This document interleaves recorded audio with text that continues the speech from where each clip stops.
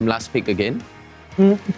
Potentially, but then again, there are we've seen things like 1-1 be 100% pick banned, right? Yeah, If 100%. it's open, you probably want to like 1-2 it. I mean, that's true. I mean, especially if you're going to be R2. Yeah. Yeah. There's R2. also that option. There's also that option. So Then at the same time, if you're going to be on the red side, you're forced to ban away that Valentina. 100% that is ban true. and pick. Yeah. Looking at the stats coming in, Flash with a couple more games played compared to RSG, SG, but stats-wise, they are showing better numbers at least. When it comes down to the team damage per minute, Flash does not shy away from fights. They stand up, they go toe-to-toe, and they are very team fight oriented. If you notice in the playoffs, their drafts have been focused around like these big wombo combo kind of compositions. Yeah. Very heavy initiation and strong front line, allowing for APH to do the damage when it's needed. I think it's most likely going to be replicated today against RSG, and we'll see if RSG have formulated a strategy to counter that heavy initiation.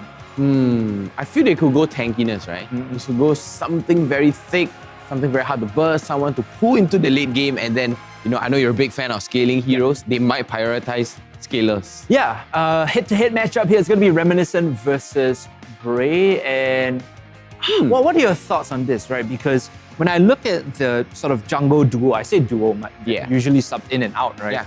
Between Bray and Deck, they both have very differing playstyles. Very different. I mean, Deck drives more kind of late game. Bray is the flashy plays, the out plays, the backdoors, and just everything. Everyone like, whoa, it's Bray, and then Deck is just chilling in the background. Right. Go for the base. Yeah, so maybe with the inclusion of Bray in this iteration of RSG, we might expect to see a bit more of these assassin, flashy, heavy mechanics players. Meanwhile, they kind of, I guess threw some a little bit shade at Reminiscent. Like, this guy doesn't have the best mechanics, but his macro is good. His macro is good. And I think that's important if you're playing against RSG because you need the ability to read the map well. You need to be able to understand lane assignments, lane priority, and have that macro. Otherwise, RSG is just going to stomp you, right? I think that's something that they've displayed with absolute certainty during the regular season. They'll punish you. They will punish you if you don't have good macro. I think Reminiscent exists in this vacuum to answer that. Yeah, man. He's the cleanup crew. He's the cleaner of Team Flash. If you make a mistake, he's there to punish you for it. And then, by the time you know it, the whole team is the whole of Team Flash is going to be snowballing you, and then you're just like, oh, we lost the game. Yeah. And I mean, one thing we should talk about too, that this is a best of 5. And when I look at games in isolation, like a best of 3, you only have maybe one game to experiment, quote unquote experiment, right? You can't really run back a draft too many times before you just get 2-1 or 2-0. In a best of 5, you can run the same draft back to back and see if it was a draft issue or execution issue. I think this is what opens up strategies even more in a best of 5. But I think it's a risk though. Yeah. So kind of a risk. Yeah, it definitely is a risk coming in as we see the players right now pairing, lining up. You can see the nodes being gone through right now by Flash as well. I think at this point, every team has like a certain set of notes regarding draft priority and what they're going to, pick ban in terms of, or rather relative to their opponents. RSG they don't look nervous at all, right? Oh, yeah. They're the OGs. Dude, Lozy looks like he's pumped. He's like ready to play. He's like, let's go. I'm going to hook you guys. I'm going to make big, flashy plays. And then that Atlas is going to go into my hands. Yeah, I mean, I'm considering how this Roamer matchup is going to go as well. Because on one side, you have KCP. The other side, you have Lozy and both Battle of the Roamers. Battle of the Roamers, but also in a sense, both extremely storied veterans. At one point, KCP was also on the team that he's playing against. So there's going to be some mind games there, especially because we see the Roamers now defaulting into very heavy pick styles. We have like this rise of Franco in the playoffs, extremely high priority. Now KCP has shown his Atlas. Like, in the right hands, at the right position, both of these Roamers can seek to do huge damage to their opponent, and damage not in a literal sense, but rather, overall damage. Yeah, just taking the game away. So that's emotional damage and physical damage. Probably psychological damage at some point, right? Yeah, you see KCP hit a 5-man fatal links. Wow. That's like -1. Definite psychological damage. -1 to your mental health. It's like literally, we're having an anime theme right now in MPL. This is like the anime, right? It's like you have the best roamer here in Team Flash, and then you have the other side, you have the upcoming roamer, and then you have the boss, EVOS JPL, sitting at the top of the throne just, I'm waiting for you. I guess, yeah. In a sense. It's a weird storyboard, but just came across my mind. Vertigo's, there's a reason why you're not leading the storyboard. That's why it's like Xander doing all that. Right, you give this guy a storyboard, it's just gonna go all It's just a contribution to an idea, right? JPL is sitting at the top, just chilling. We'll be sure to put your name in the credits, don't worry. Like, Xander, you got that, man? Just make sure that Reese gets a formality shout out. I'm excited to see the players get ready and what they have in store for us right now as we are more or less waiting for them to load into the lobby and go into draft game 1. Should be happening very soon, ladies and gentlemen. RSG versus Flash. Now, I like to ask this when we approach the later stages of playoffs. Well, what are your predictions? What's your take on this? How do you think this is going to go? Wow, I feel it's going to go towards Flash on the first side, and RSG is going to kick back. Okay. It's going to be a 50-50. So Flash first and RSG, that's what you're thinking? Okay. Flash first and RSG. Enough theory crafting, right on into draft we go. RSG immediately removing that Atlas showing a lot of respect. You can see the laugh. They don't want to play. This is like, good try, guys. We almost got it, but we didn't. And Flash now, it's their turn to punch back. It's going to be the 100% pick man so far in the playoffs, and no surprise, both teams not wasting any time at all in this draft. Yeah. Moving on with the Dyrov and then going for Baxia on the RSG side. Final ban coming out from Flash is going to be the Karina. So this does leave the Grok open. It does leave the Ling open. It also leaves the Xavier open if RSG want to open with that B1 pick. What about a Masha though? I think a Masha is plausible. I think Marsha's okay, but Blue One might be a little... Okay, so they go for the Eve instead. I think both teams highly prioritize this as well. I'm going to stop you before you mention Marsha again, because everyone has told me, oh yeah, B1 Marsha is good. No. Really? I feel like it's awful when you have so many better picks up there, right? And that to the fact that Marsha is best used as a flex pick, and when you have the ability to like 4-5 it and then, you know, switch it around, you show it too early in the draft, it leaves it open to counter. I feel Marsha is more of a 2-3 though. Right now it's still not on the board for either team, but with the Franco open and potentially a Xavier, we could see Flash opt into that route. Now, when we look at Aeon's past, played heroes, he usually uses the Sicilian as an answer to the Eve. Yeah. So we could see a Sicilian Franco here, or perhaps a Xavier Franco. Victory is now. Your team it's not. It's going to be an Esmeralda. With the Dyrov banned out, this Esmeralda makes sense. Not the best win rate, but I think a lot of the pros and a lot of the discussion around Esmeralda is if the Dyrov is no longer on the board, Esmeralda rises up in priority because there are very few matchups that do very well into her. You could like pick a less losing matchup, but you won't have a winning matchup. Less losing. So Uranus? Yeah. In a similar sense, Uranus is a less losing matchup, I guess. But knowing you lose, but lesser. Knowing RSG, they do like to go a bit more aggressive, and Diablo's pocket Paquito is something that I think they could pick up if they want to. Oh wow, is this going to be a Barats again? It's made its way into playoffs the last 2 days, right? Yeah. The Barats jungle, I think, was one of the things we saw. The show here for Lozi is, I'm excited to see it. I think he's performed very well during the playoffs on this show, forcing a lot of strong picks and engaging fights, right? And this is kind of a way that they've answered the Franco. Like, you guys want to make picks, we'll be able to peel and make picks as well. So that could be an option coming in, or will be an option rather. Flash now banning out the Grok. I could see them, RSG here, banning out the Brody as they move into the second ban phase. That's something that APH plays a lot. You could look to limit the pool of marksmen here and then thin it out so that Flash doesn't get a safe, reliable, consistent physical damage dealer in the late game. Right now, their comp is lacking a lot of damage. A lot of damage, right? I mean, you do have CCs, right? Aeon has the burst, KZP has the play. Yeah. Okay. So it's the carry, maybe carry Brody could be a choice here. Flash, they opt to go for, the less losing. Yeah, the Uranus 5 is out now. So yeah, into Esmeralda, you don't really have the best matchups available anymore for RSG. So that's at least one lane that Flash has got like on lockdown. No issue, don't have to worry too much. You can look to play around the gold lane now, maybe even the mid lane if you want to. What about Yuzong? There you go, the Brody. Yuzong is okay, but then again, you run into the issue of like, you're lacking damage. So I think the Paquito here might be best. If you are RSG, you just need to supplement the damage. The Yuzong is good control, it's good presence in fights, but it doesn't bring the best sustainable damage. Oh, that's true. Okay, the Beatrix here is smart. It's something that Babycakes has played a lot, especially when the Brody's banned out. Now we could see RSG default into a Popo and Koopa. I don't like it too much, but a Clint is also an option here for RSG if they want to. And it will bring some damage, right? You do need some physical damage now if you are RSG. So Clint is good, Paquito is also fine, I think. You could opt to throw the Barats into the side lane and go for a Ling. It would also be playable.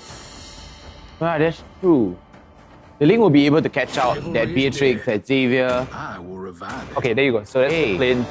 Now, they will take their time with this. What is the answer against this Esmeralda? They're going for, okay, the Marsha. So yeah, this is what I mean by 4-5, right?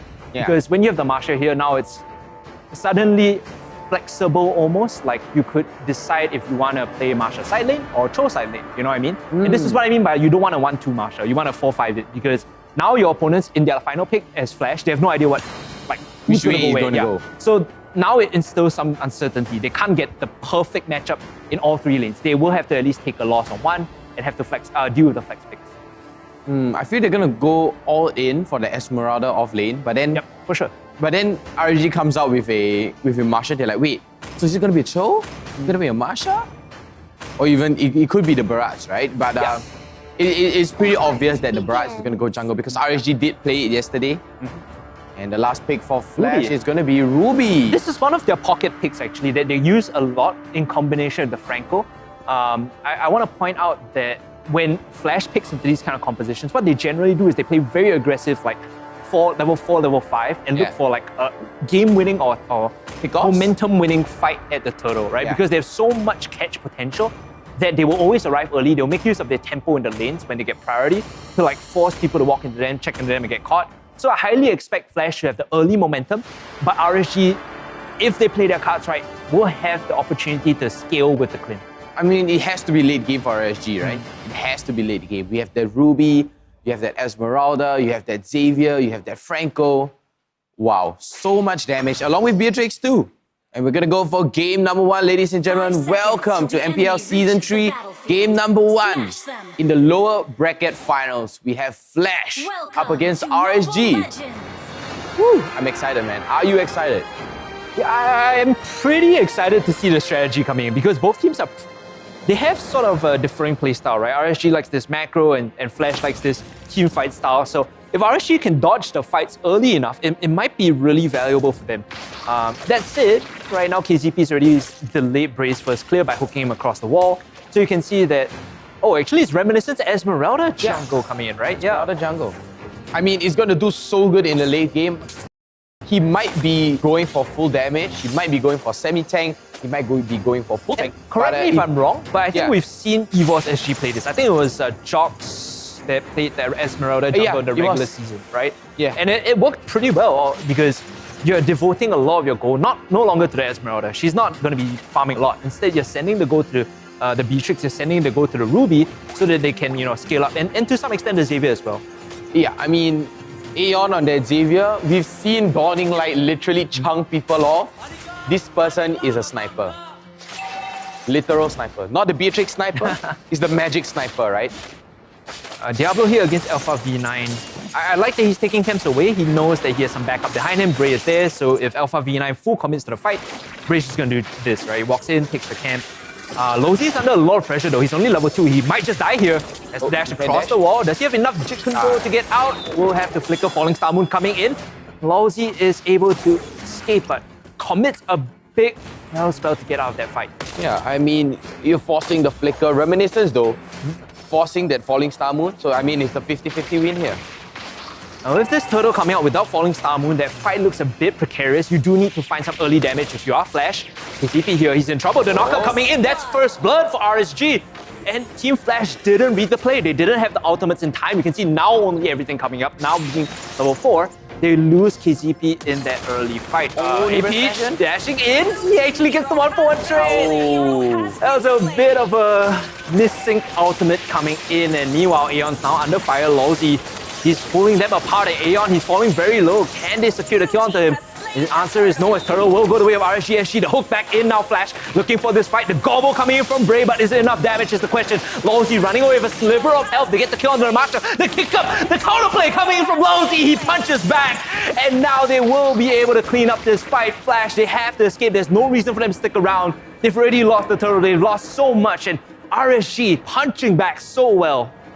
Team Flash was so desperate from that kill, right? They were like, oh no. We have to trade it back. We gave Reminiscence away. We at least need somebody back. And Diablo was the only victim of that fight. Team Flash and RSG, there was a 1-for-1. But the damage is done. RSG SG, they got their turtle and they're chunking Aeon now. So once he's outside of this angle, they will have mid prio. They can rotate up. You can see they're already gesturing towards A Peach. They want to make something happen here. And KCP reads the play well. He knows that there's pressure topside. Losing mid prio means that you can't exactly rotate back, but you can maybe, cover your laner a bit. I think there was a audio cue coming out. I think KCP heard it. That's why, they do not want to actually step up. As you can see from the minimap right now, RSG, they're getting some backup. Oh, there is information coming out, and 505 is going to get poked up. And here comes the Detonator Welcome. He's going to be able to combo down, and KZP is going to be the first picked up, and Reminiscence is going to go down to, it's going to be a killing spree coming up for Bray. I love that RSG are reading the plays, right? We talked about how Flash would want to be the ones being aggressive this early on, but RSG always bring the numbers, and now this is a numbers disadvantage for AP. If he can get this counter kill, it'll be great, but no, he goes down, and now KZP, he realizes there's too many members here, has to back off. RSG, they're just making these fights so unfair for Flash to even walk up and engage. Answering with the power that they have puts them at this 2.5k gold advantage right now while the Lord spawns. Bray should be able to get this with the backup that he has. You can see that Lozy as well as 505 are here. No real manipulation though, but it doesn't matter as they will pick up that turtle and now look for Forces KZP. the flicker though. That's important because now you don't have that combo of Iron Hook Flicker anymore, so the catches, the engages, not really there. RSG, again, 4 members here, they're not letting A Peach play his game at all. They're keeping pressure on the Beatrix, making sure that he's always playing towards the losing side and they won't be able to scale up as quickly as they would like. Yeah, and they know and they recognize, A Peach, the moment you give him any space to farm, the moment you give him some items, they know that's it, right? RSG, they won't be able to survive this at all. This is a big issue here because I want to point out KZP has spent so much time sitting around this lane that he's only level 5. Lozy's already level 6. And as this babysitting, quote-unquote babysitting continues, he's going to keep falling behind, right? You feel pretty concerned if your Franco isn't catching up, he's unable to make the plays happen. And I think as the game goes on, if you spend too much time over-indexing on A-Peach's game, the rest of your team is also going to suffer. And it does seem like RSG, they are trying to catch on to A-Peach again, but Team Flash, they recognize this. They know what RSG is trying to pull off. Reminiscence comparing to Bray. There's a little bit of a level diff right now, right? I mean, the guy is 4-0-1, so yeah, I mean, it's a big diff. Kind of expected as KZP. He's going to get kicked back into the waiting arms of 3 members of RSG now. KZP falling very low, will go down. That ultimately coming out from A-Peach did not do enough to ward them off. Will be forced to flicker out as well. It's a big catch coming from RSG, and they've been reading the numbers so well. It's always 3v1, 3v2, and forcing Team Flash away now. Alpha V9 with a big hook in. This could be the fight that they want. A big knockup coming in. Just stops them from doing anything, and members of RSG will want to disengage this Reminiscence. Still in the backline, gets gobbled up. Does not have any backup to his name, so that's going to be a 1-for-2 trade, and man, did Lozy clutch that fight for them. 4-man knockup. Wow. And Bray with that Barats. I mean, RSG actually, I think they drafted it well. They see how Barats clear. Look at the damage coming out from Barats. Yep. He's getting to a point now where you are physically concerned about how you're going to take these fights because as we saw there, Reminiscent diving in, just got gobbled up. There's no counterplay for the rest of Flash to come in and save him.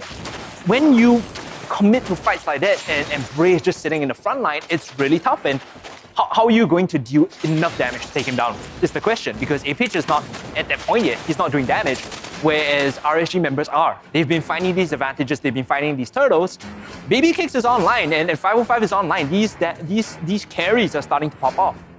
On paper, just by looking at the draft, it does seem like, we tried to predict this. Team Flash is like, oh, Team Flash has the pickup potential, and then he just turned his head upside down, and then RSG is like, let me prove you wrong. I mean, their comp excels at picking, right? It's just that RSG read the plan, they knew what was going on. And speaking of what's going on right now, another kill coming in. It's the numbers. It's always the numbers. RSG commit to 4 members, getting the kill onto Alpha V9, picking up that tier 1 as well. Things are going from bad to worse with Team Flash here. They need to salvage the situation, and all they can do at this point, apart from pushing onto Bray and getting a shutdown, things like that, is collecting the goal for A-Peach and hoping he comes online. Yep, and a major shutdown there on. Oh, and the hook from KZP to take down Lozy, but real world manipulation here is going to get popped all the way in the backline. It's going to be Reminiscence, but down goes KZP. RSG right now, they are very desperate. Flash also. Flash here, they are more desperate. They're sending AP to push aside to collect the wave here, and with 20 seconds on the clock for this big objective next, if you are Flash, you have to weigh the consequences of giving up this objective versus giving gold to AP, right? I think you could still contest this with your composition if you find a pick, you need to be there in time first, though. You need to control the area, control the space, find a good hook, find a good pickoff, and then take the fight afterwards. If it's an even 5v5, I don't see Flash coming out better for wear in those instances. I mean, like you said, RSG, they recognize the numbers, they have information on the team, they have information on the map.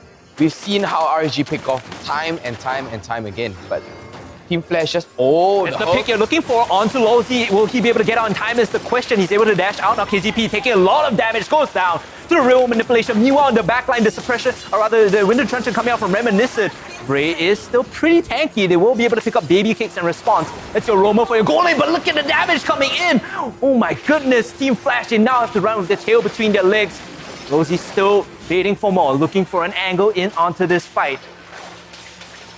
I've got to say, that's one of the best wombo combo I've ever seen, right? Literally, Lowzy on that show, literally jumps in, way of the dragon, and then into that detonous welcome into Bray. Wow. But then the Winter Truncheon just saves him, right? That's their like short-term answer. Yeah. Team Flash don't have a long-term answer, right? Another knock-up on the KZP. It seems like he's the one who has been found on the other end of these picks here.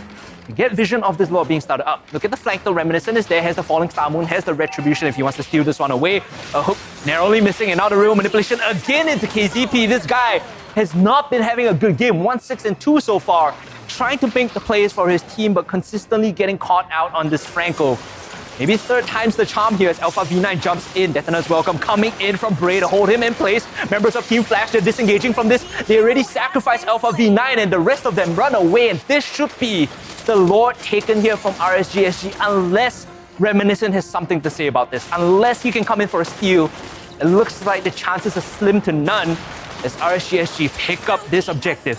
5 against 4, and you know, majority of the side of Team Flash is all looking super duper squishy, right? But then as an Esmeralda, you do not have the mobility, right? There's no link, there's no way to go over and try to contest the Lord in any means. Yeah, things are looking pretty bad for Flash right now. I'm not gonna mince my words.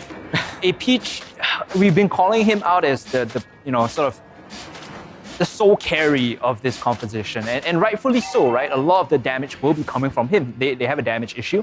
Aeon isn't really there yet. Even when he does fire off the Dawning Light, it barely nicks Bray. Bray doesn't care about the poke coming in, so it has the Peach that does do the damage later on. Another thing to highlight too is that KZP, there has to be a limit on how far you go in these fights. I think starting them off in awkward positions and baiting a team in is not the way to go. You have to look for these, like, you know, iron hooks into flickers and maybe the suppression afterwards. But even 5v5, we just saw what happened there, right? Yep, and Alpha V9 here in a little bit of trouble. Flash have their back against the wall though.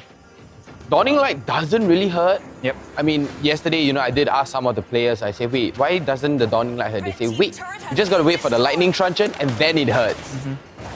The Lord was able to secure the bot tier 2. Now mid tier 2 is going to be focused on by baby kicks. This Clint chews through structures so quickly, and Team Flash are now reduced to defending inside their base. Only 3 inhibitors and the crystal left to their name. With a 7k gold deficit at 80 seconds on the clock for the Lord. Now is the time for Team Flash to pick up as much farm as possible for Peach. He's only sitting on 3 items right now. Maybe the 4th one might help. Oh, big hook in, but it's onto Bray. He might just go down here. If they can find the kill, it's going to be big. They get a kill onto Bray first, and now they're chasing on. They got Lowzy as well. This could be the fight for Team Flash. Kiting back is going to be Aeon, and now members of Team Flash, they trade a 1-for-2. It's good for now. They find a little bit of respite outside their base, and things like that, those kind of hooks is what Team Flash need to do to find themselves a way back into this game. So much respect coming out for Bray onto the barrage, throwing all utilities and ultimates on that one barrage. Team Flash, they really want this, right? They really want this game away. But if we did take a look at back on that replay, Diablo literally went on the flank, took down Peach, but the follow-up from RSG was just a little bit slower, just one step behind.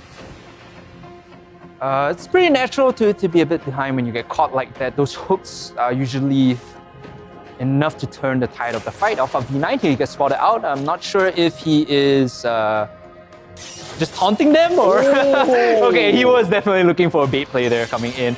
Shots coming in from Peach there. Actually chunks out Lowzy pretty well. Now the Lord has spawned. you can see in the side lane, RSG, they've sent Diablo to split push. So there's going to be top wave pressure coming in, but for now, it's going to be a 4v5 at best for RSG SG. They do recognize the number. They do not want to show themselves on the map just yet. So RSG SG, they're waiting for Team Flash for an answer to Diablo, and it is going to be Alpha V9. So would they want to go for this Lord? The problem now is Alpha V9 is answering, but Diablo's already run down. So RSG have a window here to continue on to this Lord, a kick away. Doesn't really find anything there. Lawsy already committed the Dragon's Rage and now, Way of the Dragon rather, and now Lawsy, he's in a lot of trouble. We'll have to back away. Here comes the ultimate from 505. It's used to zone members away. Reminiscence is going to be sacrificed. No retribution here. They get what they need. Team Flash.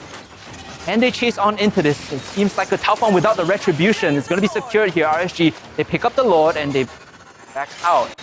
Lawsy is going to get sniped down by Dawning Light, but he's going to be able to survive this again. Alpha V9 misses. The I'm offended. The hook onto Baby Cakes. He gets the ult. Using that second skill to get away, but Alpha V9 jumps in all the way into the fray. But no problem to that. That was a little too close for comfort. Dude, both teams are like taunting each other and like baiting each other to go into the fight. Like, hey, do you want to, hook me here? Do you want to engage? And I think in that last fight, it was Team Flash that took the bait, right? Reminiscent committed a bit too far forward. Even though the Way of the Dragon to start it out wasn't a lot from Lawsy, Team Flash were desynced a little, and that cost them the Lord. So now, they're still trying to hold on to their base. They're still trying to defend. It's a big boy pushing the top side and a bigger pick being set up right now. Lawsy is looking for the angle in. Has the Way of the Dragon up. Is he gonna look for this time? It seems as though he might not find anyone as he's suppressed in place. The Lord gets the charge off, but oh my goodness, not back in. Team Flash, all low health bars. The flank coming from Diablo. He's looking for a Peachy. Will he dive in? The answer is no. And now they're looking for the final push. They've already picked up the mid inhibitor. The top one is next to fall, and now the crystal will go down soon after, unless Alpha V9 and APH can do anything about this. Clear the ways first. Look for the defense. Wait, they're going for very the low. Going for the edge straight onto this RSG SG. A couple more hits will do it, and they take game one against Team Flash. I would say that was a pretty convincing win, right? I wouldn't say it was a small little struggle, right? Like a stone in their shoe. I think they read the game plan from Flash brilliantly in the early game, which is essentially, hey, they have Franco and Ruby. They want to force around objectives.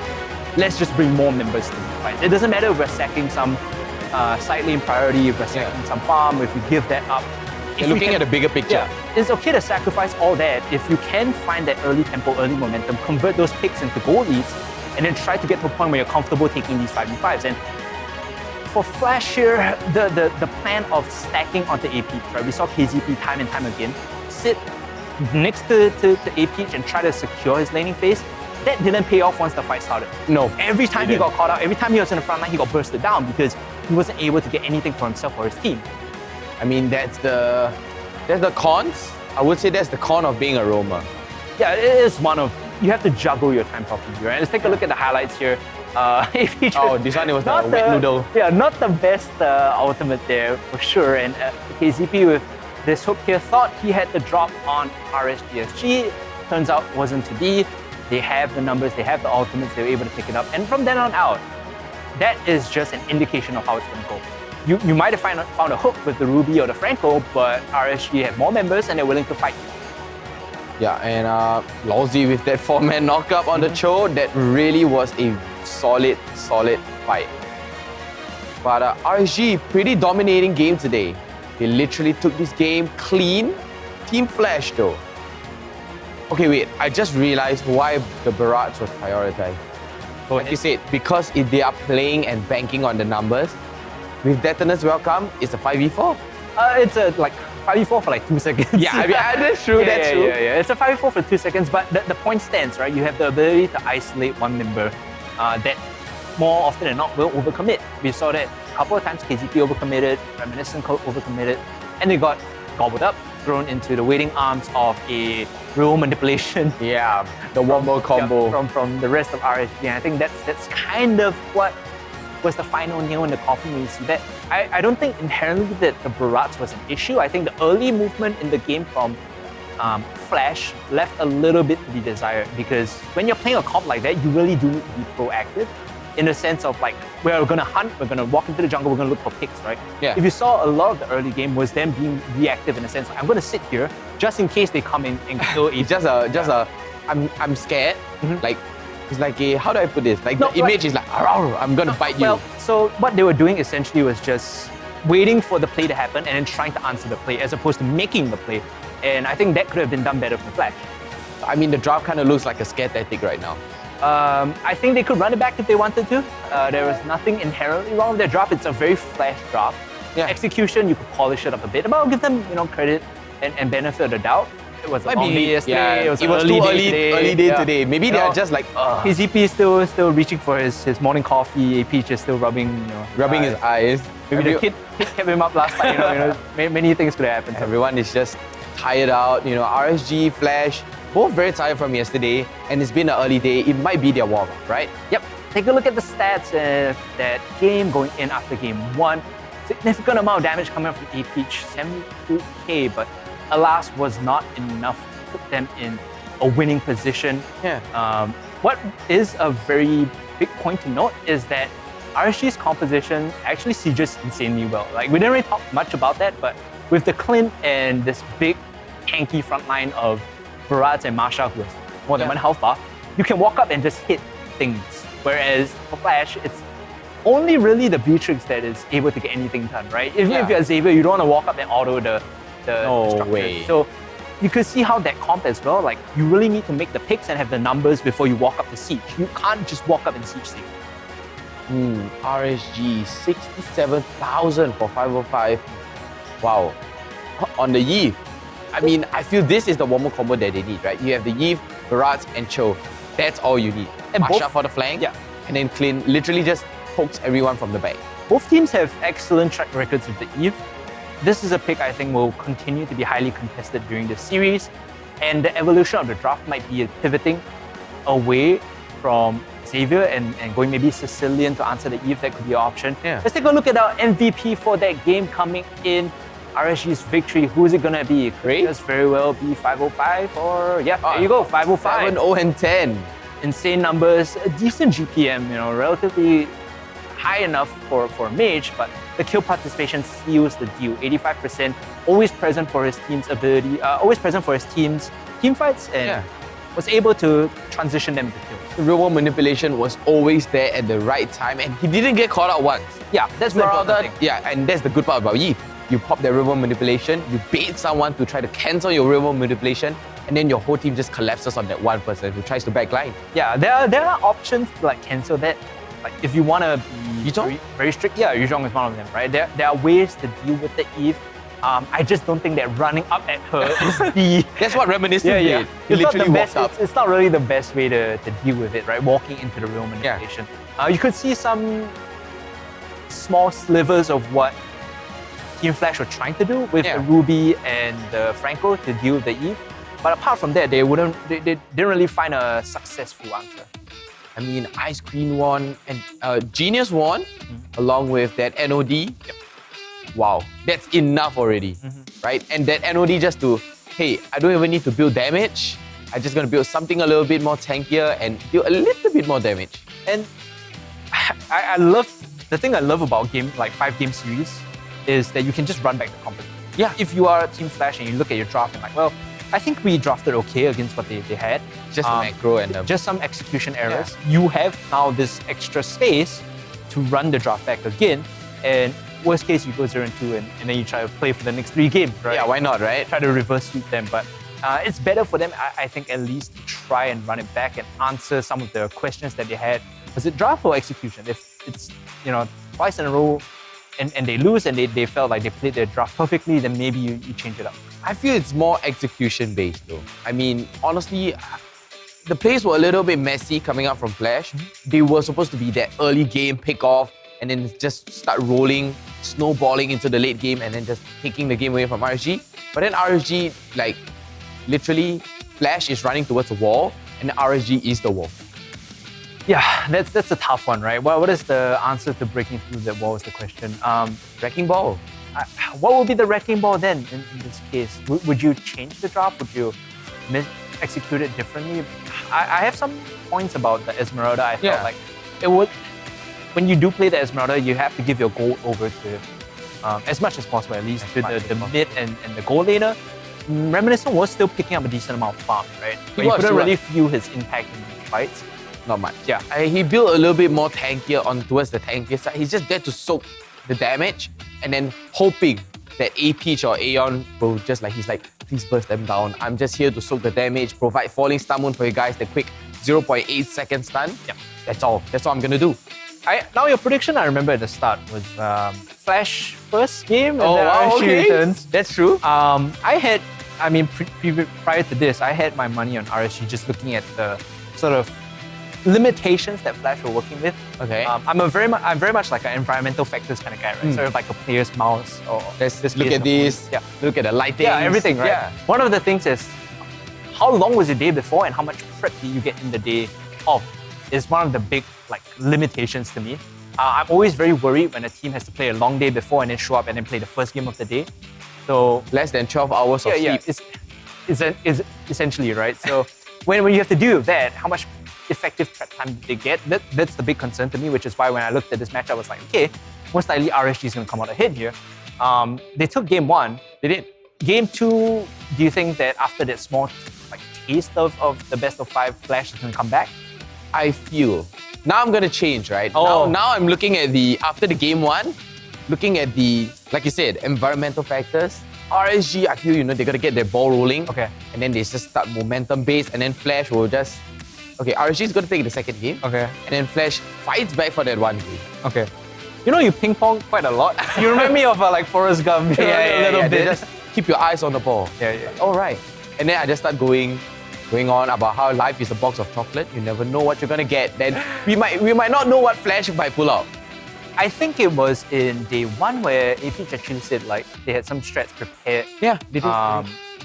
They had some. I think it was secret strats. Yeah, secret strats prepared. I'm trying to quote him directly, but I know there was something to the idea of them winning in that best of 3 was a quick one, and they didn't have to thankfully pull out any of their secret strats. It was, yes. Something along those lines. Word forward. Yeah. And if anything, now is the time to pull out the secret strat. You better pull it out now. Yeah. Or not, if you're gonna pull it out against EVOS, I think it's a little bit too late. Assuming that they can make it all the way, I mean, that's how far I think, right? It's just a dream. It's just a dream. But we have the stats right now, or the crowd. I'm not really sure, but gonna be throwing over to the crowd. We can see. I honestly didn't really hear that because yeah, me too. But look at the crowd. Look at Flash, Aeon getting out the notes, and then we have KCP just being a fool. This is the best time to have it, really, I think. Yeah, they gotta revise it back. I mean, yesterday's game, Flash versus Evo, team no coach versus team no coach. Dude, I was watching that, I was like, oh man. Yeah, it was pretty heartbreaking. Right? Yeah, it is really heartbreaking. But for a qualifier team, coming from nobodies to somebodies, all the way to top 4, wow. I think this is what, competitive? I'm trying to look at Evo as a team that started as a community developed and all friends qualified together and they get this far. Yeah, it's great, all there's nice. a limit to everything, right? Handshakes all around, pats on the back, but there's only so far you can go. Yeah, there's only so far you can go. And congratulations to them for securing the top 4 already as of right now. You are such an Evo fanboy. I'll be honest, this team is done, dude. And you're oh yes, Evo is great. Yes, I'm still milking it. Please talk about Evo more. I'm a genius for saying that. Come on, man. Get over it. That was a big risk of, literally getting that 2-0. But everyone has their limits and Flash up. If you guys think that Reese is just trolling at this point, just go on MPL, flame him. Just flame me in the comments, man. Stop talking about Evo, we're looking at Flash and RNG. Flame this guy, it's fine. Then we won't get him on next season. It's okay. You guys have the say now. If you guys flame him, we won't get him on next season. Flame me now. Give me all that flames. But speaking of flames, Flash, what could they possibly change? I feel, personally, it would be execution. Yeah, I think draft was fine. Not inherently a big issue. Maybe you swap out the Esmeralda for something a little bit more reliable with a little bit more damage, I think. Baxia? It was banned up. So I think if you want to opt into that road of quote-unquote utility junglers, it has to be something a bit more impactful, right? Esmeralda exists. Kufra? Potentially? Yeah, I guess. Not the best clear. Not the best, but just a soft little answer. The thing about Kufra is it's a counter pick in very situational cases. But we'll have to see what Flash decides to do as we enter Game 2 draft. Now it's going to be 1-1 banned out again from Flash. Meanwhile, Valentina removed by RSG. Now, if we go down the same route, we should expect to see the Atlas banned out by RSG here on the next play, and Flash probably will go for the Baxia ban, I think.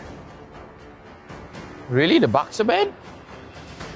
Yeah, it makes sense. Bray does play Baxia, right? It's a pretty... I wouldn't say it's a brain dead hero, but in a team fight, all you have to do is just pop your ultimate, just start throwing your discus around, and all done. And Flash banning out away. Both the Grok and Baxia function similarly. Can be roam, can be jungle, has flex power and extremely strong utility as far as utility goes. Atlas again removed by RSG. Now, final moves out from both teams. They're really taking their time compared to game 1 this time. And I think rightfully so, right? The question still stands again. Are RSG comfortable with Flash running back the same comp? Does Flash even want to run back the same comp? RSG's final ban here might potentially be targeted towards KZP again, I think. Really? I think RSG want to get the Cho out. They don't want to deal with the Cho anymore. Yeah, so against KZP, you could ban the Hilda, I guess, wouldn't be a big issue. I mean, Hilda just gives information, right? Oh, okay, so it's Eve removed by Flash here on 3. They're worried about R1, R2, Eve, so they probably want the Karina here if it's not banned. Dareth open, Dareth banned out, so Karina's open. Karina is open. So if Flash wanted, not even a question, Karina 1. Now RSG, they actually have an answer here if they want to do it. They could do Ling Angela, I think is an answer towards the Karina. And it also gives you a lot of like playmaking potential, like what we saw in their Game 1 style, which is like bring the numbers, right? Ling Angela is perfect for bringing numbers. They could open with that, or they could opt to go for, the Xavier here for themselves, considering that Eve is banned out, and then pick like a flex kind of jungler or flex kind of roamer. Someone can flex the jungle The smell of gunpowder and the roam. Go for the Franco for themselves, and need no protection. so it's going to be a Barrett again. Oh, it's a Baxia, yeah. that was left open. So this is the flex that we were talking about, right? You can play Baxia potentially as a side laner. It's not ideal, but you could do it in a pinch. Like both teams will want to flex picks when they can. So now the Baxia should be jungle. You have the Franco here. It's very low range. 1-2 that they've drafted here. So they will look for something with a bit more range later on in the draft. Things like your Clint, your Sicilian, Xavier, to supplement the tanks running in. You need cover fire for the tanks. You need to make up for the range that is lacking right there. And Flash, let's do Brody here. I think, since Brody is open, you can do Brody +1 here. I will protect Brody you. Sicilian? Oh, a Lolita. You don't have to do the Sicilian this early, but I think you do need to pick. Oh yeah, the Cho was open. Now here's my concern, right? There are 4 bans left on the table. Your team is banning. Oh wait, the marksman pool can be thinned out very quickly here. Yeah. So if both teams have a mutual agreement, they will basically ban out each other's like comfort picks. So it's like Beatrix, Brody, and then you have to like just deal with whatever's left, right? Beatrix, of course, Brody, carry. RSG will have advantage because they don't have to ban out 1 marksman here and they will get 1 for themselves because they're next on the play. So you can do like carry Brody, and then Flash will have to do like Beatrix clean? Yeah. To force RSG. Yeah, and then RSG gets whatever's left, essentially. There's already 1-1 ban. There's already a carry ban. If you're RSG, you don't have to ban a marksman here actually on the last one because you still get first pick. So I think they're gonna prioritize. you could ban out the mage pool. Yeah, you could ban out the Sicilian or the Xavier here. Sicilian or Xavier. Your And it's gonna be the Lilia ban. Oh, okay. 505 do play a mean Lilia. A Lilia, a Lilia will literally disrupt Flash's composition right now. But RSG banning away their Kagura though. Dude, the mid mage pool now is so small because you've already removed Lilia, Kagura, Eve. All that's left is Sicilian, Xavier. And I guess you could play Angela if you wanted to as mid mage. Aeon does it. Yeah, well, the problem is then Flash would be a very low damage comp. Yeah. Like Lolita, Angela, Cho has no damage. So you're over-indexing on your marksman plus Karina, which is not ideal. RSG can still do it, but then again, the range is the issue because now you're Uranus, Baxia, Franco plus Angela, like that's not good either. Your team Oh, and it's going to be a Xavier pick here for RSG. Last pick. They're going to save the last pick for their marksman. Right? On the other side, Flash, you do have your goal lane still available and your tank. Oh, no, we have your tank. Yeah. You have your mid-mage. Yeah, sorry. I guess you just do Brody's Sicilian here, that's fine. Like Brody CC. That's a decent comp. I think it's very much in the wheelhouse of Flash. Both A-Peach and Aeon will get their comfort picks. The only problem is you're a bit worried about playing into like Franco as Xavier, as Sicilian. Yep, and the CC is going to get picked up. 13 games banned, 16 games picked. So 63% win rate there. Here's the proof that I'm Your team Here's the concern that I have, right? Because you have Baxia and Franco on the other side. Playing Sicilian into this is still a little bit tricky. Like, yes, they're low range, but they can still engage on you in the early laning phase. Considering like Shield of Unity plus Iron Hook is a guaranteed kill on Sicilian. So the way you play around mid now has to be very disciplined. You can't overextend past a certain point until you see the Franco or the Baxia. Clean? Oh, Popo and Koopa. Definitely, yeah. I mean, there's only Popo and Koopa left or Clint. Yeah. And I think the Popo and Koopa jives a bit more with their comp. Like now you have guaranteed stun from Alpha Wolf Bite plus a hook, right? So if you can lock down Sicilian, Brody, even Cho with like a bite and a stun from Popo and Koopa, it's a guaranteed hook into a fight. Oh, I just noticed something, right? RSG did pull this before with the Popo and Koopa and Franco. Yep. Iron Hook comes in and then gets the suppression down, and then Popo and Koopa with the Wolf Dog stun, Yep. and then the trap. Essentially what I was talking about. Like, Yeah. you can play it any other way you want, but the 1-2 centers around getting a stun or lockdown and then chaining it into further stun.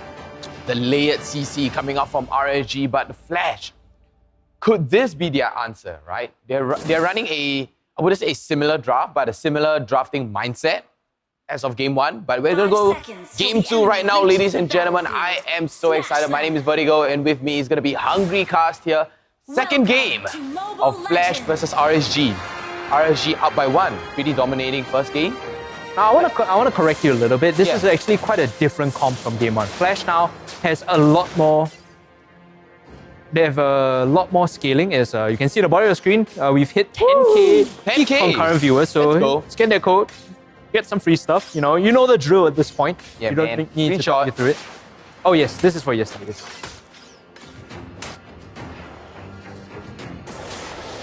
Okay, looking for this Lolzy? fight here. Lolzy is gonna have to flicker out his EP. He should be fine, right? Yeah, he's fine. And to correct your point earlier, Flash's comp is completely different from game one. They're going for a lot more scaling now, the Sicilian and Brody, as compared to like early action. So I guess they realized that they don't want to over-index onto early fighting, early aggression. They just want to chill out and play it safe and hit like the 16-minute mark. 15-minute mark is probably safe when your Sicilian and your Brody feels comfortable fighting. Oh yeah, I just noticed there's one more additional layer of stun stack with the Xavier, with the S2 and then follow up by the S1 or the Dawning Light. Yeah. Wow, RSG is so CC heavy right now with sustains from Diablo and Bray, slow burning. It's basically what Flash's comp was in game one. Yeah. Heavy pick, no siege, very low range. Yeah. You need to be aggressive. You need to look for plays with this composition, right? That was about the Team mistake. Flash? That was the mistake that Flash made. Oh, Yeah. great pick here. Oh, good pick from Lolzy though, but Reminiscence here pushing out the damage out to 505. He has no way to run, and the first blood is gonna come out right here. Ladies and gentlemen, there you go. There is your code. 505 pops the Purify, but to what extent? That's not who you want to hook. No. Reminiscent is not who you want to hook, right? This guy still has a dash in addition to the evasion. Diablo's coming in here to try and stop this, but he's going to instantly die here. I don't think they can save Diablo. Even Bray's just like, okay, peace, I'm out of this fight. Of the concentration and the sprint. So Diablo knows his limits.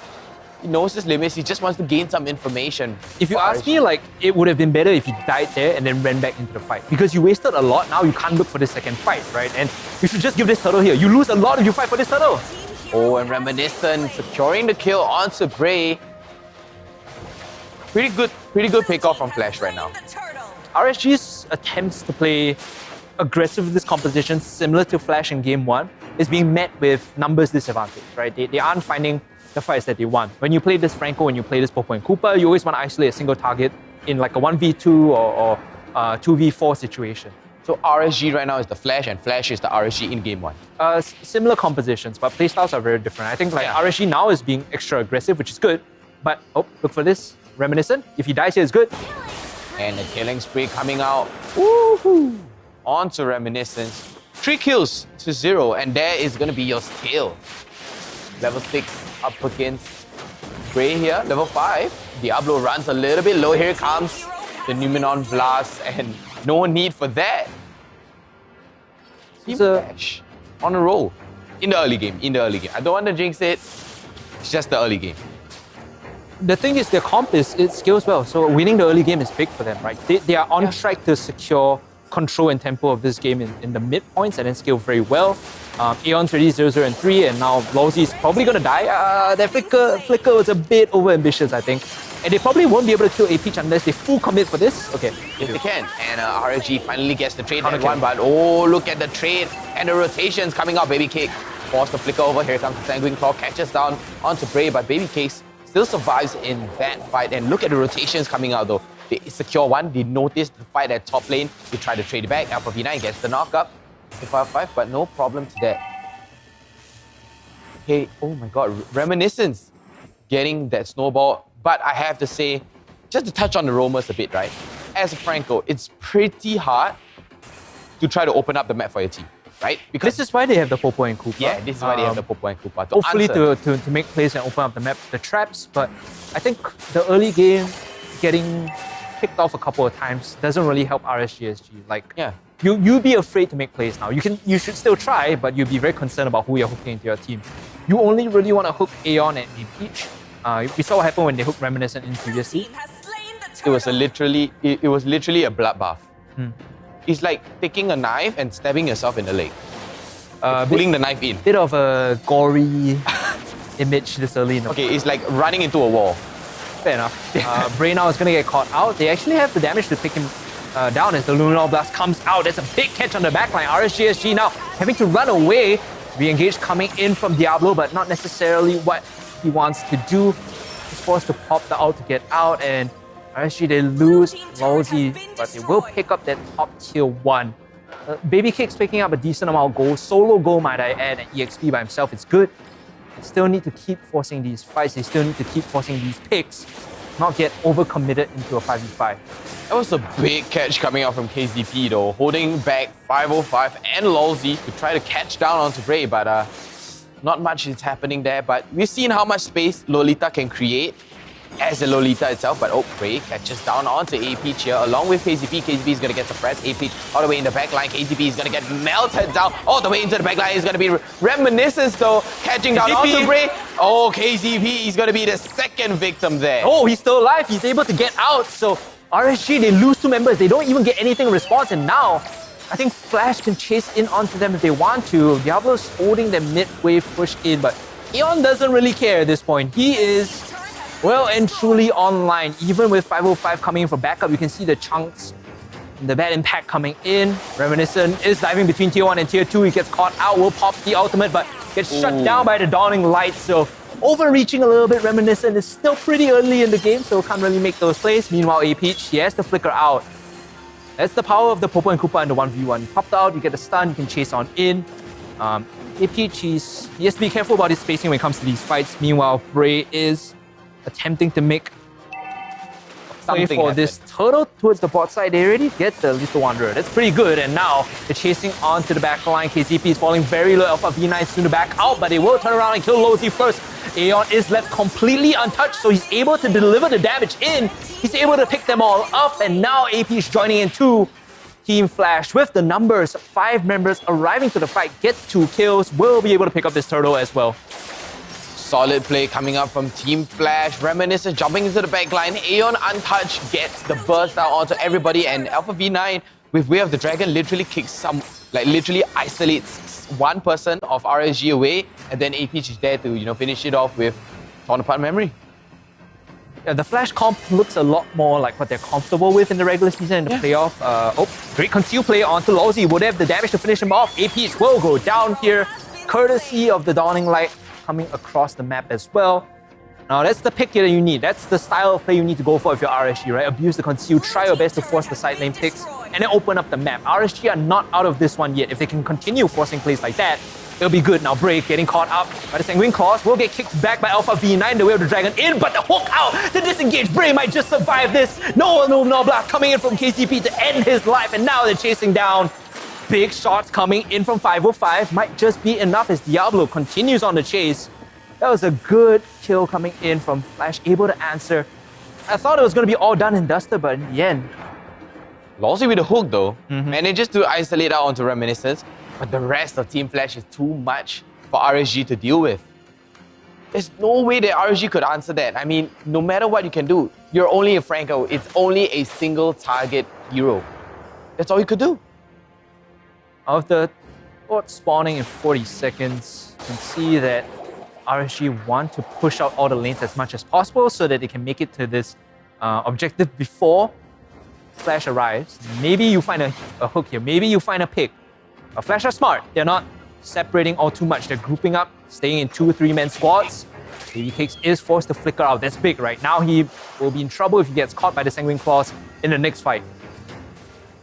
The problems are starting to pile on for RSG SG. Looking for a hook there, Lawsy just blindly into the mid bush.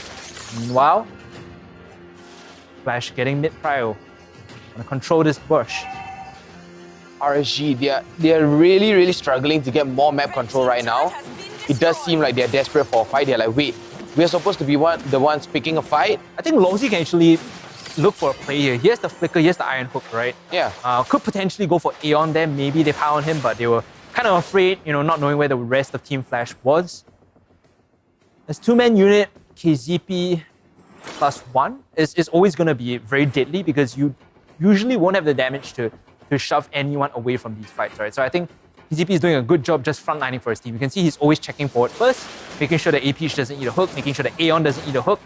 And even if KCP is hooked, he's just going to stand and fight like this, right? Yeah, that's the whole power of Lolita, because Lolita opens up the map. You can soak so much damage at the same time with Numenon Blast.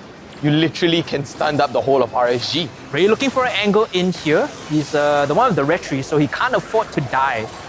It'll be disastrous if they lose their jungler here, but RSG, they're still holding on to this positioning here. Bot wave is equalized, top is pushing up, they're looking for this angle here. Alpha V9 coming in. Wave of the Dragon was a bit off, but Diablo, he's overcommitted a bit too far. We'll have to back out. Goes down with the torn apart memories. A big stun coming in from 505. Not enough to save the life of Diablo. So RSG, they lose the one. They will lose this turtle at the Lord as well. I've got to say, that hook though, from Lawsy. Yes, you managed to get the hook, but then the Numenon Blast stops 2 men of RSG and you literally have no answer for that because 505 got stunned up. And if I wasn't wrong, I think it was Baby Cakes also. Oh, and right now we hit 12,000. Okay. Thank you guys so much for tuning into MPL on this lovely sunny Sunday as we're watching Team Flash show that they have some life in them still in this best of 5, taking game 2 to RSGSG. RSGSG right now, they're trying to get more map control. They're trying to go for the side lane push. But Diablo, honestly, as a Uranus, you can't do much, right? You're just there to soak, just there to push out a little bit of burn. What you're doing is you're answering the side waves to consistently create pressure so you can rotate in earlier before your opponent. The question is whether RSG can convert that pressure, that side lane autonomy that he has, into a pick. The answer seems to be no at this point because Alpha V9 is able to match clear. Lawsy though, in a lot of trouble, has to flicker out, tries to get the iron hook, does not find its target. That is a big spell down. Without the flicker, they lose like 80% of the playmaking with this Franco. Yeah. There's no way to flicker in front, use that ultimate, buy that Franco, but the hook could be eminent, and that's the answer to the hook. That Lolita's shield, right? It doesn't matter even if he gets hooked in. Like, he's like, yeah, I can ulti you. Okay, yeah. He can, because as the Lolita, you can literally dash. All you have to do is dash backwards, Numenon Blast.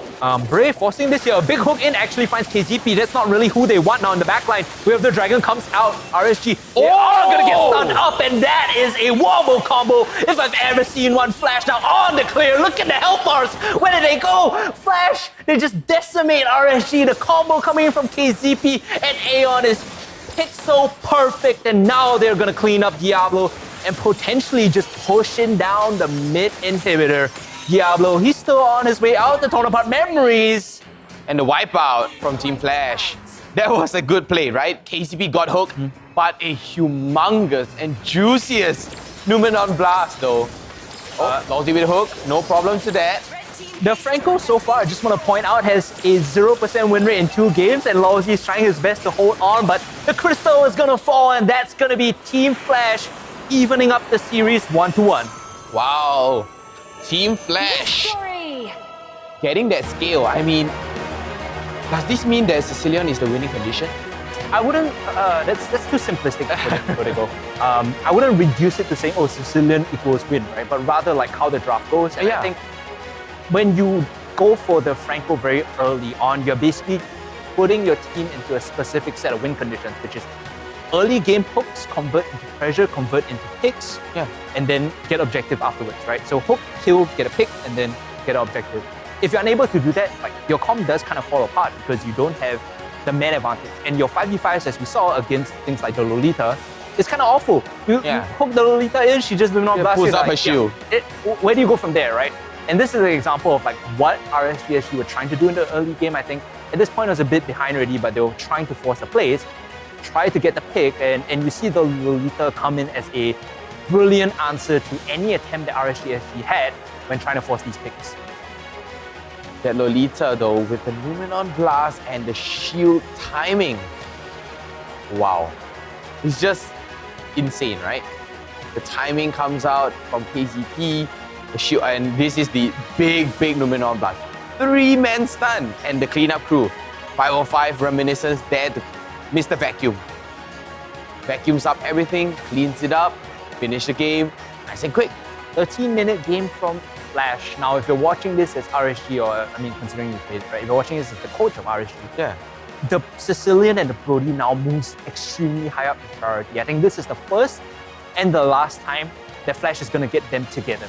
Like I alluded to during the draft, these are 2 comfort picks for Flash that almost always guarantees victory. So when paired together, they are playing on a different level, and RSG should know this. They should have an indication of how they'll move forward in draft after seeing this game. I think in the 3rd game, the answers is going to be really, really fast, just like game 1. The ban is going to be coming 1 second, 1 second, 1 second, and then 1 second. And we do have the post-match stats right now coming up for you guys, and it's going to be blue all over the place. 58,000 though for Aeon, highest damage dealt, highest goal per minute is going to be A Peach though, but the sandbag is going to be Bray. And not to forget, it's the forgotten one, KZP on 16 assists. And damage taken is definitely going to go more towards RSG. They have the slightly tankier lineup. The problem with their comp, again, it's Damage? 3 melee without much damage, without much siege, right? The only way you siege is similar to what Flash, faced challenges with in game 1. You need to find a pick and convert into a push. You can't walk up and hit structures for free without getting caught. So the Franco seems to be overvalued by both teams right now. In my opinion, I think it's there's no joy to be found when you play Franco because there's only so much you can do. Yes, you hit a hook, it feels good. You get that instant surge of dopamine, but apart from winning you, it doesn't really win you.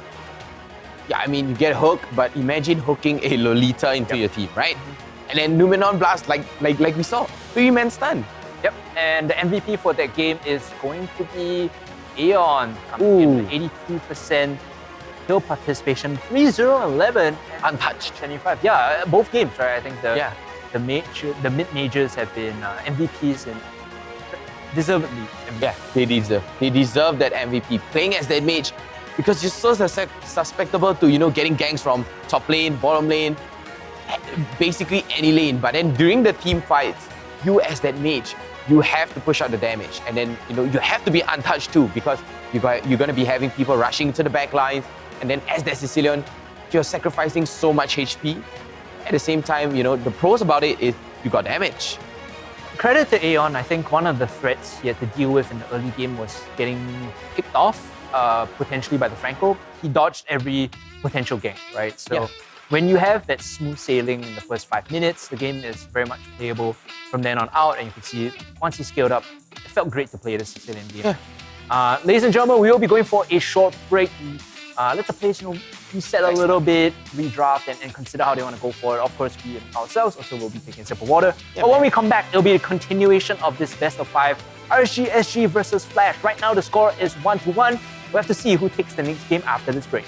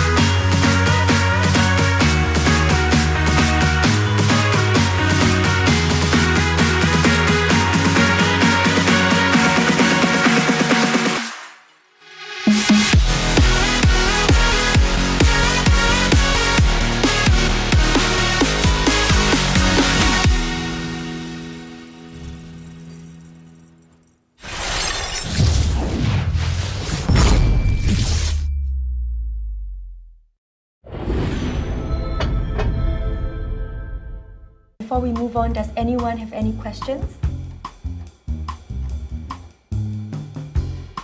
Oh my god, I'm so tired. I spent all this time on the presentation. Tammy, I think we heard you.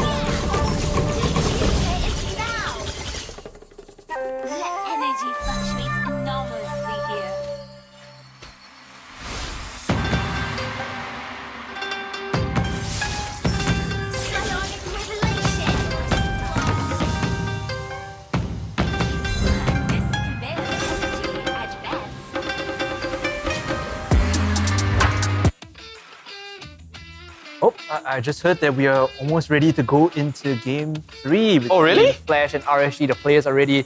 We're ready. I hope you guys are ready. And right now, it's all tied 1-1. Flash coming back with a very dominant game 2 win against RSG SG. I was kind of, talking about this behind the scenes after the game. That Brody and Sicilian just cannot be allowed. They cannot. There was no answer to it. There's no. It's so problematic because it's the two picks that Aeon and APH look so comfortable on that just shifts the dynamic of the game. Yeah, I mean, you've seen how they backline. There's no way to even go there and then just give an answer to them. Yeah, and reminiscence is in your face also. Right, and the Karina is just like the cherry on top of this draft Sunday that they get.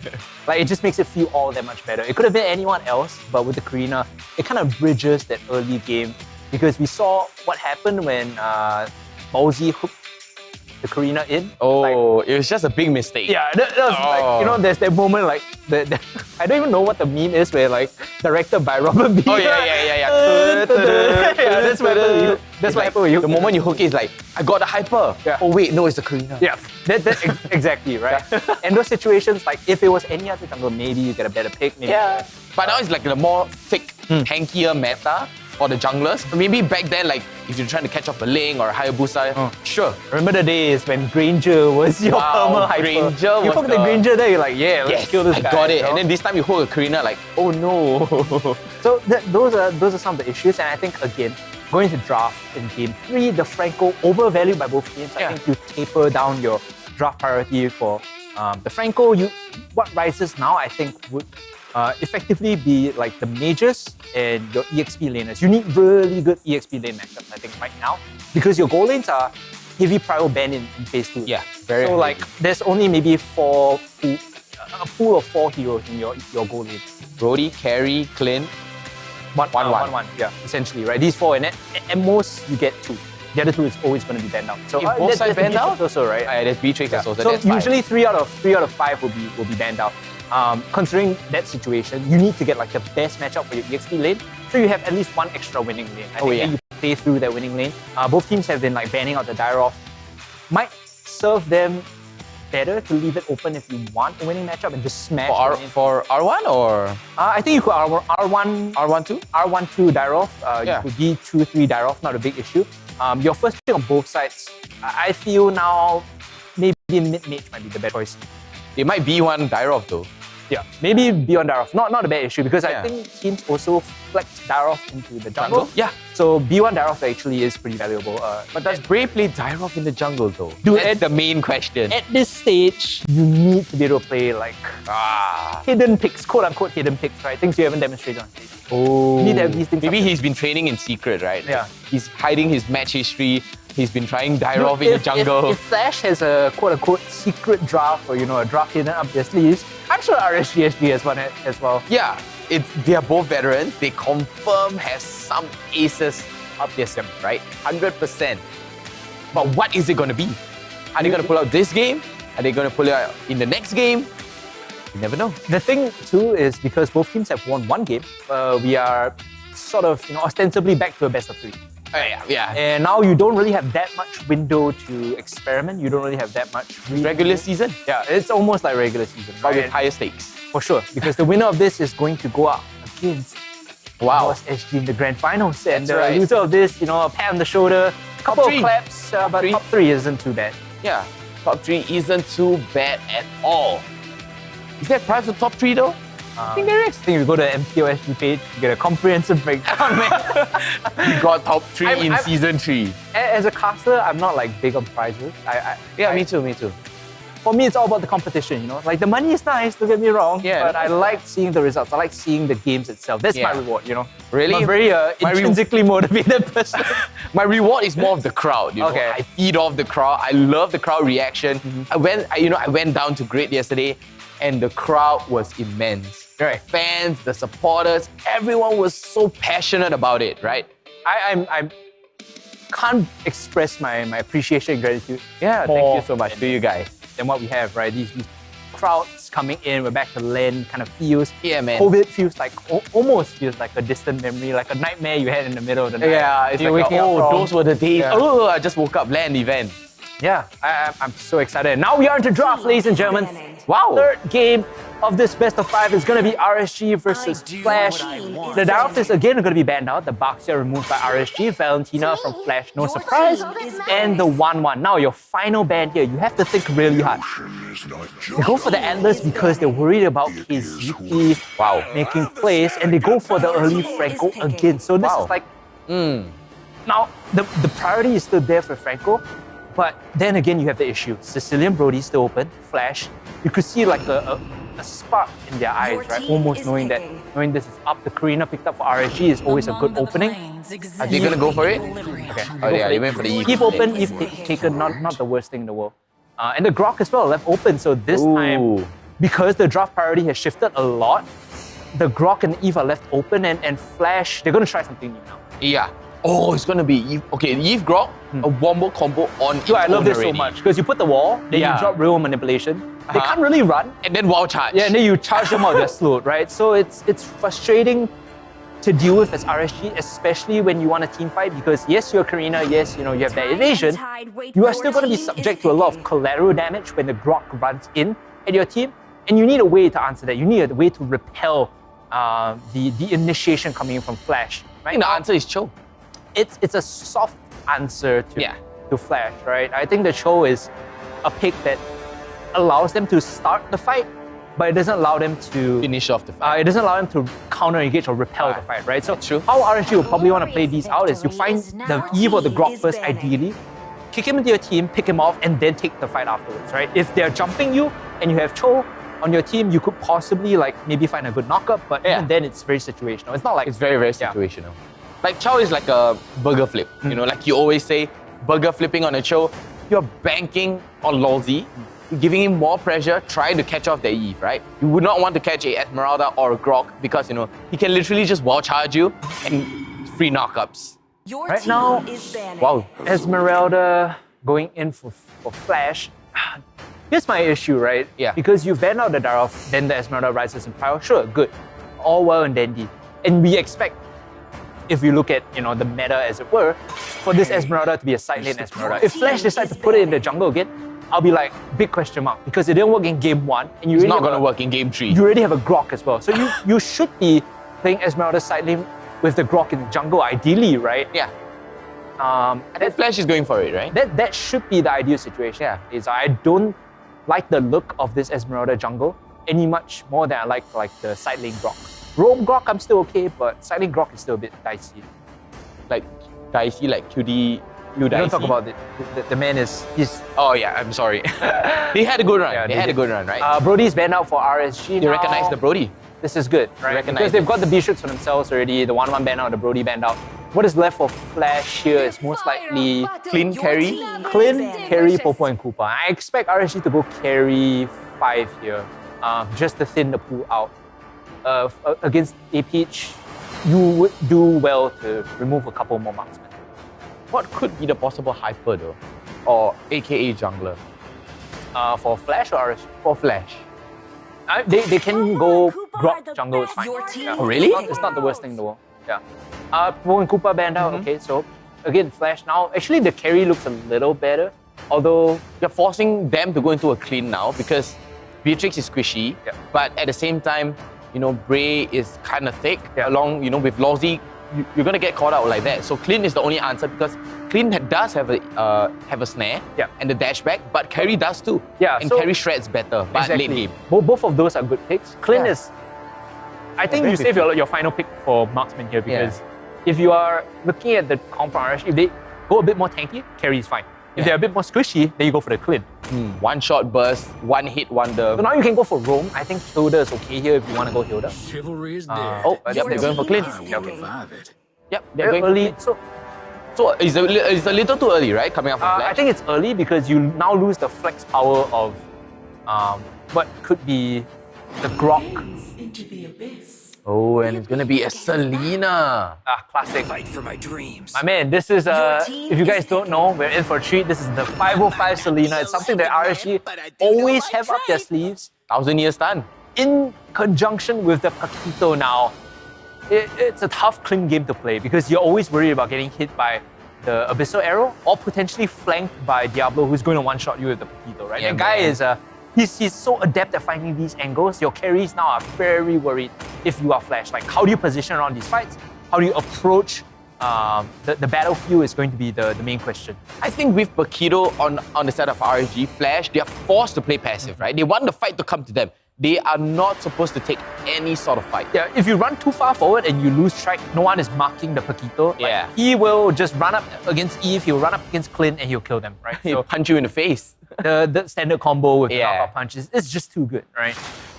Right, onto the Line of Dawn we go. Game 3, Flash this time, with a significantly 5 different seconds draft till from the Game enemy 2. reaches the battlefield. Meanwhile, RSG SG, this time they've got 505 signature and pocket Selena in Welcome to conjunction Mobile Legends. with the Karina, which gives them a lot of early power, a lot of playmaking potential. Now, Lawsy is going to take the bare brunt of the chunk here. He's training up against the Grok, but KZP being Grok, he's going to be fine healing up with his passive as well as trading against Lawsy. Ooh, early game damage, right? It's coming out from KZP.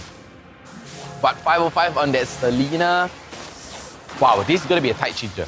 You 100%. just look for the arrows. Right now, all you're looking is, there you go, the knockup coming in. You look for the arrows, you punish anyone that overextends or isn't careful about their positioning.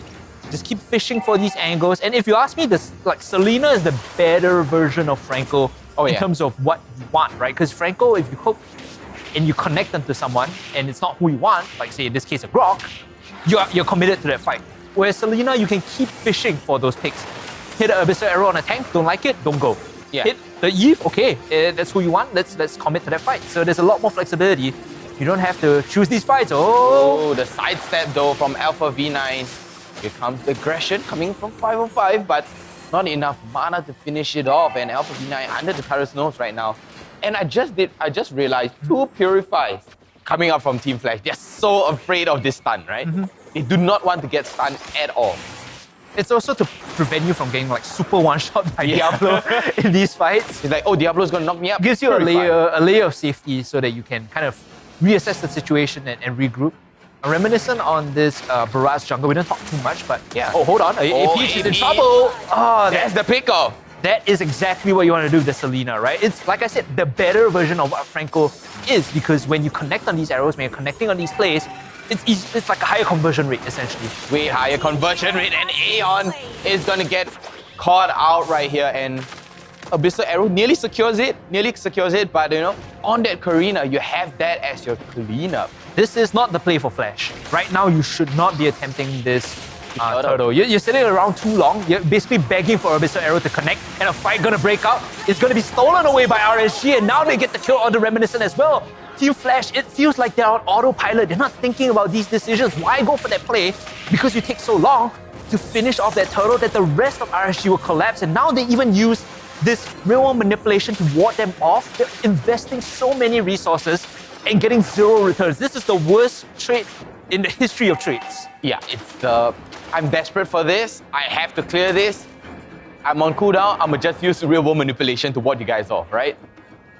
But RSG right now, looking pretty dominant, you know, because they are forcing all the utilities out. You have Lawsy with Way of the Dragon, we have Firefly with Abyssal Arrow, Diablo with Knockout Strike, Bray and Baby Cakes on cleanup duty also. Yep.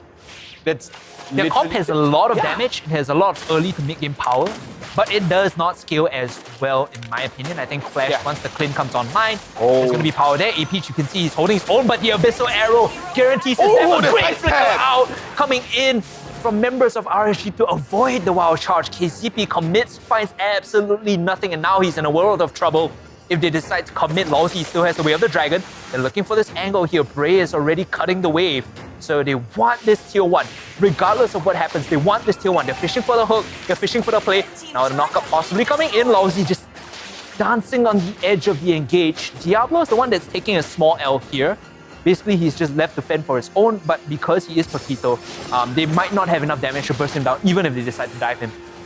I mean, that sidestep from Baby Cakes though, that was pretty fast, right? If it's me, I would just see the arrow coming, my brain will lag. Boomer brain. Yes, it's just the boomer brain things. Maybe my brain is not using the most powerful 5G in Singapore. You know, the most powerful and low latency. Maybe I have high latency in my brain, right? I see the Abyssal Arrow coming. You guys I wouldn't heard it be here able. first. Vertigo high latency brain. It's people 200 IQ, he's 2 IQ, right? The brain lag is real. Turtle starting up right now. Alpha V9 way too far forward. That's too adventurous, my friend. And now Flash, they need to cross map. They just run away. Don't fight this. Go bot side. Just push bot. Yeah, the bot is pushed up so far Have already. AP is going to collect the wave, get mid prio, get bot prio. Don't fight for this at all. When Alpha V9 walked up, that's a mistake already. You can't be around this area without any vision control. Aeon is probably going to die here as well. Oh, wild charge here though, gets 2 of them. Real world manipulation, 505 is gonna get caught on the edge right now. KZP rushing in. Can he secure it? Yes, he can. And down goes 505 finally, but look at where the other side is gonna be Diablo. All the way on the other side, but Reminiscence here with the death and welcome, trying to take down Diablo. Diablo pops the sprint and run away. They don't have enough damage after they find a kill, and now they're looking for the counter engage Alpha on V9. in. Oh man, Lawsy. He's just On point. yeah. He's always in these positions to make the play, and Team Flash, they will have to back off. They get this purple, sure, or will they even get this purple? I'm not too convinced. Oh, the purple kind of reset it. Yep. Abyssal Arrow barely connecting. 4 members of RSG here. They're postured for a fight. Make that 5 as Diablo's around the area. So Flash did well to collect that buff and back off. But it was touch and go for a second. It was a bit risky. RSG SG, they can keep looking for these movements on into the jungle. KZP, he's dashing on in. He sees Baby Oh, Cake's the big big charge. knock-up. But is that enough though? Is the question. A wall to stop them from running away. And there's a wombo combo stopping them from disengaging. Here comes the chase on in. Reminiscence sees Baby Cakes but decides not to chase any further. Committing past the river at this point in the game, so far behind, is a death sentence. And speaking of death sentence, Alpha V9 is going to barely escape being served one. Just because he got outranged, right? I mean, Diablo's range is so little, Bray's lane range is so little, but the my burst! lord, man. That's absolutely dirty coming in from Diablo. Hits the perfect combo, executes Aeon where he stands. They even walk away with a nice Full health. courtesy steal of the orange buff, Yeah. which is great now. Reminiscent, he's baiting this one out. Lawsy's the hook on the end, the fish on the end of this hook. Alpha V9, falling Star Moon here, but RSG Bray is unfazed, right? Super unfazed. The way he's moving right now, he knows that if he's able to keep someone in place, Abyssal Arrow will connect and they can go for a chase afterwards. Look at the damage on the KZP. Much damage. They will get this turtle for sure. The question is, the where's Abyssal Arrow? What was that? Diablo! Now if he gets out, this is just that's Wow. illegal. That should not happen. Aeon getting caught out back to back. What Diablo is doing to him should not be allowed. My goodness. 505, Abyssal Arrow after Abyssal Arrow, but here comes Way of the Dragon. Wild Charge is not going to get him out anywhere. Lawsy with the fastest finger. RSG took game 2 a little personally. This time Yeah, they're not giving Flash an inch. They're not giving them any breathing room at all. And looking at the goal difference coming in here, right? Diablo's 5.8k. Look at his counterpart, my man. Just look at it. He is 3.7. Yep. That is how Wow. far Diablo is, and courtesy of just these picks he's been making on the back line and holding his own, it's a pocket pick for a reason. Yeah. And Diablo's Paquito is living up to the hype right now. That shot coming in from the Beatrix onto Reminiscent hurts, and it's only going to get worse. Yeah. And Reminiscence right now is still a tiny little dinosaur. He's not a big boy yet. I mean, the big boy kind of puts up a little more fight, a little bit more resistance towards RSG. But RSG is just constantly bursting everybody down like hot knife through butter. When you're in this position, like when you're playing from behind, you just need to focus on getting cross-map plays done. Yeah. So pull and push. If you see your opponents right now like grouping on the top side, you need to be pushing bot. And just give up objectives, don't fight, don't even contest this tier 2, don't even look at it. You walk up, you will die, right? Yeah, you Alpha will. V9 is just catching the remnants of this wave, not even trying to contest it. The important thing here is someone needs to catch bot wave. Someone needs to push it out. Diablo recognizes it though, trying to go for cross map. KZP notices it too, but has no answer for it, right? You need to like 4-man, maybe 3-man bot right now to get some pressure on the map, because the Lord has spawned and all Flash is doing is collecting top wave, collecting some jungle camps, and then grouping mid. You're not going to contest this. Let's face it, They right? cannot contest it at all. So get as much gold as you can on the map while they're doing this Lord, and find some resources for E-Peach. E-Peach is kind of lagging behind right now, right? level 10 as compared to his counterpart, level 12. So, pretty big difference. 202 and 020. Yep. And that's also because early game, they spend a lot of time putting pressure on the Clint. Yeah.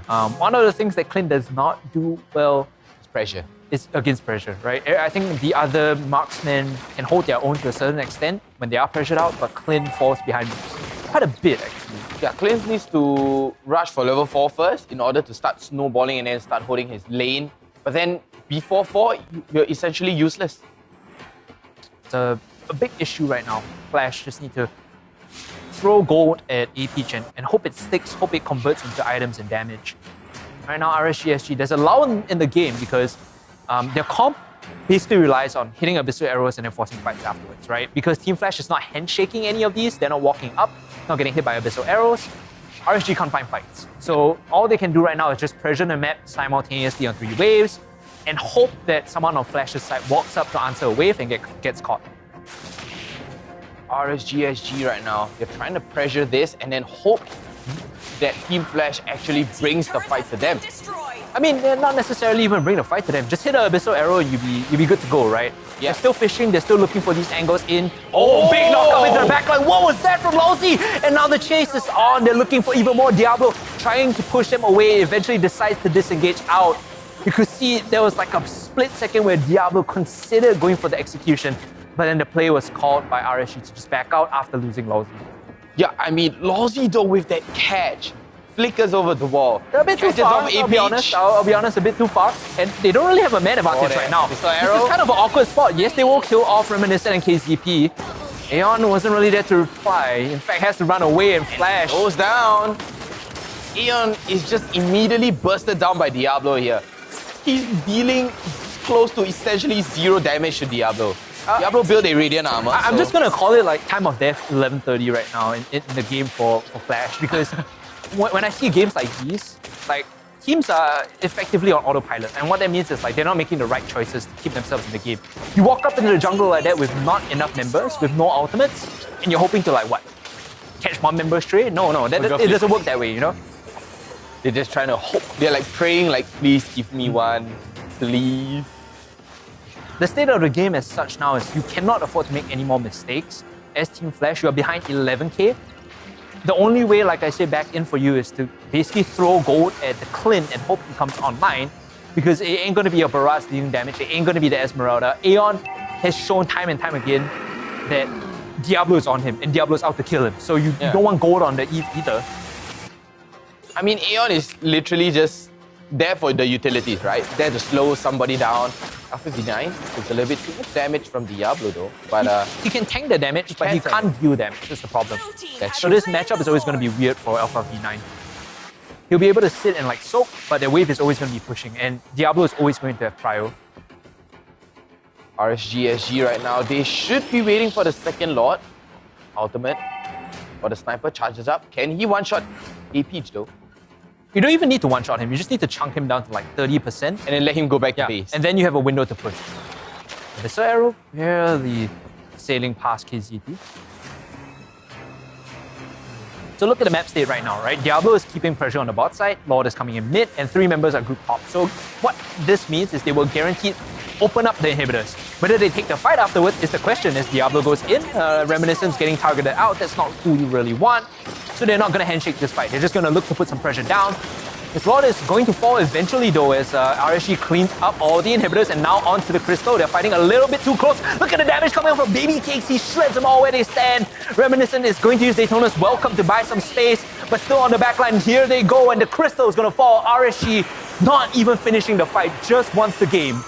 RSG are on a mission right now. 2-1 against Flash. RSG, I mean, That was kind of brutal, man. yeah, that was, they are literally holding them by the neck and like, do you want to breathe? It's no. A masterclass on choking out a team. Yeah. Using your early game advantage, right? And this is, I mean, I said it quite a bit, but this is what I mean by Franco is over-prioritized, because there are picks like Selena that do the same thing and even better. If you take a look at the highlights, let's kind of talk about how A-Peach was completely shut out during the early game, right? I think he was down like 1 and 2 before the game even started. And from then on out, when you don't have the clean damage, the rest of your comp fall short because there's no one really bringing the firepower. Losing to Beatrix though, and this was the final fight. Literally cleans out and tried to shred down. No minions though, but they close out the game. I think that was one of our shortest highlights ever because it was It's just so there. one-sided, right? Yeah, it's a pretty big snowball coming out from RSG. Flash, I would say they could have put up a good fight if it actually went to even later game, like around 18 minutes to 20 minutes. But so far today's game has been lesser than 15. It's been a quick set of games so far. Flash on a different draft this time compared to their game 2 where they had the Sicilian Brody. This looks to be coming up a little bit short. You kind of have to call out Aeon a little bit in that game, right? Yeah. Not the best scoreline and not the best positioning. With Diablo hot on his heels, Constantly feels like hunting. an impossible Eve game to play.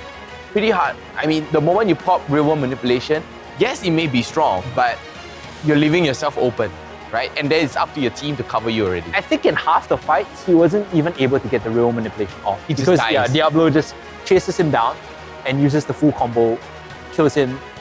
You don't get your outlaw. Yeah, you don't even get a single chance. Like, you may get it open for like a split second, and then Diablo just comes from the back end. Hello, what are you doing there? And just pulls out, knockout strike combo on you, and then you're essentially dead by then because he's able to burst you down fairly easily with only 2 damage items. Now with that, RSG put themselves at a 1-game lead. Remember, this is the best of 5, so all they need is one more game to close this one out. If we take a look at the post-match stats, RSG, very, very dominant game. Again, just holding on strong. And yes, Flash had a lot of damage taken, but that's a moot point, right? Because their comp is essentially 3, frontliners soaking damage, hoping that Eve and Klim get the damage off.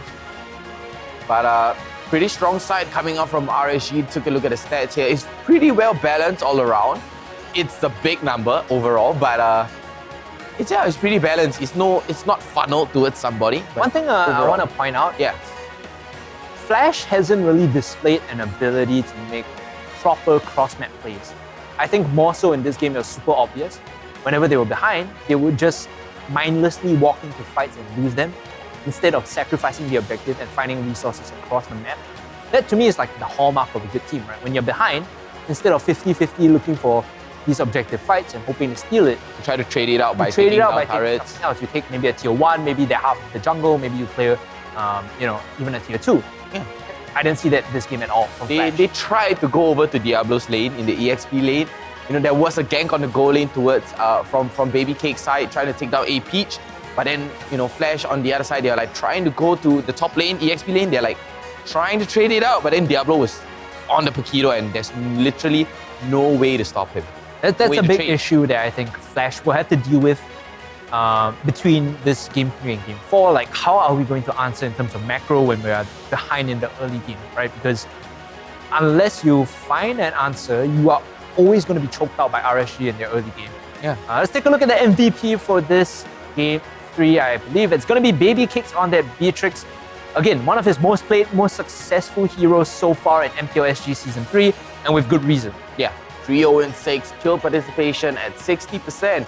Goal per minute, 862, highest in the match so far. Look at the item builds, looks pretty normal. This is what you expect from the Beatrix when she is tasked with shredding through the front line. I think in the final fight we saw, right? Yeah, Malefic, insane. Demon Hunter, BOD. Hunter Strike just for a little bit of mobility, but everything else is literally the main role of Beatrix there. Shred, shred, and shred. And this goes also back to a question I had in draft. We were talking about like the 5 pool of marksmen. Yeah. Baby Cake's got his, and A Peach was more or less Brody. Yeah, he was resigned to playing the Clint this game where he would normally want the Brody instead. Yeah. It's a drafting issue when your opponent's goal laner gets what he wants and your goal laner has to play like the second or third best option. That's the beauty of blue side. Getting first pick, you ban away the Brody, you force them to lose in lane. Force them to lose in lane, force them to pick up the Clint, and then just gang the Clint non-stop. That's the double whammy, right? You put him on something that he doesn't feel like very comfortable on, and then you just put the screws to that guy and make sure he doesn't get to play the game at all. Down. keep the pressure on. Honestly, that seems like a game-winning formula for RSG SG. And if you're Flash right now, you really have to think long and hard about the draft because there are no more second chances. You lose this next game, It's going to be the fifth game it's again. done. It's done. If Flash loses this, it's game over. You know, they'll finish third. Again, applause all around, pats on the back, top 3. Not that bad, but it's not where you want to be. No, you want to be at the top. You want to be all the way there tonight, lifting that trophy at approximately God knows how long. Because it might go into Game 7. I love how you went lifting the trophy at, we won't know at this point. We won't know. We don't know yet. It's still tentative. Yep. But somebody's going to eventually lift up the trophy, right? It could be EVOS and potentially the winner of this series. You know, right now RSG are making a very good case for why they should be playing against EVOS in their best of 7 later on tonight. A repeat of Season 1 finals, a repeat of Season 2 finals. I am looking at RSG with a renewed level of faith because they look so clean this series. They've been putting in the effort, they are disciplined in their playing. Okay, there might be a little bit of mistakes here and there, right? But that was just the regular season, right? During the playoffs, they show how they were dominant. Yes, they dropped the game against EVOS. That could be their learning point. Yeah, for sure. I think them dropping that series to EVOS, every time we have Lawsy up here for the MVP interview, he's always saying, let the play show for itself. I don't want to say so much. And the second thing is, whenever we ask him who he wants to play, it's always EVOS, right? Because it's so determined. Everyone wants to hear RSG EVOS. This time, it seems as though they've learned from their mistakes. You know, those defeats weren't purely just defeats. There were lessons from them as well. Yeah. And they're coming in renewed. They're looking very strong. And this best of 5 against Flash, who are struggling to find an answer. And we have a Facebook share coming out for you guys. As of right now, I think we're almost hitting that 200 shares. It might be at 500 and we don't even know it. I'm trying to get confirmation from production how far along we are at this point. Okay, we are still on the way. I say on the way, but like 60, right? So it's close enough. It's still early in the day. We're trying to get to that 500 mark, 500 Facebook stream shares. So you guys can enjoy all those prizes that come along with that as well. If you guys are watching this on YouTube, why not head over to the Facebook stream as well and have that stream shared. We also have, I think, 12K peak concurrent viewers, if I am not wrong. So we're on the way to 15, and with every milestone that we move up in, there are going to be more and more awesome prizes for you guys to 20K, you get a light bond skin. Oh yeah, that's the one, right? Yeah, that's the one you're eyeing. Yeah, I mean, you have Granger, you have Tigro, you have Fanny. I'm aiming for the Tigro one. Okay. Do you? Oh yeah, I mean, because you're a tank player. Yeah, I'm a tank player. I love catching people off guard. Like, if I see somebody lacking, I'm going to punish you for it. But then my team just doesn't want to follow up with me. So it's the team, right? Yeah, it's the team. It's the team. It's not me, man. Oh, yeah, not to forget, there's Alucard, Harith, and Bane. Yeah, awesome stuff. Right now, that's our intermediate go out. Like intermediate. It's still on the way. Thank you all. Thank you to everyone who has been staying on with the stream, watching through the playoffs, and we're very excited to have you here because as MPL Singapore develops, we've been getting so much awesome responses, and we've gone from strength to strength from each team. Yeah, I mean, we've seen new players, we've seen new teams, we've seen new sponsors. I'm so happy that we're here, right? We finally got an offline event. Yeah. Ish. We are here, they're there. It's still technically offline, I guess, because the players are playing live. That's true. We are, of course, not. We're a hybrid. Yeah, we're close by, we're nearby, we're somewhere hidden in the mall. We're in the mall somewhere. Like Easter Hunt, right? If you find Vertigo, he'll give you his wallet. Like, go and look for him. I have nothing in my wallet but ML Frank OCBC card. Nice. Clean segue. Yeah. Players are more or less getting ready to load up into Game 4 right now. And as we said, it's all on the line here for Flash. If they lose this, unfortunately, they'll be ending in 3rd place. Meanwhile, RSG, they're very close to closing out the series. One more game means that they will have a rematch with EVOS SG in the grand finals later today. Flash, have to pull out their cards. You have to have that secret strategy unveiled right now. Right now, you can't hold it on to any longer, right? You need it now, you need it fast. Oh wait, I think I might know it. What? Could it be a Harith A Peach go lane? Because he's tanky, it's right? It's not secret because we've seen it in the regular season. Come on. I mean, it's not really secret, but it's something, right? Yeah, it's something. It's something. For sure. You do need something new. because the only time that they have seen in control of the game was when they were on their comfort place. So Yeah. it has to be something that they're comfortable with. Two, I think pulling out things like the Barats jungle just because you see your opponent do it doesn't mean that. Yeah, doesn't mean you have to do it, right? Yeah. Don't hop onto the trend just for that soft answer, soft counter. The hype is overrated, boys. Yeah, the hype If is we've learned overrated. anything, hype is overrated. Class is permanent. Yeah, class is permanent. I mean, it's like a competition, right? Even in actual sports or even esports, your coaches will tell you, do what you're comfortable. Be in your safe zone, right? The only enemy is yourself, Wow.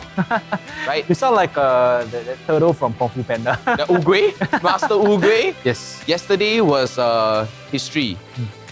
Tomorrow is a mystery. That's why they call today the present. Oof. Because it's always a gift. Oof. Wow. That's deep, man. I came here for some esports and I got some philosophy lessons, I mean, you mentioned Master Uguay, Can right? someone Photoshop Vertigo's face on those black and white inspirational posters and just put the quote there?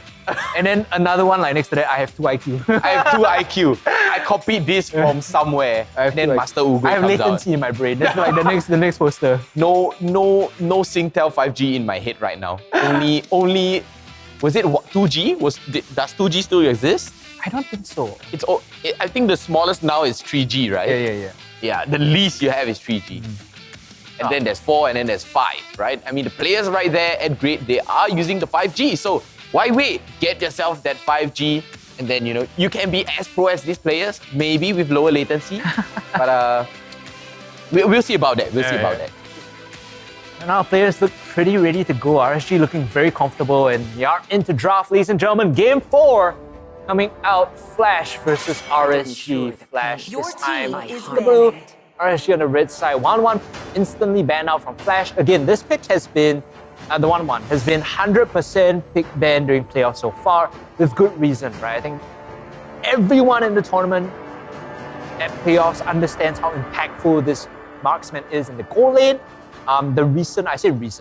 The buffs a while back made it so much easier to proc crossbow of tank that it feels like such an OP pick.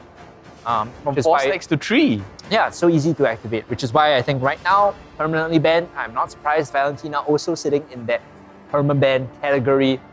Moved by RSG now, the second ban will dictate the pace of this draft. Grok removed by Flash this time, RSG. Are they going to go for the Atlas? Oh, For the Karina Karina ban, first. yeah. Okay. Does this mean that it's going to be the Atlas third ban, though, is the question? Because they've been banning Atlas all along this best of 5. Flash can leave Atlas open, right? For sure. Because they're blue. But for sure. RSG, they have to force RSG to ban away that Atlas, and then Flash gets a free pick. Yep. If you don't remove the Atlas here, Flash certainly will pick that up for KZP. However, if it is banned out, that does leave a significant amount of power picks open in the first rotation. Will mean that Baxia is open. It will mean that the Franco is open as well, which was banned out the previous game. Now Flash, they can consider what they want to move with. Among the planes Your exists team Eve is going to be banned. removed. Okay. which I was made It makes sense. for. Right? You're worried about R1, R2 Eve if you go for Atlas here. So okay. Yeah, ban away the Atlas, right? So No Flash, KZP Atlas today. KZP Unlucky. is like, you can see a little teardrop falling from his eye. Now can they go Baxia here is the question. Do they Your wanna? team is picking. What about There you Dyrov? Dyrov is open. Dyrov is open. Yeah. You can R1 Dyrov and then Xavier R2 if you really. They went for want a R1 strong- Baxia though. Yeah. R1 Baxia is fine. Yeah, it's good. I think the Baxia from both teams opens up a variety of playstyles because, again, you can flex it as roam or jungle, but both teams generally do put it in the jungle. Yeah. RSG here, with the Eve being removed, Xavier has moved up in priority, and so has the jungle pool as well. Could go for The Chow. okay. Yeah, okay. Lozi's Cho. Yeah, Lozi's Cho. No issue. It's been providing a lot of value though for RSG. Landing the knockups on time, isolating somebody with that Way of the Dragon, but RSG, Very early. very, very early. This early Beatrix also forces Flash to do like B2, B3 marksman because you see your opponent lock in a goal laner already, and you know like somewhere down the road in the second ban phase, the marksman pool is going to be thinned out. So this forces Flash into a unfortunate situation, which is basically like we have to go Brody now or risk it getting banned out. But if we take Brody, we leave a lot open for RSG also because If you do Yeah. Brody +1, now they get Xavier, now they get Sicilian, now they get Unless they Franco. Brody Sicilian. Yeah, I mean, they could go Brody Sicilian here, they could go Brody Xavier if they wanted to. I think Brody Xavier would be better, right? It provides a little bit more Now Franco again coming up for... and the Dyrov, yeah. Darov is okay. The Franco though. Dude, I think the Franco is kind of int at this point. Especially after suboptimal performances in Game 1 and Game 2, the Franco... Overpriced. Overrated? You're definitely overpriced if you pick it this early in the draft. Because now you should expect to see RSG just go mage and then ban out marksman, and then... He goes to seal here? No, but the Dyrov would just rush the back line, right? With the Bucks here. Strike hard. Your team My is motto banning. is that Marsha in. Okay. Wow. It's gonna be a Marsha off lane. It's probably Marsha into Darov, I think. Yeah. Your team is And there you go. banning. Brody Brody ban. ban. Now, if you're Flash, you are... How do I put this nicely? Your team is banning. Stuck up a creek without a pedal. Like you have no way to draft like a comfortable late game scaling pick for APH without feeling uncomfortable. The RSG, Without feeling like you're gonna get pressured, right? So yeah, RSG is gonna force Flash right now to go into the Clint or maybe even the carry. Clint carry, but I expect carry to be banned. So you just put them on Clint or Popo and Koopa, right? So RSG will ban away the carry. Yeah, I think you ban out carry. You ban out carry and then APH is basically stuck with Clint or Popo and Koopa.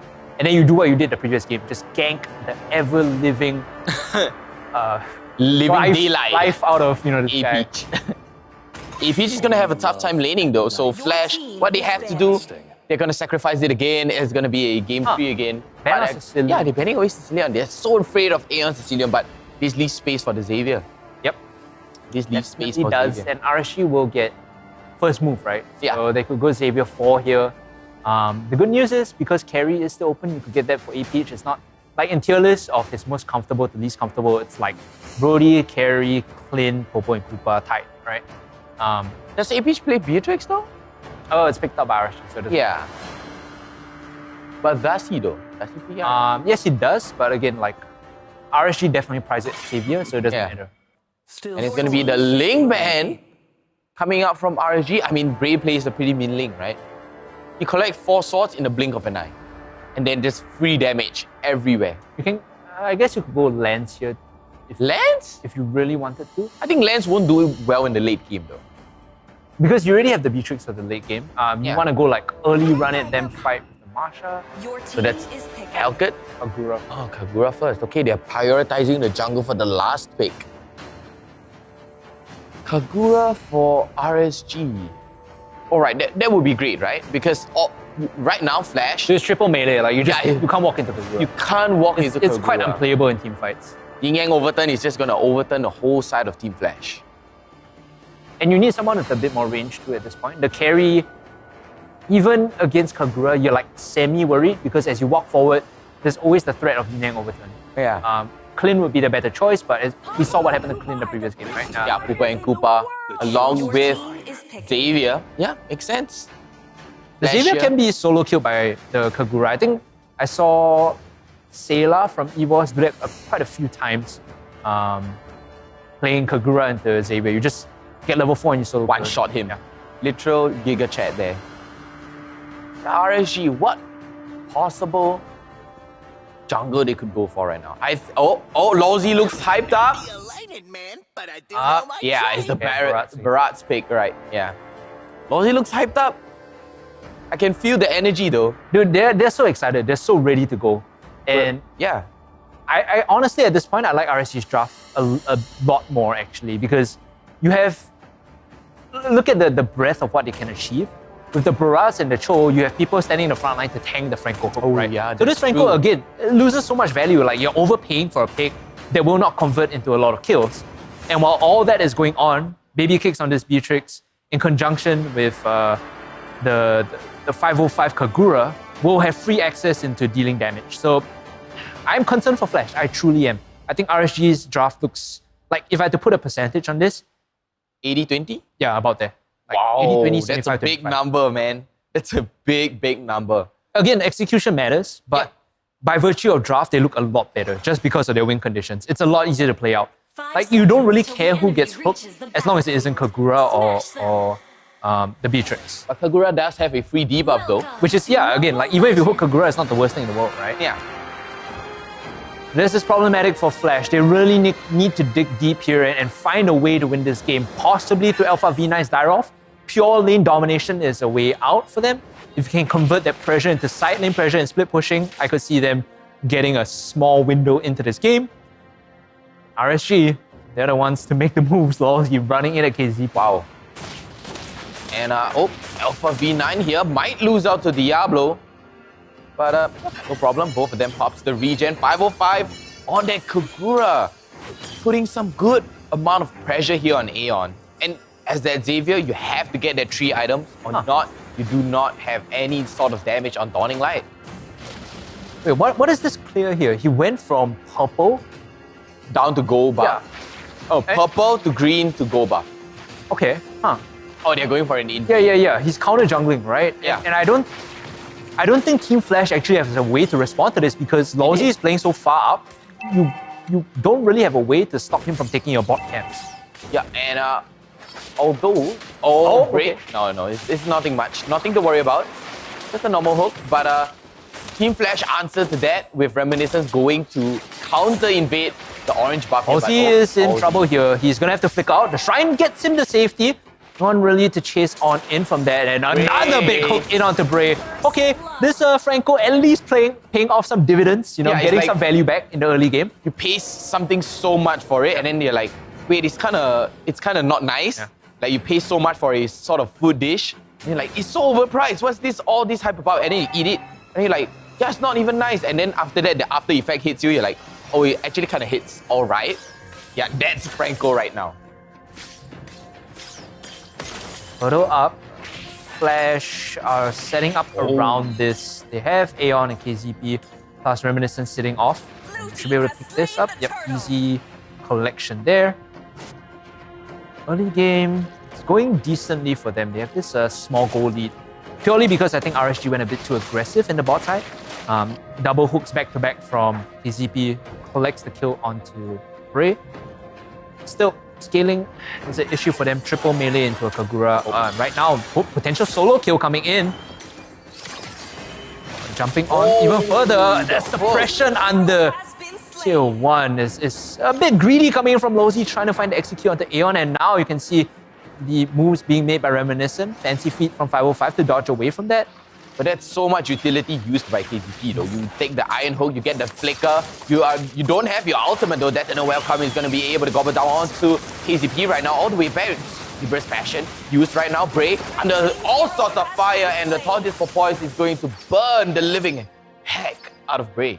They had more members there from Team Flash and making the right moves with the Franco this time. Yeah. Looking for the early picks. And they won't need this early game leverage to scale and hold their own into the mid game, because if they are going into mid game with even goal against RSG's comp, like it's really tough to fight a fair 5v5. So you need these early leads.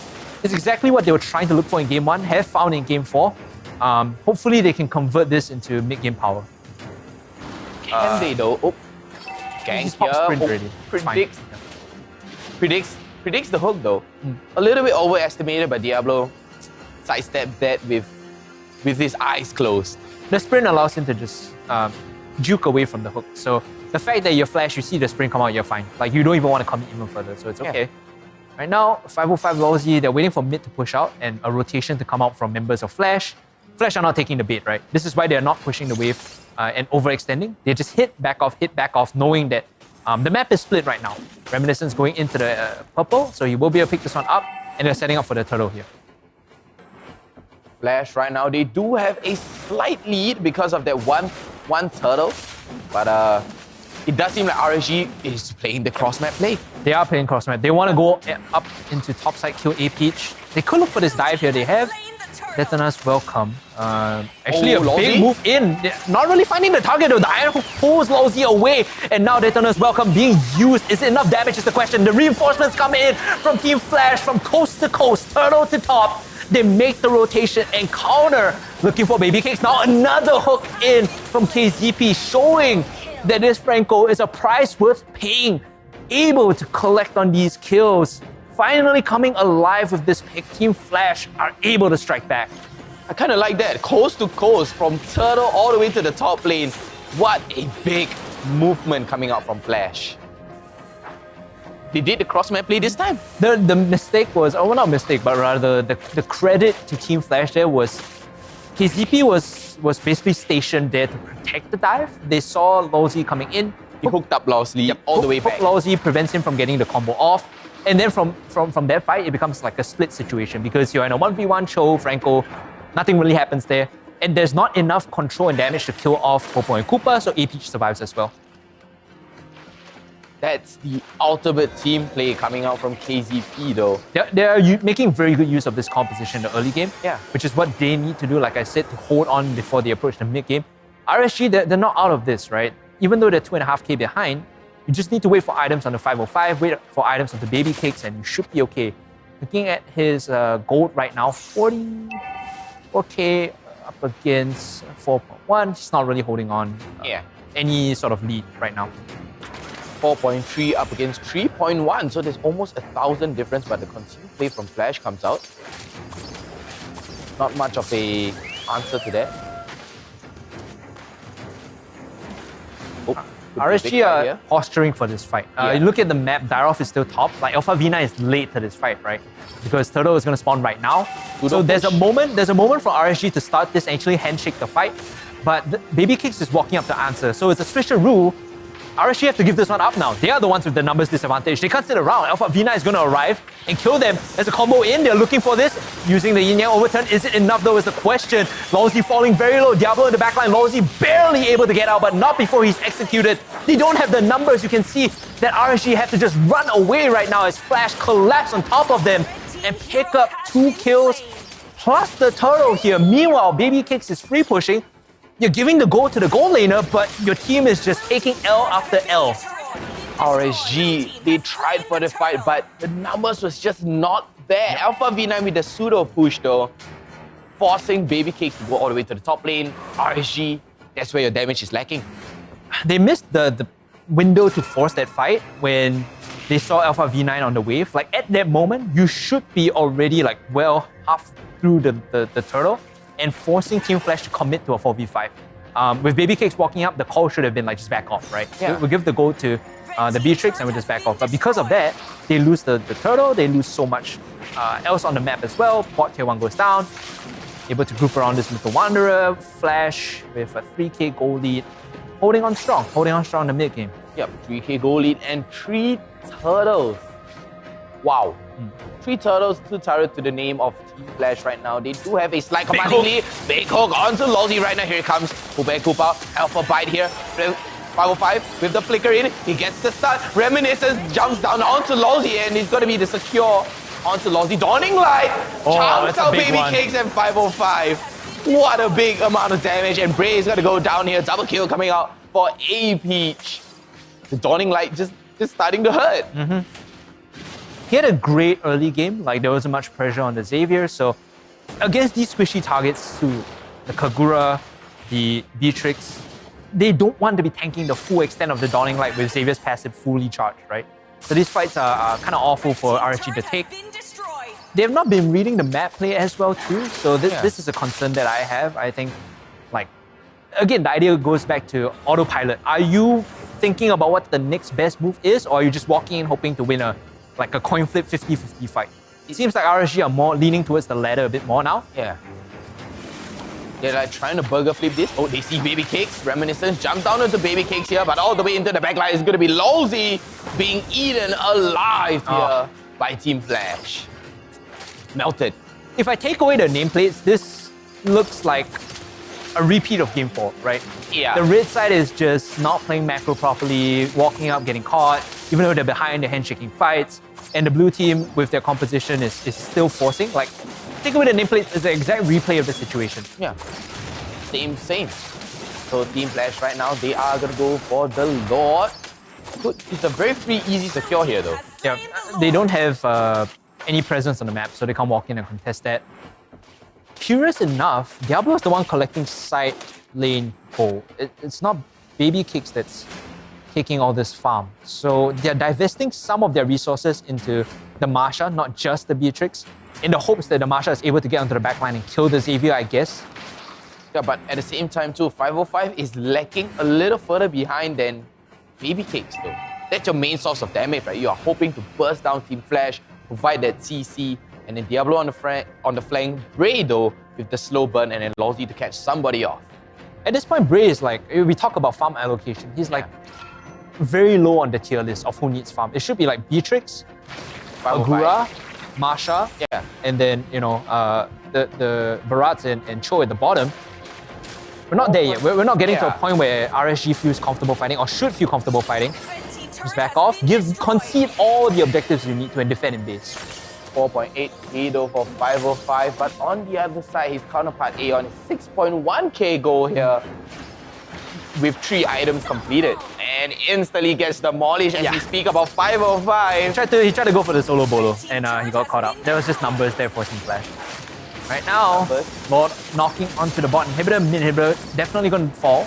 No question about it. Just another run it back. Okay. Warning I light. can sit around and wait for the next wave to come in and push. Yeah. But Team Flash doing the 200 IQ plays, trying to deprive the resources from RSG, not giving them anything at all. Just hook this and reset it. Yep. It's the typical Franco. Yeah. Wait, can he burst this down before it even goes back though?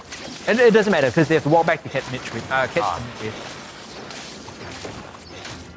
So Team Flash right now, they are choking RSG, but can RSG come back from this?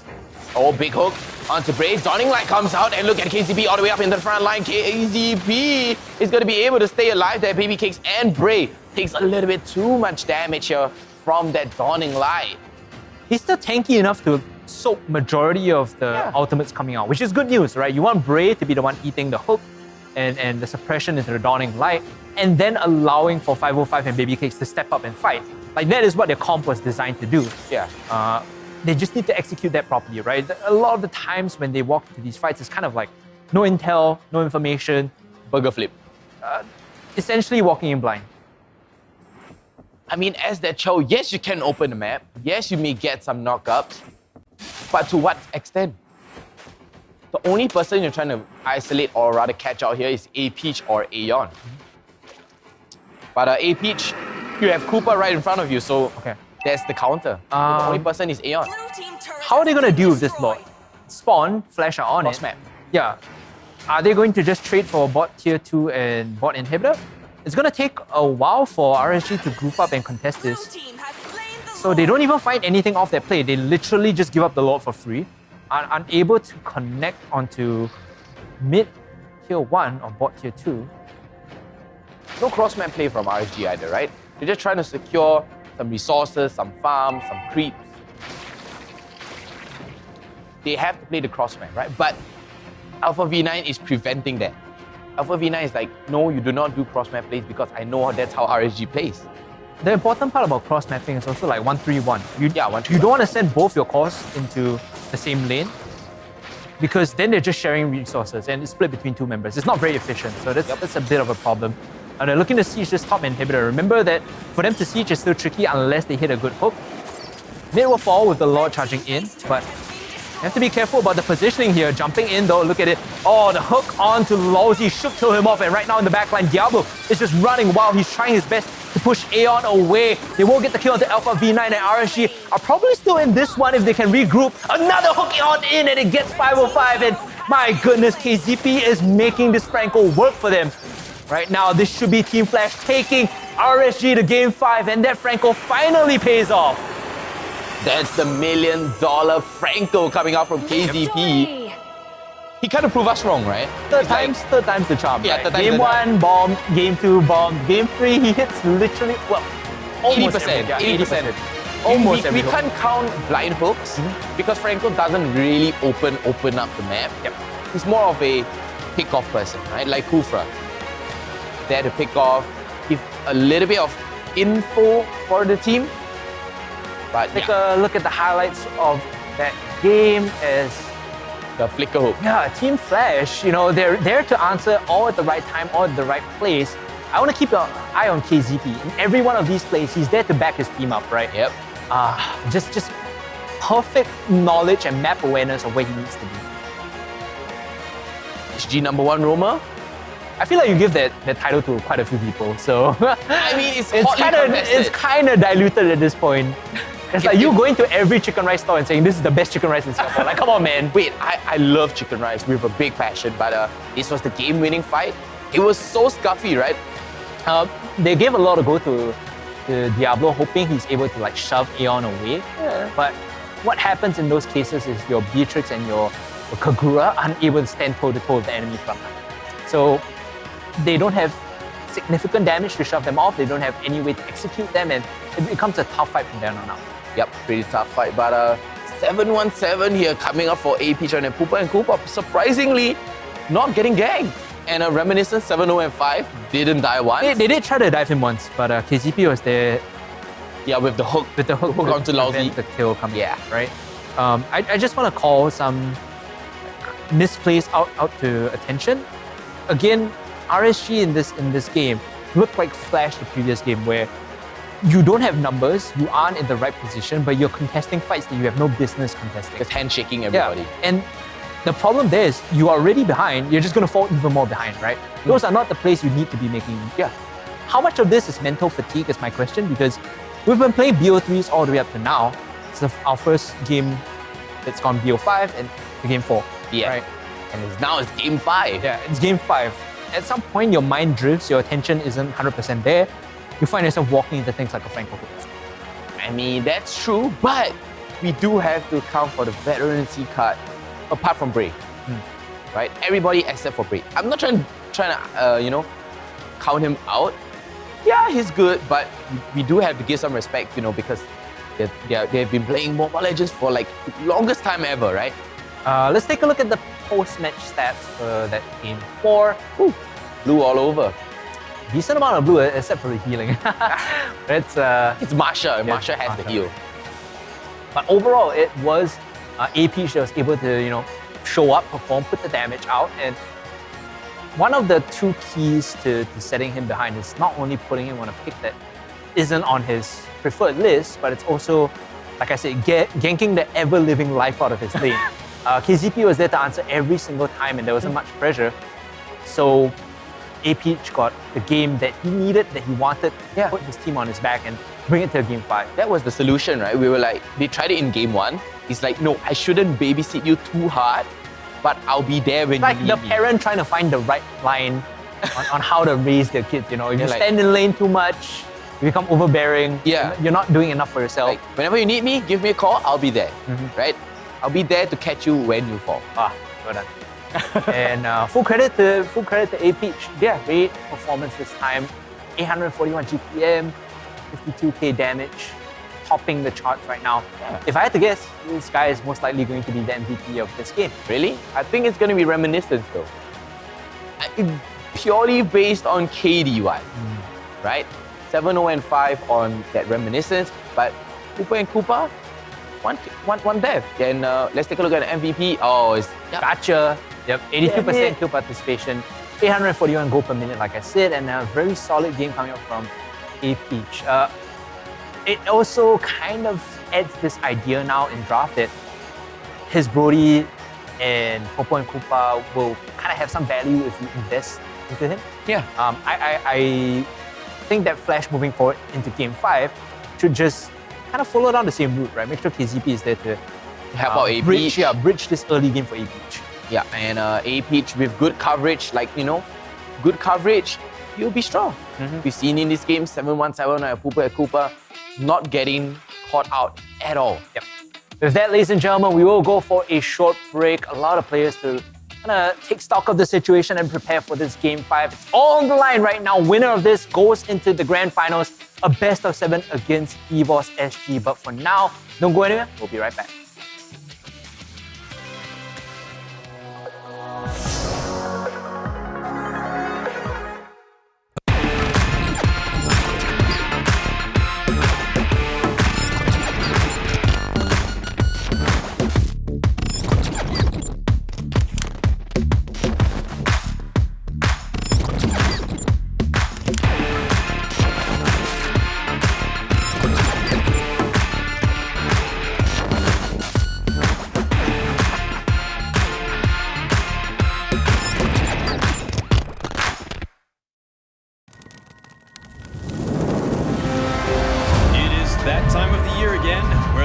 best Mobile Legends Bang Bang teams from the tropical region of Southeast Asia converge together. The MLBB Southeast Asia Cup, or MSC 2022. Who shall conquer and who shall be conquered? Which team will soar above the clouds and be crowned as the king of Southeast Asia? Like the Zodiacs, a total of 12 teams from the region will compete in 2 stages: the group stage and the playoffs. Each group of 3 teams will fight against each other in a best-of-2 match, where the weakest of each group will be eliminated. That leaves the remaining 8 to continue their paths of glory. To facilitate the epic battles between the giants, the MSC 2022 arena will be held at the City of Contrast and Diversity, Kuala Lumpur, Malaysia. Witness the clash of titans from the supreme MLBB region from June 11th until June 19th. Follow #SupremeAC for more updates. Mobile Legends Bang Bang, where heroes make history. Homes are now where we work, learn, and, play? Oops. Homes are where we build spaces You're not so loud. to call our own. Power on and beyond with Singapore's most trusted broadband.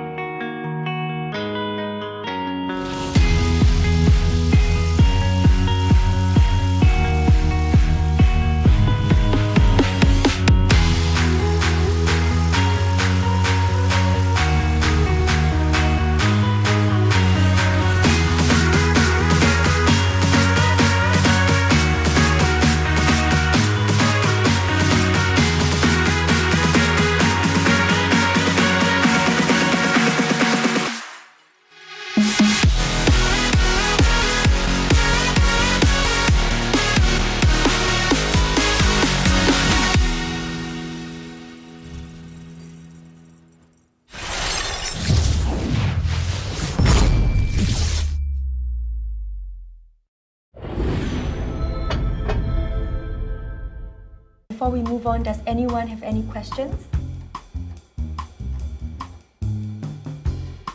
Oh my god, I'm so tired. I spent all this time on the presentation. Tammy, I think we heard you.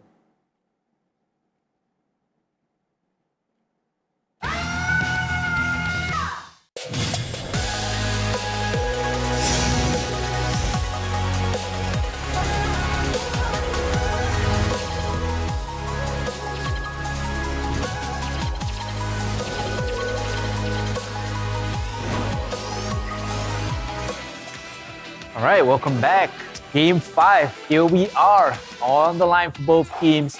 I'm Hungry Cass. Alongside me is Vertigo. And if you asked me at the start of the series what the score would have been, I would have put my money on RSG 3-1. Wow. Flash are giving RSG and me a run for our money. Yeah, RSG is like sweating right now. They're like, oh my god, it's Which not is- because of the weather. It's funny because you look at the draft and the player camps for Game 4, right? Lousy looks so happy and confident. It's like, yeah, let's go with it. It's easy, man. Right, yeah, let's bring it. But that Game 4 was so one-sided, it wasn't even... Yeah. It's it took everybody by surprise. It took production by surprise too. And KZP with the man of the match to me, with the hook, covering everybody. But we have to give it to the core damage dealer too, along with Reminiscence, opening up the map with that Baxia also on game number 4. Yeah, moving to game 5, we keep hinting and talking about secret threats. At this point, I'm just gonna it's fine. You don't have to have a secret threat. All you need to do is get a good draft, please. Because I think the draft makes or breaks so much of what both teams need and want to in the game. And even then also, when it comes down to the execution, you can't really miss the mark, right? Yeah, can't miss anything. Timing is key. Timing is important. Right now, honestly, I'm just theory crafting here. I feel I have something up my sleeve right now. Okay, Flash, go for it. Yeah. They don't actually have a secret strat. Oh, it's just the mind game. It's the mind game. We want you to think we have a secret. Yeah. I think it's on purpose though, to make RSG coach to what are they gonna pull off? Are they gonna pull off a Harry goal lane? Oh wait, what? Are they gonna play Faramish jungle? Wait, what? And then it's just mind boggles RSG, and then Flash is like, keep on thinking, what is our secret strat? Vertigo has his tinfoil hat on right now. He's this conspiracy theories. You're like one of those flat earthers, you know? you know the meme? Aliens. Yeah, that guy, the Actually, OG you meme. kind of strike me as a guy who would believe the earth is flat. I do. Oh, well No, done. I'm just kidding. I believe in aliens. I don't believe the world is flat because, I believe in science too. Okay, good man. Good man. And 1 minute to game start right now. The players look... Yeah, Lozzie kind of looks confident. Yeah. A little more confident Confident, right but I'm not sure how happy he was about game 4? After game 4. now. Yeah, I mean, he's like, wait, should we pick KZP Franco is now? the one that's Smiling ear to ear, right? That's KZP. Yeah. We all know him as the joyful man, even in competitive. On the casting table, on the scene, in that OSIM chair also, smiling, beaming ear to ear. Looking to jump into draft very soon. Game 5 and the crowded grid. I hope you guys are having a good time. Look at the crowd.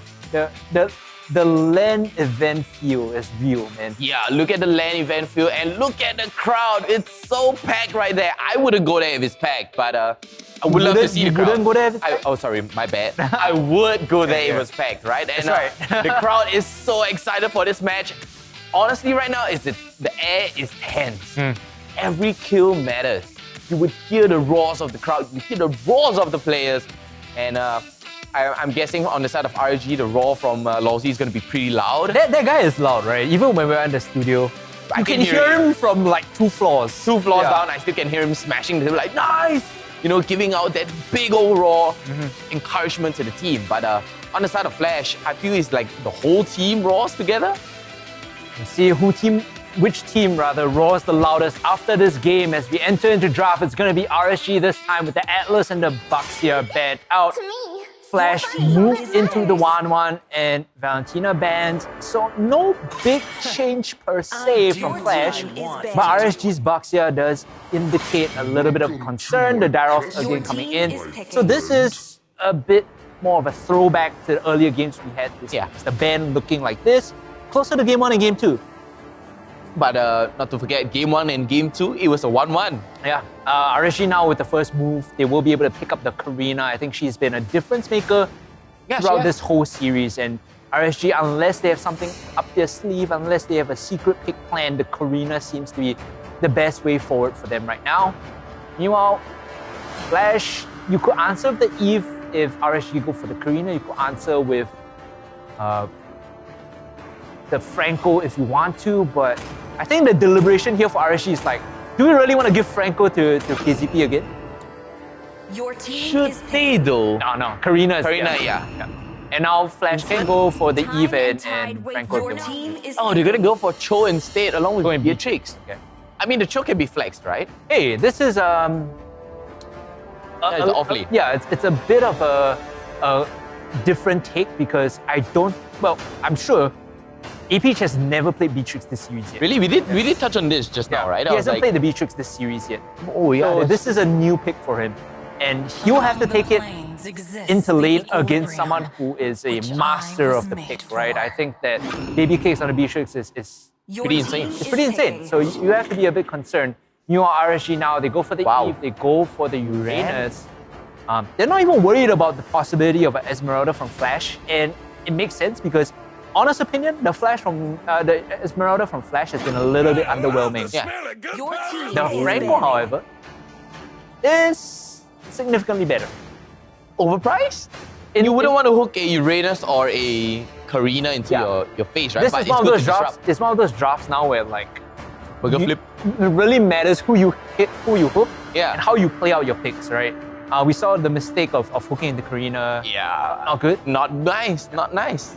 But if you are, hitting the same hooks like you were in Game 4, only on prime targets, looks a lot better, right? So Way better. RSG now, this time they'll be the ones on the receiving end of marksman bans. I think that Flash will be very happy securing the B-trick for AP. begins. Your team is And banning. it is going to be a Ruby ban. Okay. I mean, yeah, it makes sense. Your team is Okay. banning. The barrage. Yeah. I mean, the barrage is kind of a slow burn and it soaks so much damage. RSG just does not want to deal with that at all. And it's a kind of a soft answer towards Uranus also. Your team is And the banning. Kufra ban. Okay, Kufra kind of counters Beatrix Dash, Yeah. The Cho's Cho's dash. movement as well. Yeah. I'm thinking like with this, are they considering going for Ling? Oh yeah, I was about to say that. Because Ruby and Kufra are traditionally very strong picks into a Ling. Like you can, on one hand with the Ruby, just stand there and fight him one-to-one. The Kufra prevents Ling from getting a lot of his dashes off. So it could be a Ling angle here from Flash. RSG, meanwhile, they already have the Karina. So what they need here is essentially a strong roamer and a strong goal laner. And because Your there were team no is picking. real Gonna ban marksman away bans, Sicilian. yeah, there are no real marksman bans here. RSG can opt for the Brody, they can opt for the Clint if they Your want to. team is picking. It's going to be Xavier here with a 33% win rate and a lot of movements coming out from Lawsy. He likes it. Your He's team is really getting into the groove right now. And RSG, they're going to be picking the Lolita along with the Brody. This is a very scary comp now. You saw what the Lolita Linking did comp, to yeah. Franco in the previous games. And now you have the power of the Brody plus Karina plus Eve. So you're not really lacking damage, right? All you're really worried about right now. Baumon? Bawan jungle, okay. Baumon Jungle? Whoa, this is a major throwback to, I think, last season. Teams do use Balmon as a response to like big tanks because Yeah. of his having like an execution percentage based damage, right? Yeah. So it answers the Uranus, but I'm not sure how effective it is when you're getting kited by a Brody, when you are going hit against a Karina who wants to, And take the Brody, fight to you. yeah. I mean, Brody is more of a... He has good sustain, right? He's a spinning Beyblade. He can literally regenerate his health. If he gets Oracle, he comes down with that ultimate, free health. Yep. Free execution. But game number 5, ladies and gentlemen, RSG up against Flash. Technically, this is a BO1.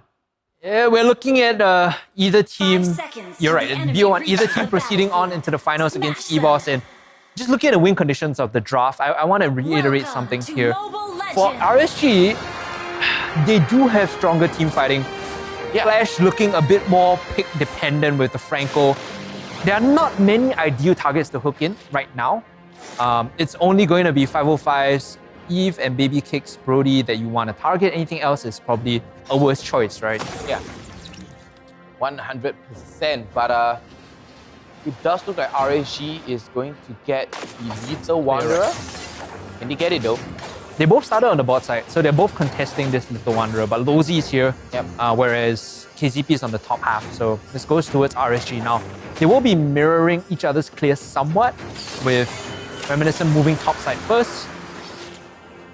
Ooh.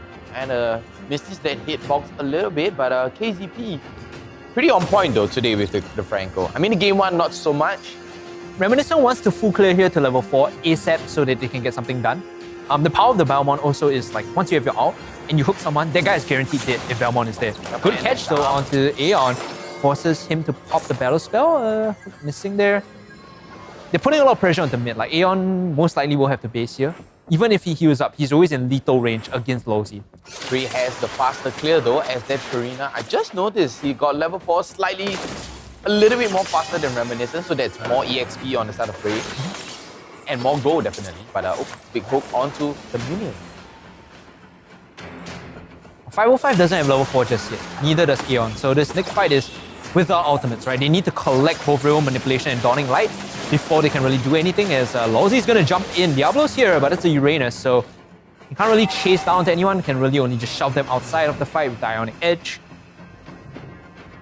Yeah, Team Flash, this is good. They sacrifice, don't contest this. Just get your level 4s and then look for a pick with the Franco. You walk in onto the Karina in Fog of War, you don't know what you're going to find. Yeah, this is smart. Zero info, but Team Flash playing very, very patiently right now. Waiting for everyone to get level 4. Everyone is level 4 except for KZP. Yeah. Pretty close, pretty close. In about 2 minutes, okay, maybe 3 minutes? Yeah, around 3 minutes, then KZP would be able to have his ultimate up and ready and can literally just use that flicker and ultimate somebody. Keep your eyes on KZP. Oh, this could be big. Oh, the shield timing from Lawsy. Impeccable timing. And with that hook down, there's like semi-lethal range here. KZP, he's forced to pop his own ultimate and Dawning Light coming out from Aeon to shove him away as well. So that's the kill pressure, right? The moment you miss the hook, Lawsy jumps you, you are basically in the world of hurt. You need some backup from your team to get out of that fight.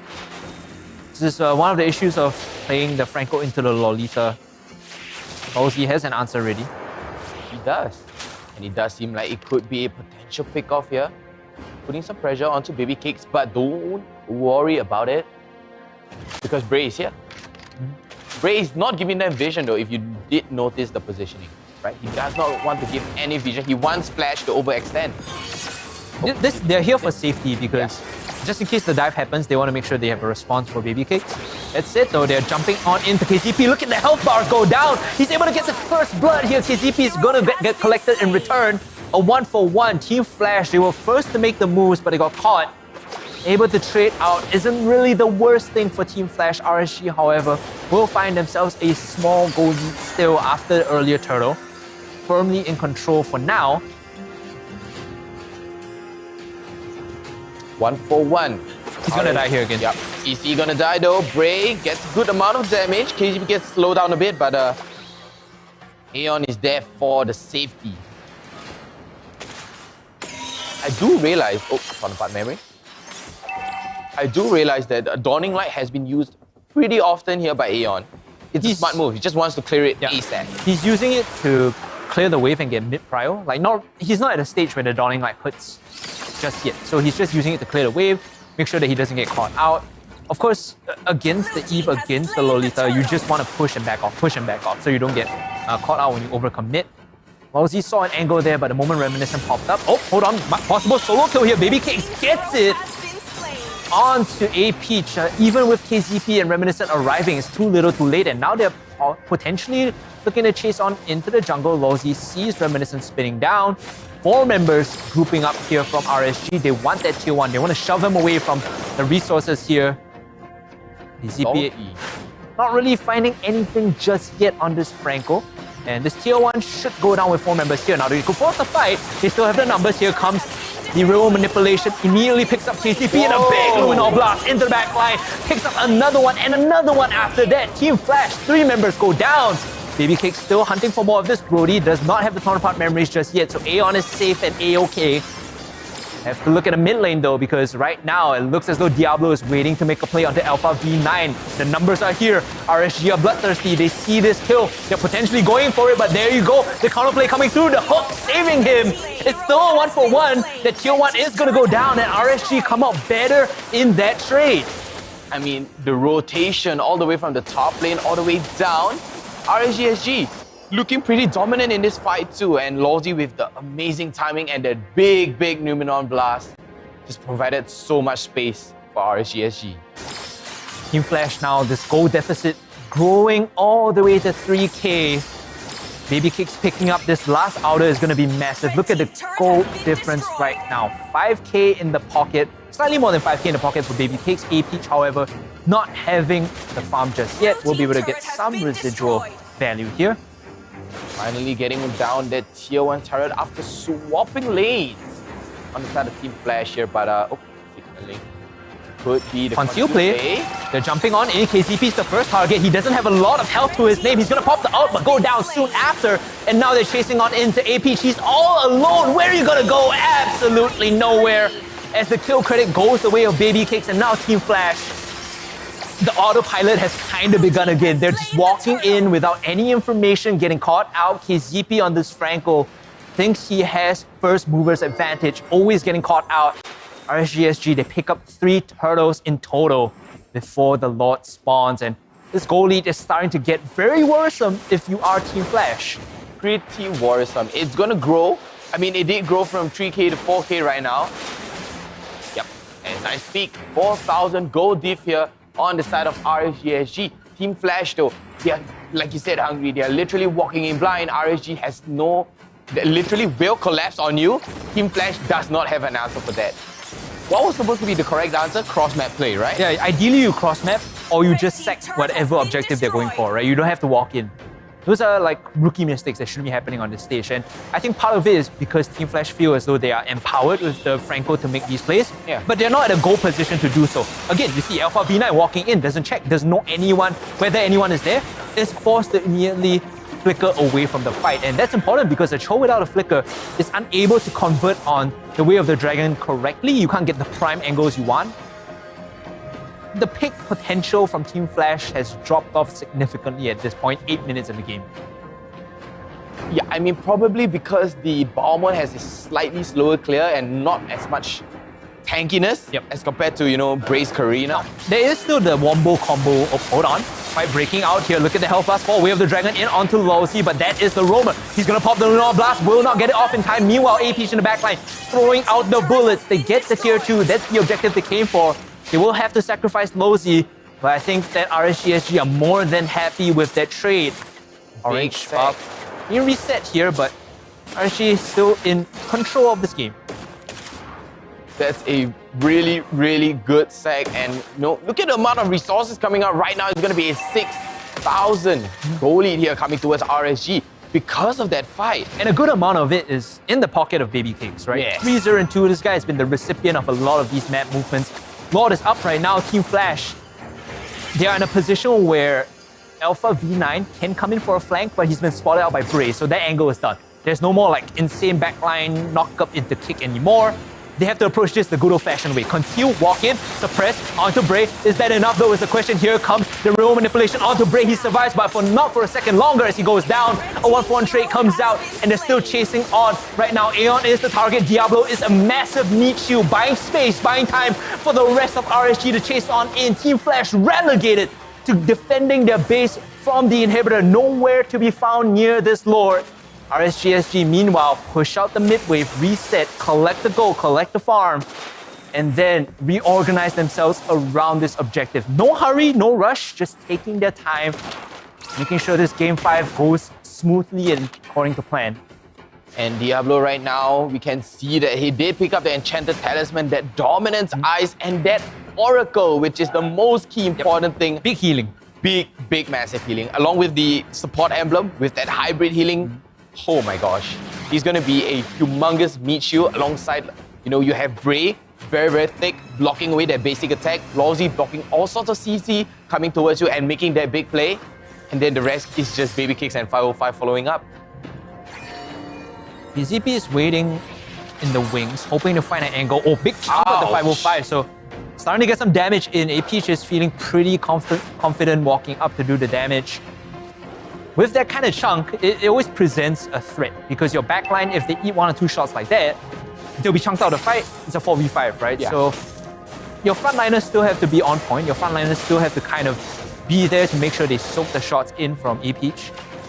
Uranus cutting the waves in the base. He's going to be delayed for this fight. Conceal play on in. They find KZP here. He's forced to flicker out. Lunar Blast actually cancelled here. KZP though will still fall. Bray gets the kill credit. They're all immobilized. They're all stuck. They might have to retreat here, Team Flash, because the flank is coming in from Diablo.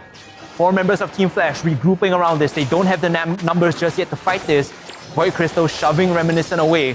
Diablo is the vanguard on the front line, holding the entry, making sure that Team Flash cannot walk in. And with that, it should be the Lord pick up another nail in the coffin for Team Flash as RSGSG march on towards the victory. RSG SG right now securing that normal Lord, just a normal one. It's not a special, glorious, bright, luminous Lord, but it's just a normal one. So that's going to secure them a nice commanding lead of 6,000 gold lead. I mean, it's still the same, right? It's still the same. It's not pushing away so much, but providing so much space. RSG winning all the fights and Team Flash just handshaking every single one of them. What is the winning condition for Team Flash right now? Late game? Put your eggs in the AP basket and hope that KZP is able to find a miracle hook to start things off right. I think if you hook anyone else apart from 505 and Baby Cakes, like I said, it's an awkward position to fight from. It's not impossible, it's just kind of awkward, right? Yeah. If you can find those prime targets, power to you, man. That's a great way to engage. Beyond that, it feels tough for Flash unless you get those hooks or if AP is able to chunk out the backline.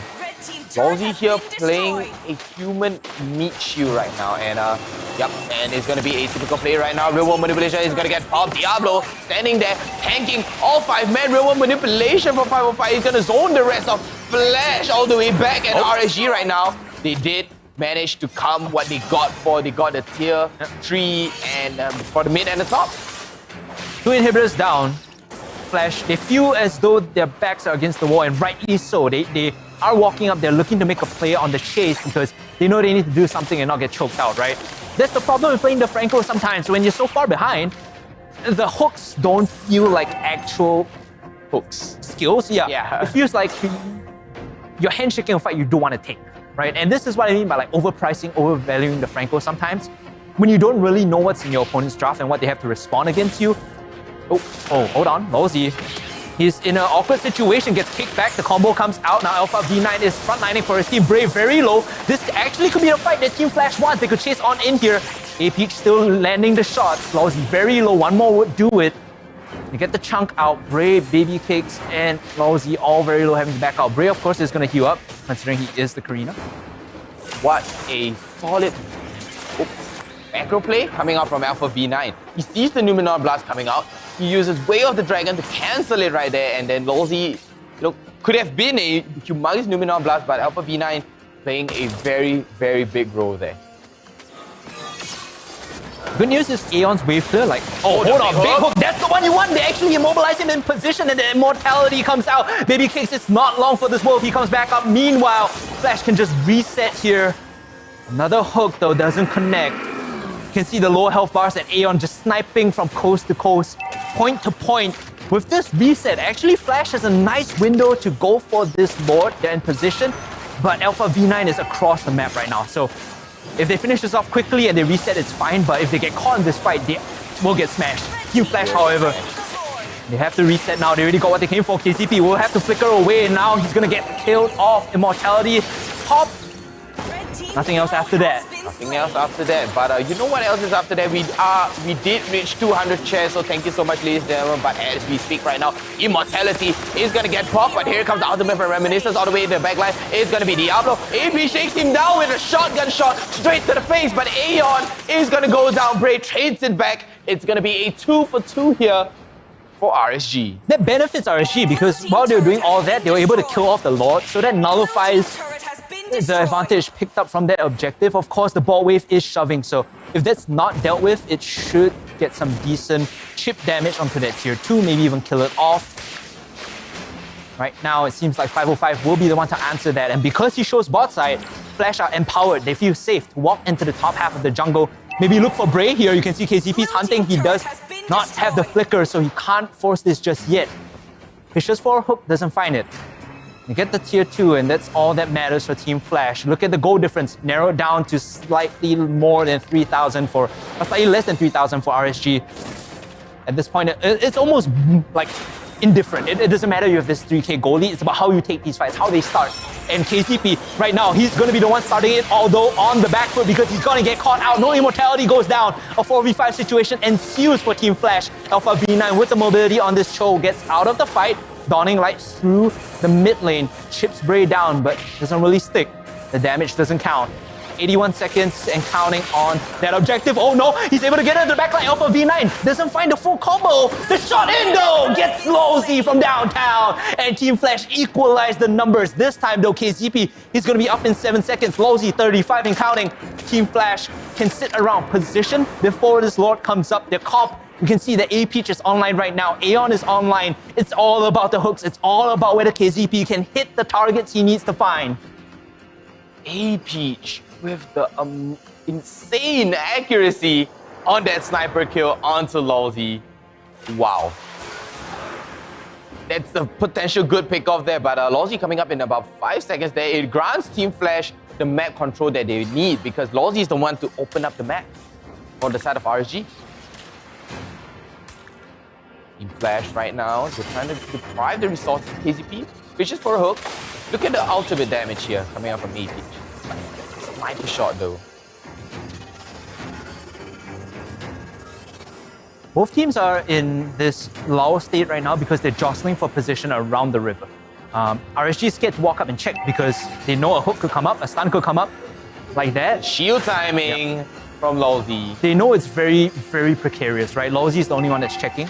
Anyone else, if that combo connects on anyone else, they would die. So it has to be Lozy walking up. And there are only so many times you can do that with the shield up, right? Yeah. Flash, meanwhile, they know they have control of at least 3 bushes, so they will try to start the slot, bait it out. But they're on a timer because Diablo is split pushing on the bot side and Alpha Vina is responding in kind. So as this goes on, Diablo is just going to walk into base and cut because they have 2 inhibitors down. This could be a very, very big fight. Diablo there just showing himself on the map. DP trying to open up the map here for the side of Team Flash. Keep your eyes on Alpha V9. Keep your eyes on Alpha V9. He has a big flank here. He might just find something. Has to rejoin his team. Luminal Blast coming out. Lozy does not find anyone. Meanwhile, Alpha V9 with the kick. He's in no man's land now. Has to flicker away. Look at the health bar though. He's so low. He's gonna get caught out. And now Team Flash have the numbers. They can fight this. Lozy is dead. But the re-engage coming in. Oh my goodness. The damage from Team Flash gets the Brody down. Baby kicks is out. Lozy is out. But is this enough for Team Flash to win the fight? RSG still holding on strong. They have to spread like the win and back off here as Diablo still in the front line. Reminiscent so low as well. Team Flash, they got the picks, but it wasn't enough to win them that fight decisively. Oh, the true counter coming in from Reminiscent, just executing baby kicks. Bray though, with that re-counter engage onto Team Flash on that Karina, manages to clean it up, but you can't clean as good as Reminiscence, can't you? That one shot, man. That one shot. Baby shot, kicks 12 seconds away from coming up. Lozy 4 seconds. Look at this. Diablo still on the flank. Bray also waiting in the wings. There could be a big steal coming, but Alpha V9 spots him out. The combo coming. Wave the dragon. They found the jungler. They might be able to take him down. He's still very low, but he will eventually go into the immortality. And now Diablo, it's a sunk cost fallacy. His jungler's already dead. He's coming back in, but they managed to find A-Peach on the backline. Maybe RSG can turn this around. Alpha V9 KZP have to flee like the wind now. Diablo, a one-man army charging down Team Flash. He will not be stopped. He will not be denied. He will just walk them down and get them the Lord. That is the power of the Uranus. You just heal and heal and heal. You soak damage, you push out damage. The power of Uranus, Diablo, one-man show, like you said, literally provided so much space for the team. Resetting here, Team Flash, they're still in the jungle. They want to jostle for position, but the Lord is already falling very, very low. The time is ticking down as Reminiscent is going to get kicked out of that fight, I believe. Alpha V9 now has to regroup. The Lord has been taken by RSG. Things going from bad to worse. Team Flash, they've been able to find these angles, these kills, but they haven't converted them into wins. No decisive 5v5 out from the side of Team Flash, but they're holding on by a straw, by a whisper, by a hair. They're still in this game. The Lord will be spawning, and Team Flash, they have one more chance to turn this game around. The last decisive fight. 56,000 up against 60,000 gold here. I mean, Team Flash, they need that one big fight. They need that one big fight, and they need it now. But RSGSG, they have the Lord marching down. They're trying to sync up the waves, and then RSG, they just need to go for the GG push. Big Boy Lord coming down mid. Team Flash, they're looking to try and push this out, defend before it even arrives into the base. Look at the flank though coming in from Lozy. He has an angle on in. Bray, a bit apprehensive, doesn't really want to run in just yet. Reminiscent, he's tanking a lot of damage, but he's not as tanky as he thinks he is. He might just die here. But meanwhile, they pick off 505, and that's not bad for Team Flash as the fight re-engages here. Lord is still holding on. It goes down eventually when the truncheon from Reminiscent picked up. Baby cakes. Exposed Crystal here for Team Flash. Again, they get the pick off. They lose Alpha V9, but they can't really convert into any advantage. They're still pigeonholed inside their base. A-Peach though with that snipe onto Baby Cakes, chunking almost 50% of that health. These are big shots, man. Big shots. I mean, you got Blade of Fantasy, Hunter Strike, Malefic Roar, Berserker's Fury, and a BOD. Yeah, this guy is a professional sniper. 100% professional sniper. This build is purely and only purely for the sniper, right? It's not the SMG, not at all. Not the submachine gun. He's looking at all. for that one shot in the back line Yeah. because that will win them the game, right? If you're able to chunk out 505 or Baby Cakes with just one bullet on A-Peach, that wins you the fight and potentially the game. The problem so far is that Team Flash in these fights, it's been messy and it's been very tough for them to recover because even though they find 1 kill, 2 kills, after that, the lanes are always pushed into them. They can't push out afterwards. So they need a decisive, like, Big fight. They basically need to kill at least 3 or 4 members while having most of their team still alive in order to close out this game. Now, with 30 seconds on the Lord, the next big fight with the respawn timers being so high could give Team Flash the win here if they're able to do so. Meanwhile, RSG, the position around this, you can see Steel play? Conceal play coming in. KZP sees Rosie, decides not to go for it. 13 seconds on this. KZP is leading the charge, the man of the hour on this Franco. Overrated or underrated, he'll decide. Hook And the barely sidestep? misses onto Rosie. Lord is up. Everyone's powering up as much as possible. Pots and whatnot. Diablo is on the flank though. Take a look at the map. You have to be careful because if you overcommit into this, Diablo can end the game. And Team Flash, they need to look for this. The kickback in is Lowsy again. He's the target. Real manipulation out. Bro, cover fire. But Baby Cakes is already dead. They come out with the shot and the execution. And now Diablo joining into the fight. This might be a signal for Team Flash to retreat. Meanwhile, Bray still looking aggressive, still looking strong, still looking confident. Wants to go back in. A big knockup coming from Alpha V9 as Team Flash now. The health bars are so low, but they're not going down just yet. Meanwhile, A-Peach will fall. A hook in does not matter as Team Flash now will regroup. Look at the base though. The minions coming in. They need to defend the top side. The Lord should be free for the taking here. A 1-for-2 trade for Team Flash is good, but this is the problem. The waves are always coming in. Can they contest anything with the wave though? Lord being taken. Started by RSG Oh, they're right baiting now. it though. They're baiting them out of the base. Aeon is the one that's on defense duty right now. He is the one to hold the fort to prevent Diablo from backdooring and closing this one out. And by all stretches of the imagination, if Diablo is able to end it with a backdoor, it'll be an insane end to this game. Hook from KCP goes wide. Diablo holding on mid. 1v3, 1v4. Knockup coming in. Kickback as well. Diablo though, this is a tanky Uranus. Does have the ultimate, will pop it, will be able to disengage here. Falls to a decent amount of health before he gets the heal back down. What a snipe though, I have to say. During that big fight, A-Peach snipes up Baby Cakes and then Reminiscence comes in, follow-ups with the ultimate, not leaving him any sort of breathing space at all, even to flicker. ZP, he has the shrine. He has to flicker out. Can he get the counter hook and response is the question. It's a big spell down. Without the flicker, he can't get the instantaneous engage. He can't get the pick that he wants to. We talk about this time and time again. Franco without flicker feels like half of a hero. Half a man. Lord being taken down to 50%. about 50%. Bray can finish this one off quickly and it forces Team Flash to respond to come in. Lawsy already popping the conceal, tries to go into the backline, gets the stun down onto Reminiscent. Meanwhile, in the backline, Alpha V9, but 2-man knockup. He actually gets onto the backline. Is this enough though is the question. A fight on multiple fronts. Meanwhile, they get the immortality pop on the Team Flash backline. Down goes Diablo. That's the tank though. Team Flash regrouping. They've got the tank. Can they get anything else? KCP getting jumped on. Bray getting damaged now. Can they kill KCP? They put him into immortality. Reminiscent now very low, but they turn around and get Losey. They're able to convert. Meanwhile, the base getting pushed in. Reminiscent still low on health. Bray very tanky, out of mana. Can't chase in just yet. They have to defend. Team Flash again dealing with these waves time and time again. You can see that stream of green just running in top, mid, and bot. Meanwhile, the Lord is still left open for the taking. Team Flash, they've been winning these fights. 1 for 2, 1 for 3 trades, but it's not enough. 1 for 2, 1 for 3. RSGSG right now, they have luck on their side. They did push. Diablo did his job, went for the flank, held so much and created so much space there for RSGSG, but they just couldn't finish it off because of Alpha V9 on the flank. It's a reverse flank. Uno reverse card on RSG themselves. Now, the goal doesn't matter at this point, right? It was so matter. deep into the game, everyone's maxed up. Team Flash, however, they're the ones with the numbers advantage. 20 seconds and counting onto Lawsy, and this Lord, I think, could go down. Bray is walking in. He's very tanky. He's able to chunk Reminiscent down. This Lord is going to be a 50-50 flip. They actually kill off Reminiscent, so this Lord might potentially go the way of the RSG, but they won't be able to clear it by Baby Cakes. RSG secures the Lord, and now they're chasing on an even more A-Peach. Having to back off, they kill Baby Cakes, but at what cost?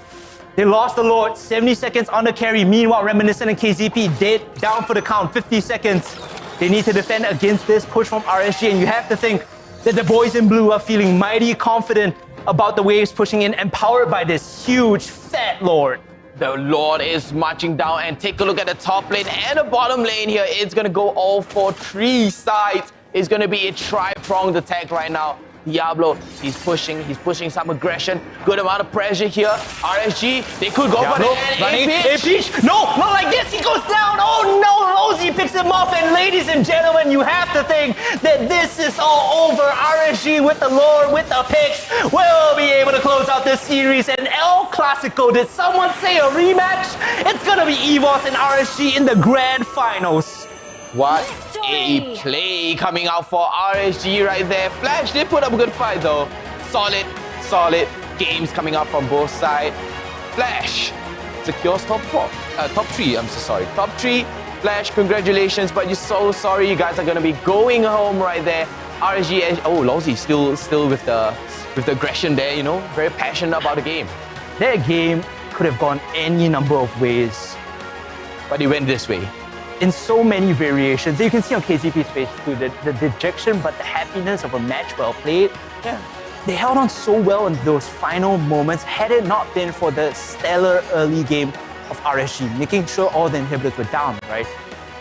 In most situations, it felt almost like a 6v5 because even though Team Flash got the kills, they pick up 1, pick up 2. With the minions. The minions are always pushing in, and we take a look at RSG's early game here, controlling the pace, controlling the momentum against Team Flash, who were unable to convert with the Franco, unable to convert with any of their picks.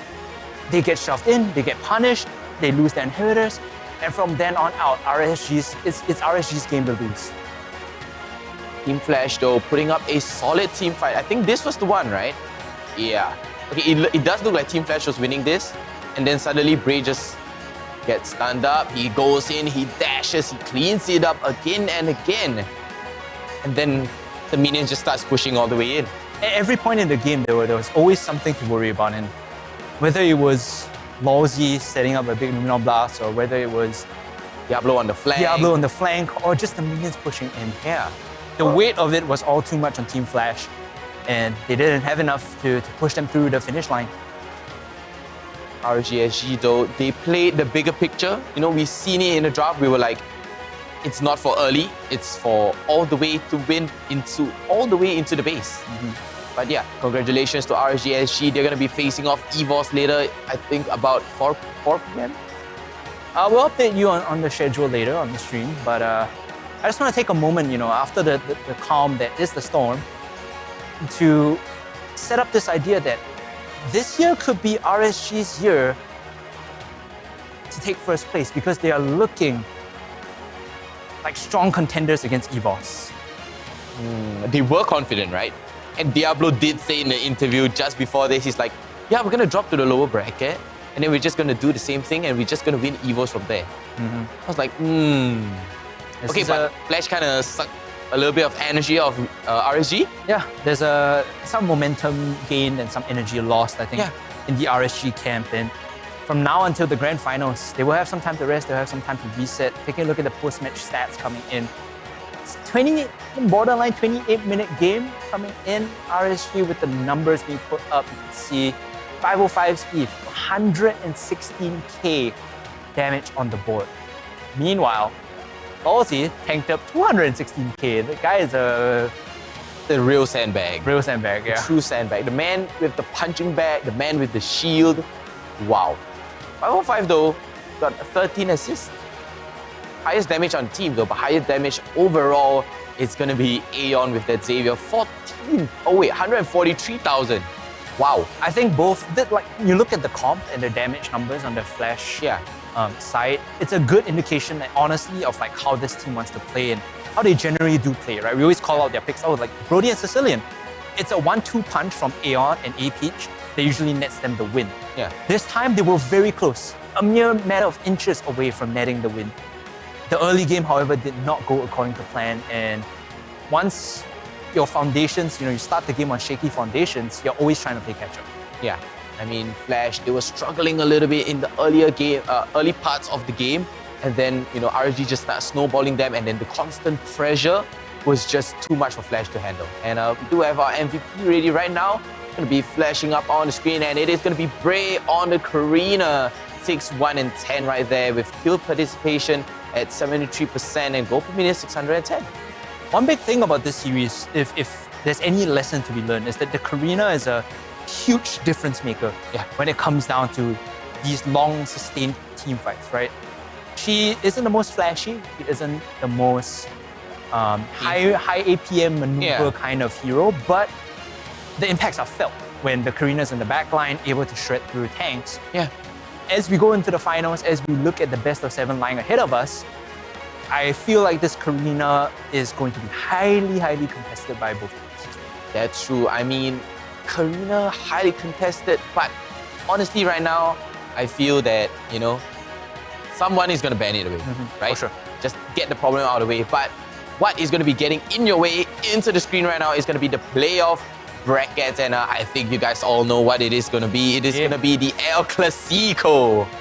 EVOS versus RSG. Here we are. The cycle of life. The cycle of life. Even We're back after here again. 2 seasons, we're back here again. Best of 7 coming up for you guys at, it says 3 p.m., but we will update you guys if there are any changes to the timing. I believe Lysander will also be coming up on stage later, for the winners interview. So there's going to be all sorts of good stuff. Stick around to find out how that goes. Thoughts on how this game went, because in my head it was going to be like 3-1 RSG, but with 3-2 this close, I don't know, man. Flash did put up an interesting fight in the 5th game, right? I mean, they took the 4th game by dominance, and then 5th game it's a pretty hard fight. Pretty hard fought indeed. That best of 7, the final, or rather the grand final of MPL SG Season 3.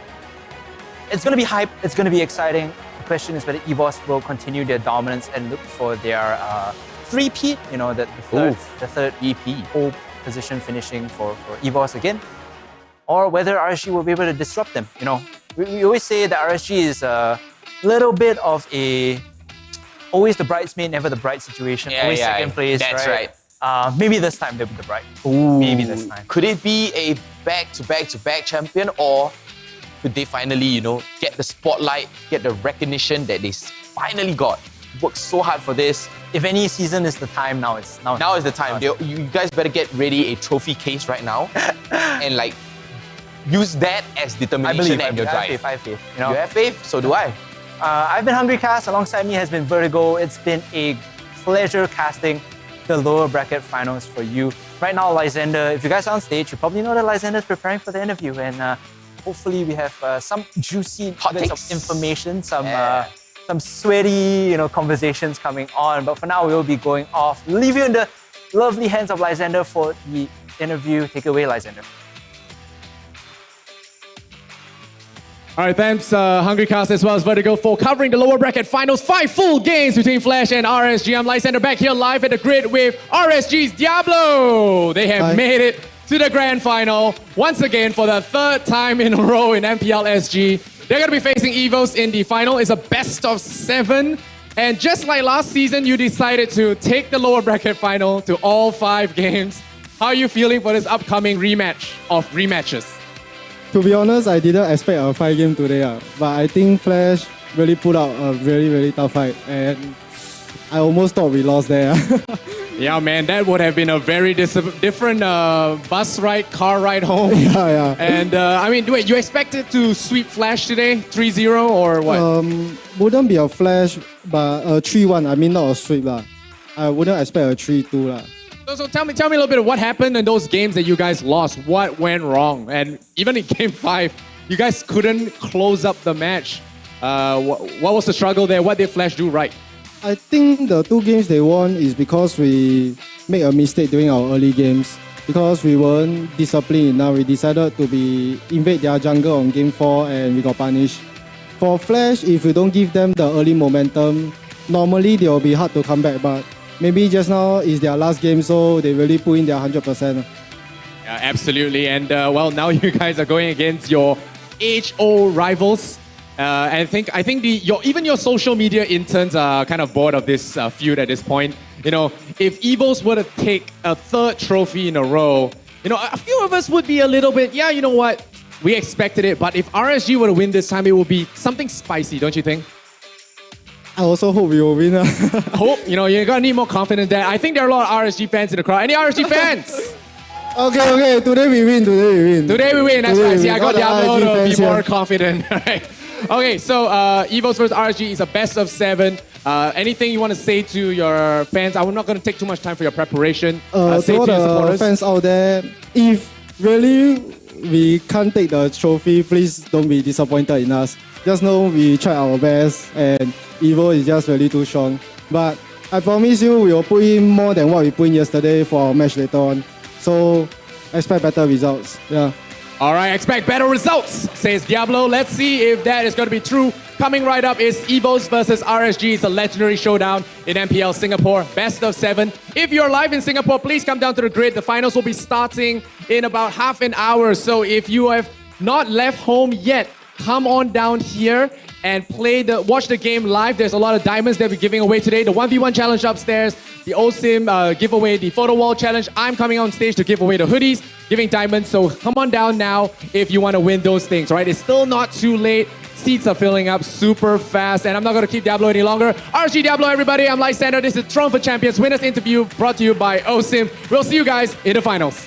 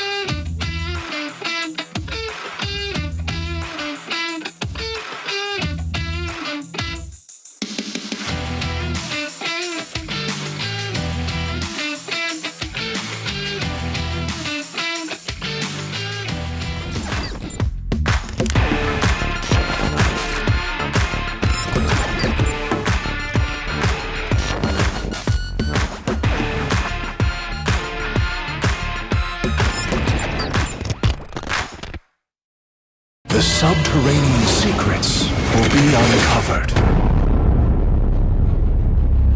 Belonging is my elixir. Alchemy, the arts of miracle.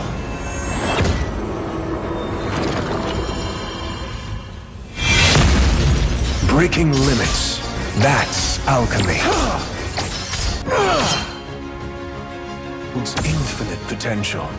Turn the unknown into the known. sorrow can be transmuted into joy. One man's stone resonates from the buried ores. I extract the visions of the future. Turn the unknown into the known. Resonate!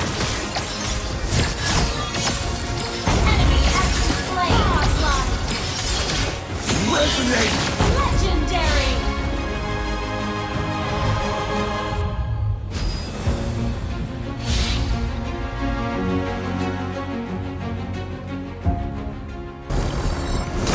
Keep moving forward.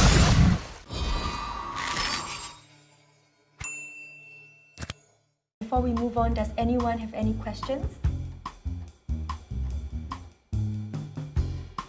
Oh my god, I'm so tired. I spent all this time on the presentation. Tammy, I think we heard you.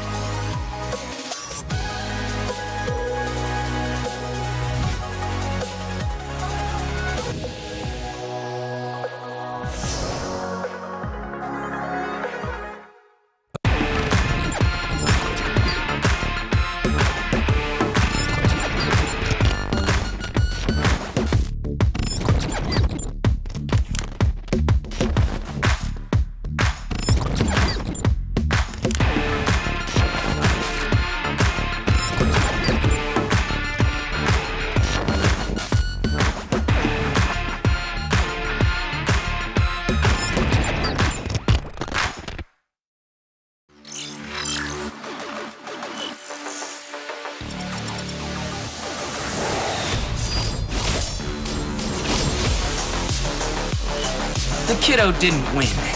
He's just handpicked.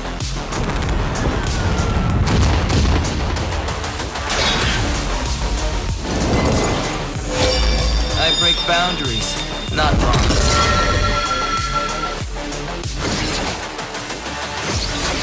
This is more than a game to me.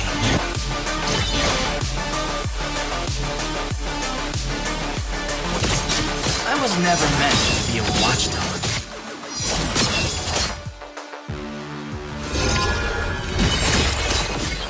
Not a fan of technology.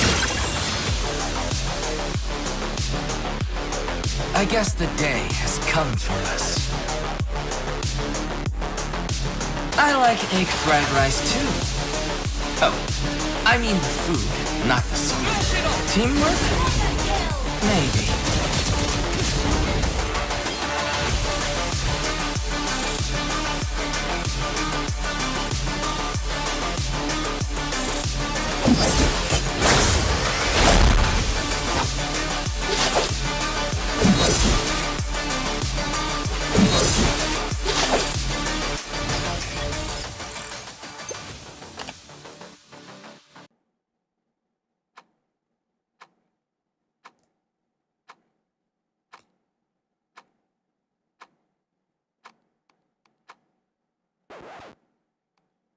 Why is everyone always faster than me?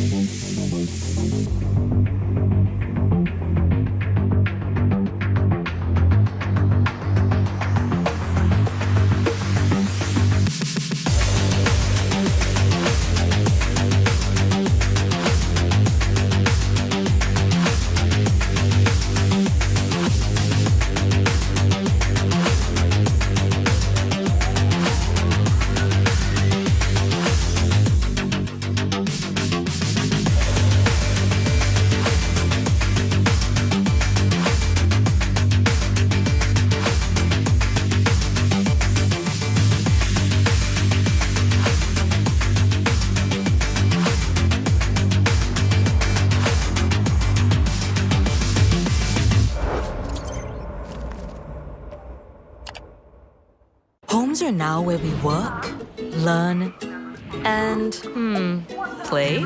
Oops. Homes are where we build spaces Not so loud. to call our own.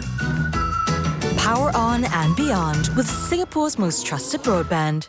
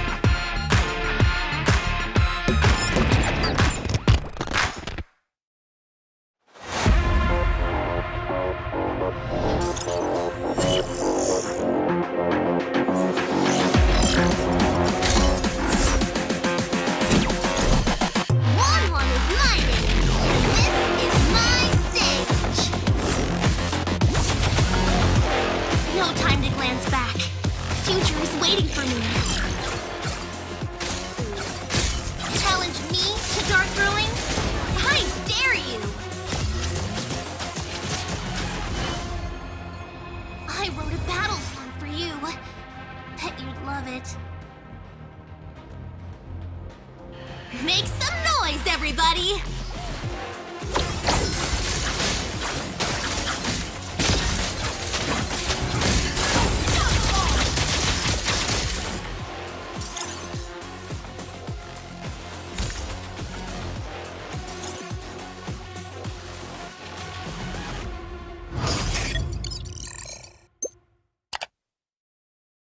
Before we move on, does anyone have any questions? Oh my god, I'm so tired. I spent all this time on the presentation. Tammy, I think we heard you.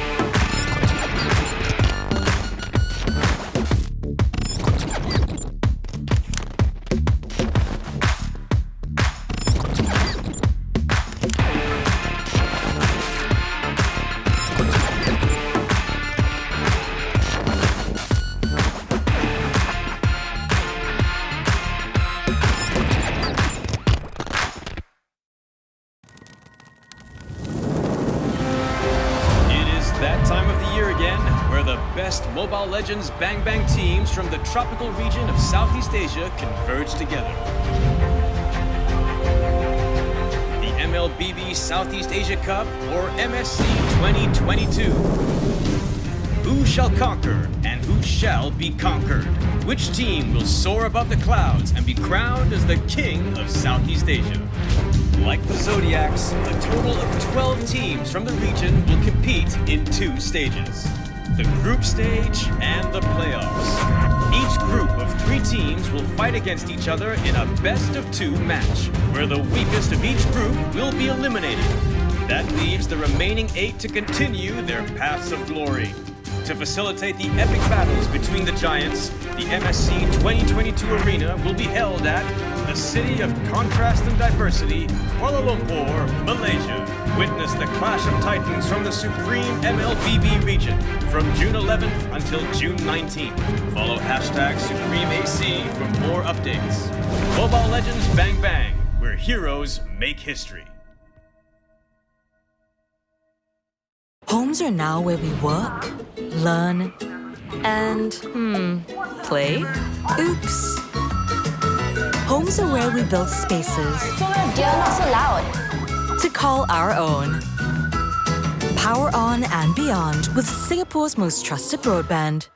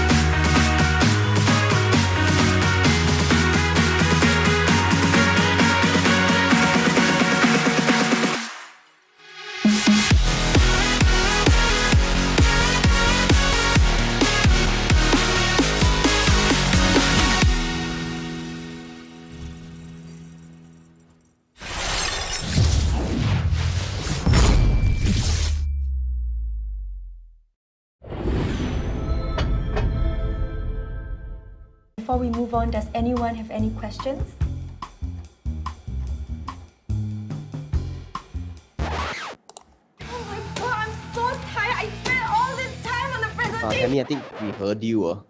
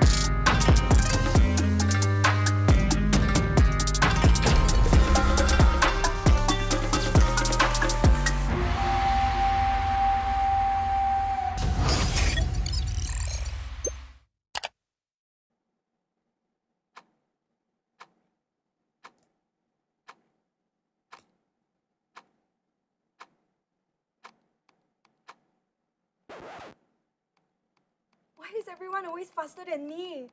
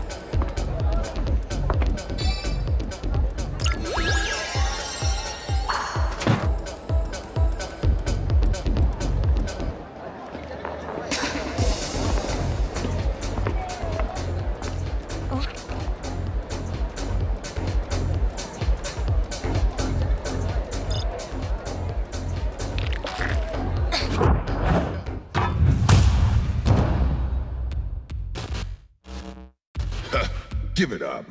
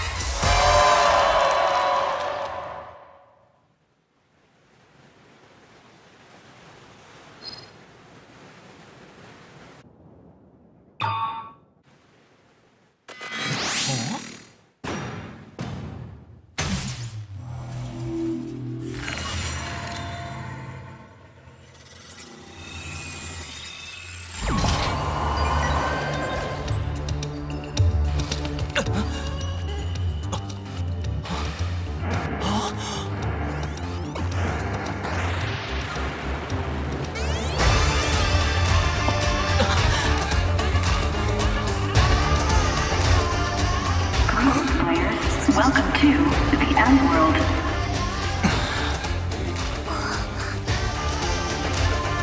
Fight as you may, become the champion and the End World will grant you your deepest wish.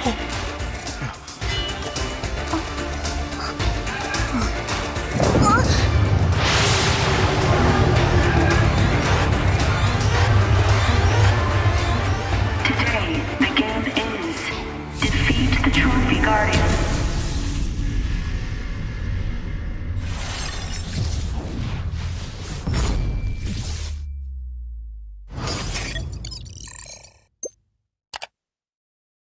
Homes are now where we work, learn, and, play? Oops. Homes are where we build spaces. You're not so loud. To call our own. Power on and beyond with Singapore's most trusted broadband.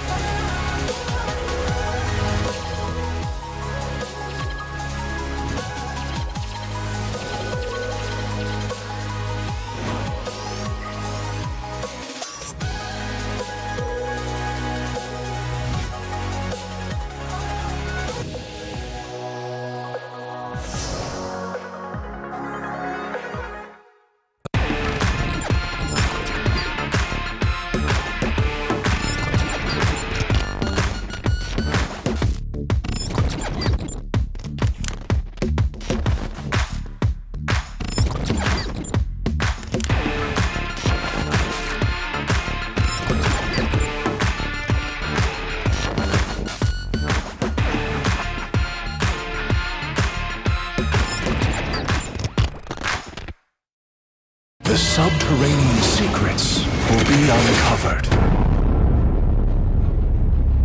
Belonging is my elixir. Alchemy, the art of miracle.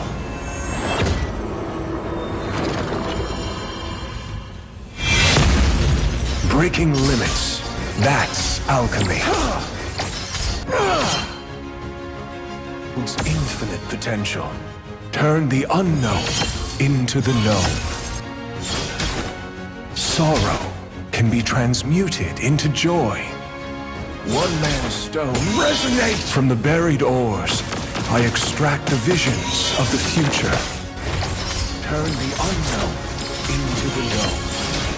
Resonate!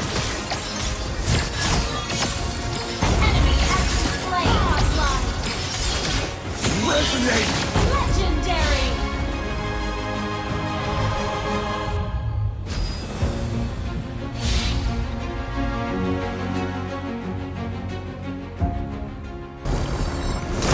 Keep moving forward.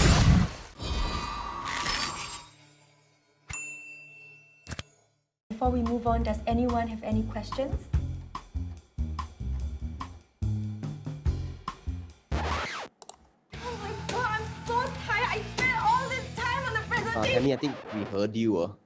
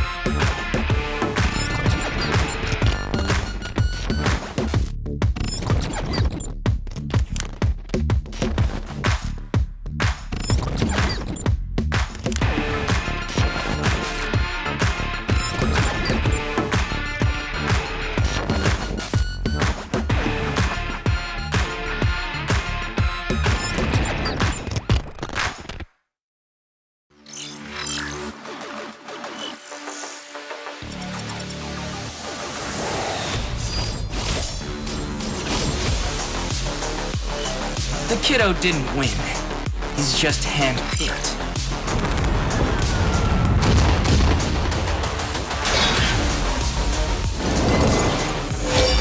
I break boundaries, not wrongs.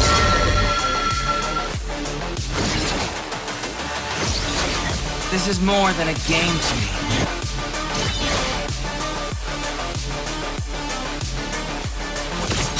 I was never meant to be a watchdog.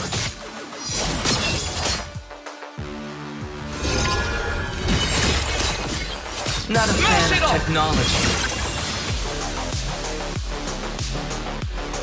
I guess the day has come for us.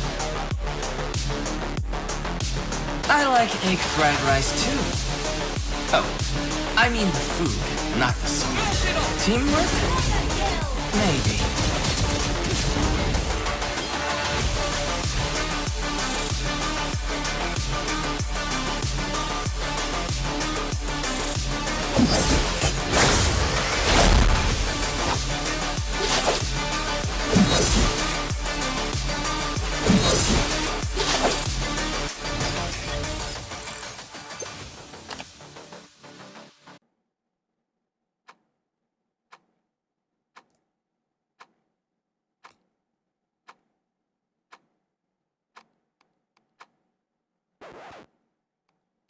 Why is everyone always faster than me?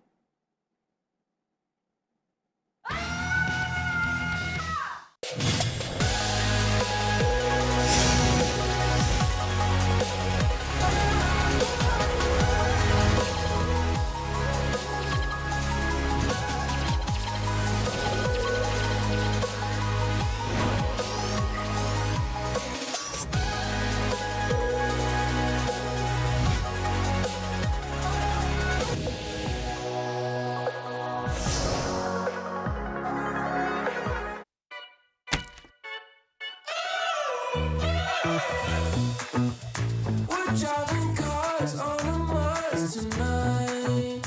We're blasting off to the stars tonight. We wanna go, go. We wanna go, go.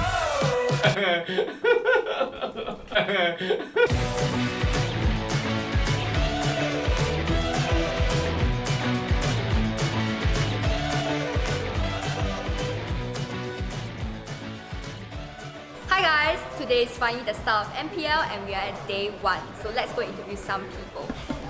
Hi! How's MPL season 3? Yeah, it's good and we're very busy. We have a new team this season. We decided to do anime. So we're going to get all the players to do cringy anime poses and try and make it look cool. And we even designed the new set this season. It's going to be some kind of like a dual academy kind of thing. It's very cool. Yeah, there's going to be a music video, anime music video. We got a J-Rock song composed for this season specifically. And yeah, you know, normal stuff. We're going to take photos for them. Downstairs, we're going to get all the poses, the team stuff. And go.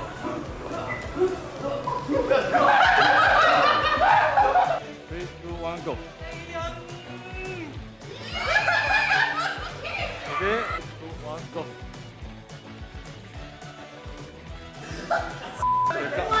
Sorry. Not looking too good because it's so early in the morning, but I'm extremely pumped up for the photo shoot lah. This season we'll do our best and we will get the champion. It's not like you're about to die, right? Can add some. Got food, got place to stay. What's this? Chick Hub ah? Never hear before. Delicious naturally. Wow, bro. Wow, the sponsors. Looking good, huh? Wow, still got Singapore flag. Wow, bro, Singapore also sponsor them. Where's ours? And how do you feel about your new team with your new members this season? With the new atmosphere with Jocks and Nick around, it will definitely be different since we are currently missing the leadership that Potato usually gives up, but I'm very sure that Adam is capable of replacing him. Okay, very good. Very good. And next. We have just ended a photo shoot and video shoot. How are you feeling? Feeling great. I'm feeling very happy. I've seen some of my good friends from the previous teams because I was originally from MPL SG and then now I'm with Zion. So meeting new people, playing against them, I'm excited to fight all of them again. Wow, what did I do? Parasol?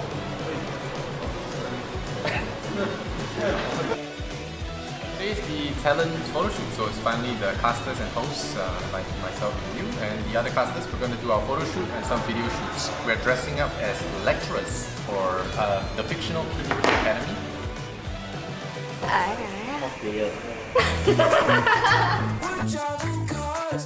Rapid 1-1. And back 3 heroes. 1, 2, 3. Ben Xavier. Ben Xavier. Ben Xavier. I was suggesting to them to do this trend. Hey! Apa ini? Hey! Hey guys! So right now we're filming outdoors in this super hot weather and let's go and find out from Lysander what are we doing today. We're going to be filming some outdoor scenes for the music video and Paul Reminiscent, he's going to have to run a few laps. We asked for no rain, so they gave us no clouds too. I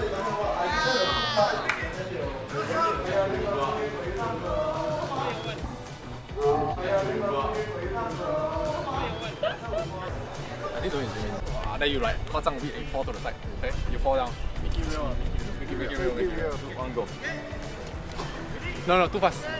You must slow-mo. You also slow-mo. You fix slow-mo. Both of you slow-mo. Come on, let's light the sky with our spirits burning bright. 'Cause you bring me together, you shall forever. We're driving cars on a Mars tonight. We're blasting off to the stars tonight. I don't know much makeup before he still looks done. Yeah, I know, right?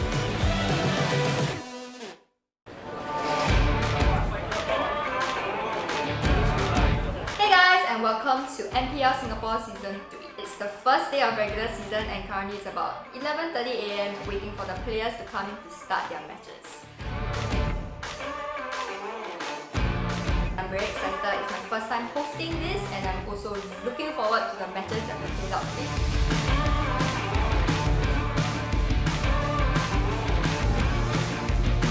Official game will start in 1 minute. 2, 2, 1.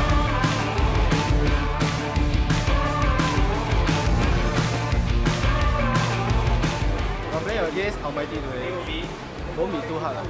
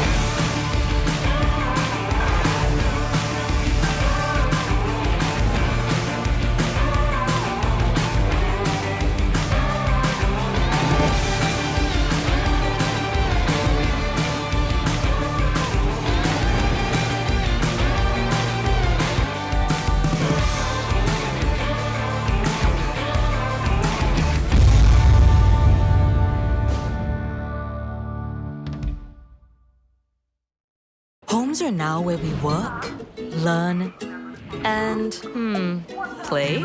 Oops.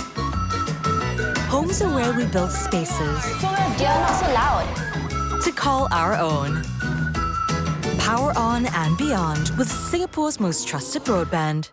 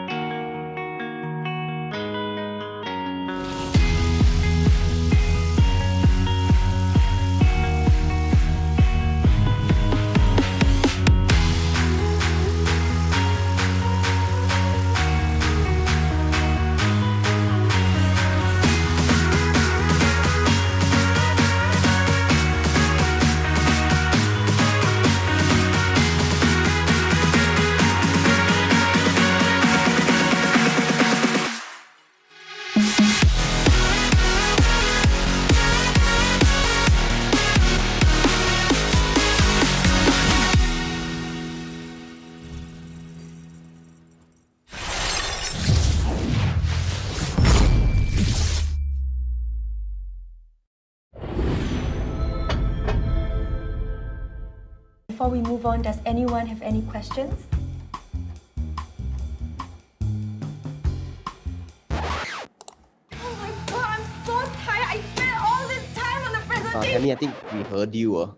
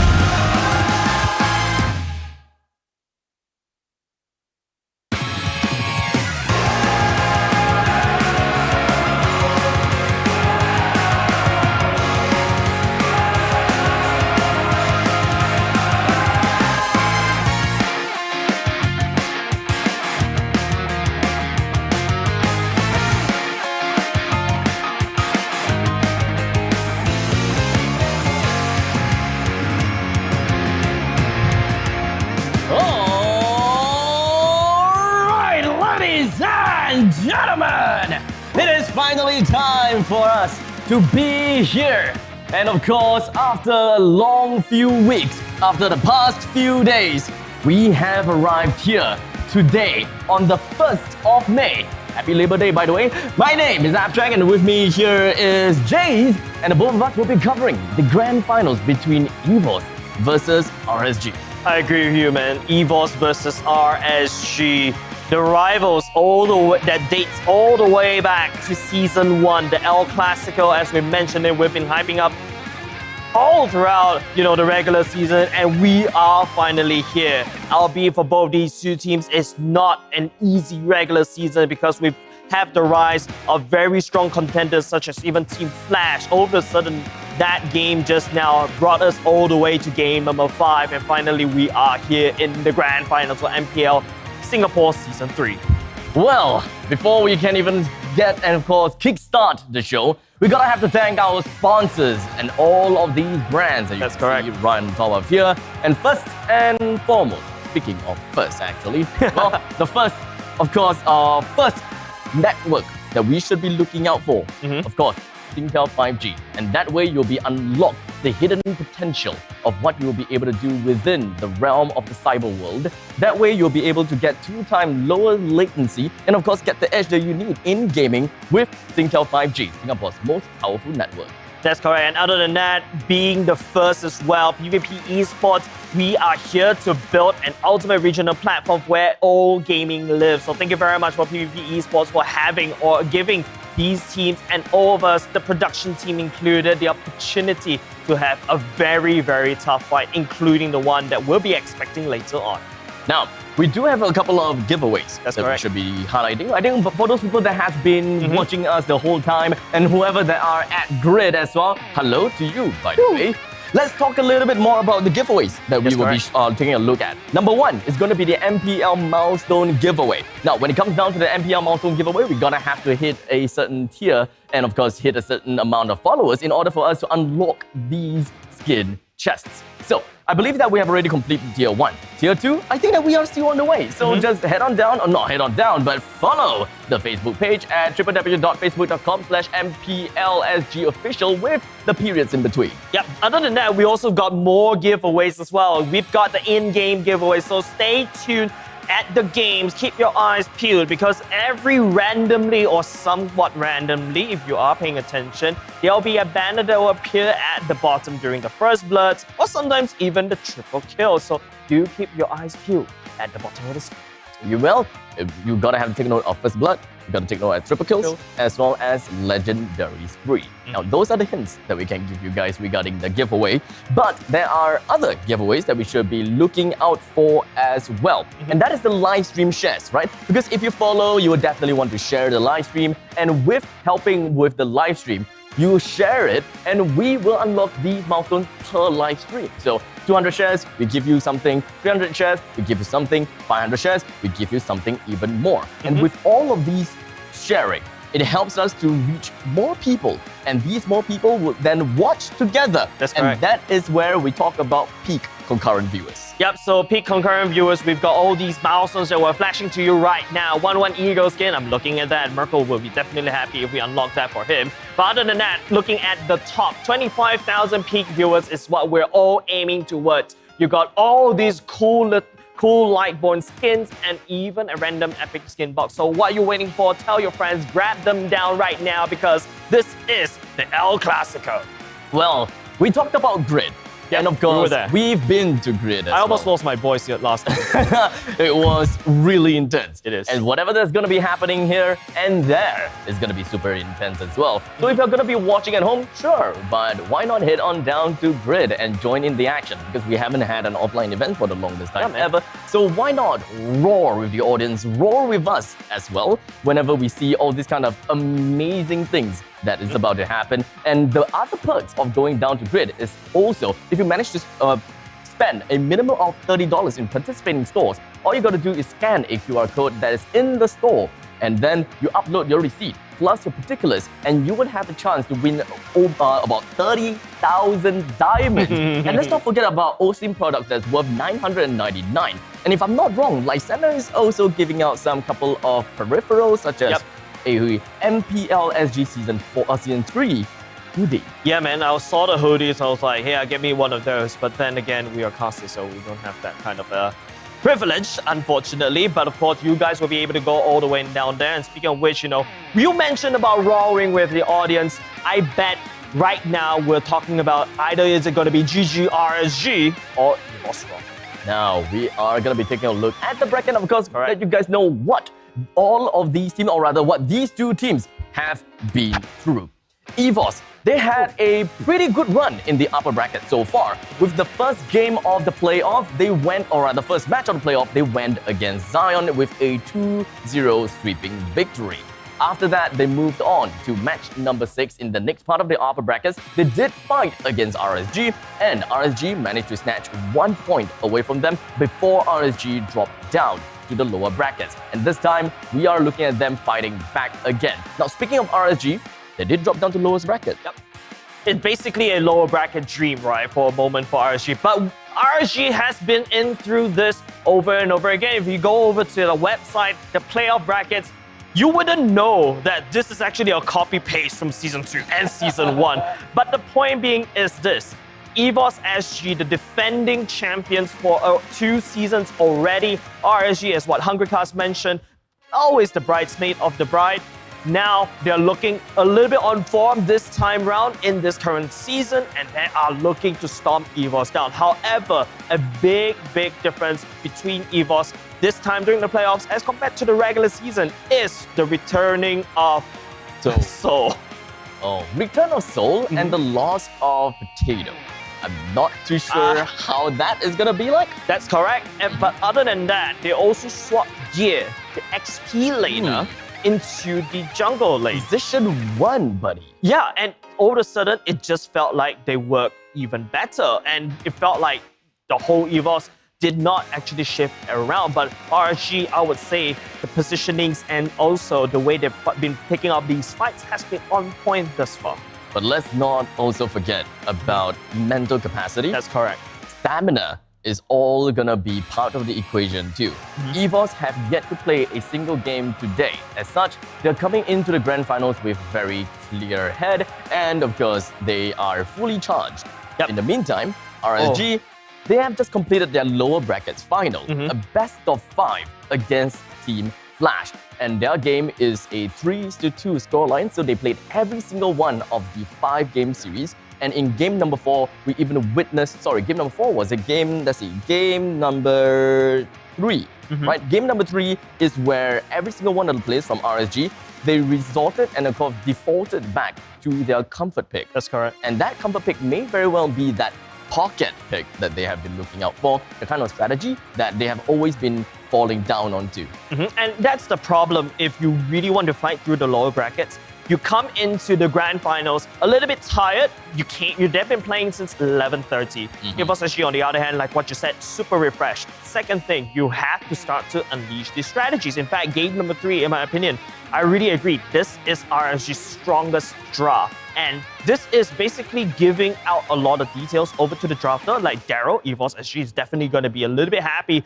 the fact that this draft is something that they have to look out for. Even Team Flash themselves, they also identified this particular draft is the winning draft of RSG, and they start to hammer it down on it and not give RSG a very easy time in the lower bracket finals. Well, game number 5 is the game that we saw from RSG that started to get a little bit wonky, in my opinion. They did manage to get themselves a pretty darn good start. And with Reminiscent playing as a Bowman, and he didn't get the snowball that he required. Because we know that Bowman Jungle is a snowball-intensive hero that is almost like Roger. If you do not get a snowball in the early game, then unfortunately, your role as position 1 is kind of deteriorated. And the only thing that you can do is just play your way at the late game as that mini damage dealer and you tank a little bit more. The best thing that you can look out for is, of course, his ultimate where it actually deals true damage. That is where his true strength comes in. Yeah, and on the point of that ultimate, right, Abstract, Bowman's has technically 2 retributions because of that ultimate. So that's why if you want to go for a Batman, you want to be there most of the time alive and also dealing not only just a retry. If you fail the retry, touch wood, you have a backup with the ultimate, and of course the execution come into play when you do in these team fights. Other than that, another player that I have to point out for the side of RSG as well, Diablo. My God, in Season 2, no offense to him, he was pretty funny. But in Season 3 though, he started bearing fangs. And if you guys go over to the grid in level 1, I'm gonna admit that on stream as well. Every time when I go there, I start like, okay, because they've got this voting thing for the players as well, and I was like, oh, dot stickers, and I just constantly just dotting on Diablo. He has been doing a very good winning condition. He is also one of the reasons why RSG could stay this long in these fights. What a cheater. But well, one thing's for sure is that we are gonna jump right in and take a look at what these two teams have got to say for themselves and of course, the walk-in. Oh, the player lineup. Yep. Well, they technically walked in for us. You get to see them on their full glory. Don't forget, ladies and gentlemen, this is the El Clasico. This is the grand finals. EVOS on one side, RSG on the other, Anime, JPL, Gear, Soul, Sailor, Diablo, of course, 505, Debray, LY4 this time, and Lozy. Oh, Soul, boy, oh boy. Adamir, JPL, Gear, Soul, and Sailor on the side of EVOS. This is a very familiar side. And of course, looking at them, I'm pretty sure that they are gonna give RSG a really difficult time. That's correct. When it comes down to RSG's lineup, right, we have also seen quite a lot of impressive plays. We are starting to see a lot more of Bray that's coming up into the scene. But unfortunately, when it comes down to RSG this time, I would want to put more of our emphasis onto the side of LY4. That's correct. Just now, it was Baby Cakes performing during the lower bracket finals, and now they're bringing in, the bigger guns this time round. The gold laner used to be the jungler of RSG for Season 1 and Season 2, a very veteran player as well, into the grand finals. Is this their win condition, like what EVOS did to be in between the regular season as well as the playoffs where they dragged Soul in? So I love what both these two teams have basically drafted for themselves in terms of the player, but we have to take a look at the draft. But before we go into the draft, let's take a look at the games played. 20 games versus 23, so more or less still there, but RSG has secured most of the Lord in this far, and because the fact that they always go to the late game but somehow cannot able to end, I think this is also a problem that was prominent in game number 5 versus Team Flash, because Team Flash just couldn't let it down. Early game aggression in terms of first blood count, super aggressive both these two teams. They will snap at each other at any given time. However, in terms of average game score and team damage per minute, it is in the favor of EVOS because of the positioning, and they're very well versed in terms of these team fights. However, RSG, they do have a better early game thus far. I think that when it comes down to the entire statistics itself, yes, EVOS, they definitely have got a lot, not a lot, but a slight little advantage against RSG. And even when it comes down to the head-to-head, Adamir has got most of the bars colored in blue. Yeah, but that's because LY4 is mostly on the bench. It's mostly Adamir on the performing most of the time, but that's the problem. If you're gonna have to fight through a lower bracket finals, you have to come in a little bit damaged, a little bit running out for stamina, then they need to swap in another player in, but I'm always very concerned whenever they swap another player in. It's a whole different team dynamic, a whole different team chemistry. Now, my question when it comes down to RSG's lineup is, what is LI4 going to contribute to the team? Because when we come down to looking at the playoffs and some of the plays when it comes down to the regular season as well, they actually benched LY4 pretty darn early. So the question is if whether LY4 is not performing, or is the power of LY4 so big that they do not want to show off their cards too early? Yeah, but that is going to be the biggest question that we have to answer. But with that said, ladies and gentlemen, let's hop over to the banter video and let's see what they both have to say for each other. I think that RSG is looking quite strong this season. All their games have been really clean. Besides the one series that they played against us, I think mainly RSG lost because Lozy was choking, Their macro and micro has certainly improved from last season. I would say even if we met them in the grand finals again, it wouldn't be so one-sided now.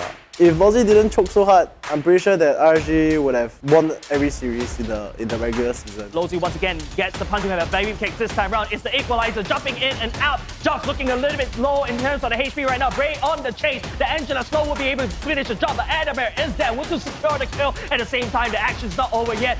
Members of EVOS SG is still chasing down baby kicks. The sole member for the side of RSG SG to stay alive, but Firefly is still trying to slow it down, but baby cake goes down. And also EVOS SG secures the mid lane turret. Actually, to be honest, it was quite strong, but they up and down this season, don't know why. Probably I would say Gear is one of the hardest ESP laner I fought, but should not be a problem. I also need to respect JPL tank. Yeah, JPL tank, correct. Cannot keep. It's the key for. Yeah, actually cannot keep throwing myself to him. If Soul come in, then maybe I will be scared of it because I think Soul actually quite strong. But I don't know over the years like how much he has played. So yeah. The lot though is going to come down the bottom side in favor of EVOS. JPL though left with a bit of HP, manages to get out. That hit from Kim does not land, but the arrow from 505 gets Adamir and he is immediately blown up.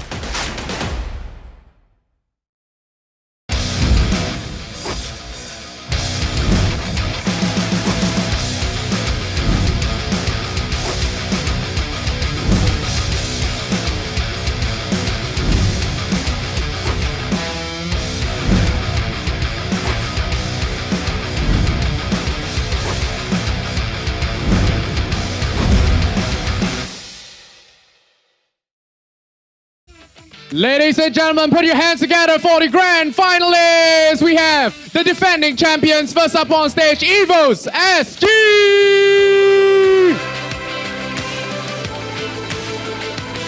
Put your hands together for Souls, Gear, Adamir, JPL, and Sailor. They will be defending their crown, their two-time trophy. They will be going for the hat trick this season, taking on their HO rivals RSG. Boys, take a bow. I'll strike a pose, that works too. All right, there we go. Always humble, EVOS SG on the left side.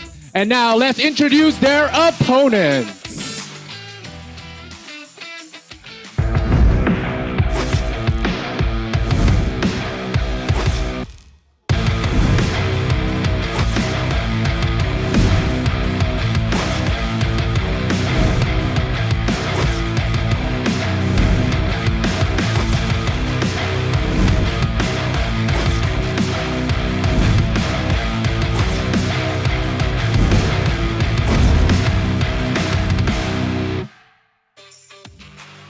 All right, they have been the runner-up for 2 seasons in a row, looking to take the crown for the 3rd time. It's RSG! Put your hands together for LY4. We have 505, we have Lozzy, we have Bray, and we have Diablo! All right, boys on stage, please strike a pose. Take a bow, whatever. All right, round of applause once again for RSG. They'll be taking on EVOS SG, the defending champions, in the best of 7. Let's see if it goes all the way, but for now, back to our casters who will be bringing the action to you, Abstract as well as Jace. The time is nigh, and the day will be long. Wow, the day will be very, very long indeed, ladies and gentlemen. Best of 7. Both these two teams never say die. They would not back down without a fight, at least dragging each other down. Never say die? More like never dies. Oh my goodness, we're gonna do the turntables joke again? Yes! How the turntables! And what else? Coin costs. Coin costs. Yeah. Coin costs. Yes, Man, yes. these jokes have been, we've been tossing these jokes like so regularly, but I've sometimes felt like the audience that have been watching us, they don't understand these little jokes. Probably a lot of question marks every now and then. Every now and then. So sorry yeah. about the inside jokes, ladies and gentlemen. Or Jensen. Okay, never mind. Okay, here we go. Okay. But the point being is this, ladies and gentlemen, EVOS going up against RSG. We spoke about, RSG does have a disadvantage because they came in at 11:30 a.m. They had to swap the gold laner. They also, been playing a lot, but that also could be an advantage. It's a double-edged sword. They had, warm up. They had the practice. EVOS SG, on the other hand, like what you said, coming in fresh. It could also be a double-edged sword as well because you're fresh, you're less practiced, you haven't warmed up yet. We are now going to be witnessing what EVOS as well as RSG is going to be showing us, what kind of game LY4 will be showing us when he now enters the roster. And likewise, we already kind of have a glimpse of what EVOS has already done with Soul back into the roster. Unfortunately, we won't be looking at Jobs playing into the jungle anymore. This time, it will be Gear. And would I say, boy oh boy, Gear, you have amazed me. And definitely not something that I was expecting at all. And it not only just amazed you, right, Abstract. In fact, even Potato on Instagram, he praised Gear as well. The child prodigy that we mentioned in Season 2. We thought he could only play the XP laner, then hold on a second, he plays a Ling, an assassin jungler that has high mechanics, and oh boy, I tried the Ling, alright? Just look at my history, it's pretty bad. Yeah, just type up capital JAYZ on Mobile Legends. And dots. And then with a period at the back. And you'll be able to see the Ling percentages. 41%. Sorry. All the chocolates. All the chocolates. Yeah, I'm gonna have to admit that. But the point being is this. That's the reason why, the casters are sitting here talking, also analyzing the game. We may not be very good with our fingers or our thumbs anymore, but the point being is this. Same could be said over to Soul. Remember, even RSG mentioned that as well, right? The fact that, hey, Soul has been on the bench. Of course, throughout Season 2, we saw him in Season 1 for a bit. Same situation as well. It felt like a replay of Season 1 during the playoffs. One last ride is what he has been telling us most of the time. But when it comes down to all of that, we are looking at him coming in at the clutchiest moments. And that is also the kind of moments where Soul believes that it is time for him to step in and, of course, help his team get themselves the victory. I'm looking forward to seeing that. Yeah, and also, right, RSG Bray, one of the newcomers for Season 3, he's also performed very, very well as the jungler of RSG. Had to give a lot of respect over to JPL. You heard it during the banter video. There are a few times where, Bray disrespected JPL, one of the veterans on EVOS, and you saw that crazy fatal links that he did against RSG. I'm not surprised if RSG starts to ban out JPL's heroes, such as the Atlas, but at the same time, if you ban away JPL's heroes, you have to expect your own roamer gets that hit at the same time. Speaking about hit, EVOS takes away the Franco. Franco, Eve, Angela, as well as the Valentina has been thrown out of the picking pool, and we still have a relatively high amount of heroes that is definitely capable of being picked out right now.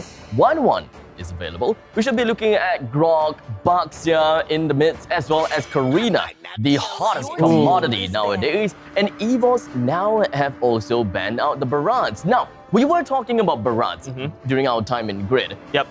I believe that Barats is definitely something that has spiraled out of control to a certain extent.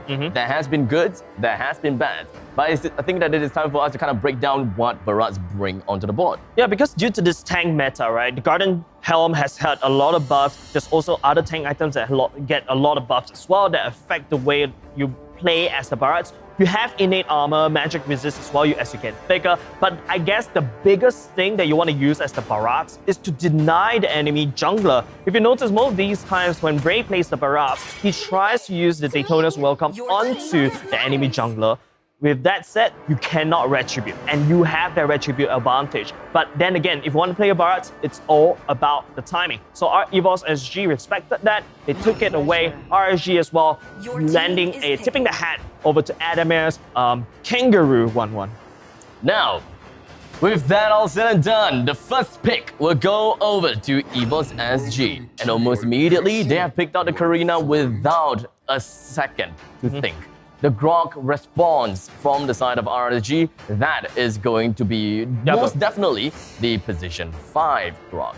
Now, they are looking at, very likely they will be looking at their position 3 as well as their position 1. Most importantly for Bray as well as I believe that Diablo would be one of them that we should be looking out for as well.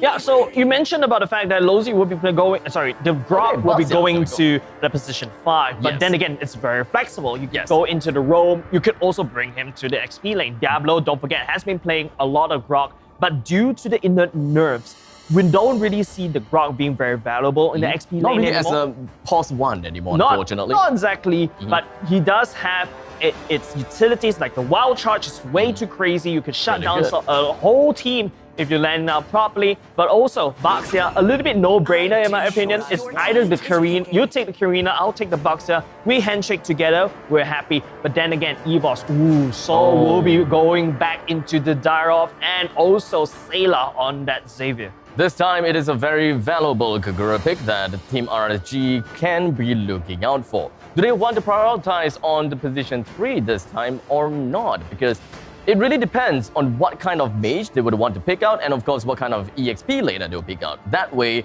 we are going to be experiencing different kinds of farm priority when it comes down to the EXP as well as the mage itself. If they do want to pick up the Kagura, of course, the Kagura will be shifted over to position 3 in order to deal with the Xavier in the early stages. I knew it. You know, when you're talking about the Kagura, I was thinking, how? Yeah, no. RSG being the first game, being momentum driven, how do I ensure a good victory? I need 505 Selena and it wasn't banned out.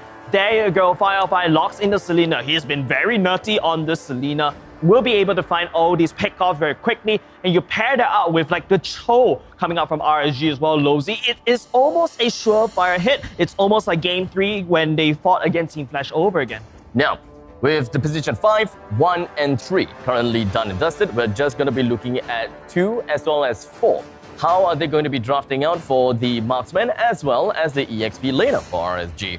While for the start of EVOS, they have completed their position 1, 4, and 3. It's left with the roamer as well as the gold laner. So both of these teams should be looking out for by whittling down the amount of position 2 marksmen that is available onto the board. But EVOS, they have a different plan.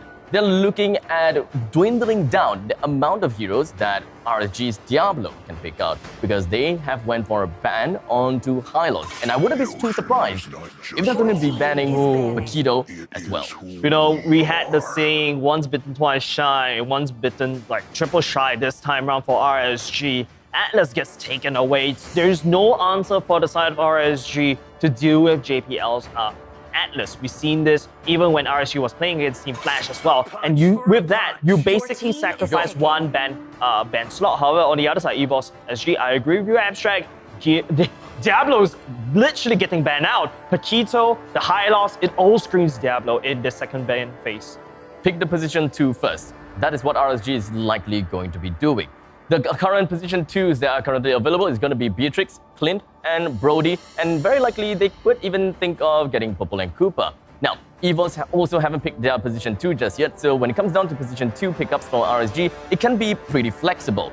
EVOS side, not very tanky at this point in time, so picking up a Brody or a Clint would actually be pretty good if you want to prioritize some of these escape capabilities because of the fact that there is a Karina. That is going to be pretty painful, and both of these heroes will be able to do a good job. Oh no, they're going to prioritize Diablo first. Diablo has been on the chopping block in terms of the ban phase. They picked up the Uranus away. But I mean, I don't think this is a very good pick in my opinion. I feel like I agree with you. You could go for the marksman because EVOS has already secured the Dara for themselves. There's no need for you to counter pick. Nightmare will go back to basics. The Beatrix will be picked up. And JPL on that show, ladies and gentlemen, both these two teams pulling out the comfort picks. Fire on the Selena and JPL on his signature show. Well, at least for the side of EVOS, we are looking at 2 players. 2 heroes that can actually effectively lock down the opponents, Cho as well as Xavier. Xavier's lockdown is actually not too bad, I would say. You don't have to wait for too long to get it erupted and such, so at least it's okay. But when it comes down to instant gratification, JPL is that. And the main thing that JPL should be looking out for is going to be kicking the butt of Brave, making sure that this Baxia, whenever he tries to overextend, that is where he will lose some momentum and goes a lot further away from his rest of his team. Wow. Now, we're just playing against Melissa. I don't know why. We did. Every time before we come on stream, we're playing, and one of these heroes will slip in. The Melissa going for LY4. I believe one of our friends in the production team as well.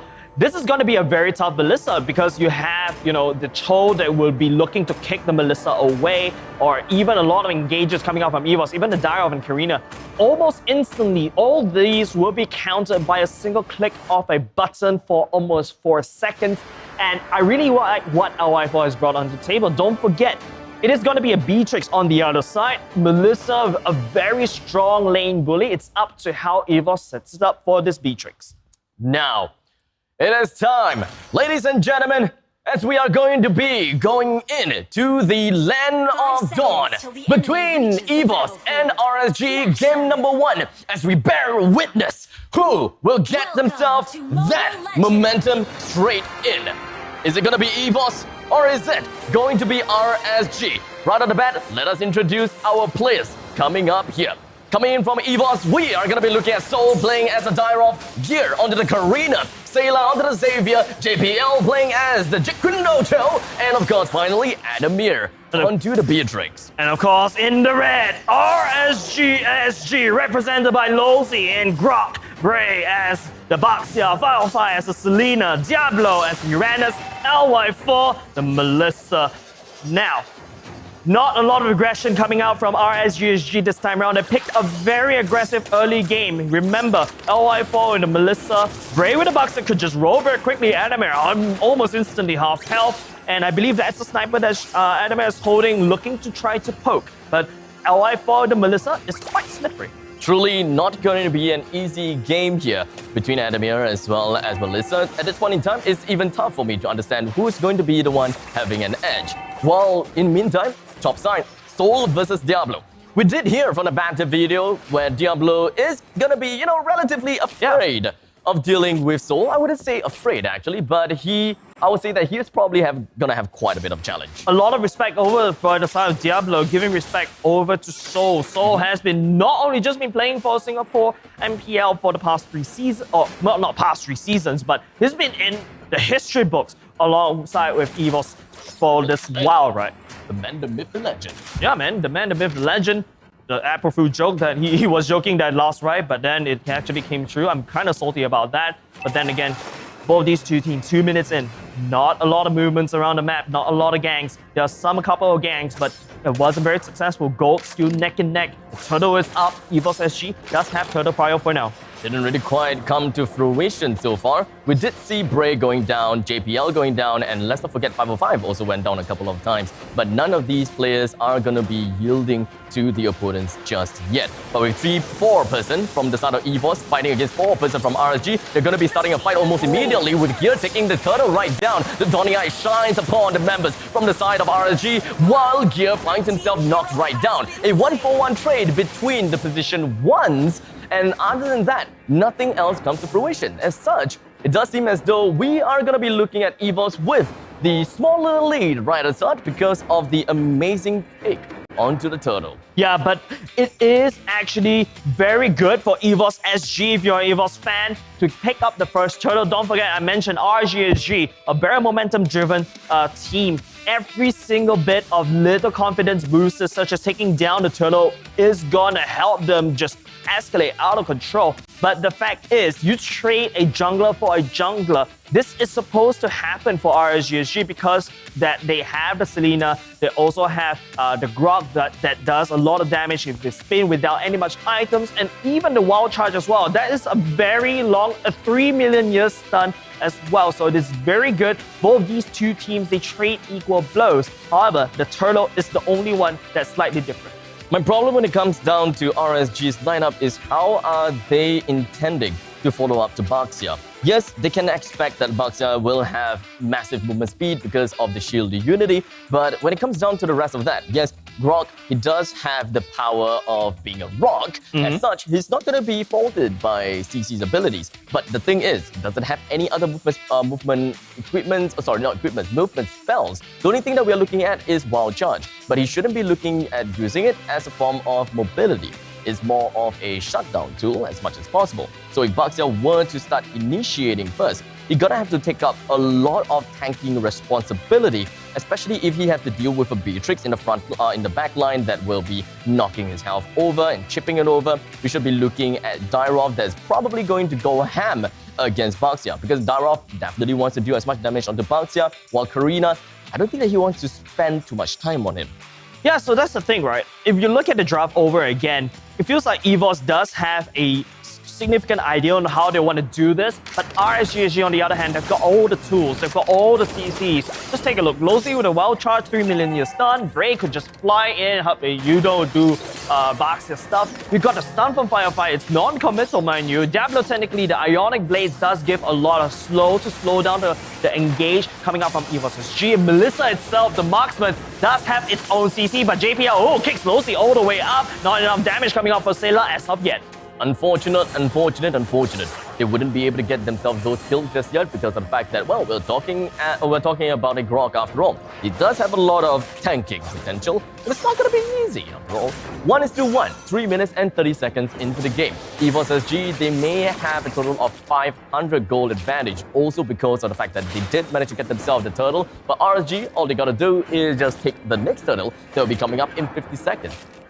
I like what EVOS SG has secured for themselves, like the Daroff as well, but Dawning Light coming over. Firefly will take the hit. Not enough damage to seal the deal as of yet. Both these two teams, like what I said, since the first turtle fight, the training blows. They're not going to commit all too far, and both these two teams are just trying to duke it out as much as possible. The reason why I like about Soul's pick on that Daroff is the fact that a Uranus will usually build, slightly tankier items, anti-Karas, brute force breastplate, or even picking up the blade armor just to counter that Beatrix as well. The Daroff will come in, and his role is to shred through these armor. And not only just that, if you want to deal with a Uranus, it's not the constant DPS that will be able to kill that Uranus. You need big mega burst damage, which that Daroff does have. Mobility, check. Big bursting damage, check. You also have anti-armor, check. So Daroff, pretty good in my opinion. I would want to see if whether any of these teams are going to play more of that wombo combo unga bunga kind of thing, but I highly doubt so. You're in it for the unga bunga. I'm in it for the unga bunga.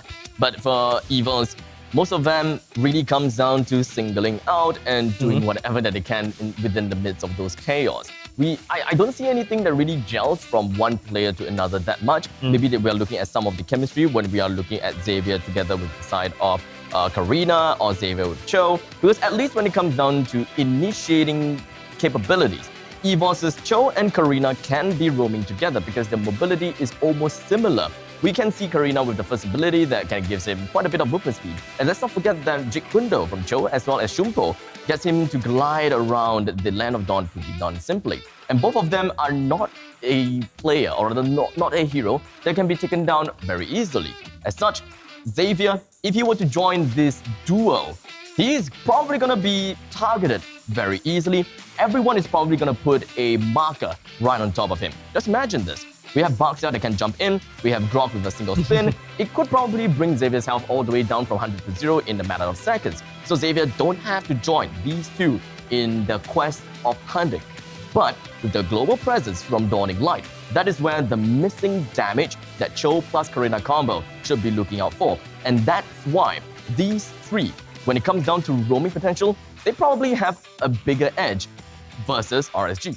Yeah, but the same could be said over to RSG as well. You mentioned that Baxia could rotate from one place to another and in fact match the rotation from Cho and that Karina as well. But on the other hand, I just felt like, for the side of EVOS, they don't like what you said, you don't really have a very strong, team fighting capability, your Unga Bunga. However, for RSG, they're very, very good in terms of, setting out a fight. You can flank with the Uranus, you can engage with the Grok, technically you could also engage with Selena and the Baxia as well. So there's a lot of tools for RSG. They bring in the bigger toolbox. EVOS, on the other hand, I agree with you. They've got big mega damage from, the Xavier when he goes to the later part of the game. You could join in the fight wherever he is. Then, then after that, EVOS could just probably follow out with the Beatrix. But then again, speaking about the execution thus far than what we've seen, RSG and EVOS both respecting each other a lot. And if you are RSG, you bring in the Selena, I think that is a missed opportunity. You might want to start ganking on top of the Beatrix as quickly as possible, but then again, these arrows could be eaten by the Cho for absolutely free because when you should post, he also does have a CC immunity. Well, game number 1 went off a little bit anticlimactic. They are going down the rabbit hole of trying to theorize everything as much as possible. That's correct. Yeah, but that is pretty much what we can do and what we would want to do as well, right? Because when it comes down to RSG versus EVOS, it all boils down to execution. It is correct. tough for us to even say anything about their drafting because their coach knows exactly what they want to do. There are a lot of things that we, as casters and perhaps even viewers, we don't know what's going on behind the scenes at all. Yeah. The coach may have a certain kind of coaching style, the players may have a different kind of play style, and these are the hidden factors that are not revealed to us because we can pretty much say that these are hidden/trade secrets. Yeah, and it's just very tough because, there's a lot of things that is just not just skin deep. You can see like, okay, Melissa, just how many picks earlier just now, but this could be the comfort of LY4. He has been training, don't forget. He did not, LY4 did not appear most of the time until the grand finals. This could be their hidden key. This could be that secret key, super small, as small as the pinky at the same time, and it's just could be the answer to the EVOS lock on the other hand. But of course, ladies and gentlemen, at the grid, if you are cheering for RGSG, give them a shout out, GGRSG, as if you are a fan of EVOS SG, EVOS Raw. Both these two teams, game number one is gonna determine how is it gonna flow. Don't forget, both these two teams, yes, RSG is the one that's more momentum-based, but then EVOS sometimes may find themselves a little bit of choke point when it goes in towards the late game as well. Well, we digress.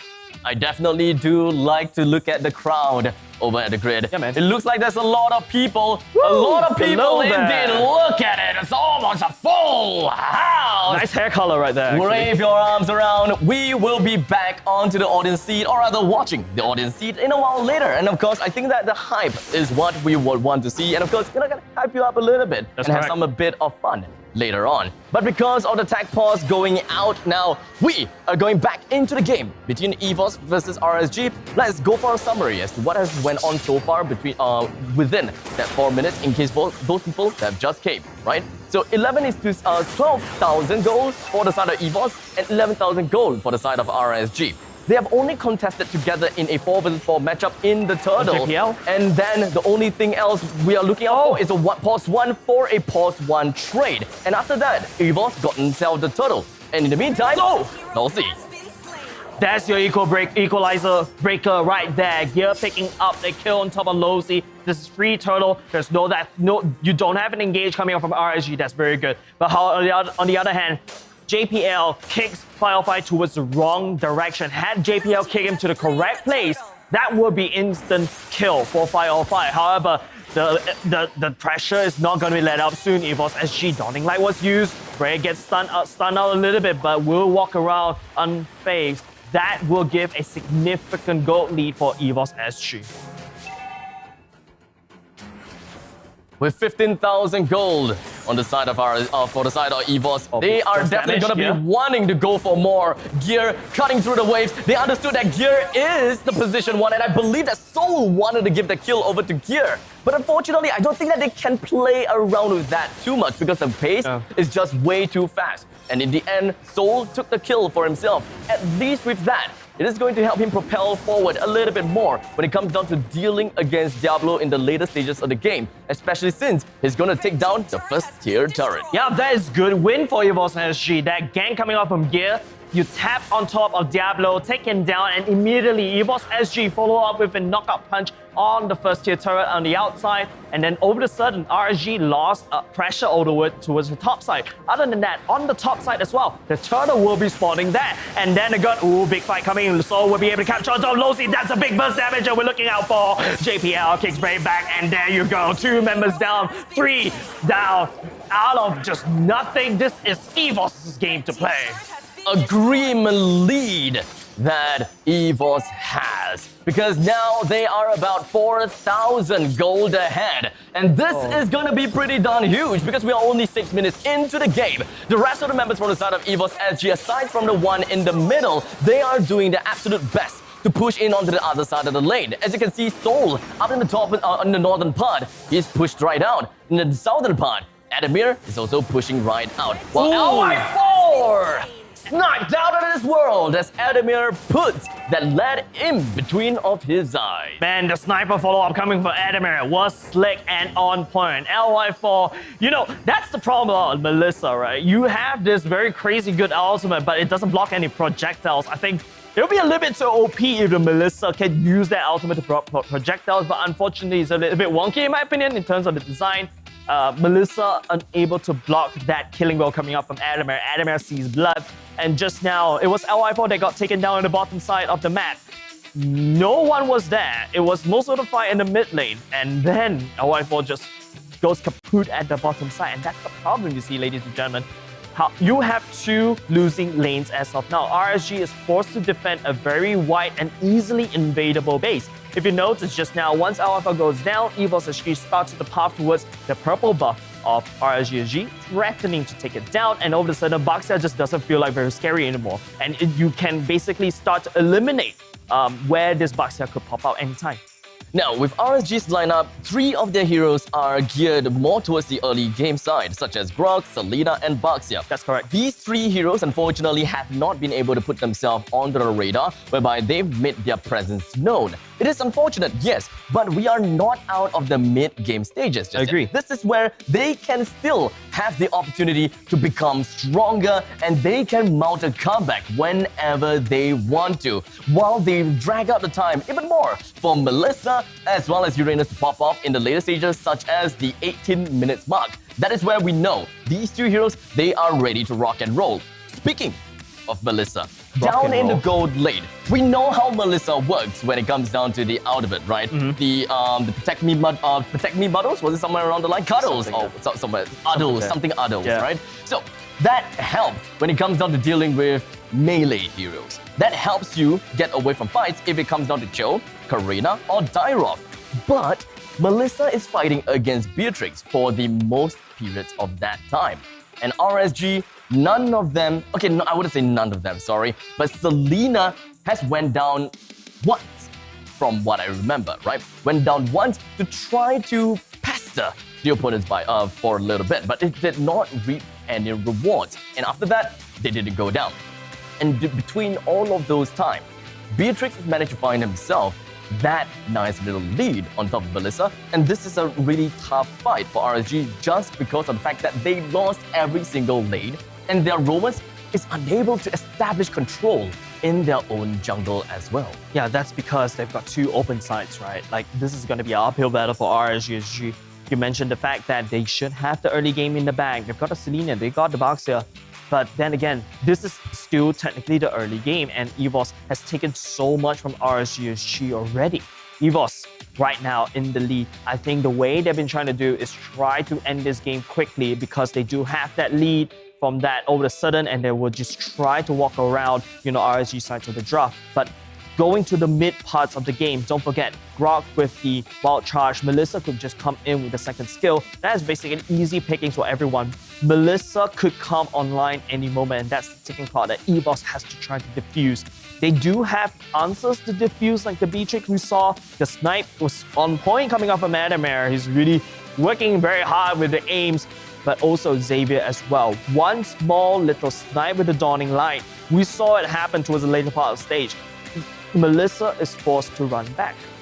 Now, because of the fact that we have this technical pause, I would like to have some fun with the audience. Okay, right? what are you going to do? Well, here's what I'm going to do. Because of the fact that I can't hear them, I want them to do it in action. That would be better, right? So, I would want to hear... Okay, I can't hear. We can't hear. I want to see, at least from outside, and for the teams over there, they can hear. So with that all said and done, for the people that are in grid, if you are supporting for EVOS SG, wave your hand up and shout for EVOS SG right now and give me a woo! Well, we can't hear anything, so it's kind of like an awkward silence from outside. I'm just gonna toss you. I'm just gonna toss you on a little bit awkward there. I'm actually enjoy watching you making yourself embarrassing yourself. But on the other hand, RSG, who are in the crowd and supporting GG RSG, give a huge round of applause and clap for them. Way! There you go. That's the way. See, I can drive the crowd. You can't.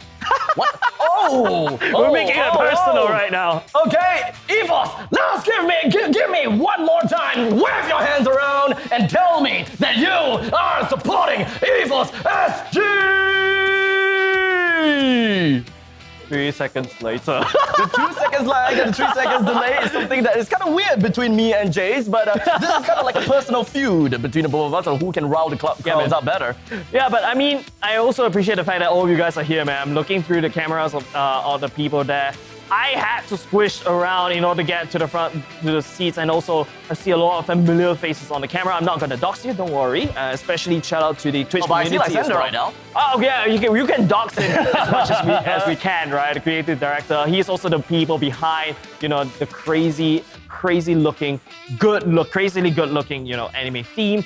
The graphics and all that, the hoodies, the music video is really headbanging music as well. I love it. I've been playing it on repeat. Hopefully it's on Spotify soon, but hey, we can hope. We can hope. Huge shout out over to SLFly. Yeah, man. The one that's behind the voice.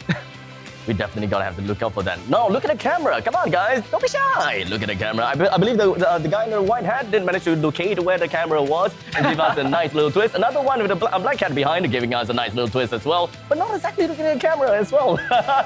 Yeah, man.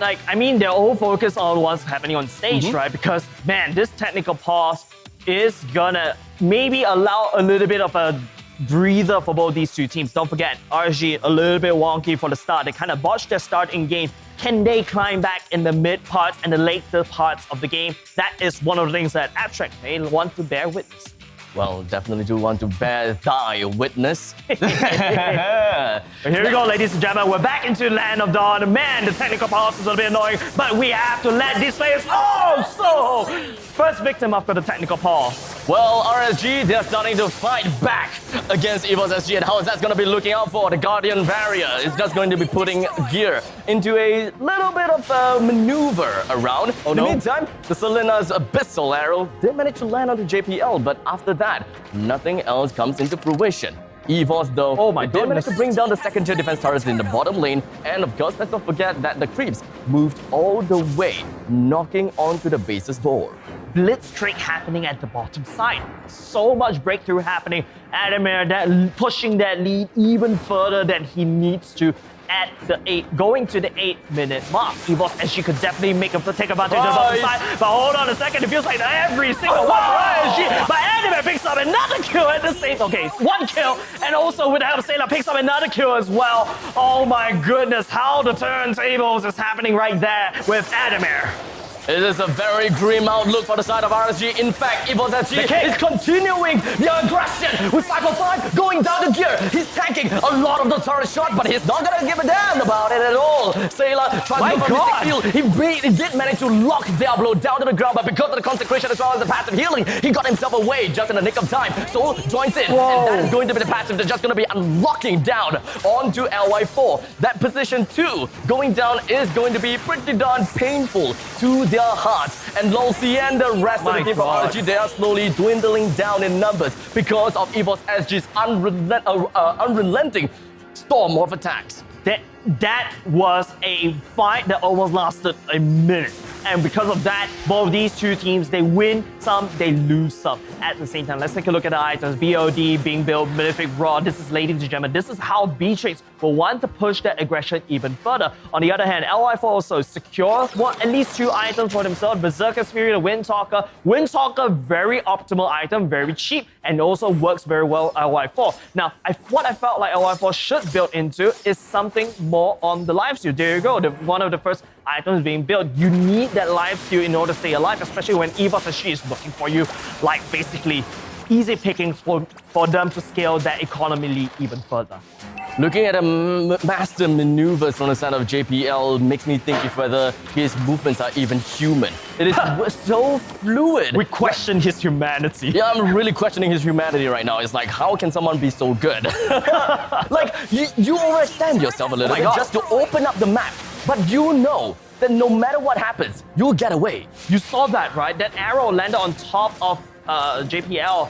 He didn't care. He dashed it away and just CC immune. And literally what we're talking about, we're praising JPL in terms of whether he's human as well. But on the other hand, EVOS SG, wow, they secured this Lord already. RSG, they need a plan and they need it now. Just JPL doing JPL things. The rest of the EVOS SG, they are now currently in stealth, rushing right down on the 505, but unfortunately not able to continue with the onslaught. But look at that burst! Right down on the LY4. Bray finds himself, slip Oh my but God. he got himself away. So he doesn't have a lot of HP left, and thus he's going to be retreating. The rest of the members from the side of EVOS SG, they did manage to provide more additional backup and additional firepower. Whoa. As such, with a triple kill over to the head of Adamir, as he is a single-person sniper at this point in time, with the Lord marching down to the bottom lane. Bray continues to fling himself, fling his body into the heart of EVOS, and with a swing and a knock, that is going to be the core taken down between these two titans for game number 1. Game number 1, EVOS SG takes first game.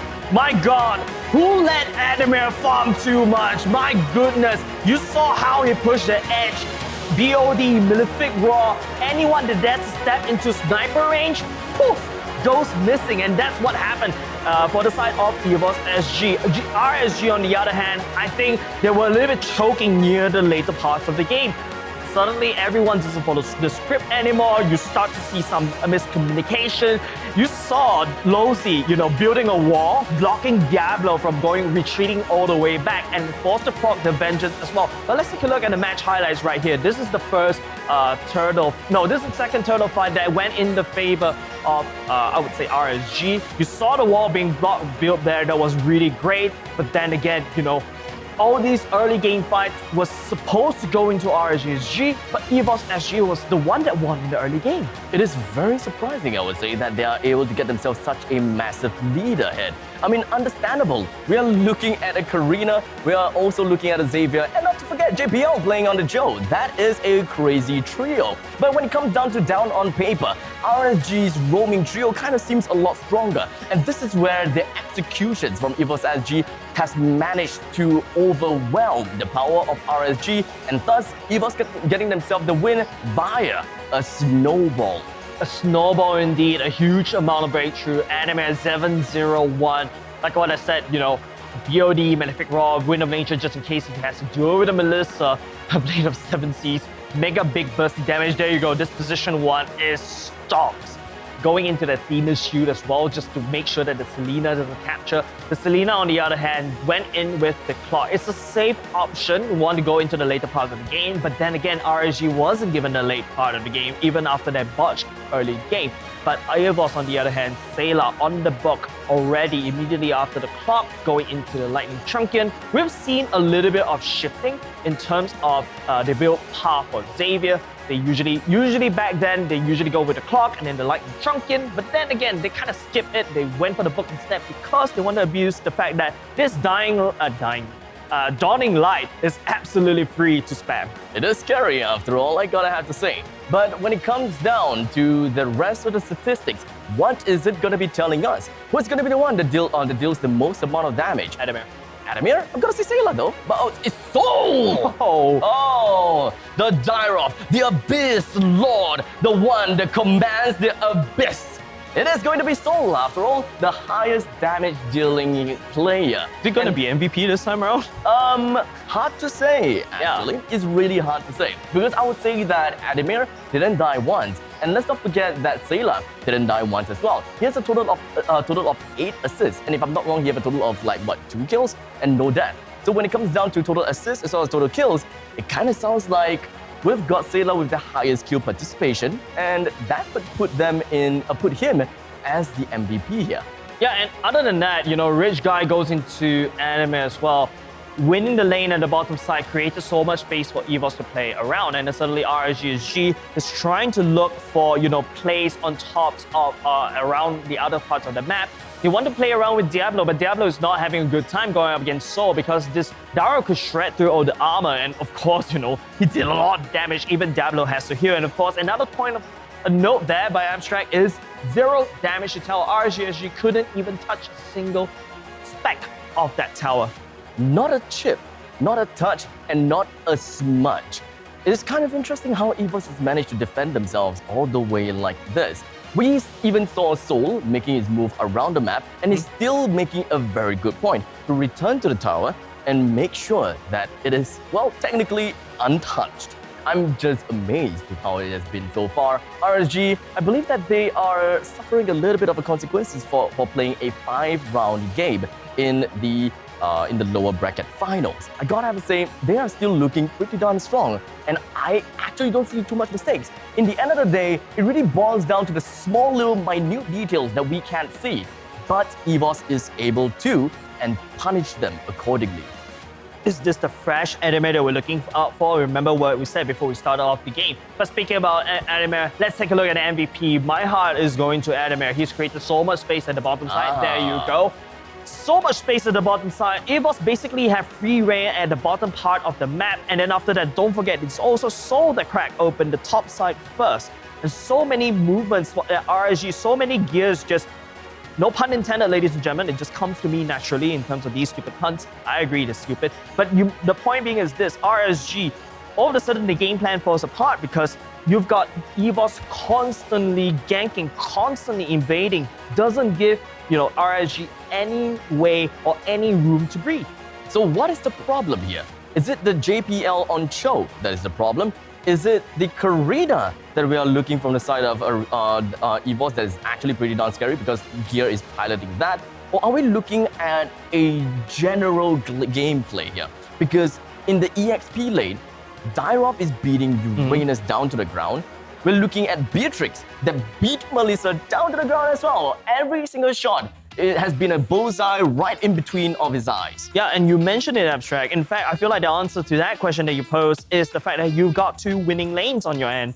By right, RSG should have a winning lane at the gold lane because it's a Melissa. You have lane bully. However, Adamir has been always staying out of range, very patient, sniping down key targets, farming under pressure, and that helped EVOS to, kind of like balance it out a little bit. If you notice in the earlier parts of the game, of course, XP lanes usually have the turtle spawn right there.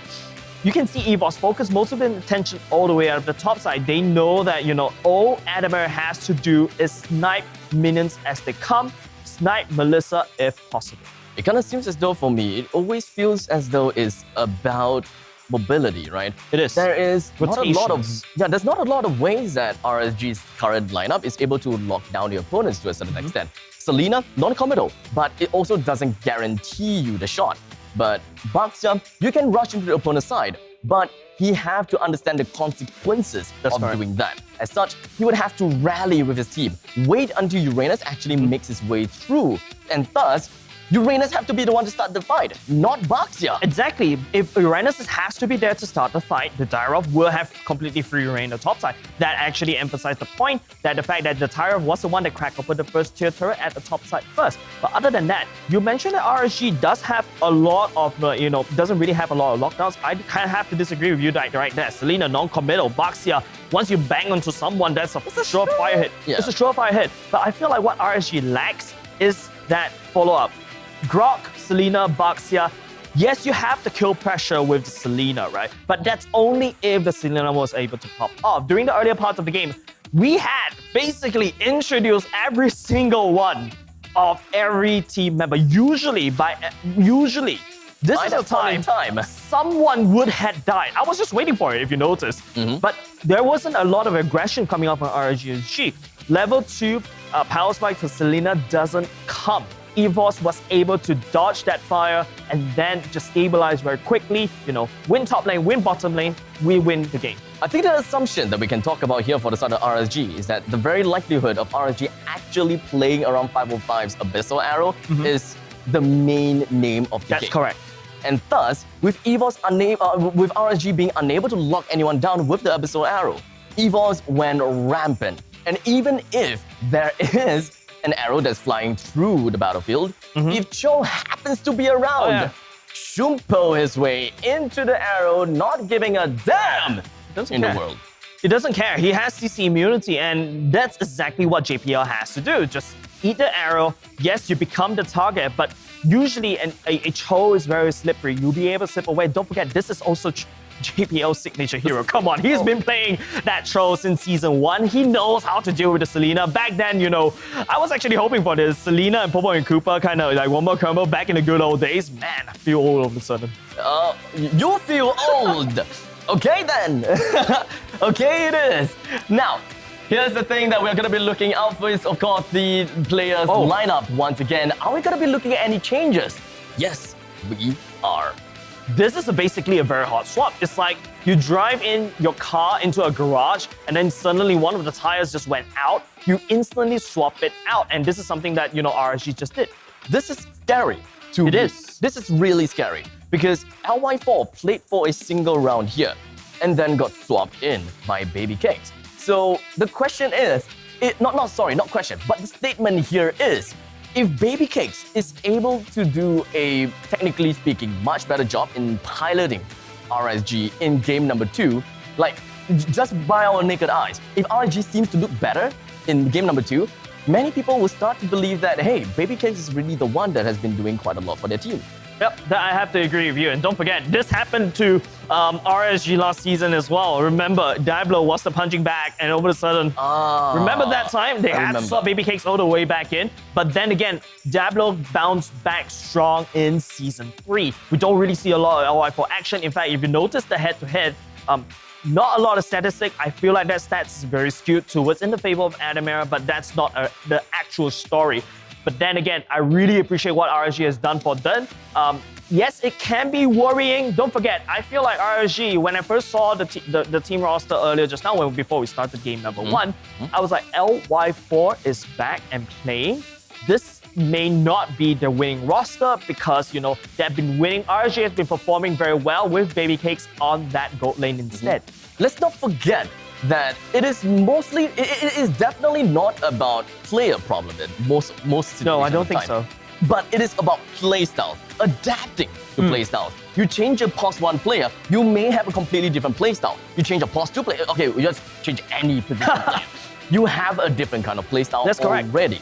Communication may be different. Baby Cakes as well as LY4, they may have different philosophy when it comes down to playing the game. And when it comes down to RSG, they have been playing with Baby Cakes for quite a bit when it comes down to the regular season as well as the playoffs. As such, immediately switching gear to adapt to LY4 and how LY4 has been working with his team, that could suddenly become a culture shock to a certain extent. And with Baby Cakes coming in here, I believe that RSG should be able to get themselves switching the gears. They need to stabilize, that's what I feel. But speaking about that, ladies and gentlemen, thank you very much for the 300 Facebook shares. Whoa!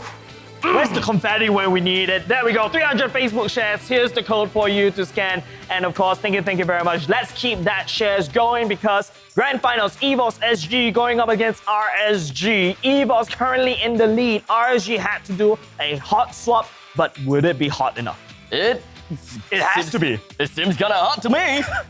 This is hot in here. Woo. Man, it's like, whoa, hold on. Yikes. Excuse me? But the point being is this, ladies and gentlemen, while he picks up that pin, I have to echo what, Abstract mentioned. The other pin is all the way on the other side. We'll pick it up later. No, I got it. I got it. You got it, okay. But you gotta have to echo what Abstract has mentioned, right? The fact that, you do these hot swaps, it's not exactly ideal because sometimes when you hot swap, it, like what you said, communication go wonky. It's not as easy as swapping a tire from a car. Indeed. It's as if you swap the tire and then the car just decides to go left when you want it to go right. So communication is key. They're going to be introducing another layer of difficulty as well. But then again, same could be said over to EVOS SG. Knowing this information that RSG has swapped players between these two games, EVOS SG has to be careful in terms of how they're handling RSG in Game 2 again. Now, when it comes down to game number 2 between RSG and EVOS, I definitely do want to see RSG taking the crown here, or rather taking that win. Because RSG, we know for them as a matter of fact that they are a team that is pretty momentum-based. If they're able to get themselves game number 1, that is them being riled up. Game 2, Game 3, Game 4, subsequently, we can start to see RSG going up. And I do love these two teams. RSG, they have been second to the Kings time and time again. But I think that this is really the time for them to break the curse because many of these teams, EVOS inclusive, they are starting to recognize RSG as really a force to be reckoned with, and they have been hard at work. So I want to see them being gratified with the MPL SG Season 3 trophy and beat EVOS as they stand up tall, or rather sit up tall on their throne. Yeah, it feels like a bit of that kind of story, right? Where you have a big boss and then you have this underling that's trying to overthrow that boss, right? RSG, a lot of the casters, a lot of us, we have to agree the fact that RSG looked pretty on form based on their performance during the regular seasons. And of course, they could be vying towards that Grand Champion. However, there was a bit of scare just now. I have to agree when they go up against Team Flash. They brought it to 2-2, and then all of a sudden RSG couldn't end Team Flash, and that I would have to say, and I said it already, might have taken the toll. They had to swap out Baby Cakes, and then after that, you give RSG gave Baby Cakes a bit of a resting period. Now he's back into game, but then again, RSG felt like they're resetting that clock a little bit, but they may find themselves one game short. On the surface, this is where we should be looking at the full force of an RSG that we have seen time and time again for this season. So the game one, let's just put it as a warm-up game for RSG. And technically speaking, they had 5 warm-up games earlier. What are you talking about? I mean, those games are actual games, but this game number 1 is a warm-up game against EVOS because different team, different play style, different philosophy. Game number 1, we'll dismiss that as a warm-up. And the next one is where things are starting to get a little bit spicy and dicey. RSG, I am ready. Dicing Baby Cakes, right? I don't know why we're putting back Season 2 references right here with UDX Love. But again, you know, EVOS, like what I said, have to start to pay respect to RSG. They brought in back Baby Cakes. This is the team that we've been playing together most of the time throughout the regular season. And of course, as we're going to be going back into the setup, making sure that EVOS going back to drawing board, RSG actually going back to the drawing board as well. RSG, I think they could pull off game number 3 draft against Flash. It worked very well with Baby Cakes, and hopefully this is the one that they could use. But hold on a second, it feels like we're going to have to go for a break. And with that said, ladies and gentlemen, don't go away. We'll go break. We'll be right back in 5 minutes.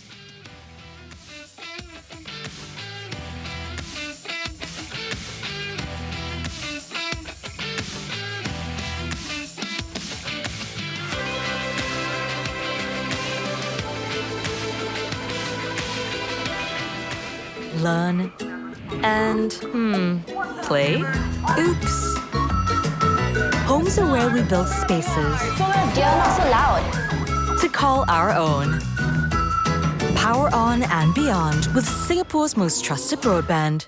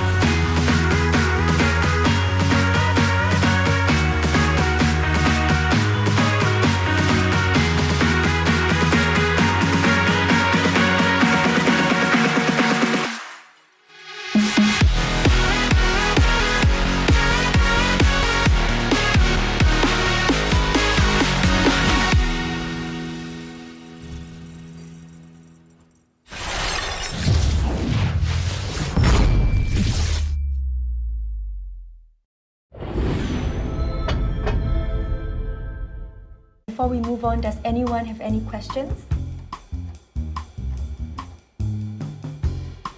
Oh my god, I'm so tired. I spent all this time on the presentation. Tammy, I think we heard you.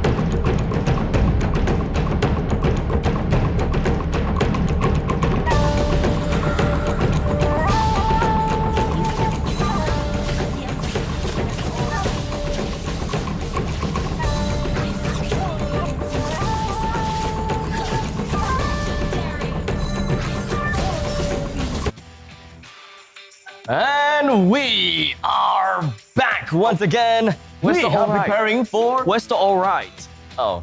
Oh! Rewind. All right, ladies and gentlemen, we are back once again for playoff grand finals between RSG SG versus EVOS SG. Is that better? Yeah, thank you. By the way, we are back here once again. My name is Jay. Joining me right here is Abstract. We are your casters for the grand finals. Game number 2.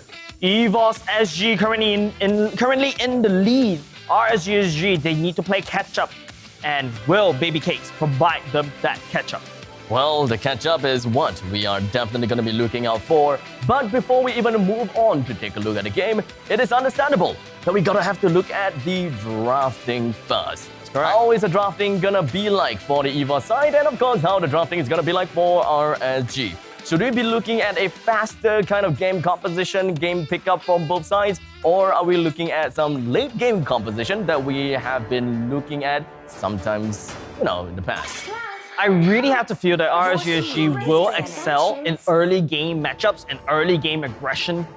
They, time and time again, RSG has brought EVOS all the way to the later parts of the game and they couldn't even crack EVOS. And they've also find themselves, in a bit of pickle when they are unable to end off Flash in the final game. I think if you were RSG right now, of course, other than the fact that they need a lot of your support to take back one more game from EVOS, or they drop an early game matchup. EVOS currently banning away the Valentina, the Eve. RSG bans away the Hilda, Baxia, and the Angela for now. Pretty standard bans, a little bit of respect for each other for now.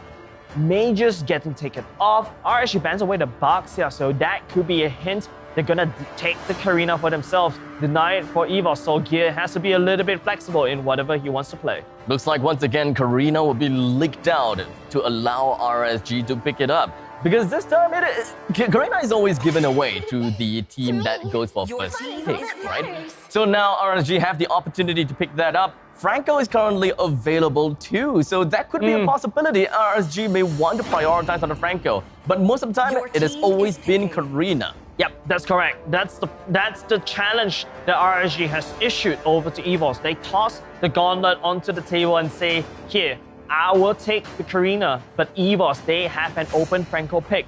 if EVOS doesn't pick it up now, RSG Lozi would definitely go ahead and pick it up because both these two teams, they love the Franco, they love to lock one single person down and take it over. Unless Daryl, which you're seeing on the screen, does have the big brain to counter that Franco pick.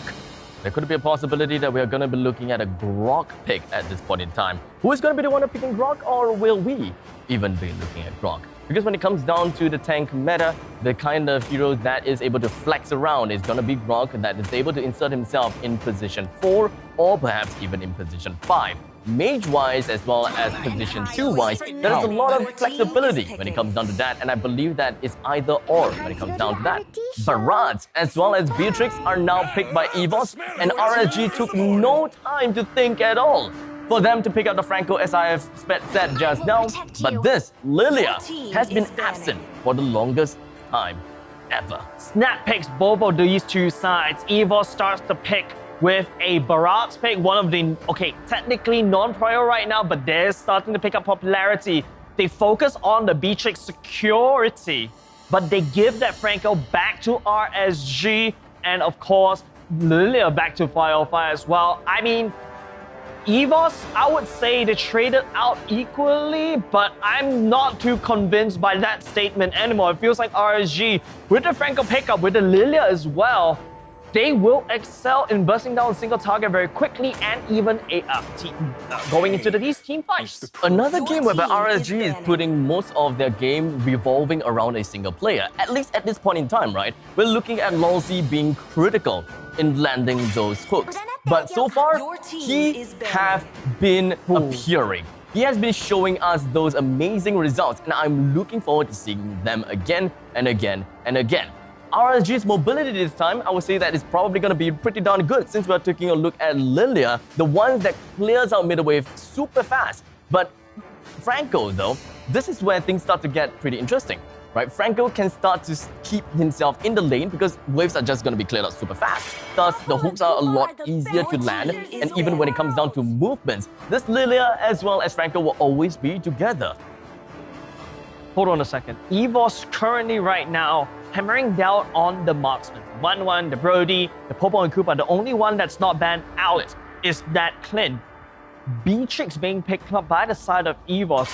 I have a very weird feeling about this, but I'm not going to reveal that as of yet. RSG bans away the Darov in terms for Soul. We're going to go to toss they're picking back into EVOS. I'm gonna have to put it on the table this time around. Don't forget, the Beatrix could go in the mid lane, which was played in Season 2 as well. Oh, that is something that we haven't seen in the longest time ever. Putting Beatrix into pos 3 is definitely something that we can actually expect sometime, but who is going to be the one that plays it? That is the biggest question. Okay, at least we scrapped that idea already. They put the Uranus as the forfeit, going to Soul instead. So I was thinking what EVOS could have done is to pick the Beatrix in the mid lane. You deny it with the Clint pick, but instead RSG, they have other ideas as well. Going for the Esmeralda, and since there's a Uranus on the other side on EVOS, they will pick up Baby Cakes carry. Look at these 3 tanks that are coming out from EVOS. I have to wonder, is there enough damage to burst down RSG? RSG is packing a lot of firepower in this draft. Who's going to be the one that heads over to the middle lane? That has always been the biggest question, right? In this case, Cyclops? Oh no! Oh no! Ladies and gentlemen, for context, Abstract absolutely despises Cyclops, all right? So that's why the reaction coming from me, oh my goodness, this is gonna be very, very nutty. Abstract has been hating on Cyclops since Season 2. We've seen Cyclops in the jungle, of course, this time around going into the mid lane. I don't know what to feel about this drop, EVOS. You have to explain this to me, Abstract. Explain what? The abomination of a single-eyed monster playing in the middle lane as the position 3? It's so strong, he doesn't need 2 eyes, just 1 eye would do. My goodness. No, Cyclops is position 4. I refuse to say that Cyclops is position 3 when it comes down to creep priority. But I don't know. Maybe this time, EVOS will help me bear witness why Cyclops is good. But no matter what they do, I don't think that they will be able to convince me, because right off the bat, it is going to be Losey with a hook down onto Sayla playing as a Cyclops. He's going to be A-OK in the middle lane still though. But before we move on to any form of these kind of actions, let us introduce the players from the side of RSG because I don't want to talk about the Cyclops, right? RSG. Representing them is going to be Bray. That's going to be playing onto the Karina, Losey onto the Franco, 505 onto the Lilia, Diablo with the Esmeralda, and Baby Cakes. They'll be playing onto the carry. And of course, in the red, Evo's going for the Beatrix, the Barrage, the Lolita, the Uranus, and Cyclops. A very tanky team. Remember, we talked about this. Do they have enough firepower? Yes, technically okay, I'm sorry, Abstract. Technically, the Cyclops does have decent AoE with firepower. He has good lockdown. But then you gotta carry on the other hand that could shred through the Lolita and Barrage and Uranus very easily. But It's so interesting to see Abstract going speechless right now. So, Cyclops? You can literally, guys, if we swap the camera back, right, you can literally see Abstract's blood boil when the Cyclops take went in. It's like, he has a personal, not vendetta, but vendetta against Cyclops. Personal vendetta against that, yes. So, RSG, Karina, Franco, Lilia, Carrie, Esmeralda, and then Evo just gave me a final pick on the Cyclops. And that is where we are looking at Cyclops. What's so important about that? Planet's attack, it is not reliable at all. It could go to anyone. When it comes down to the ultimate, that is where I can literally see your lockdown. veins popping from here. And I appreciate the fact the production team is like, hey, zoom in on Abstract. Zoom into his face of his despair. But if there is one game that I don't know, do you want to... I'm not very convinced about a Cyclops pick. I agree with you. But then, Cyclops does pack a bit of not say issue, but a bit of interesting pick. Ultimate, right? If you are going to use the Cyclops ultimate, the only person that you haven't tried to lock down is the Karina or that carry. Because the Karina would definitely require, sticking power on top of one of the people. At least with the Cyclops, you can try to peel with the movement, a bonus speed that you'll be able to get from the planet's attack. I'm still looking at Abstract, that's why I'm a little bit distracted. But then again, this is a completely out of the world draft coming out from Evos. You know what? I am just thinking of the consequence of what happens when Evos win and Sayla playing on the Cyclops actually doing well. I am just looking at the smug face from my friends that play Cyclops and telling me that Cyclops Sayla will be in the first in line. Ha! You see, you doubted my Cyclops? Hey. Well, I digress. No, actually, you know what? I'm still gonna be talking about Cyclops here. No, okay, so let's break down. How do you want to be a punching bag of Abstract? Yeah, play Cyclops. Let's break it down here. Let's break it down. All right. Why do you want to crowd control someone? That's the question. Why would you want to crowd control? Okay, why do you want to root someone in place? What's the reason of rooting someone in place? Well, to stop them from running, right? To stop them from running, okay. Exactly. And what does Cyclops do when he casts his ultimate? How long does it gratify that root? No, it's a 3 million year stun, but you get to still do things. Like, for example, the carry could still throw out the basic attacks. Karina would technically have to stay in place, but I feel like if Cyclops could be the answer for this Karina, but I'm still not very convinced in my opinion. I can't see it. I can't see it. Putting my emotions aside, all right? All right, Putting my let's go. emotions All right, aside, all right. I can't see how the Cyclops is actually putting himself in play here. Putting an ultimate that is solely based on the damage as well as the lockdown, it sounds okay. It sounds okay-ish, right? And it comes down to working together with Uranus, Lolita, Barrage, as well as Beatrix. If I were to think about a dream scenario here, I think that yes, the early game is going to be pretty done neat. I can understand what kind of damage a Cyclops is able to bring down onto the board, especially if he's not in the lane. But he's fighting against 505 that is playing as the Lilia. As such, the creep waves will always be charging right towards you. I think the main issue, not say the main issue, but the main reason why the Cyclops is being tossed into this draft right here is that you want to match the Lilia's wave clear. Enlightened. All right. Right? The Kagura could have been picked up. I was thinking maybe the Farso was EVOS's pick for Sailor as well. I mean, it went under the radar for a little bit. It was mentioned, but it was not mentioned. It was picked up by Chris during week 1, if I'm not mistaken, week 1, day 1 and day 2. I think what EVOS wants to do with the Cyclops is to match the wave clear with Lilia. But I have to agree. What RSG have to do right now is to shut down the Cyclops, and then all of a sudden the EVOS's draft will just fall apart because... Is it really though? Is Cyclops really the fulcrum of the team? Is it that pivot? I'd rather you go for the Loi. Yes. Yes. I'd rather you go for the Loi for this one because for the side of RSG, you got a Karina that's constantly diving at you. You also got an Esmeralda that's going to dive at you as well.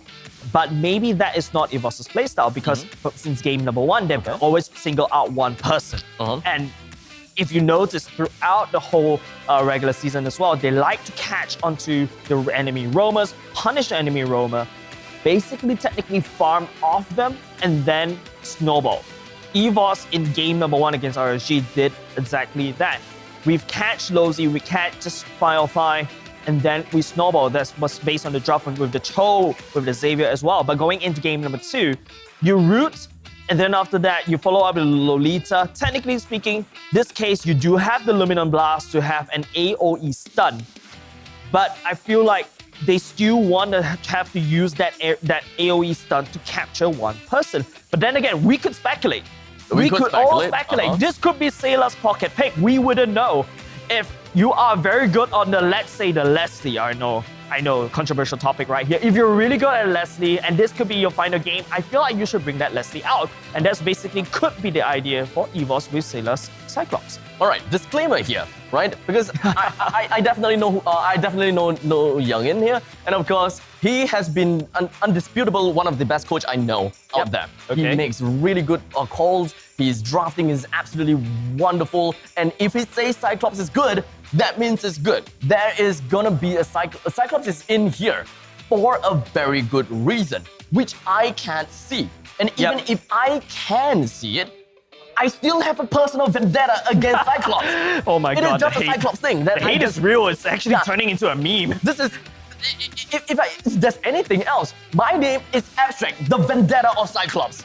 Anything else, I just dislike Cyclops. Not because I've been destroyed by Cyclops, but because I've been destroying Cyclops. That's all. That is what I've been looking out for. I just want to look at RSG versus EVOS here. They have a Cyclops, and this is my problem to deal with right now. That's why I need a break. All right, with that said, ladies and gentlemen, we're gonna hop into a short break. We're gonna give a punching bag over to Abstract. Maybe the one that's printed with a Cyclops so that she could, like, you know, vent out the anger. With that said, don't go away. We'll be right back. No time to glance back. The future is waiting for me. Challenge me to dart throwing? I dare you! I wrote a battle song for you. Bet you'd love it. Make some noise, everybody!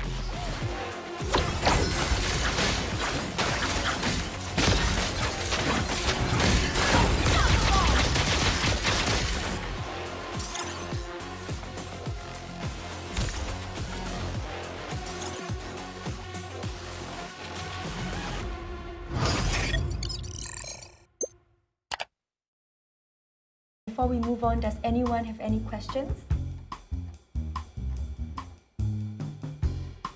Oh my god, I'm so tired. I spent all this time on the presentation. Tammy, I think we heard you.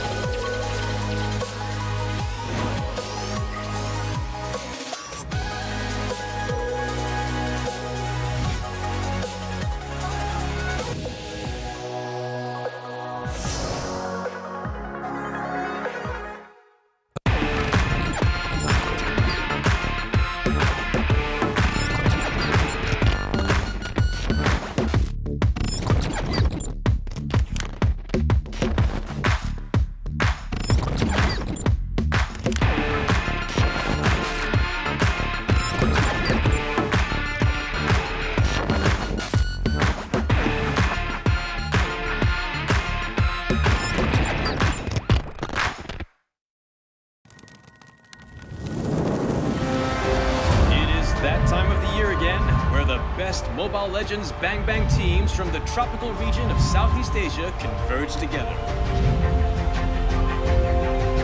The MLBB Southeast Asia Cup, or MSC 2022.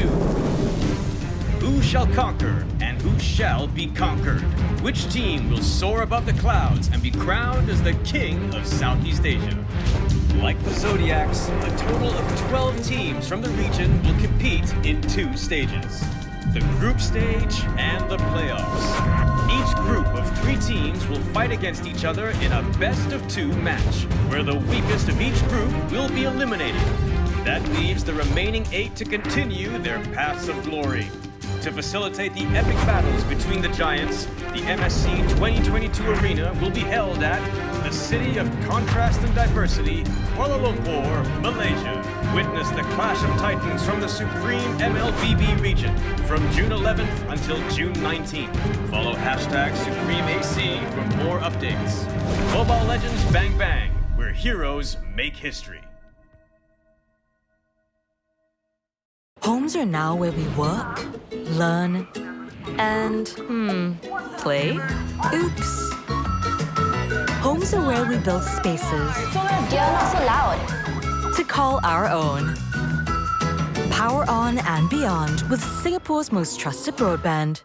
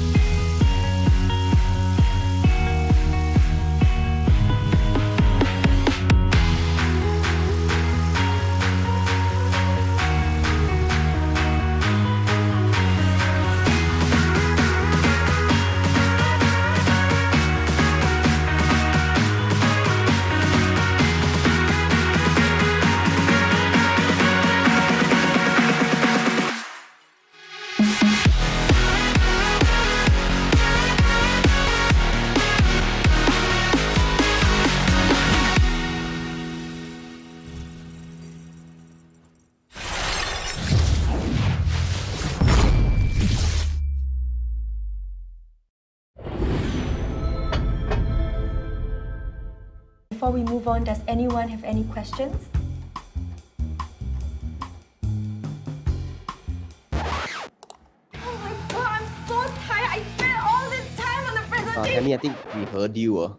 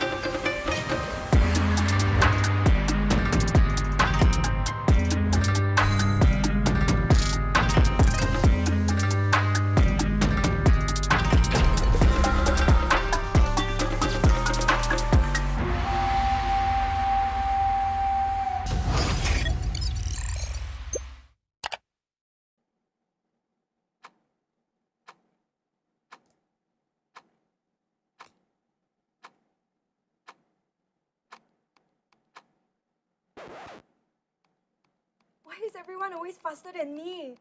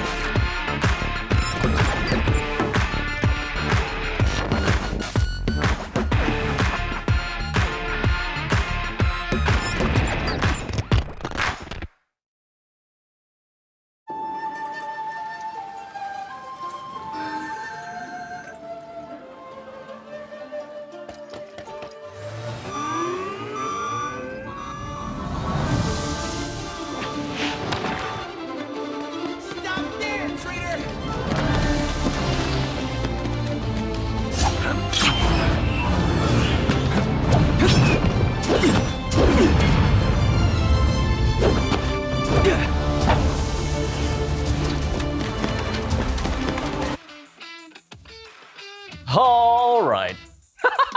Ladies and gentlemen, welcome back to a game where we are gonna be looking That at was very tame, alright? Yes, it is. But it's okay. It is not gonna bring me down. I'm not gonna fall from this personal vendetta and hate to Cyclops. Maybe this time, EVOS SG is gonna show me exactly why Cyclops is great. I mean, if I really will have to take a look on paper, right? To be honest, right? Mobility, poking, and damage. Alright, to be honest with all of you guys, ladies, including to you, Abstract. Sure. Like I said, if Sailor's pocket pick is whatever hero, be it the Cyclops, if he might be an X1 trick pony Cyclops. We could have not know as well, right? We do not know. So we let Sailor play and prove that hey, Cyclops is nutty on Sailor's hands. You know what I'm most afraid about? Yep. Is that I know the capabilities of Sailor. And I know that he's gonna pull this off, and that's what I'm mad about. I can imagine in a future games, the Cyclops is just gonna appear so much that I am forced to like Cyclops in the end of the day. Oh, this time around, Diablo, doing a lot of damage on the top side. Ladies and gentlemen, we're going back into game number 2. Pretty hot. Not a lot of rotations in terms of the goal lead. Almost similar, both these two teams gearing up to take the turtle. Personally, Barrage Jungle, I had my doubts on that. If you notice, it's already Brave that hits level 4 first. Gear following suit a little bit later on. Crucial point is they are level 4 before the 2 minutes mark. I gotta have to say, massive respect coming in from EVOS SG. When we are looking at Sailor and JPL, giving a lot of respect over to Lolzy as well as 505, whereby they are not interested in challenging the middle lane at all. When they realized that there is no one to be seen in the middle lane, they understood that it is not going to be good. In the meantime, that is going to be the ultimate coming from Sailor, locks Lolzy down in place. The hook is not going to be connecting onto anyone at all. The damage is actually pretty decent coming in from both JPL as well as Sailor, but alas, it is not enough. Yep, in the meantime, RSG will be able to take that turtle. EVOS tried to jump on top of Lolzy. Good damage coming from Sailor, not enough to clear him out. That chain whipped so dangerously for EVOS. They'll be able to walk back unscathed for now. In terms of the momentum, it is still in the favor for RSG because the fact that they take the first turtle without any contest at all. Looking in the grand scheme of things, it is currently 3 minutes in. None of these teams have gotten themselves a single kill just yet. 8.2 thousand gold for the side of RSG, and for EVOS, we are looking at 8,000 gold. With one turtle given away to RSG, supposedly RSG should have a lead of 500 gold. As such, EVOS SG is doing a tremendous job in trying to keep up to RSG as much as possible despite losing the first turtle. And moving on to that, RSG, they are putting quite a lot of pressure in the middle lane. They're keeping Sayla at bay. They're also making sure that Gear is unable to do much at this point in time. And Sayla wiped out the creep down in the bottom lane pretty effectively. Yeah, and that's probably why EVOS picked the Cyclops at the first place. Like the call. Match the creep wave very quickly, and then, you know, if Firefly were to want to try to do the whip crazy thing, they don't. Lilia would not have enough damage to fight later on because reliant on the second skill charges. But Sayla could constantly spit the planets out as if nobody's business. On the other hand, it feels like EVOS SG focusing on the top side right now. Turtle will be spawning in 7 seconds. RSG not in position for now. Firefly still has the magic boots that he could jump all the way back.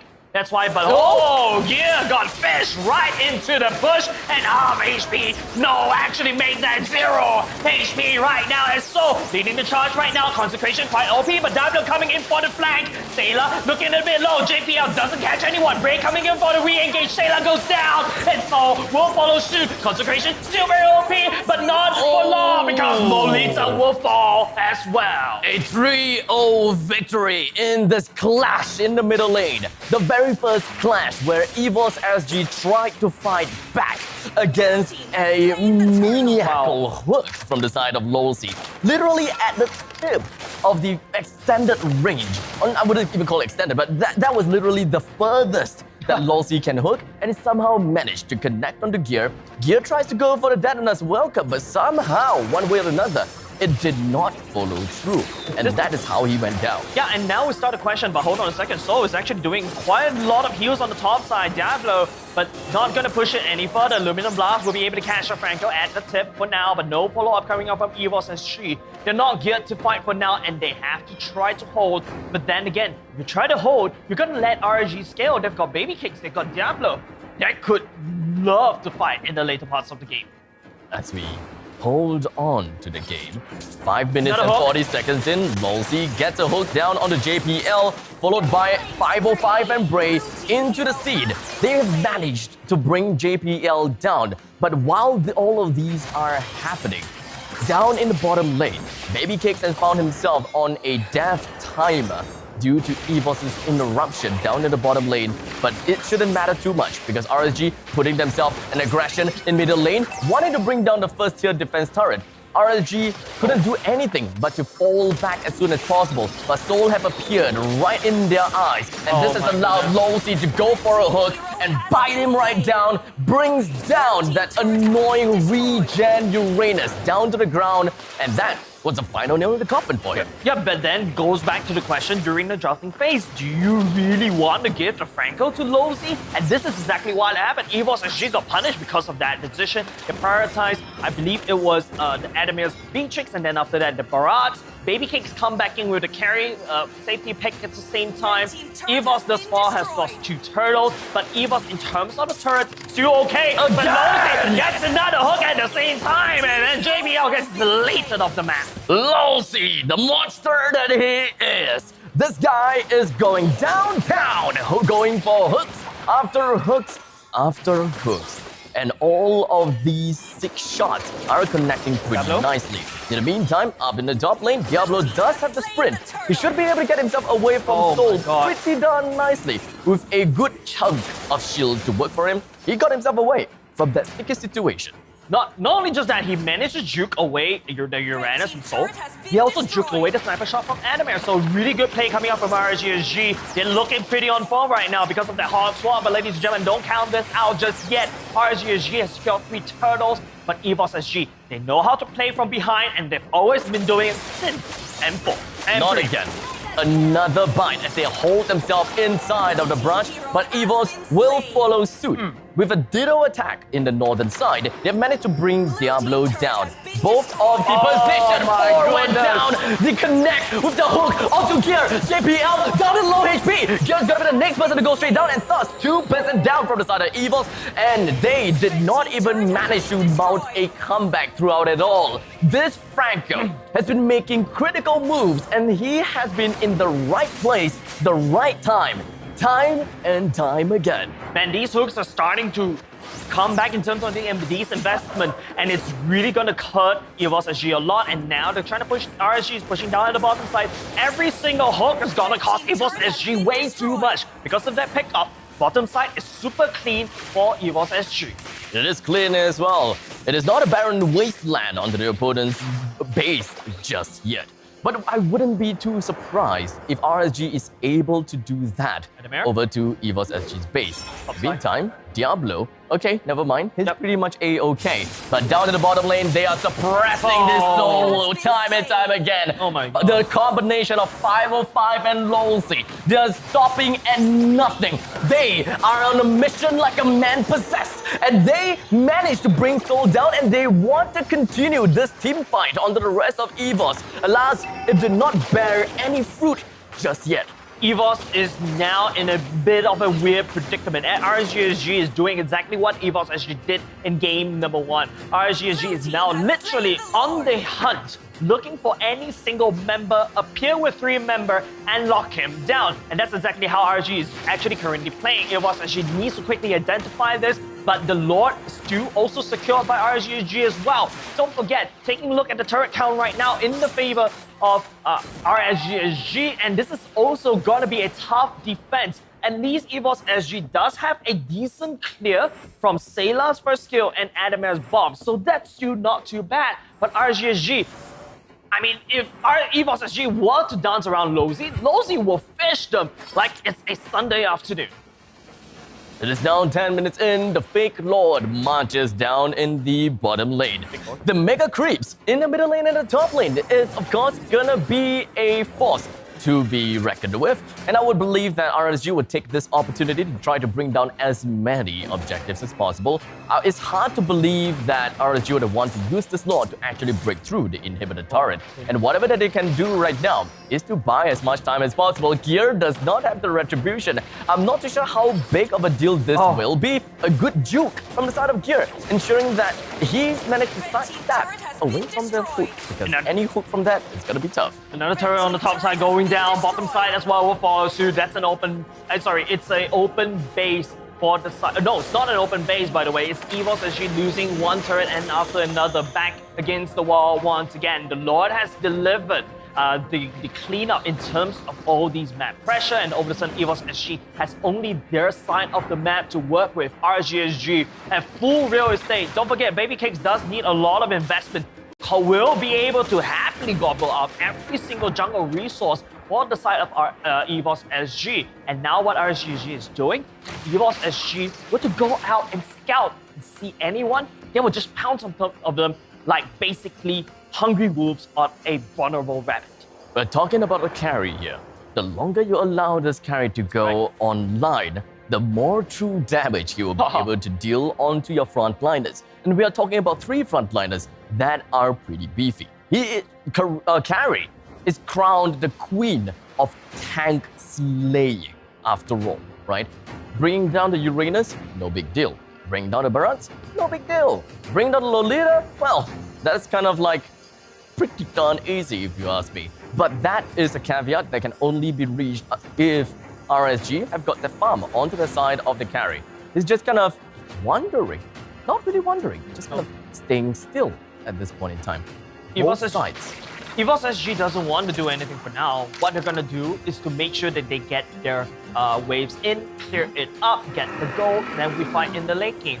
That's probably the only way they were trying to do. They know if they were to go, if Soul goes out, if Soul goes out and split push, we saw that happen for, I don't know, maybe 3 times, judging from the fact that Soul has was killed 3 times. And if you notice, once the Lord has spawned, EVOS SG starts to push the map a little bit more. This is very slow and methodical. RSG, if I'm not mistaken, they actually, I think they're starting on the Lord right now. EVOS making a concealed play. They're looking for pickoff. Firefly will be the one, but it is going to be the aim coming out. Firefly comes back with the magic shield. Anima gets buzzed all the way down. And now this is going to be Gale gobbling up Brave for the time being. It is going to be a 2-man down on the side of it.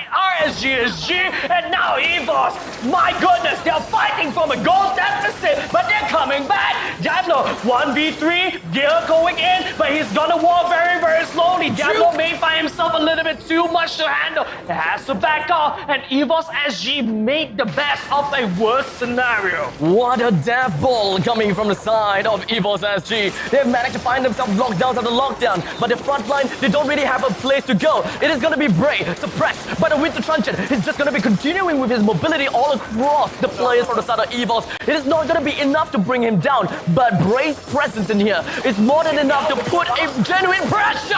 As now Losey manages to go for the hook immediately right down onto Sailor. He's going to go straight down. The Lord continues to his wrath down to the JPL, brings him down. Adamir comes from behind. He's got a shotgun. Will he be able to do much? He goes in from dash. He brings Losey down, but it doesn't seem like things are going to be going down just yet. As Soul is going to be the next one down. Adamir taken down by Baby Cakes, and now the Lord is just going to be the last one remaining, and RSG manages to get themselves the wipeout, as well as the Lord, as he continues to march in. This went way too long for EVOS SG. They were fighting in the Lord Pit for, I don't know, 30 seconds. Every time when someone comes off respawn, they went straight to the Lord Pit, and then they got slain. This Lord is basically just, the neutral objective right there, and he's basically helping no one. And then EVOS SG took too much damage. Sailor, once he goes down, I don't think EVOS SG has any reason to stay there. But then again, this may cost EVOS SG because the Lord is charging down the bottom side.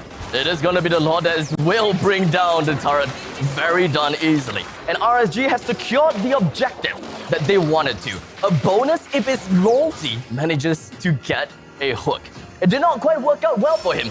Diablo goes for the split push up in the northern side, but another hook missed out. But Diablo didn't care about that, and just gonna be going straight in and hoping that he'll be able to get a kill. He got himself away with the slipper, gets the hook down to JPL, suppressed, and Kia goes for the detonate welcome, slams him round to the wall. Losey completely out of position, but that's not gonna be stopping him just yet. Soul puts himself in the hearts of the RSG, and the entire team of RSG, surprisingly, they're still alive. They held. EVOS SG held. That's the good news. But then again, EVOS SG has to lose JPL.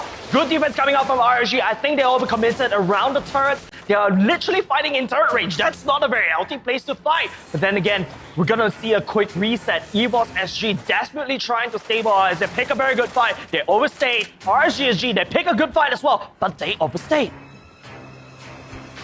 17-7. We have a 10 kill lead onto the side of RSG.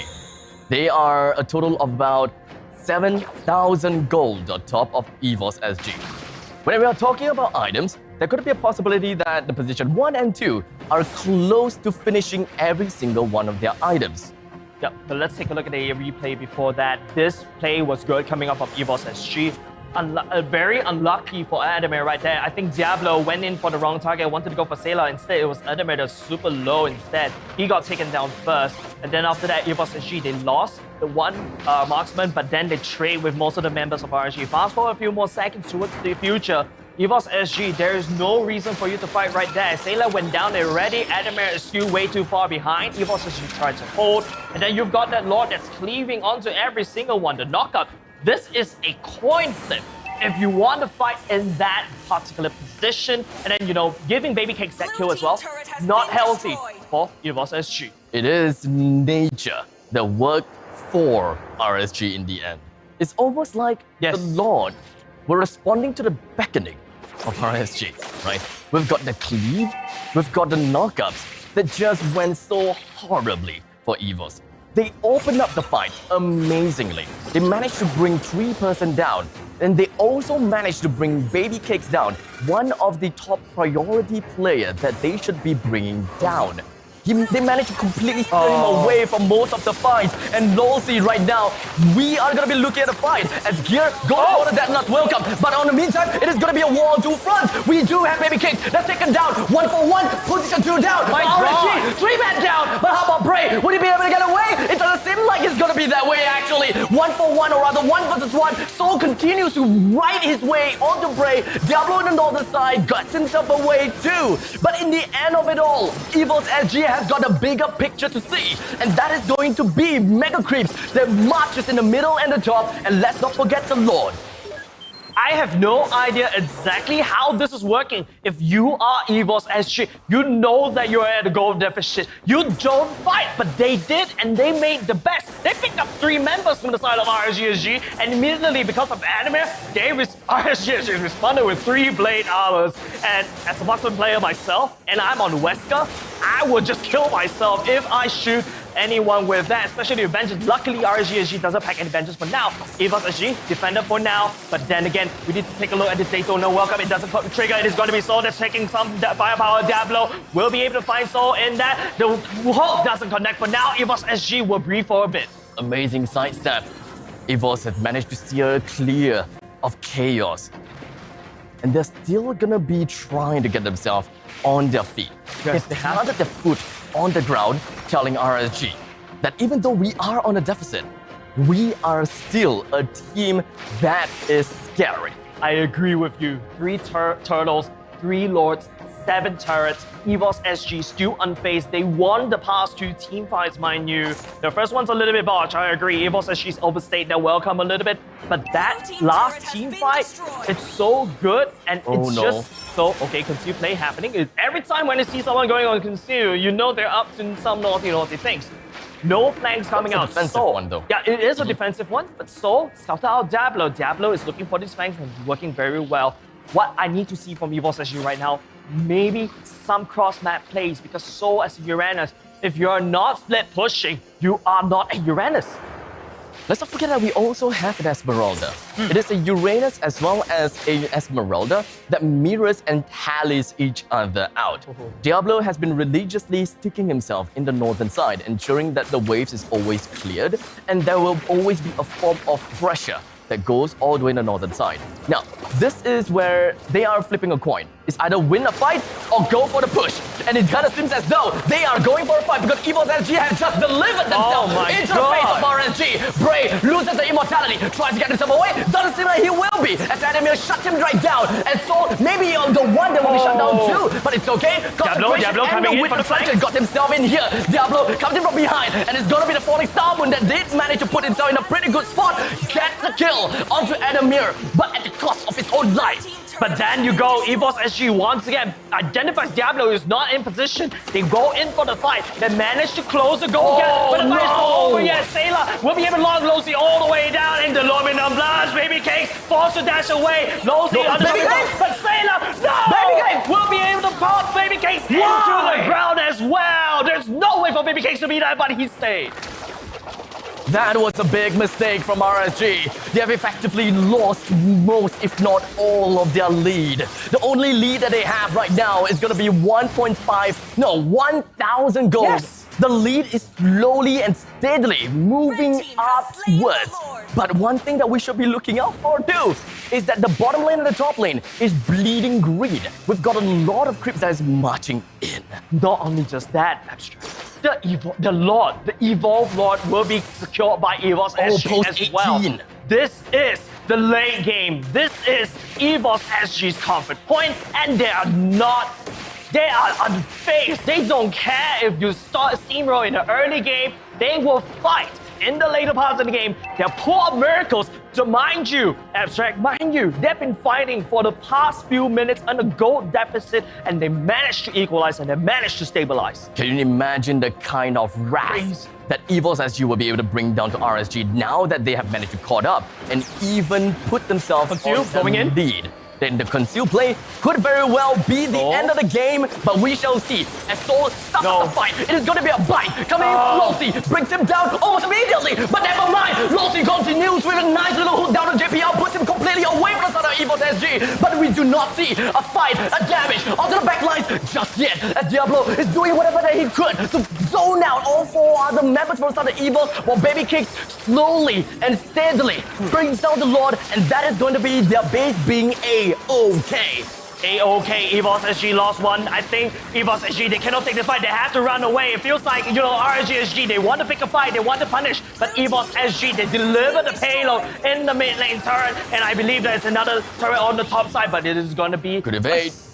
Pretty much touch and go for both these 2 teams for now. EVOS SG has managed to distract RSG from the defense. A critical invade from Diablo with the falling star when getting himself away from the Numenon blast. That is definitely very big.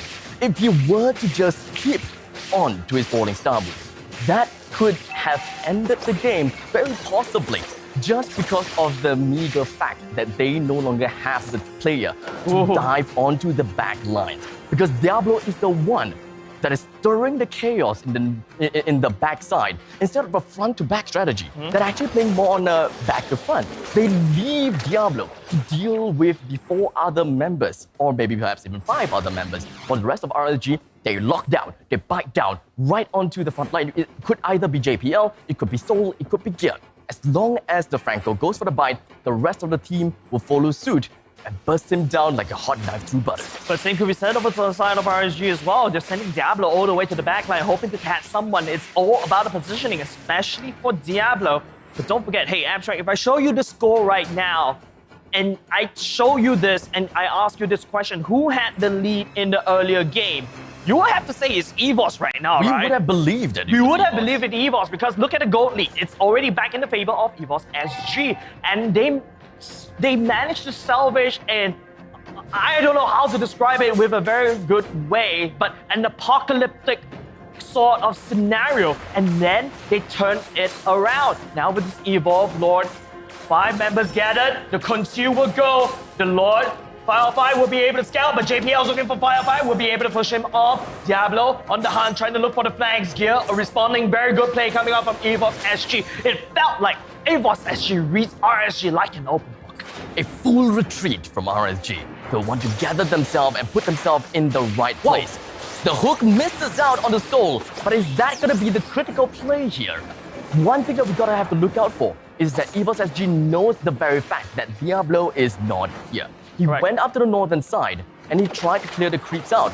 EVOS SG, their main play of the game, probably is to buy time, and buying time it is. It might be the hook from Lolsey, stops JPL with a Domino blast, but we have Diablo diving behind, trying to bring everything down, but it's actually still went down to many cakes. It's okay, continue on. Gear, still off health. Brain is also gonna be on similar health. He still has his immortality, and Gear immediately gets himself up with his Wizard Truncheon. Diablo continues to fight. Steelers still gonna be on behind, but he's not gonna be carried by anything else at all. But triple kill is going to the side of RSG. 4 members, no, 5 members. They're all still alive. They're continuing to fight. They're moving down the Sailor. What does the Cyclones do? The Planet's attack. It connects. The hook. It connects as well. And Brave finds themselves a kill. And in RSG, they are gonna be moving down south and heading up north and pushing down the lanes to the bottom side. Will it be enough? Would it be enough? Conceal play going in, Baby Case focusing on the floor right now, and it is going to be EVOS SG unable to defend. Game number 2 goes over to RSG. Victory! Game number 2 went down to the defeat of EVOS SG. We saw in the semi-finals upper bracket, EVOS SG indeed did lose a single point away to, EVOS SG lost a single point away to RSG. And that is no longer something that we should be surprised anymore. I'm not surprised. Man, EVOS SG has been working miracles, mind you, Abstract. Yes, I have to say that it's a win for RSG, but EVOS SG did not make it very easy for RSG, but good play on RSG. Look at all these hooks. I believe the subsequent match highlights will be all of Losey's hooks. Yep, hook after hook after hook. This secured a tremendous lead for RSG in the earlier parts of the game. EVOS SG, they're trying to make a play here. This is the particular fight. They almost turned that around. EVOS SG, they bit. Mind you, just take a look at the gold lead. 59k versus 32k. A very vast gold lead, yet EVOS SG still commits. It is all in for EVOS SG, and they turned that around. They farm off RSG, taking advantage of these kill bounties. But then again, in the end of the day, even if EVOS manages to stabilize and equalize, it was too late because RSG strong in early game. This is insane. RSG, they got themselves game number 2. And you know what's the most important thing? Is that Cyclops lost. Jesus, are you still on that thing? I am still on that. Although I gotta say, Sayla did pilot the Cyclops pretty darn well, especially at the final part of that team fight. He himself, he did manage to work things pretty darn well, I would say. And with the planet attack, I guess that is where the mobility comes in, and the passive attack, where you don't have to stop, and yet you can still damage the enemies. Yeah, that's the thing. One doesn't simply chase the Cyclops. Because the planet's attack provides so much movement speed, you can kite backwards. I think what RSGSG did was to overcommit in chasing down Sayla.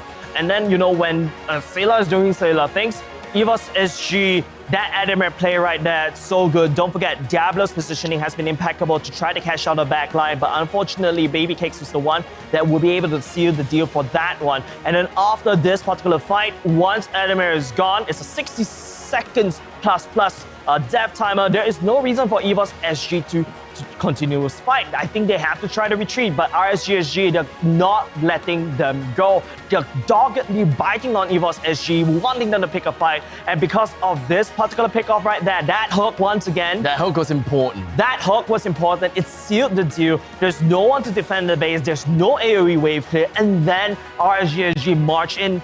And at that last point of time, if you guys notice as well, there are no creeps for the side of RSGSG. Two members for RSGSG tanked the shots from the core for Baby Cakes to clear it off. There was one ballista though, if I remember correctly. Okay. If I remember correctly. But, you know, putting that aside, 26 minutes game. RSG started the game amazingly, as we have seen in the highlights. Yeah, Franco was definitely very important into the victory of RSG. It was played around Franco in the early game. And one thing that I did realize as well is that I should not forget about the fact that Franco's bite is basically puts you immune to all CCs. As such, this is great. If Barat is the first, if Franco is the first thing that Barat see, and the only thing that Barat could do was go for the Detonus Welcome. And if timed correctly, the bite will then phase through Detonus Welcome, whereby it becomes useless. Yeah, and it's just RSG picking up the correct people. Suddenly, if you pick on the Barats, there's no swallowing. Then after that, Bray could do, you know, the assassination on top of Sayla, on top of Adamir, or even secure the objective for your retribution, right? Everything just went swimmingly for RSG. I think EVOS was a little bit scared for a moment. Don't forget, Seoul was actually sticking around. They have to fight with 5. They cannot afford to fight 4-1 again. So that's why it is a little bit difficult for EVOS to start the split push. Let's take a look at the post-match statistics. In my opinion, look at that Lydia damage as well. 100,005 damage. It's a lot, and it's an AoE. But of course, your beloved Cyclops did more damage. But the point being is this. You can deal a lot of damage, but you constantly get to pick up. There's so much CC from the side of RSGSG. EVOS, yes, they have their own CCs, but then again, the Franco immediately denies the Daytona's Welcome, and then all of a sudden, you have an assassin that could jump from one tire to another. And in the end of the day, yes, Cyclops did manage to deal a lot of damage. I understand that. Yes. But in the end of the day, RSG is still the one that won. Okay, personal vendetta aside, let's take a look at the MVP. Who is that? Gonna go to 505. It's gonna be the one with a total of 70 kills, 2 deaths, and 17 assists, putting him at a 100% kill participation. Yeah, he's been landing down all these damage from the orbs as well, and then the ice cream one just slows everyone down. Yeah, and he's also the forward scout because he does have the attributes to jump away, jump back into time to revive very quickly. 505 did very well in holding on the onslaught. Don't forget, it's always him getting chased down, and then this allows a lot of opportunities for the rest of RSG to collapse on top of everyone as well. Don't forget, this Lilia has been power farming every single hook coming off from Lozi.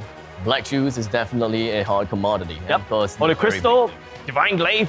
What else do you ask for a SMH player? Oh, his Rapid Shoes, by the way. That improves the mobility around the map. That way that he will always be able to stick super closely with Lolsey. That's correct. That's why whenever we start to see Lolsey dishes out a hook, and if it does connect, we've got 505 that is more than ready to unleash the world of pain onto the very unfortunate victim. Yeah, and if we take a look back, another point I already have mentioned this, and I couldn't mention this enough. EVOS knows how to play from the back foot. Unfortunately, this one, they kind of fell short. But then again, they fought with gold deficits nearing to 10K. You do this in a pub game, I will report you as trolling. EVOS SG, on the other hand, they do this and they made it so easy that it's illegal, that even though they know they're playing from behind, they're not going down without the fight. And RG, on the other hand, thank God they're able to close this off, because had it gone a little bit longer, don't forget, EVOS, this is their comfort zone. Indeed, indeed. Well, in the end of the day, I am glad to see how game number 2 has ended. We will be looking at game number 3 in a short moment of time. After a 5 minutes break, we'll be right back with game number 3 with hopefully no Cyclones.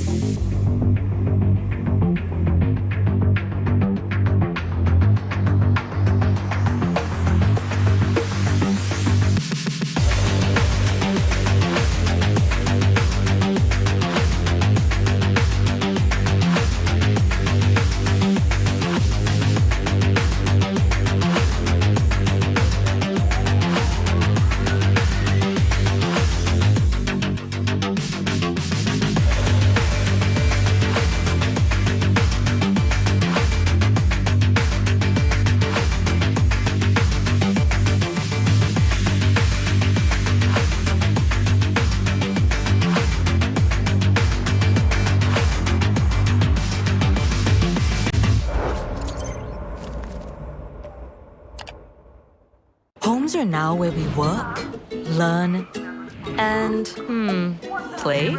Oops. Homes are where we build spaces Dear, not so loud. to call our own. Power on and beyond with Singapore's most trusted broadband.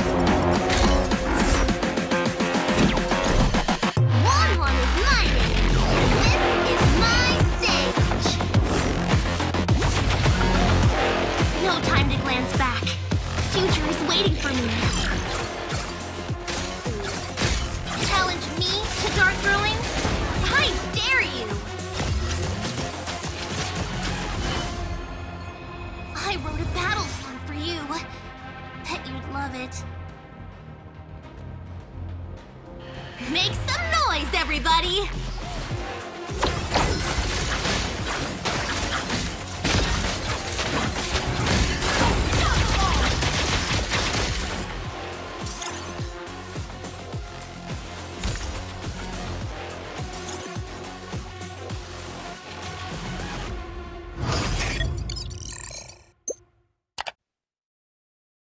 Before we move on, does anyone have any questions?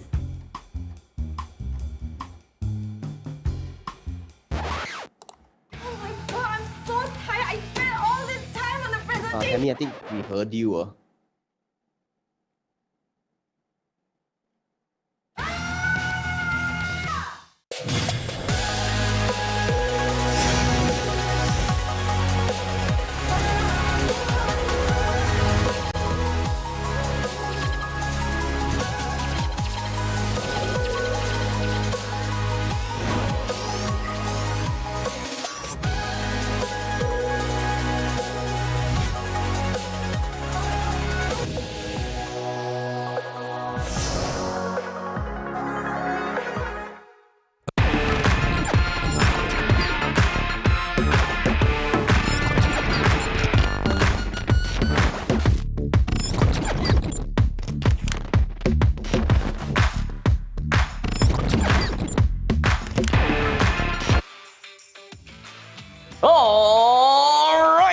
and gentlemen, welcome back once again to game number 3 of the MPL SG Season 3 Playoffs between EVOS and RSG.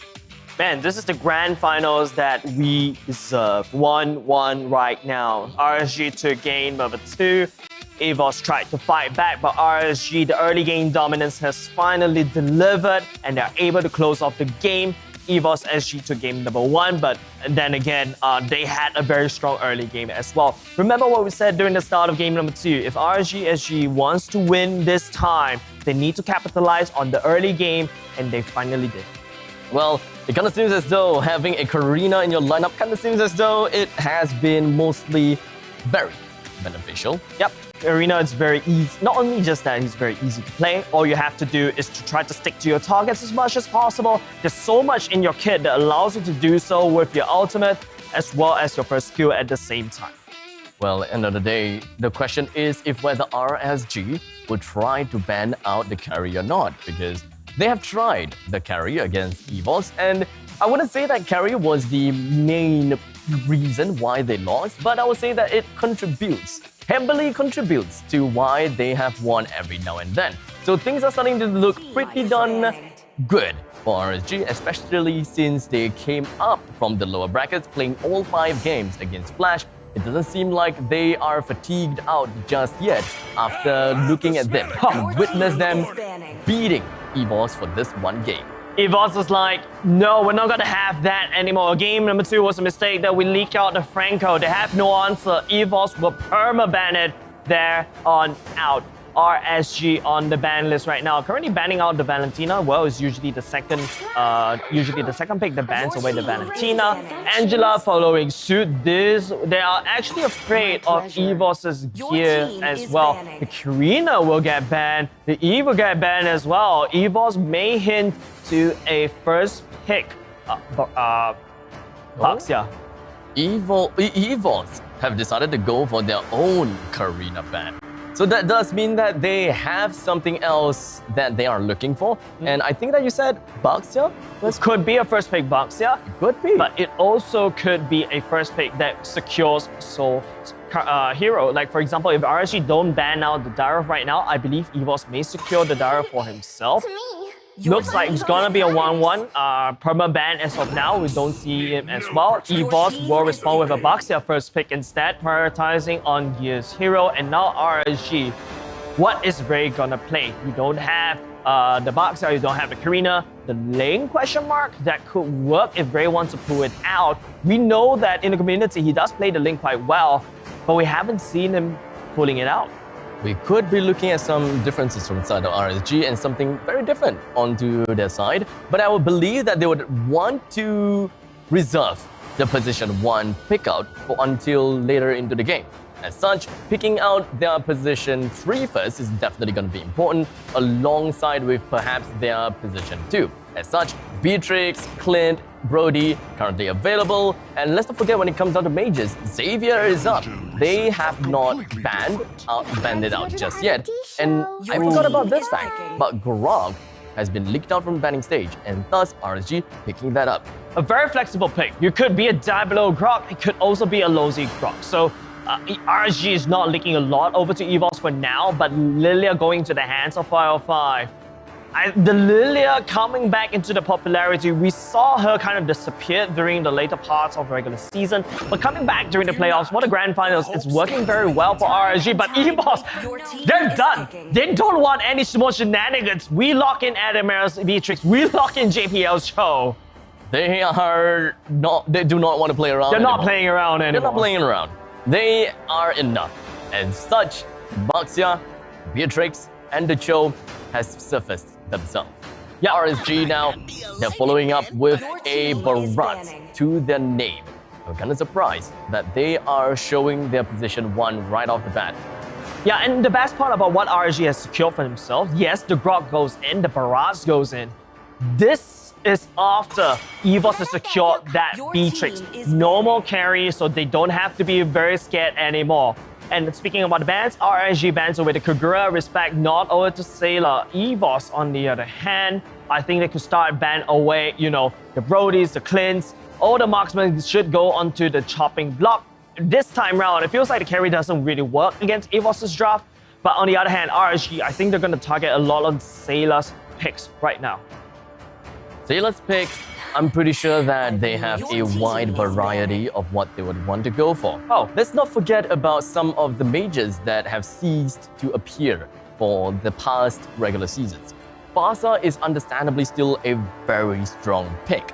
And at this point in time, EVOS, they would probably appreciate an artillery barrage, considering the fact that they do have a Baxia as well as Cho. Kind of like the same gameplay as previous, except that it's not exactly global presence, it is a long-range presence. Xavier is definitely still viable, especially since RSG did not ban Xavier.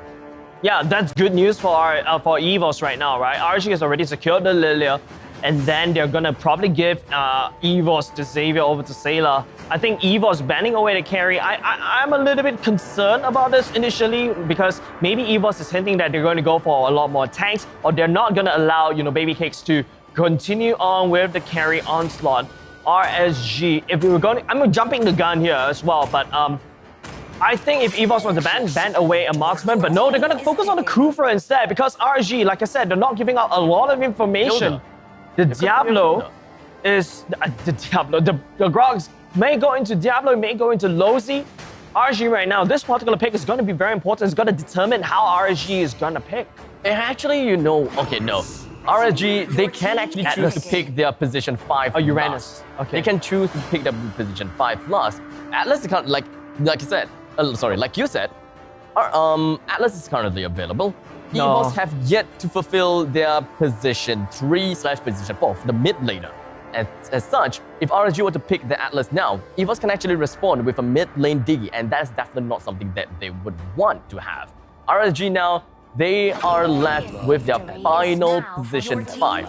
And this is the answer that EVOS have. A Sicilian and Esmeralda. And Atlas could very well be in play.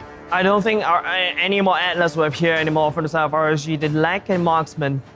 I'm a little... Oh, you're right. I completely forgot about that. I'm a little bit... I know I kind of mentioned that, RSG, if they really want to go for the Atlas right there, I think there's a lot of tankiness that they don't need anymore. They're really buffed up tanks that could walk all over with sheer HP bars. But EVOS, on the other hand, they secured the Sicilian. They know they need something that goes all the way to the later part of the stage. Esmeralda can flank JPL back onto the comfort picks. RSG will secure and finish off the draft with Baby Cakes on that Clint. Yeah, head goofed up. Kind of seems that for some reason, it kind of seems as though like, don't need a position 2. We're gonna run down the draft with 4 tanks. No, not on this stage. That sounds fun. Especially when you go into game number 3, ladies and gentlemen. This is the grand finals of season 3 for MPL Singapore. EVOS SG first pick going in the blue. RSG going in the red for second pick.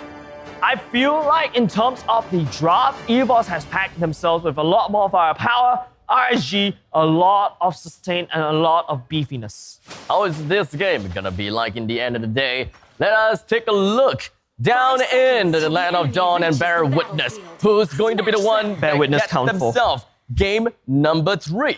Bear witness count number 4.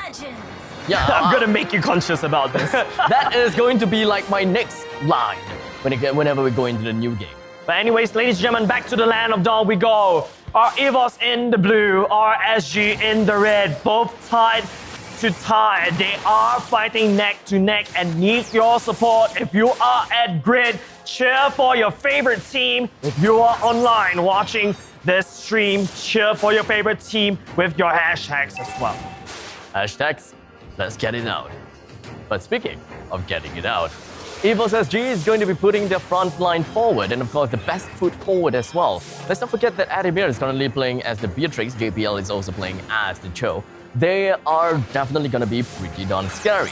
My question is if whether Sayla is able to keep up with the momentum or rather pick up with the mobility and stay on a constant flurry of assault together with JPL and Gear. I have to disagree with you there, Abstract. I feel like what Sayla should have done, instead of following JPL in terms of the gank, I think Sayla needs to get as much stacks as possible. Good job coming up from EVOS SG with the Sicilian on Sailor for now. 505 forced to back off early on. But hey, there's the 500 shares. Thank you very much to all of you who's standing down to support. But hold on a second. The wall has been built. JPL will have to force the burn the flicker. With the flicker out, JPL will lose quite some aggressive maneuvers. And this is going to cripple EVOS SG a little bit for the next 120 seconds. As such, RSG, if they would want to, they can start to play a little bit more aggressive, especially since they are looking at Lolzy that's playing onto the Grok as the position 5. As you can see, it is going to be the Guardian Baron. They're just going to be cutting off Gear's matter of escape, while Soul moves right on. Deaden as welcome connects from Bray onto Soul, pushes him into the turtle pit. He tries to get himself away, but unfortunately he would not be able to escape the grasp of Diablo. As the fight ensues, Gear finds himself sliver of health taken down, while JPL take a hop, skip, and a jump with the Jacundo, getting himself away before yielding any more free kills over to RSG. Good pickups going for the side of RSG. They secure the turtle for themselves and then, pick up another kill as well. Man, this is basically RSG's game. They are very happy with what they secured thus far. Don't forget, both these two teams going slightly towards the later parts of the game. I think the reason why Sailor has responded with a Sicilian pickup against Lilia is that, hey, I'm gonna challenge you how fast I can kill you before you tap on your ultimate button, because sometimes you're just a little bit too distracted. Because there's a lot of things going on. You get caught by the Sanguine Claws and follow up with the bad impact, and that's it. You won't be able to follow up with that ultimate button. So maybe that is Sailor's plan. However, I think Soul going in with that previous team fight, going into the turtle pit right there, was on point. He found the entry point. However, the Daytona's welcome, initially reserved for Gear, gets used on top of Soul instead, and then just kills him off right there. The sprint coming in clutch, and that's why sprint is the preferred battle spell of most of these players for now, because you don't care about the slows. Just run through it like a just run through runner. You just run through like running through across all the minefields, right? Right? Yes, exactly. Why stop at all when you can just run through everything and phase past the explosions like a cool dude? Because cool dudes don't like explosions. It's like one of those movies that, the good guys don't look back and the explosions kaboom, kablim all the way down at the backhand side. But then again, we are still in a technical pause. Our team is actually struggling to work on a fix very quickly. We should be hopping into game very, very soon. Ladies and gentlemen, game number 3. Both of these two teams have started to bear their fangs. EVOS SG not going to back down for now. RSG securing an early game dominance. Remember what we mentioned. They want to go into the earlier parts of the game. We will going into the game pretty much soon, so please do hold on. But like I said, RSG, the win condition, the way that they want to play is to win in the early game. And thus far, I feel like they've got that checked. Win in the early game, huh? At least for this one. Let's take a look at their composition and of course their matchup, shall we? When it comes down to Clint versus Beatrix, and Beatrix nowadays has always been playing as the sniper, am I right? So Clint versus Beatrix, there could be some possibilities when it comes down to executions, depending on who is able to land the first shot first, who is able to push one away. So I would call it as a stalemate between Clint as well as the Beatrix. I wouldn't say it's a stalemate. I would say it's a skill-based matchup. Skill-based matchup? Yep, it is a skill-based matchup. So what a Clint and a Beatrix want to do is to trade efficiently. I do more damage than you, or I zone you out completely from the minion creeps. The benefit of what Beatrix could do is to snipe from afar and play safe. There's what a Beatrix could do is very flexible. That's probably why EVOS first picked the Beatrix in this first phase pickup. They're not even securing other heroes first. They just went straight in. That's just pure comfort. Pure comfort right there, but it's starting to cost EVOS quite a little bit in the past 2 games. Now, let's take a look on the opposite end of the field then. We have Uranus that's going to be fighting against Esmeralda. It's kind of like an all-El Clasico when it comes down to these two. Boy, sometimes I wouldn't even have a proper answer between who wins whom. But there are times that I actually weirdly see Uranus beating against the Esmeralda, when the Esmeralda technically should be able to do good enough damage onto the side of Uranus. But hey, sometimes I don't have an answer as well. And thus, I would at least call it a stalemate. And also skill-based. Yep, skill-based matchup, because in my opinion, if if the Esmeralda wants to play around the Uranus, the Esmeralda has to play around the minions to get the procs out very quickly so that you get the shields out. But at the same time, the Uranus has to be careful, land the second skill to explode on point, because that is the part of the Uranus burst in order to, you know, hang on. But then again, you're giving shields over to Esmeralda. That allows the Esmeralda to heal. So, yep, skill-based matchup, it's all about the trade. Those two lanes, the gold lane and the XP lane, very dead even for now. I think the most important thing is we have to talk about how the mid lane is going to rotate. You mentioned about this, right? The Lilia should be able to wave clear quickly and then follow the Grok around to basically roam and do a lot of things.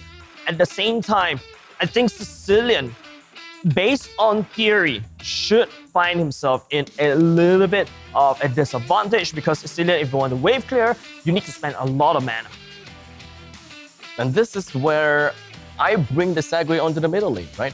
As well as the main roaming capabilities.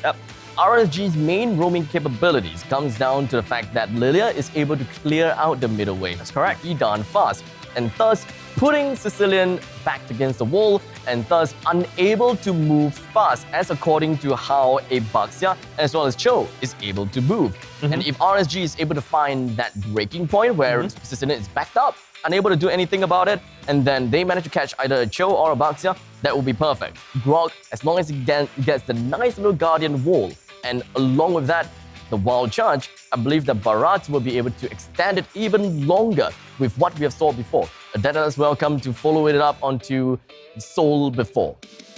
Yeah, and I have to agree. Remember what I said, RSG, if they want to win, they have to win in an early game. It's all about micro plays. Yeah, the micro plays going in this time around, RSG do have the early game advantage, because with the Lilia, you can wave clear quickly, you can follow up with the damage. Sicilian, he's gonna need more time to farm up. So EVOS gearing towards the later parts of the game, RSG gearing towards the early part of the game. Blast people down, let Clint farm, we win game. That's how RSG is going to play. But with that said, ladies and gentlemen, after hearing the strategies that we've been theory crafting, we have to wait for the execution, and we'll go back into the game after this short break.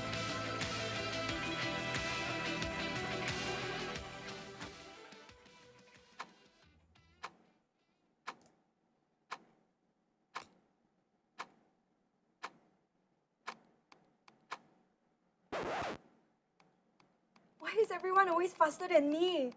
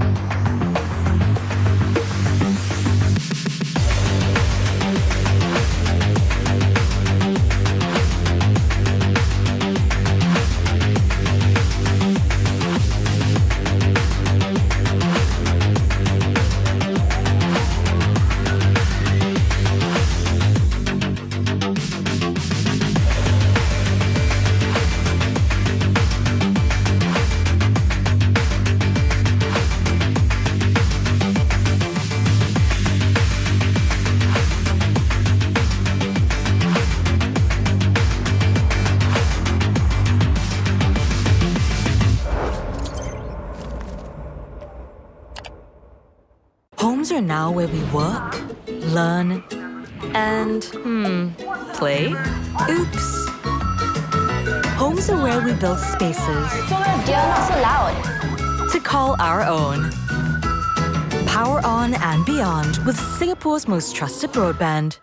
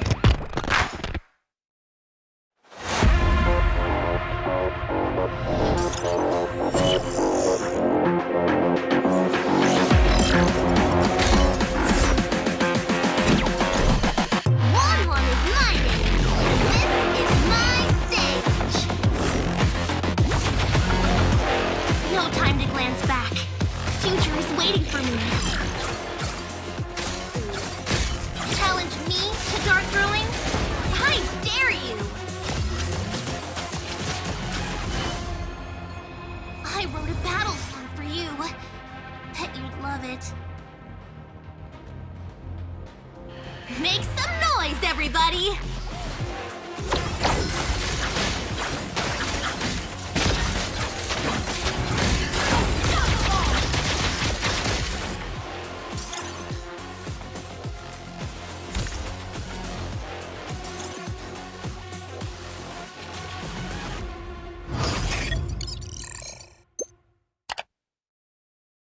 Before we move on, does anyone have any questions? Oh my god, I'm so tired. I spent all this time on the presentation. Tammy, I think we heard you.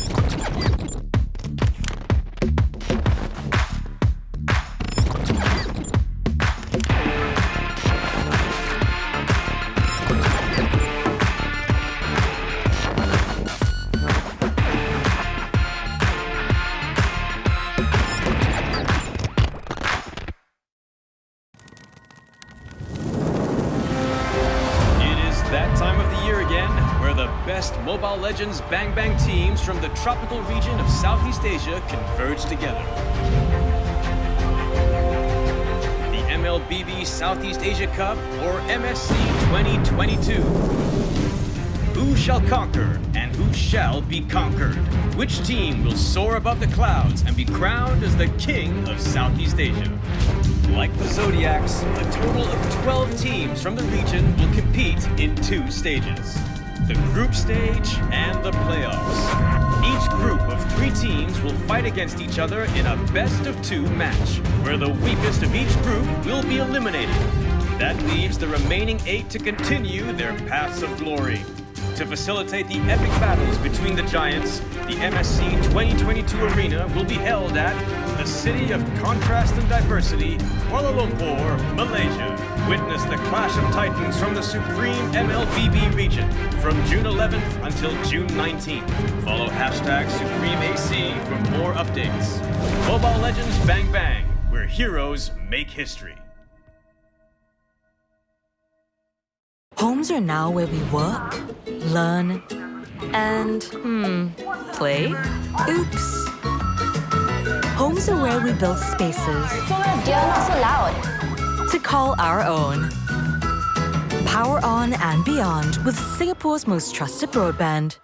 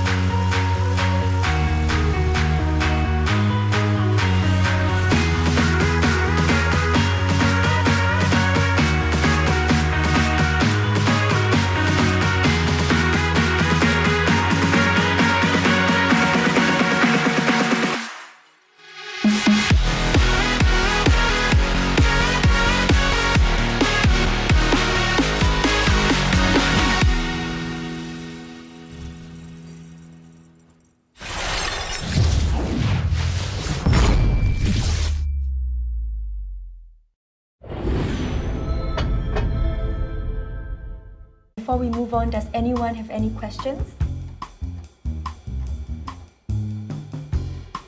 Oh my god, I'm so tired. I spent all this time on the presentation. Tammy, I think we heard you.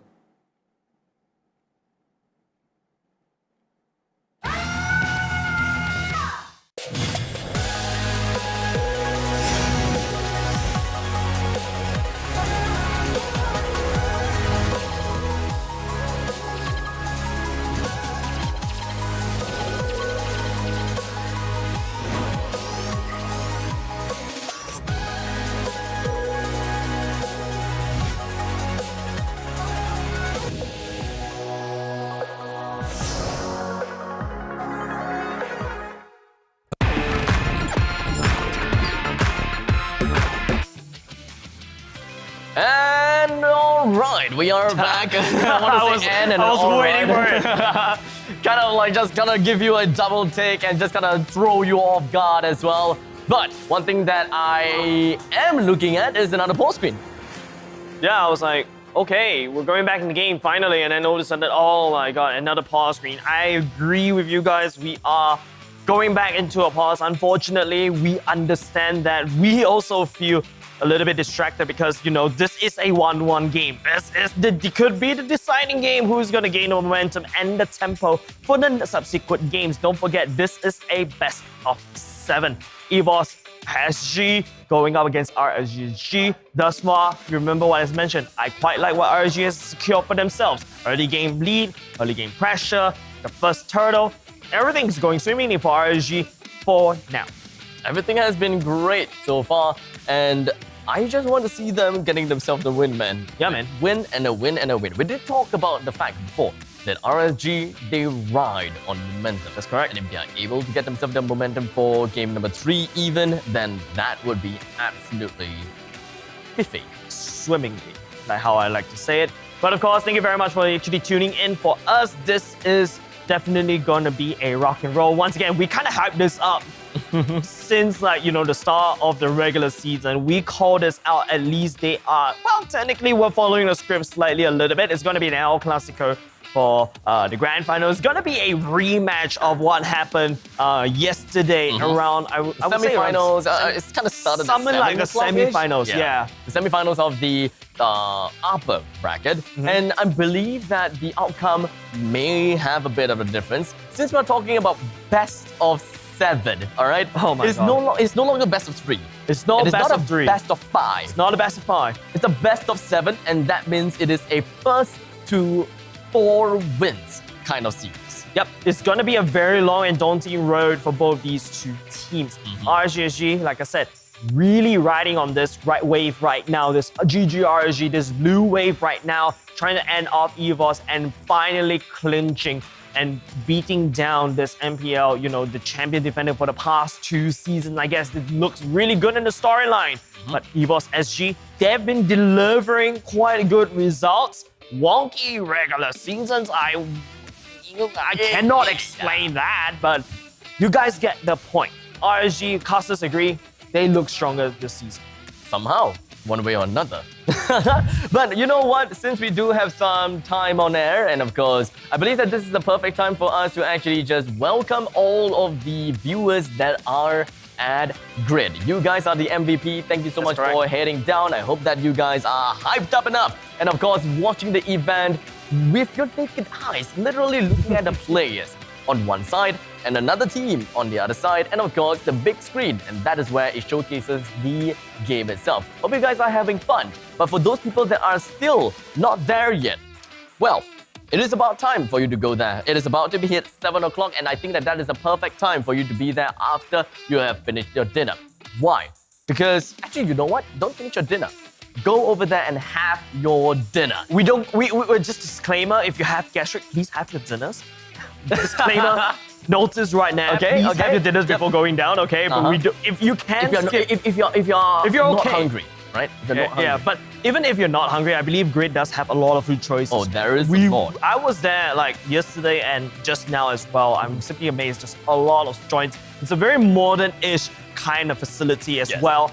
I love the LED thingies that on the first floor when we actually enter the mall. There's this this very cool for Instagrammable, thingies right there. It's looking really, really good as well. And other than that, there's also these team booths. I think right now, if I'm not mistaken, it's RSG and Team Flash. The last time I checked, they still have their jerseys on sale as well. And remember, I was joking about the fact that I went a little bit too liberal with one of the dot stickers with Dablo.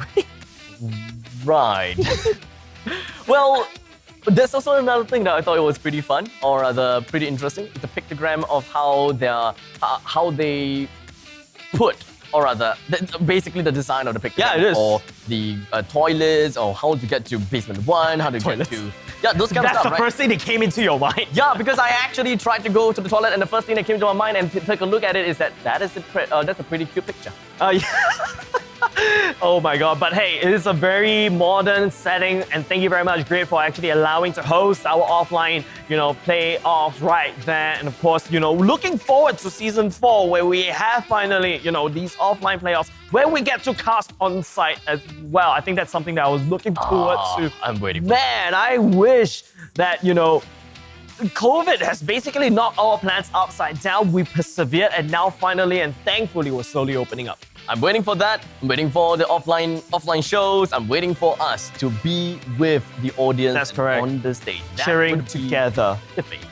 And of course, we did talk about buying some food over there at Grid as well. And the reason why I do emphasize on that is because if you spend a minimum of $30 at participating outlets inside of Grid, you can scan the QR code that is found in the stores. You can upload your receipt and fill in your particulars to enter for a chance to win up to 25,000 diamonds and even awesome products worth up to $999. There are other ways that you can also join into this giveaway, and that is to snap some creative photos with some visuals, be it the Mobile Legends Bang Bang visuals or MPL Season 3 visuals that's looking at around Grid. You can then post them on Facebook or Instagram, Tag both Grid Singapore as well as MPL SG officials stand a chance to win. And of course, let's not forget the hashtag Legends Are Born and hashtag MPL SG2. Yeah, like I said, there's a lot of Instagrammable opportunities all across Grid. So if you guys are there, do snap a picture, tag your favorite players, tag your favorite teams, and of course tag us as well. Other than that, they were talking about there's a lot of these participating stores that provide some like discounts based on your ranks. And I'm like, going to Legend 1, I'm waiting for a friend to reach Legend 1 so that we could start rank together. And then suddenly I was like, oh my goodness, I'm locked out from all these goodies discount as well. I'm like, oh my goodness. I'm just still waiting for my friend to reach a suitable rank so that I can start rushing rank. Was that an excuse? No, it's not. It's not an excuse. Really? Yeah, it's not. Don't worry, it's not an excuse. I'm just helping a friend out, playing together. And of course, this MLB is the kind of game that encourages all of us to play together, work together. And speaking about which, these teams going in, I love the meta like right now. You don't really have a one-man show anymore. You're more like you need to work on a setup. You need to work on it together as a team. And it's very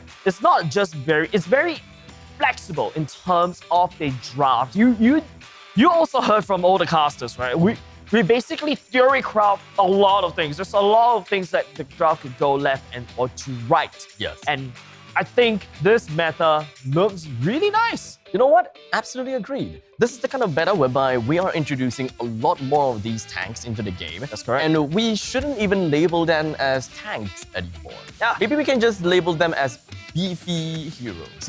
Because at this point in time, with so many of these tanky characters here and there, it is tough for you to win the game entirely just because you can burst one person down. That's correct. And when we are talking about tanks into the fray, there is not a lot of heroes that can actually just burst one tank down, especially when economy, when the economy is pretty equal. Yes, Carry is able to whittle down the health of the tanks, but I wouldn't go so far as to call it a burst. Yeah, but it takes all the way to the late game before the carry will start to shine, right? And then I think it does, because of this tank meta, the assassins don't really look very nice anymore. I think because, and you cannot assassinate anyone, you don't counter-assassinate anyone anymore. The tanks have so much innate CC that you have to be worried about. So then again, I really like this meta. I think this meta is very interesting. But then again, I'm looking at the advanced server patch notes and they're saying there's some nerfs going on already. So, I mean, the meta change come and go. And speaking of, because of these meta change come and go, our players on the spot right here has to adapt. Because, upcoming next is MSC. I don't know where the meta could change again before the MSC, and then all of a sudden these players, they're back to square one. Exactly. You know what? Now that I'm kind of thinking about it, when it comes down to MPL SG Season 2, we were playing the regular seasons. Oh yeah, halfway through. Maybe close to the end, we suddenly had a meta shift. And that has always been the way, and when it comes down to Season 1, there was some sort of a shift, but it wasn't as abysmal. It wasn't that disruptive. Yes. Season 2, that change was... Man. Yep. I was out of a job. Remember when marksman jungles are a thing? I was suddenly out of the job and I'm forced to go to the gold lane now. But at least there is still a lane for me to go. Yes. Remember the good old days of Nathan? Do you remember the days of fighters in both EXP and Gold? Oh my god, that was my time. That was my time. And I was just like, I'm spoiled with choices. What do I do? Where do I go? Where do you want me to go? Okay then. Yeah. I remember Season 1, I was learning MLBB, struggling to, not say struggling, but trying to learn more about the game. I remember I asked Soul, who's sitting right there, semi out of retirement for now, halfway into the retirement home. And I was asking him this question in Season 1, like, because both sides are fighters, which one do you choose to go into the gold lane? Which one do you go to the XP lane? We don't need that knowledge anymore, unfortunately. But then again, it throws you it brings back memories, right? Back all the way Season 1 when Pokemon or Peach and Supergirl or Girl was on the same team. Both these two players were fighters once, but they both became gold laners for some weird reason. And let's not forget about the fact that we are looking at them, we have seen them going against each other as well. Yeah, man. In the gold lane. Time has been fun. It has A been. lot has changed. So much changed to the point that Potato has now become a coach. Gear is now a jungler. Oh, yeah. Gear is a jungler. That is actually jaw-dropping, and it's just way too crazy the fact that he could just flex into another role. And this is exactly what we're talking about. Going to MSC, the meta's definitely feels like it's gonna drop that update anytime soon. It's gonna shift that meta once again. And then all these players all of a sudden, well, remember the last time when I was out of a job? Yeah, Gear may have to flex his roles again. Ah, yeah. This is the kind of thing where it puts you in a really tight spot, right? It does. Whenever you are too fixated on a single road, or rather a single role / hero. One trick. Yes, one trick pony, as many people will say, there are gonna be a couple of difficulties. That's correct. When it comes down to, getting used to the new meta, getting relevant in the new meta, and somehow in Season 2, Almighty, they came up on top because they were somehow very favorable with the new meta because of their kind of hero picks that really worked out for the tankiness and the fighter meta.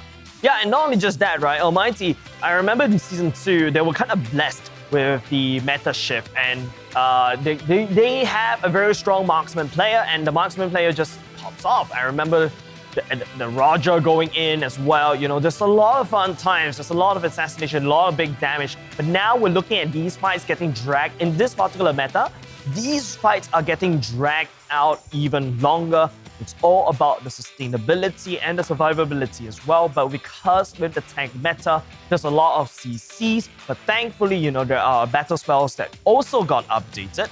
Inspire right now does provide more attack speed and does some survivability. Thank God for that. Good lifesteal, I would say. For marksman, good lifesteal for the marksman, and that sprint way too broken. You can basically run out of a real-world manipulation. Even remember back then when real-world manipulation is supposed to be this very huge slow field to disrupt the team fights. Everyone brings sprint and everyone could just run out of that box. Like, why would you even need to care about buying the Ice Queen wand anymore if you can't slow them anymore? There will be like this small, actually I wouldn't even call it small, but you gotta have to find the opportunity to actually zone someone out with the real manipulation. Instead of dealing damage now, it's kind of like, zone people out of it. Yeah, but we've seen a few Yves that, especially in MPL Singapore, right? The ones that I personally identified, Sayla and Chris, they know how to deal a lot of damage with Yves. Personally, when I played that Yves, I felt like I became a utility mage. But in their hands, they just do a lot of damage because of the Void Crystals that could just do a lot of continuous damage and the burn and the slow as well because of the Ice Cream one and the Glowing one as well, all these meta. And now finally, speaking about these mages, right? The Yves got perma-banned. You saw that, right, Abstract? And then the Lilia comes back in. Remember what we mentioned. This meta is not very good in terms of these bursty heroes. Like, that's why you don't see assassins very much favored in the jungle anymore. But Lilia managed to appear in this particular grand final. So I'm very, very delighted to see her back. Indeed. I think that we have, when it comes down to the regular seasons as well as some of the playoff games, we have completely forgotten about the fact about how good a Lilia actually is. And one thing that everyone should be taking note of is that Lilia is the main reason why the middle laner is able to be mobile and just keeps himself, or rather herself, running back and forth, and never ever care about the middle lane. And that is why Lilia is great. You bring on additional pressure on the middle lane, even when it's before 5 minutes or post 5 minutes. If it's before 5 minutes, at least that will deal a decent amount of damage onto the armor. And with those armor taken down, you have more money, in fact, and someone we're gonna have to do something about it. And then the best part is the Lilia. Usually, the book goes first, and then after that, they build the Genius one. You're gonna proc that first skill over and over again, and then you just do a lot of damage for some weird reason because you've been shredding through with these magic assists. I love this Lilia as a pick because I've seen the power of this Lilia. Indeed. Imagine. I've seen it before. Yeah, because imagine the Farsa goes in with a feather airstrike time again. You saw what the Lilia has to do, just and then all of a sudden, Black Juice! Your feather airstrike became a joke. Yep. The artillery barrage is nothing to It should be something to be very afraid of. But because you are a Lilia, that ultimate became a joke. Well, maybe that's also why Fasa isn't that well picked. That's correct. But one thing about Fasa, since we are talking about that, right?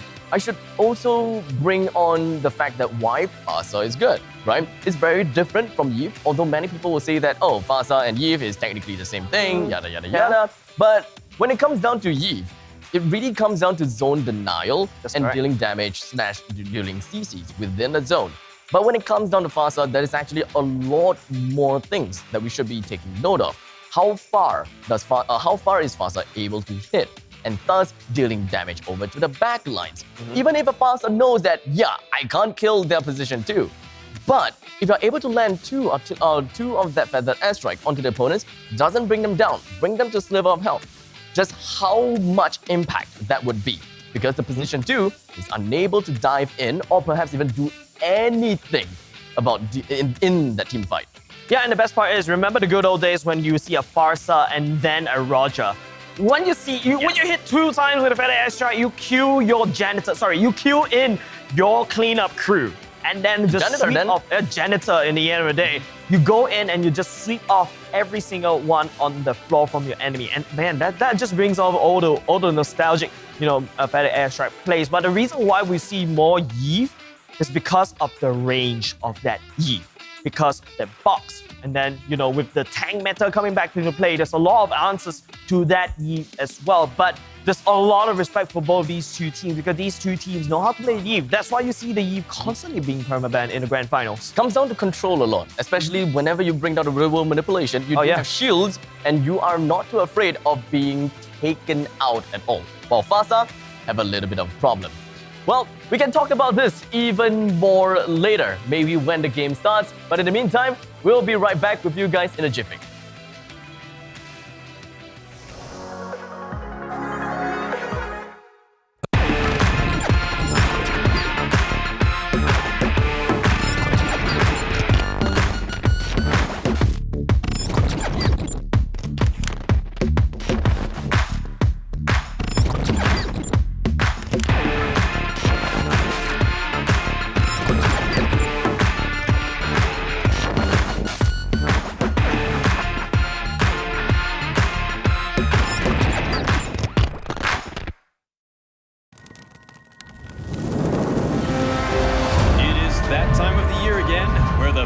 Mobile Legends Bang Bang teams from the tropical region of Southeast Asia converge together.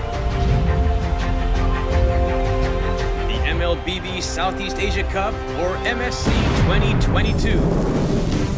Who shall conquer and who shall be conquered? Which team will soar above the clouds and be crowned as the king of Southeast Asia? Like the Zodiacs, a total of 12 teams from the region will compete in 2 stages. The group stage and the playoffs. Each group of 3 teams will fight against each other in a best-of-2 match, where the weakest of each group will be eliminated. That leaves the remaining 8 to continue their paths of glory. To facilitate the epic battles between the giants, the MSC 2022 arena will be held at the City of Contrast and Diversity, Kuala Lumpur, Malaysia. Witness the clash of titans from the supreme MLBB region from June 11th until June 19th. Follow #SupremeAC for more updates. Mobile Legends Bang Bang, where heroes make history. Homes are now where we work, learn, and, play? Oops. Homes are where we build spaces. You're not so loud. To call our own. Power on and beyond with Singapore's most trusted broadband.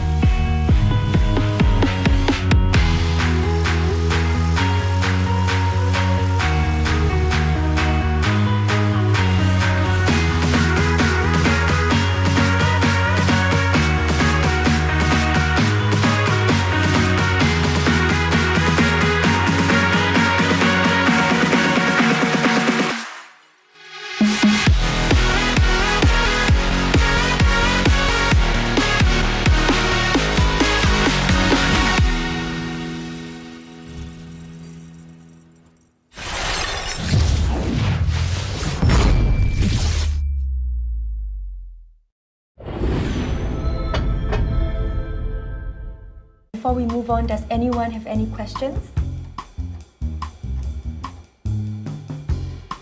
Oh my god, I'm so tired. I spent all this time on the presentation. Tammy, I think we heard you.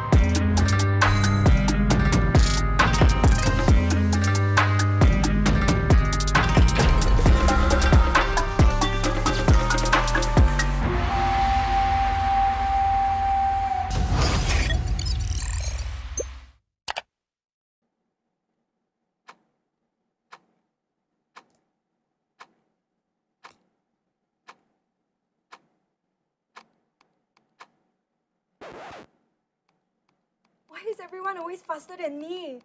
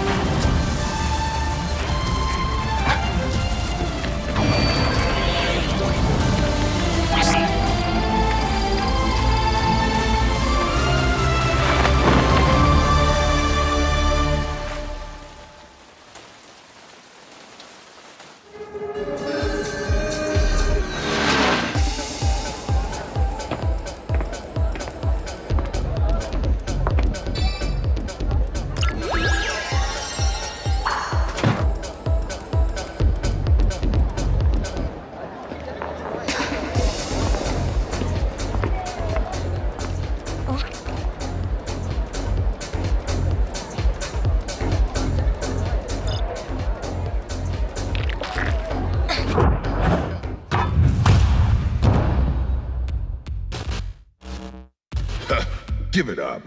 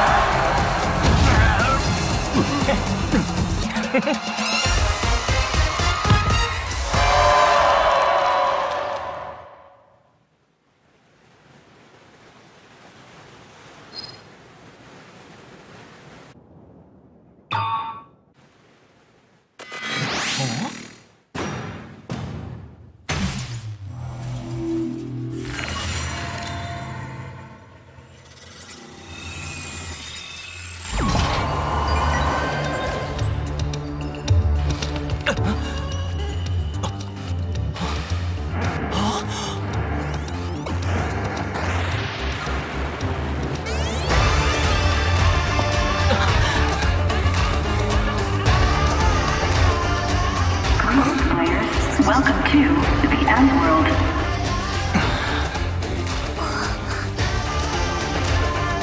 Fight as you may. Become the champion and the End World will grant you your deepest wish.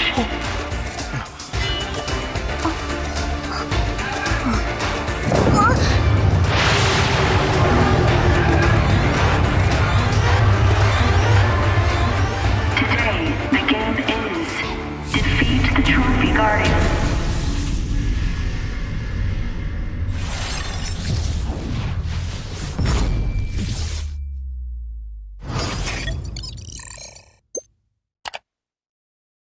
Homes are now where we work, learn, and, play? Oops. Homes are where we build spaces. You're not so loud. To call our own. Power on and beyond with Singapore's most trusted broadband.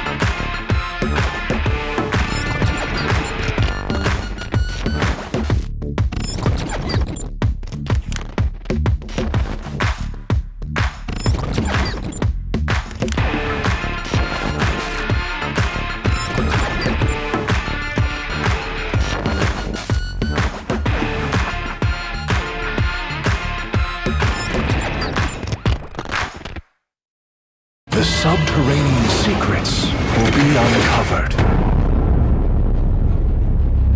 Belonging is my elixir. Alchemy, the arts of miracle.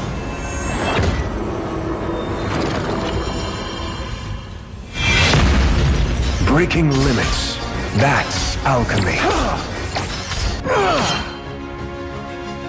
Infinite potential. Turn the unknown into the known. Sorrow can be transmuted into joy.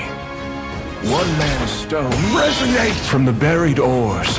I extract the visions of the future. Turn the unknown into the known. Resonate!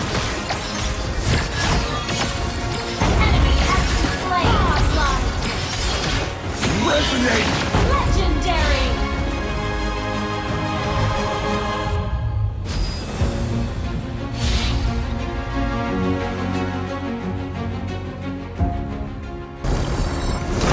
Keep moving forward.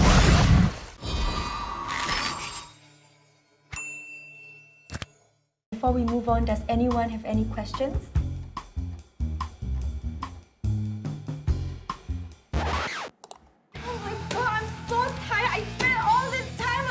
Tammy, I think we heard you.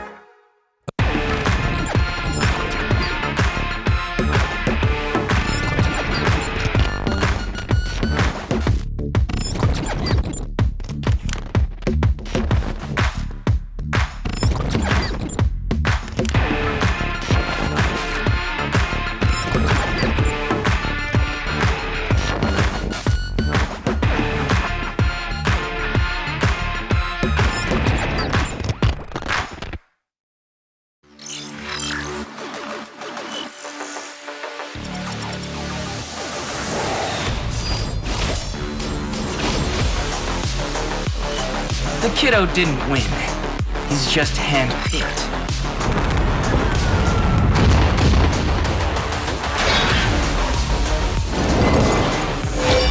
I break boundaries, not bonds.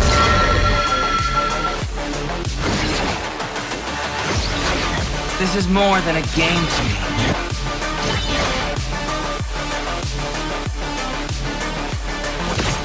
I was never meant to be a watchdog.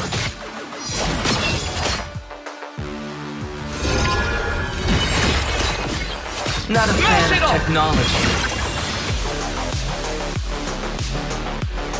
I guess the day has come for us.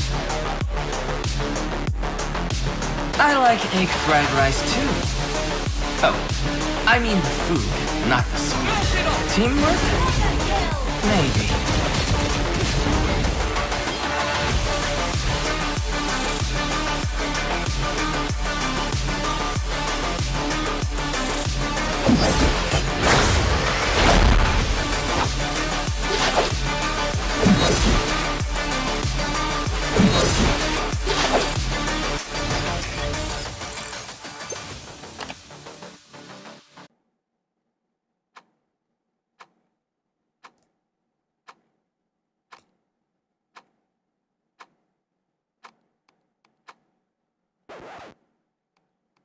Why is everyone always faster than me?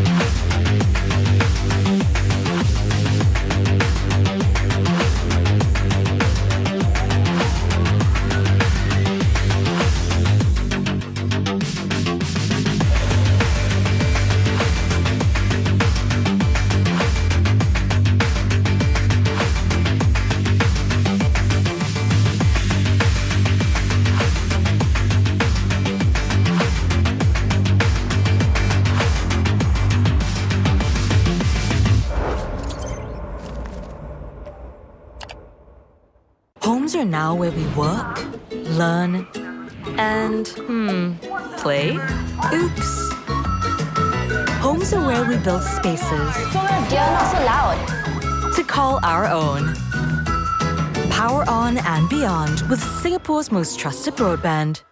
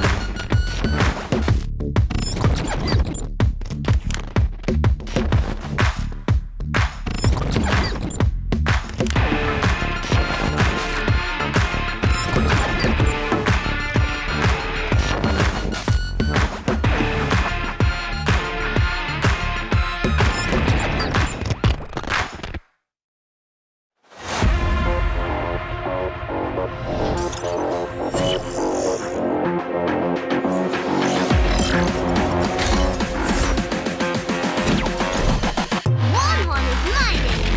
This is my stage. No time to glance back. Future is waiting for me.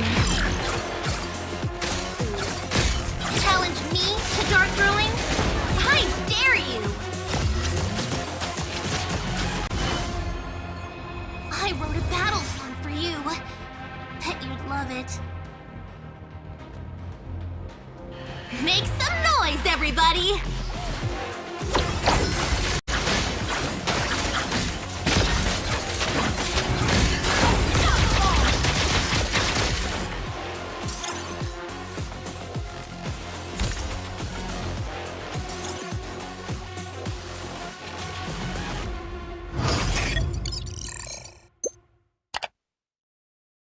Before we move on, does anyone have any questions? Oh my god, I'm so tired. I spent all this time on the presentation. Tammy, I think we heard you.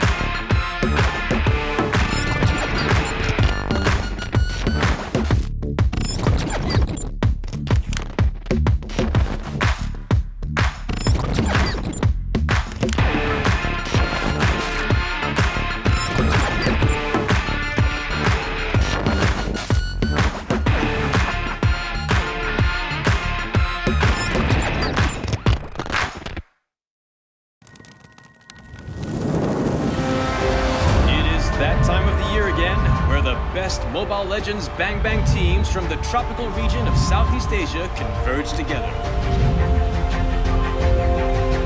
The MLBB Southeast Asia Cup, or MSC 2022.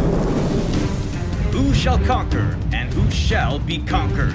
Which team will soar above the clouds and be crowned as the king of Southeast Asia? Like the Zodiacs, a total of 12 teams from the region will compete in 2 stages. The group stage and the playoffs. Each group of 3 teams will fight against each other in a best-of-2 match, where the weakest of each group will be eliminated. That leaves the remaining 8 to continue their paths of glory. To facilitate the epic battles between the giants, the MSC 2022 arena will be held at the City of Contrast and Diversity, Kuala Lumpur, Malaysia. Witness the clash of titans from the supreme MLBB region from June 11th until June 19th. Follow #SupremeAC for more updates. Mobile Legends Bang Bang, where heroes make history. Homes are now where we work, learn, and, play? Oops. Homes are where we build spaces Dear, not so loud. to call our own. Power on and beyond with Singapore's most trusted broadband.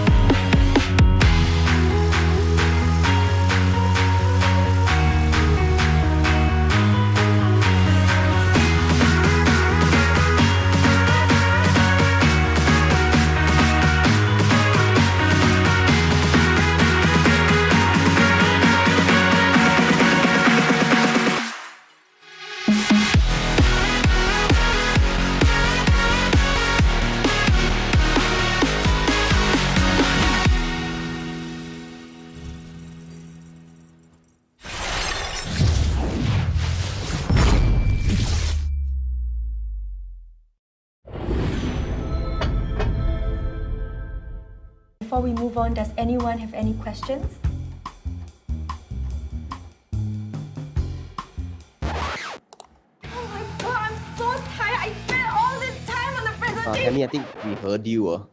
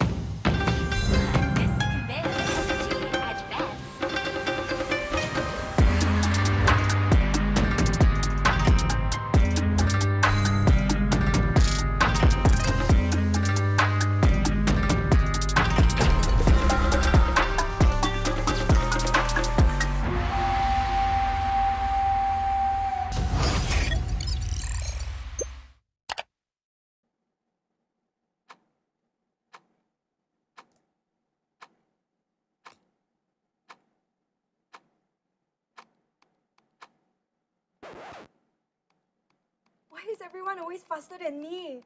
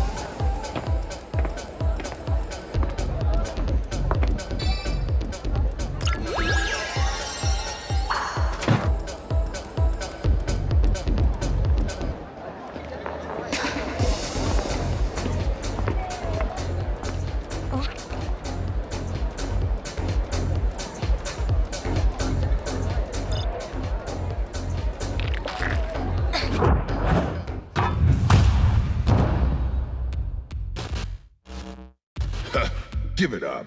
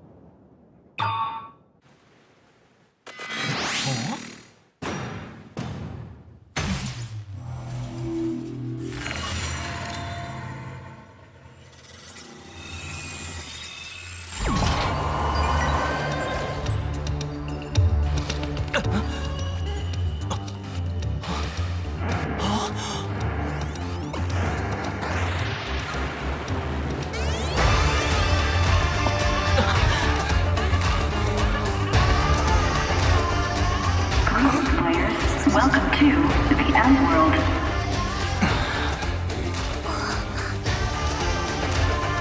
Fight as you may. Become the champion, and the M World will grant you your deepest wish.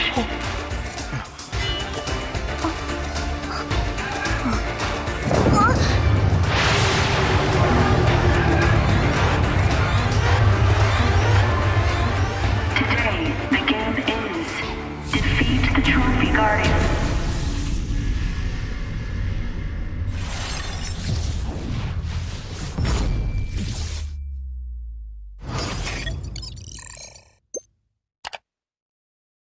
Homes are now where we work, learn, and, play? Oops. Homes are where we build spaces You're not so loud. to call our own. Power on and beyond with Singapore's most trusted broadband.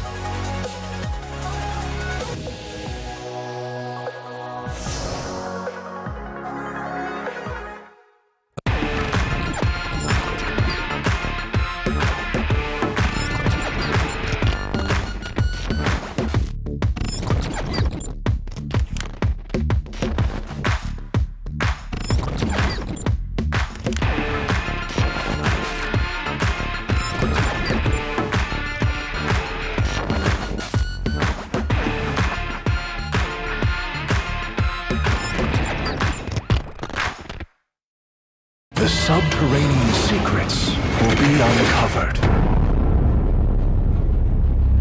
Belonging is my elixir. Alchemy, the arts of miracle.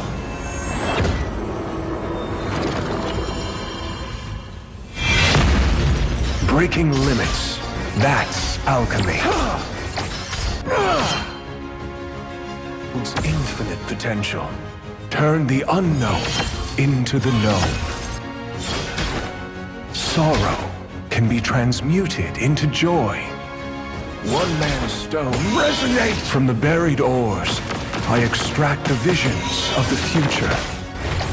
Turn the unknown into the known. Resonate!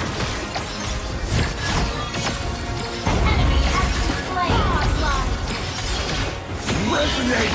Legendary!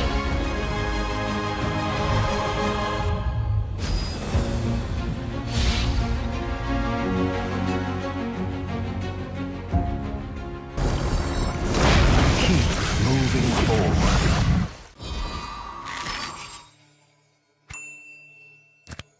Before we move on, does anyone have any questions?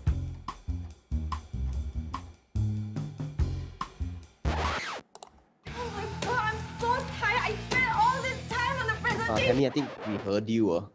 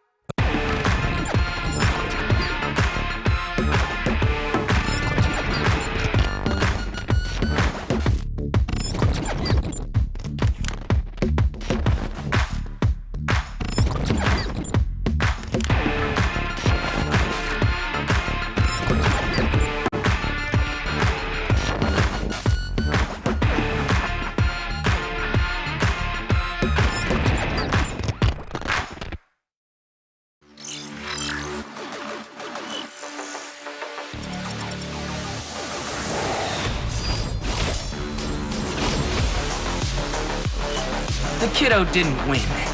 He's just handpicked.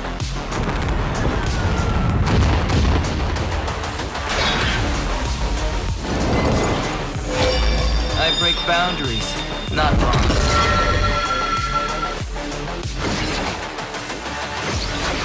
This is more than a game to me.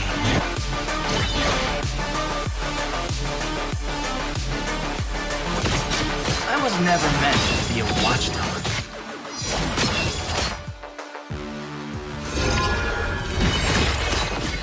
Not a fan of technology. I guess the day has come for us. I like egg fried rice too. Oh, I mean the food, not the song. Teamwork? Maybe.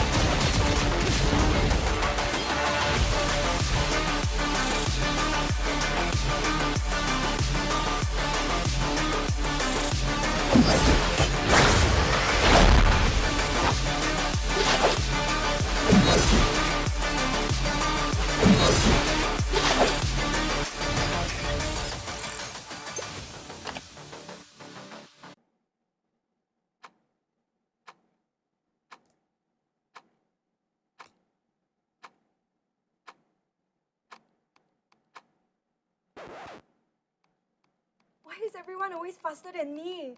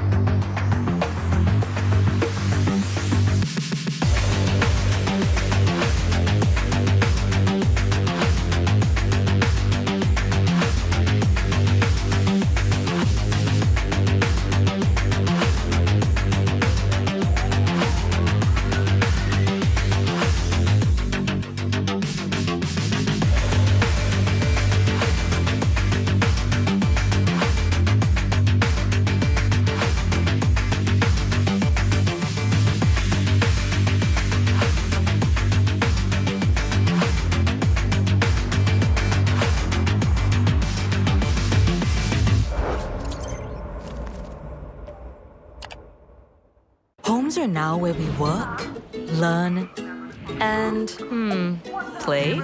Oops. Homes are where we build spaces You're not so loud. to call our own. Power on and beyond with Singapore's most trusted broadband.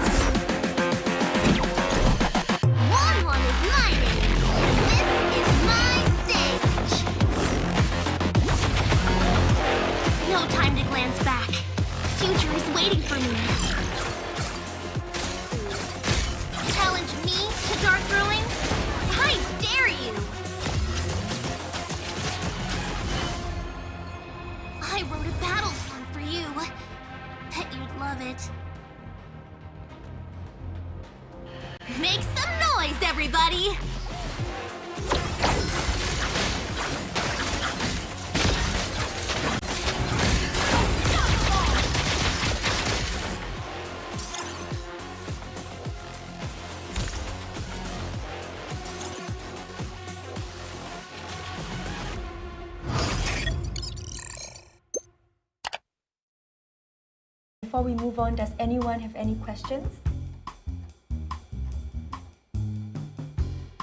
Oh my god, I'm so tired. I spent all this time on the presentation. Tammy, I think we heard you.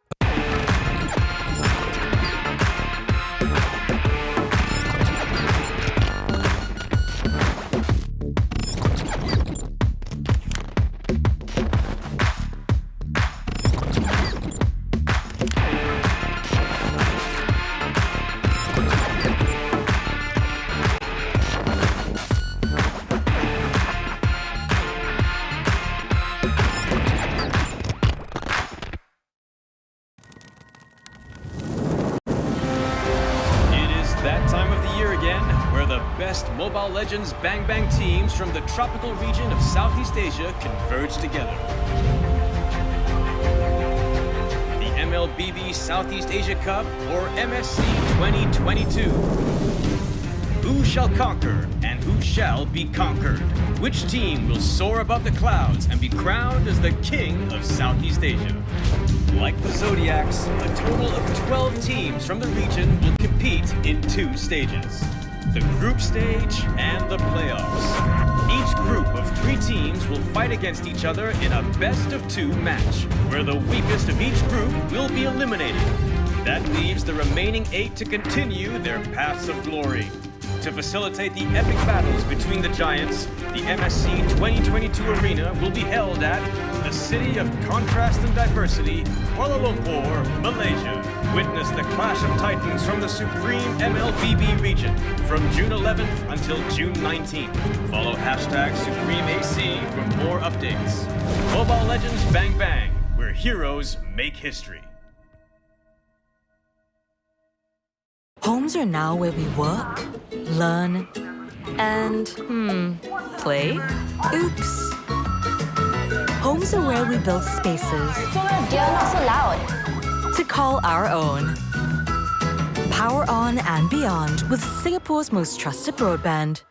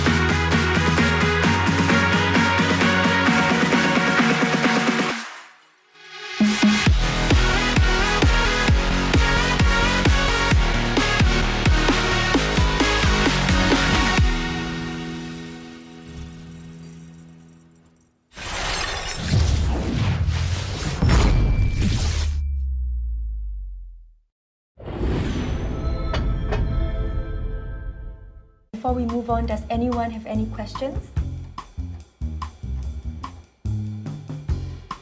Oh my god, I'm so tired. I spent all this time on the presentation. Tammy, I think we heard you.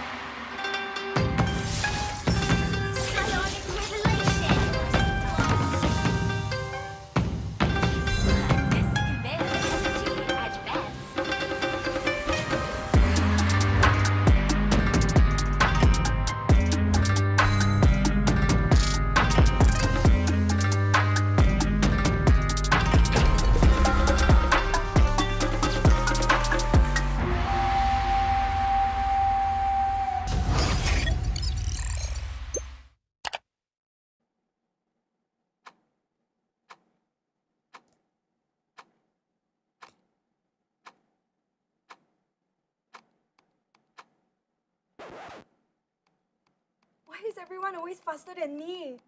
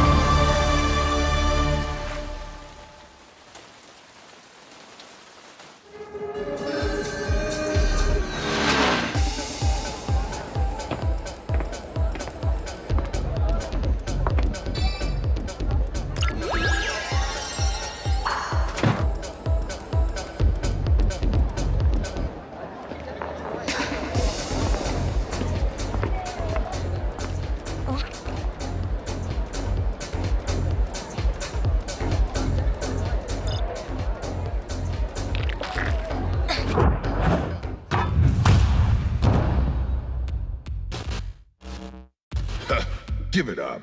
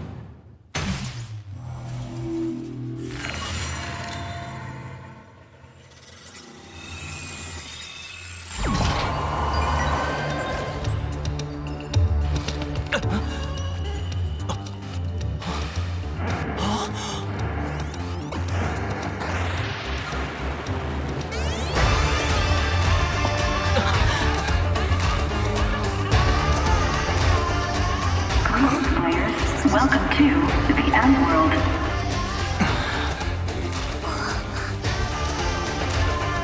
Fight as you may. Become the champion, and the M World will grant you your deepest wish.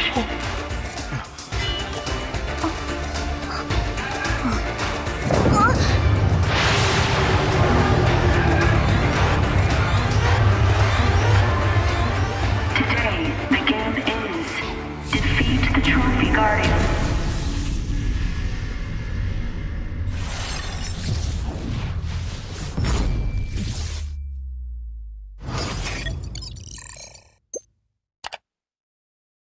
Homes are now where we work, learn, and, play?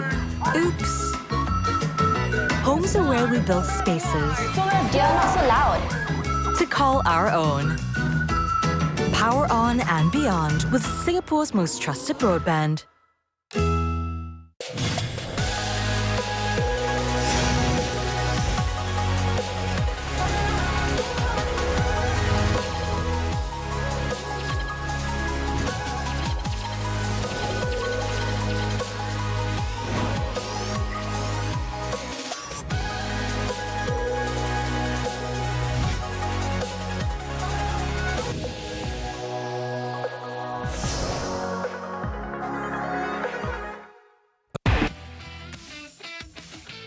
It has been a while, and indeed it has been a while. Yeah, you it guys are has finally going to be hearing our voice again. Yeah, man. I all of a sudden I forgot how to talk and What's that? What? That. But I mean, the point being is this, ladies and gentlemen, we're finally back at the stage. Just a bit of a quick reminder for all of you guys who just happen to join in right now. 1-1 currently is the score. EVOS SG going up against RSG. This is game number 3. RSG secured the first turtle for now. One of the win conditions that we've identified in terms of basically closing out the game. Now, let us go for a quick little summary as to what has went on.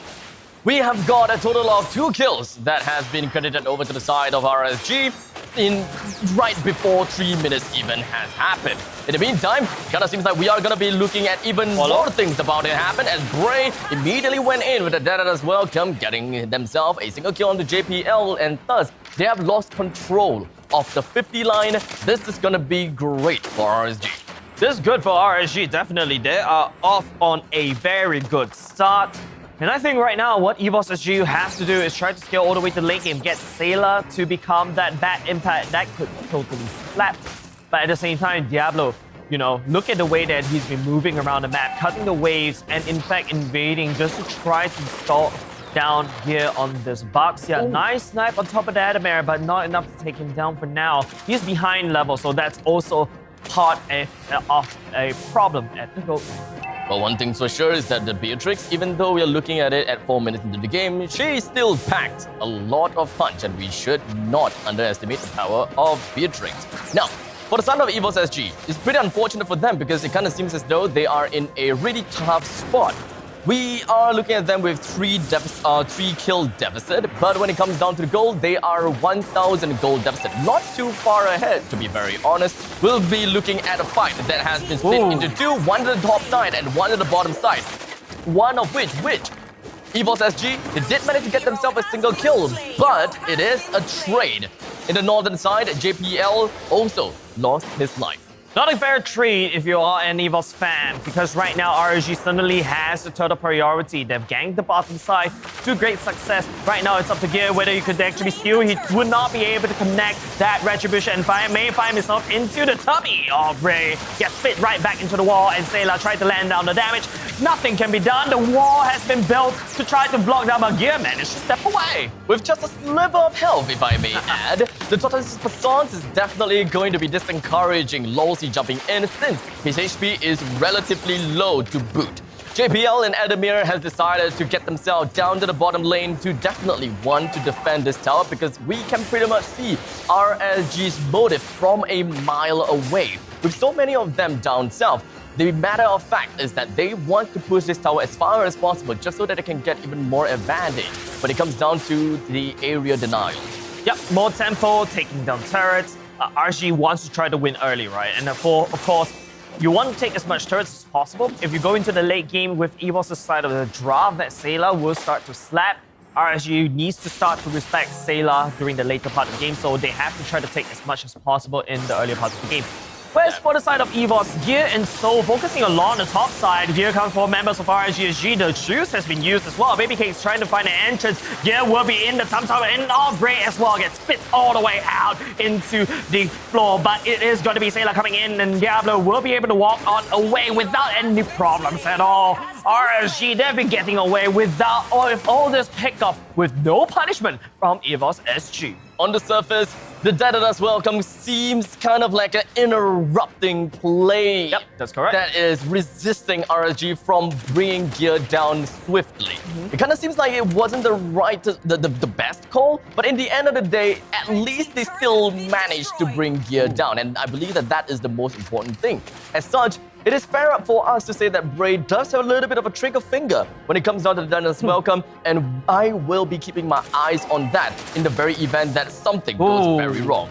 Losey coming in with a wall charge will not be able to find the target right now. The black shoes will be activated by all 5. Losey in the position. Bray tries to swallow, will not be able to connect. Bray right now in the midst will be able to retribute the turtle at the same time. But here comes the clang coming out of Soul. But the damage coming out from Adamir, not enough. Diablo in there with the Ionic Blaze will be able to slow it down. But Diablo finding the backlight as well. Sailor and Gear walk away. But Soul and JPL, they're still chasing though. I don't think Sailor wants to continue on this chase, but good damage coming out from EVOS for now. It is a very messy fight, but in the end of the day, what we gotta have to know is the fact that RSG, they lost 3 members throughout the entire ordeal. And the only thing that they managed to get for themselves is a single kill onto Adamir. And because of all of that, EVOS SG has managed to climb themselves back on an equalizing score point when it comes down to economy, at least. Not too much of a concern when it comes down to the amount of kills. EXP-wise, we should be keeping our eyes on that too. Bray, that is going to be playing onto the Barats, is currently at level 10. And on the opposite side, Gear has just reached level 11. Yeah, so very surprising that Abstract. Gear has died twice. Bray died only once. Bray has 2 kills, yet in terms of the farm, EVOS is still currently leading, especially for the jungler side. I think that attributes to the fact that Gear was able to rotate around, but the JPL, the kick goes all the way in. Bray tries to swallow Gear once again into the tum-tum at the same time. Losey in the back line try to do some damage, try to do some CC, but it's going to be so finding Baby Cakes at the back line. Final fight doesn't really have black shoes anymore. No more second chance, but it is going to be RSG. Whoa, the damage.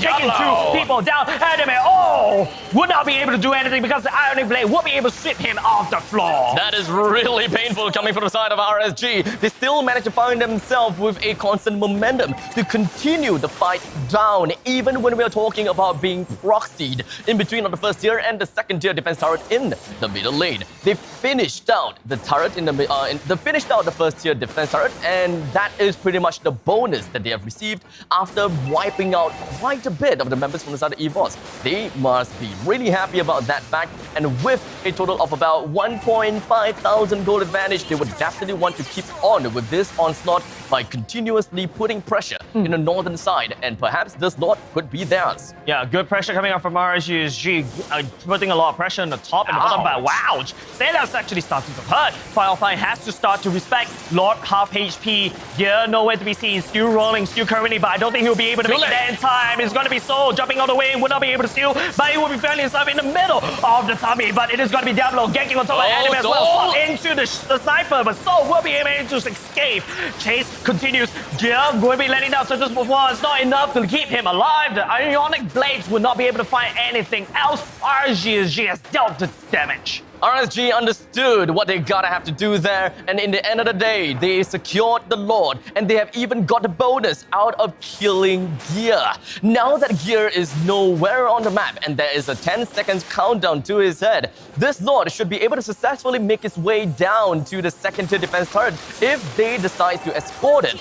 But RSG, they have other plans. They're going to be focusing down onto the first tier defense turret in the bottom lane, as well as the second tier defense turret in the top lane. There could even be a possibility that the second tier in the bottom lane could be taken down. Yeah, but good call coming up from RSG instead. They had the idea to basically take down the top side and the bottom side. Yes, leave the Lord, let EVOS deal with it, as EVOS has to stack on 5 to try to take that down. RSG is making sure that EVOS is very, very distracted. Speaking about very distracted though, a little tight little choke point. It's very easy for RSG to engage, but it's going to be RSG securing another turret. 3 turrets down in less than a minute. 100 seconds. And that is where the Lord would then be coming up, ready for either of this team to take control of him and, of course, win his heart.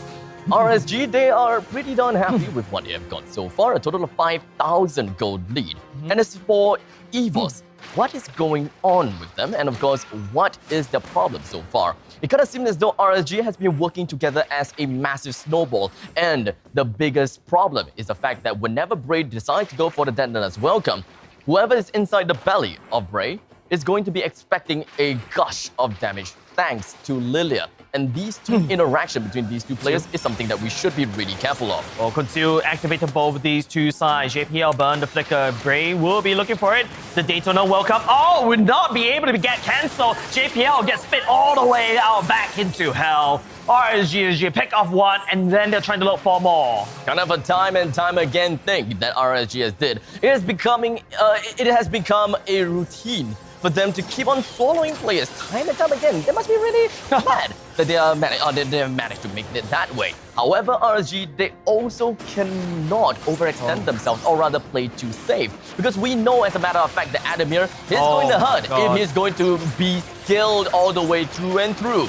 Gear finds himself in an unfortunate predicament, completely being not really snowballed, but gagged down by 4 of the members from RSG, and that is the play. That is their play style right now. They want to rotate together, and they want to kill together, singling out one after another if EVOS SG doesn't respect their movements.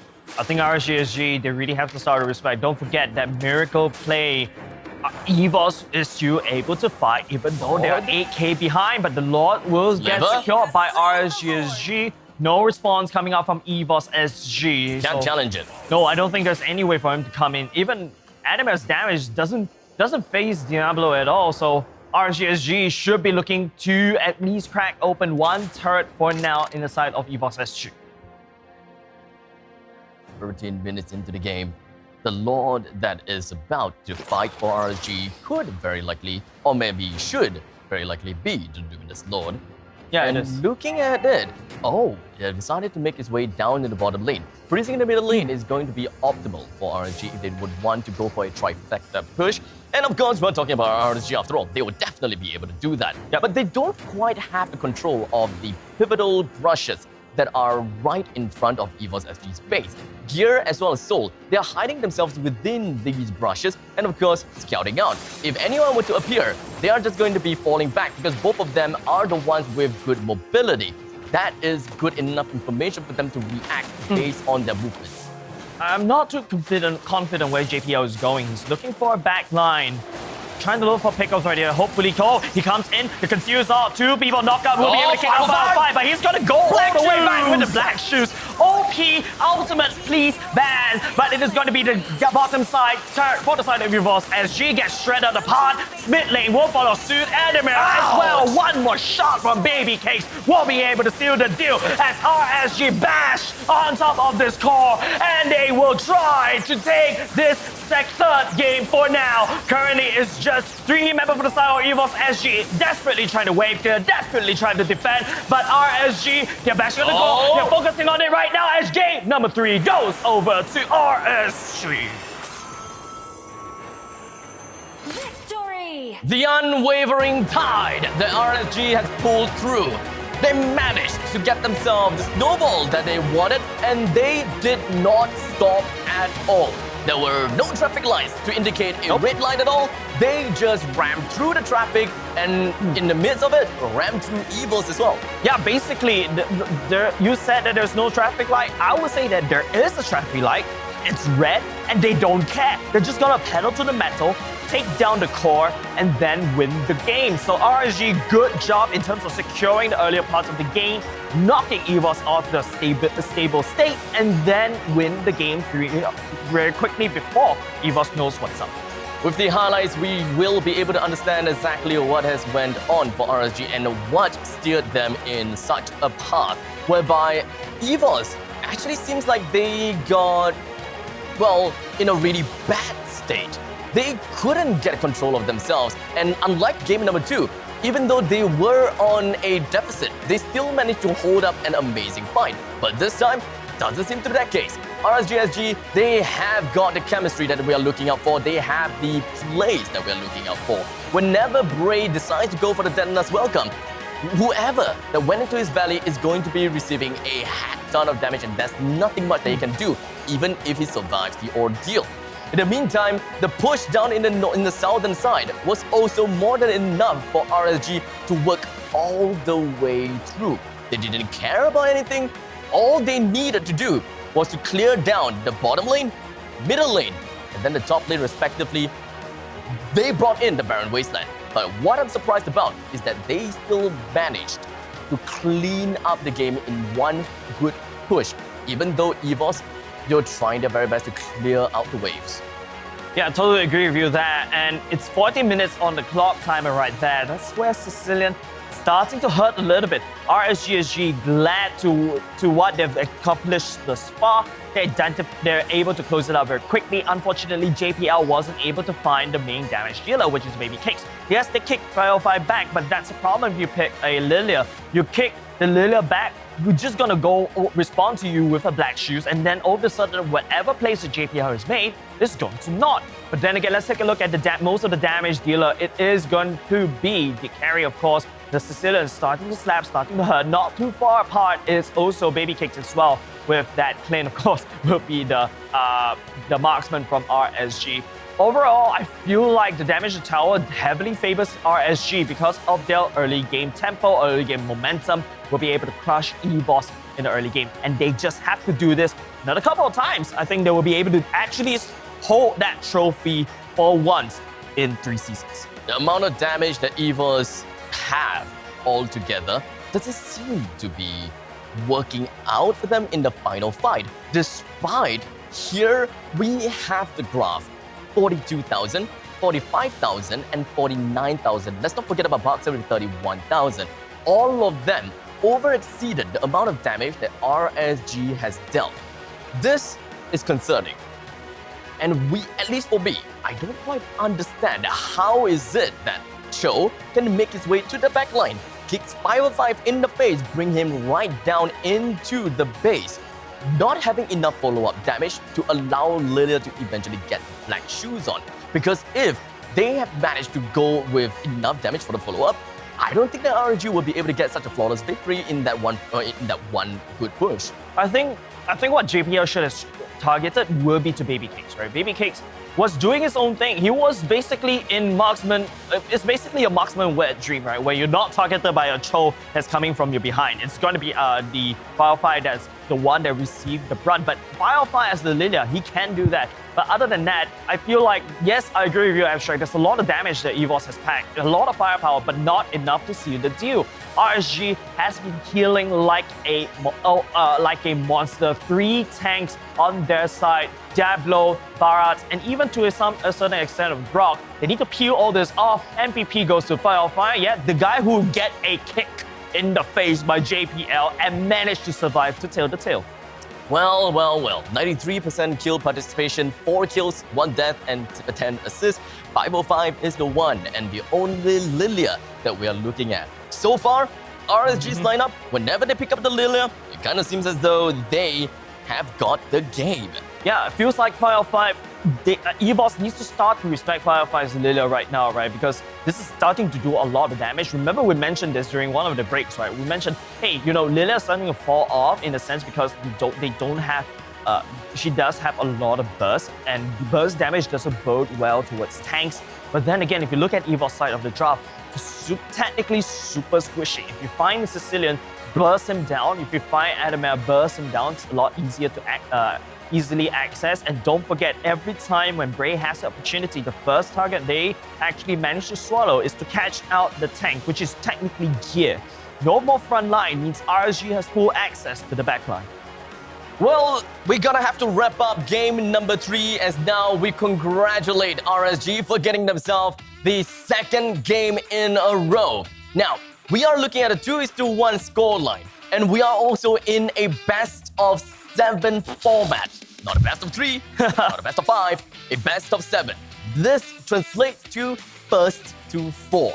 So RSG, all they gotta do now is to win 2 more games in order for them to no longer be called second to the Kings, but instead to be called second to none.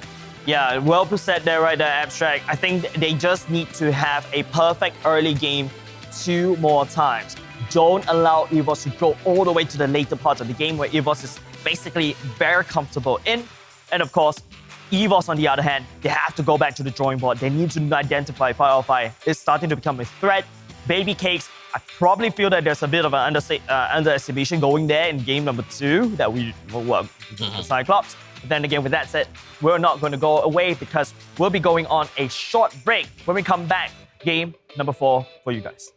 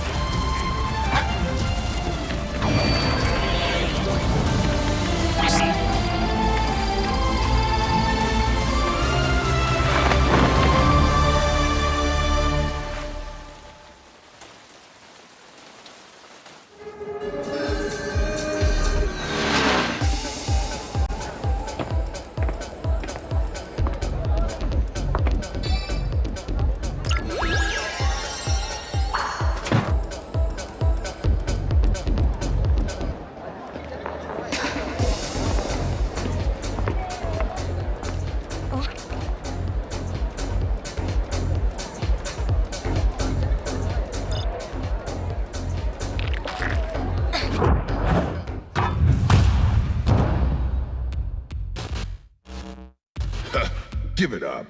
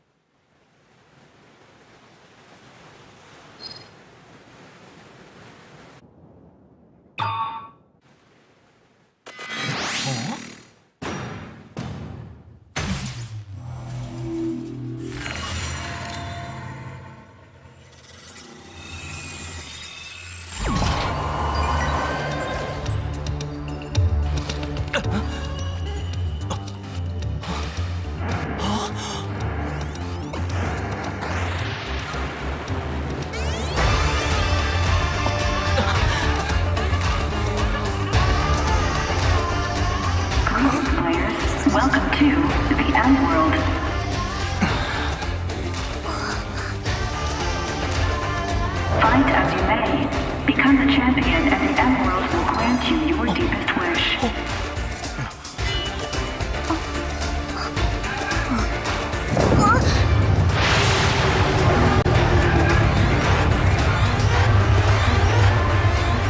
Today, the game is defeat the Trophy Guardian.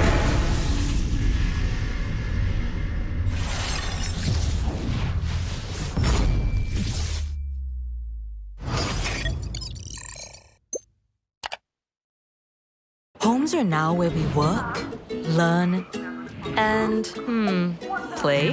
Oops. Homes are where we build spaces You're not so loud. to call our own. Power on and beyond with Singapore's most trusted broadband.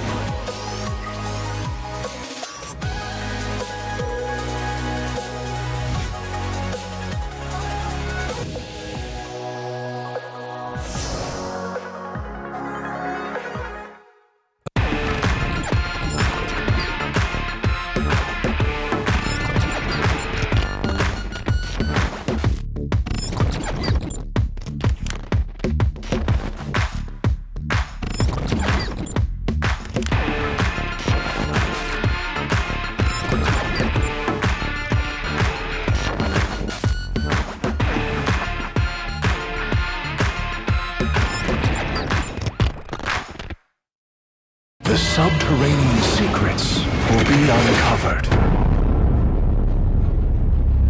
Belonging is my elixir. Alchemy, the arts of miracle.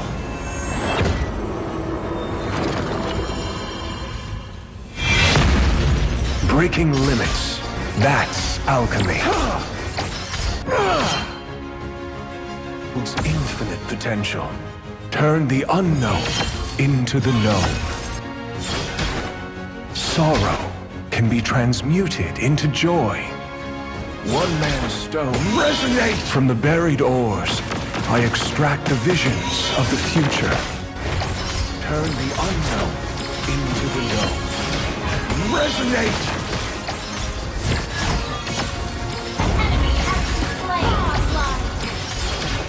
Resonate! Legendary!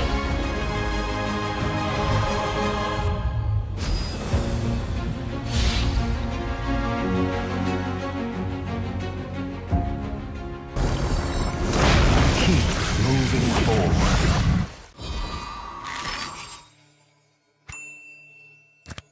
Before we move on, does anyone have any questions?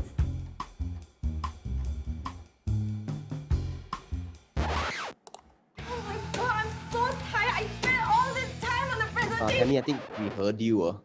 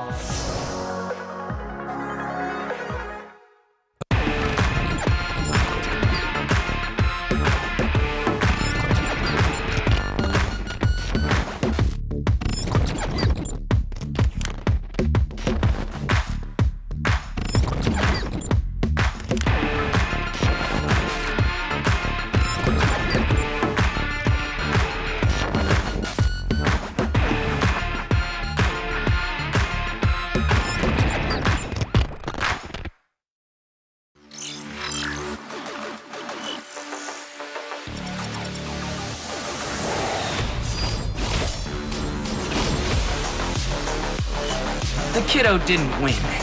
He's just handpicked.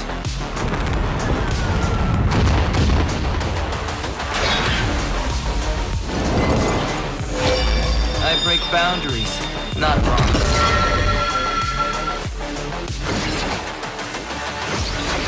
This is more than a game to me.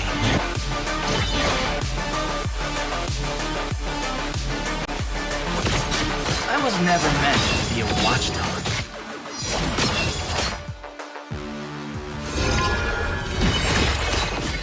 Not a fan of technology. I guess the day has come for us. I like egg fried rice too. Oh, I mean the food, not the sweet. Teamwork? Maybe.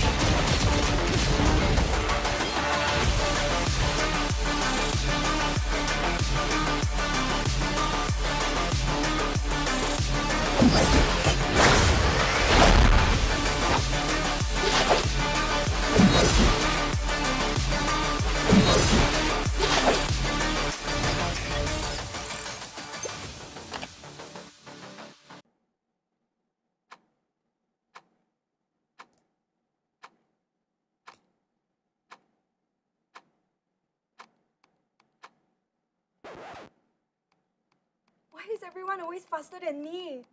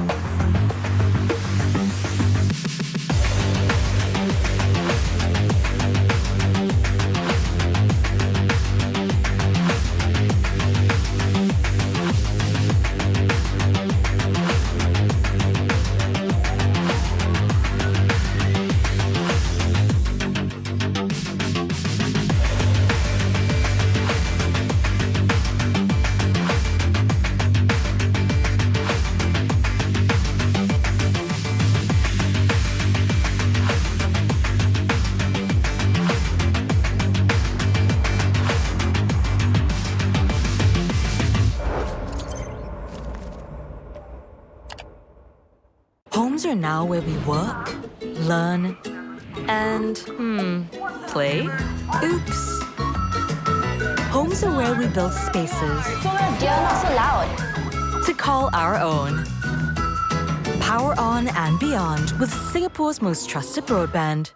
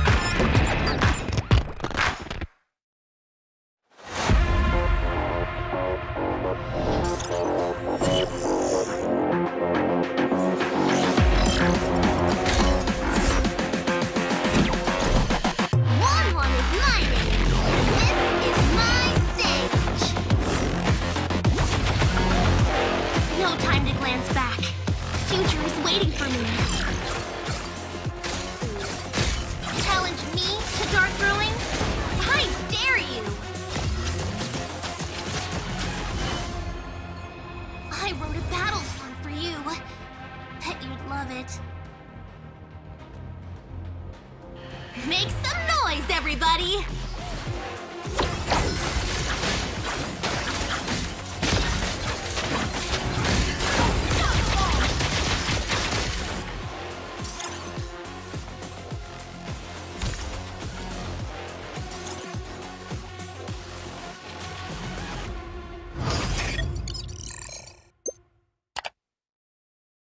Before we move on, does anyone have any questions? Oh my god, I'm so tired. I spent all this time on the presentation. Tammy, I think we heard you.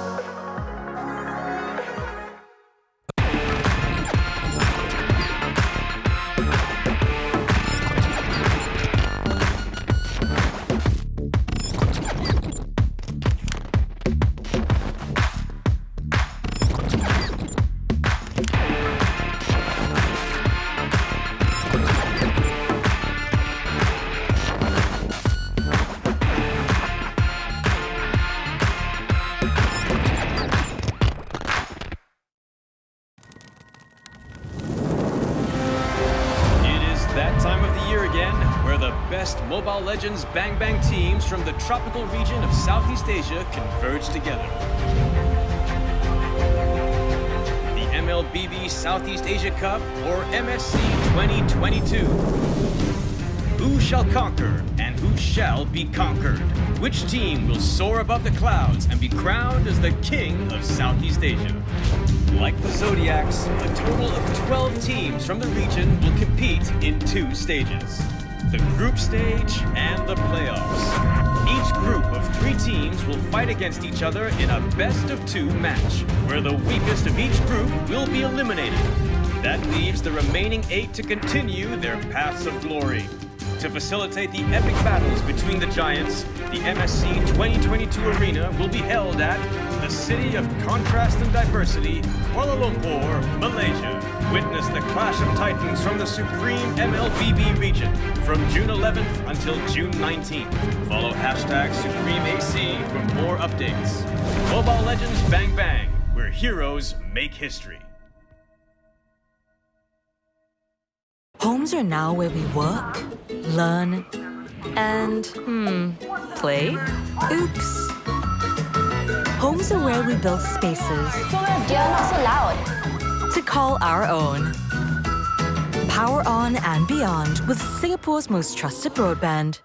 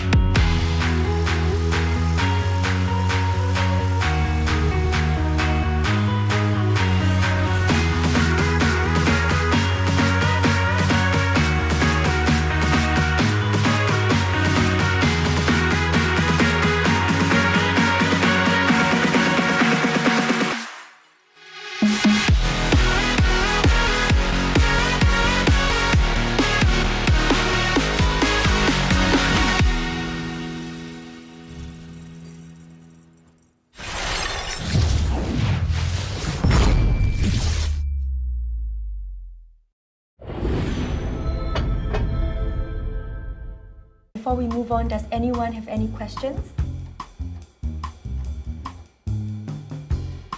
Oh my god, I'm so tired. I spent all this time on the presentation. Tammy, I think we heard you.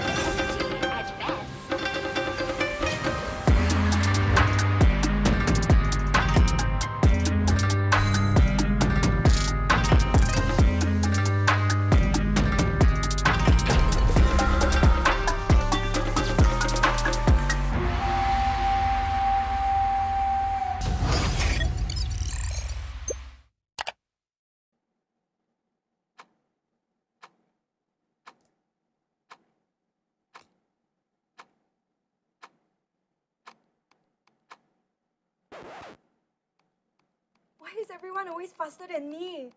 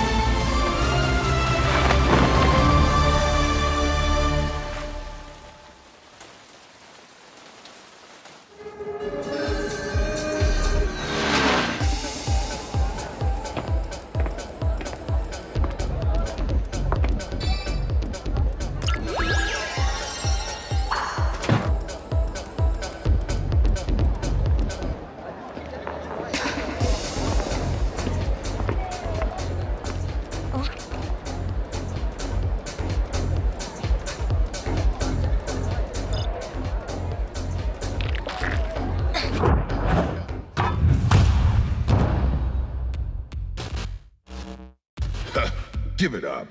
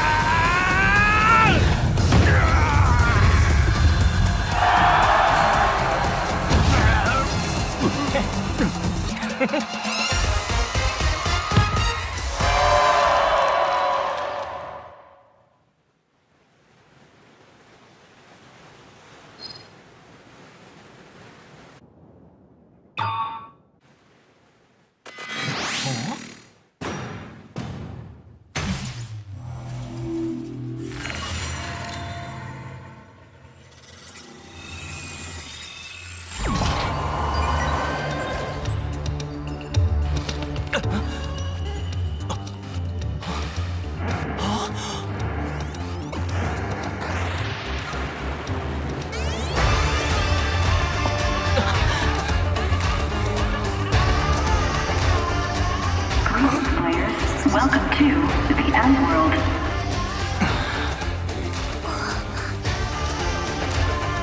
Fight as you may, become the champion and the End World will grant you your deepest wish.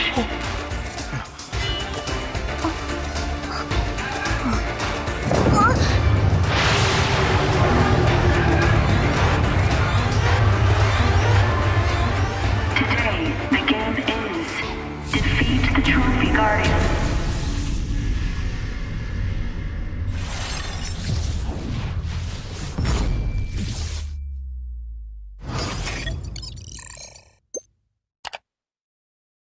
Homes are now where we work, learn, and, play? Oops. Homes are where we build spaces You're not so loud. to call our own. Power on and beyond with Singapore's most trusted broadband.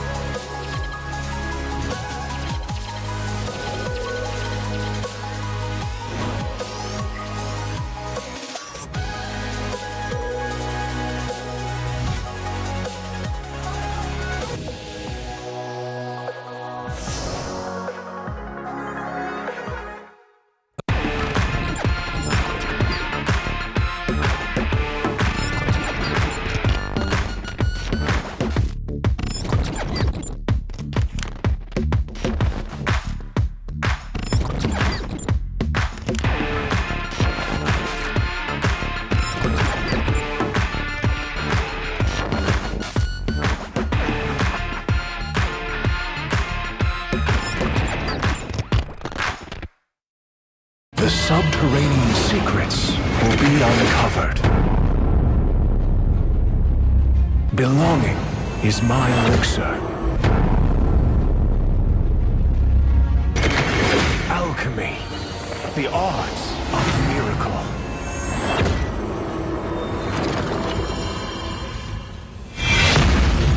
Breaking limits, that's alchemy. Infinite potential. Turn the unknown into the known. Sorrow can be transmuted into joy. One man's stone resonate from the buried ores. I extract the visions of the future. Turn the unknown into the known. Resonate!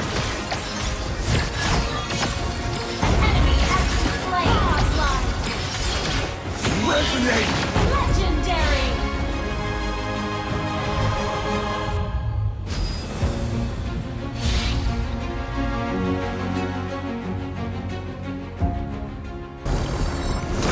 Keep moving forward.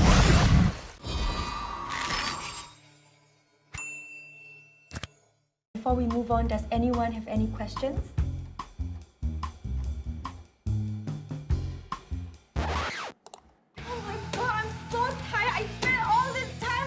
Tammy, I think we heard you.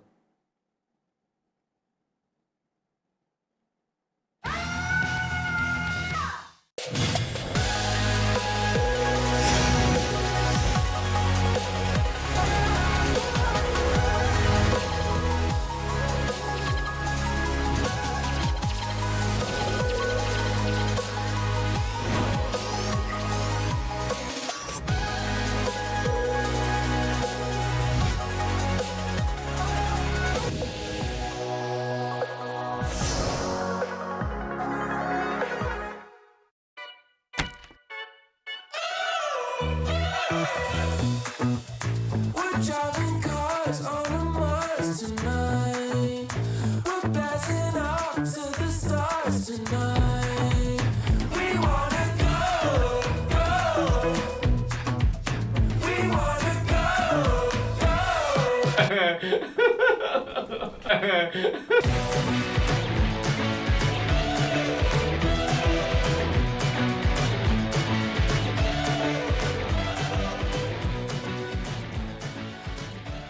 Hi guys, today is finally the start of MPL and we are at day 1. So let's go interview some people. Hi! How's MPL season 3? Yeah, it's good and we're very busy. We have a new team this season. We decided to do anime. So we're going to get all the players to do cringy anime poses and try and make it look cool. And we even designed the new set this season. It's going to be some kind of like a dual academy kind of thing. It's very cool. Yeah, there's going to be a music video, anime music video. We got a J-Rock song composed for this season specifically. And yeah, you know, normal stuff. We're going to take photos for them. Downstairs, we're going to get all the poses, the team stuff. And go.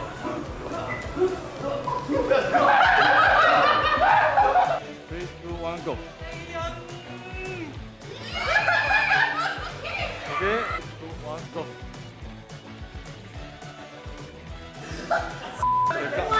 Sorry. Not looking too good because it's so early in the morning, but I'm actually pumped up for the photo shoot lah. This season we'll do our best and we will get the champion. It's not like you're about to die, right? Can add some. Got food, got place to stay. What is chick hub ah? Never hear before. Delicious naturally. Wow. Wow. Wow, the sponsors looking good, huh? Wow, still got Singapore flag. Wow, bro, Singapore also sponsor them. Where's ours? And how do you feel about your new team with your new members this season? With the new atmosphere with Jocks and Nick around, it will definitely be different since we are currently missing the leadership that Potato usually gives up, but I'm very sure that Adam is capable of replacing him. Okay, very good. Very good. And next.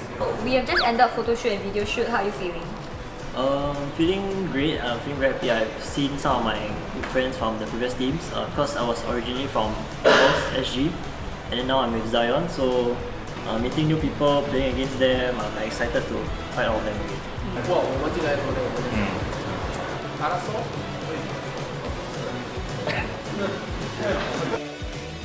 Today is the talent photo shoot, so it's finally the casters and hosts like myself and you and the other casters. We're going to do our photo shoot and some video shoots. We're dressing up as lecturers for the fictional Kids Academy.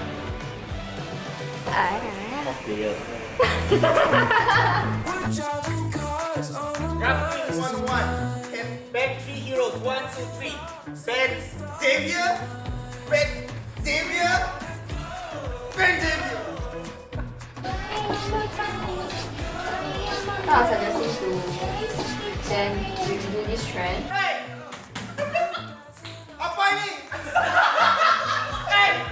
Hey guys! So right now we're filming outdoors in this super hot weather and let's go and find out from Lysander what are we doing today. We're going to be filming some outdoor scenes for the music video, and Paul Reminiscent, he's going to have to run a few laps. We asked for no rain, so they gave us no clouds too. I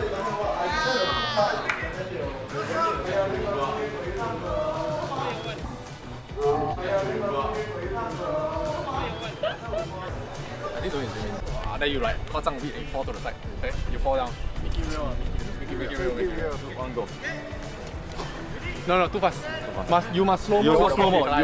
You fix slow mo. Both of you slow mo.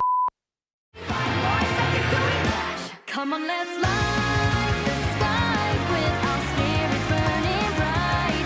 'Cause you bring me together, you shall forever. We're driving cars on a Mars tonight. We're blasting off to the stars tonight. Ever watch Make Up Before You? He still looks done. Yeah, I know, right?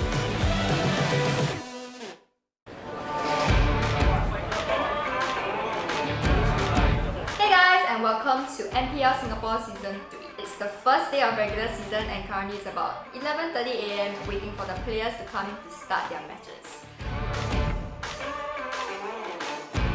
I'm very excited, it's my first time hosting this and I'm also looking forward to the matches that we played out today.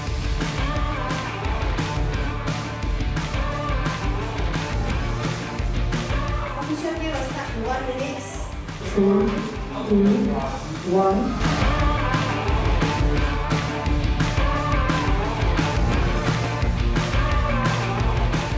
Playing against Almighty today. Won't be too hard.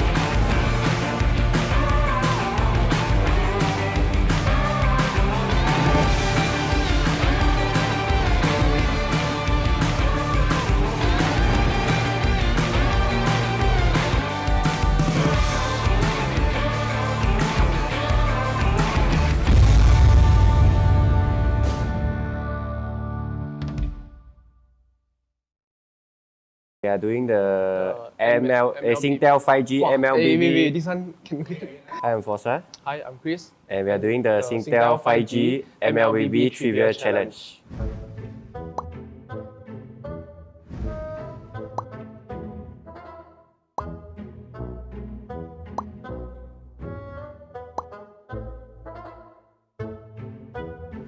Valentina. I almost say Rubik.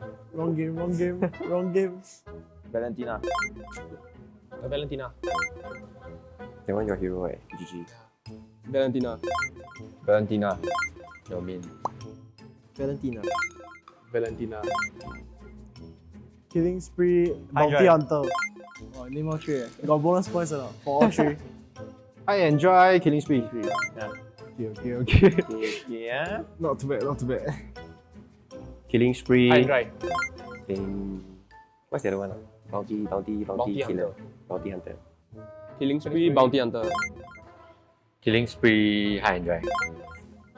High and Dry and Killing Spree. I'm a nerd, yeah. Oh my god, I have no life. High and Dry and Killing Spree. Concussive Blast. Tenacity. Oh shit! 2 points. Tenacity and Concussive Blast. Okay. Help me. I was say the smite one. Oh, the one.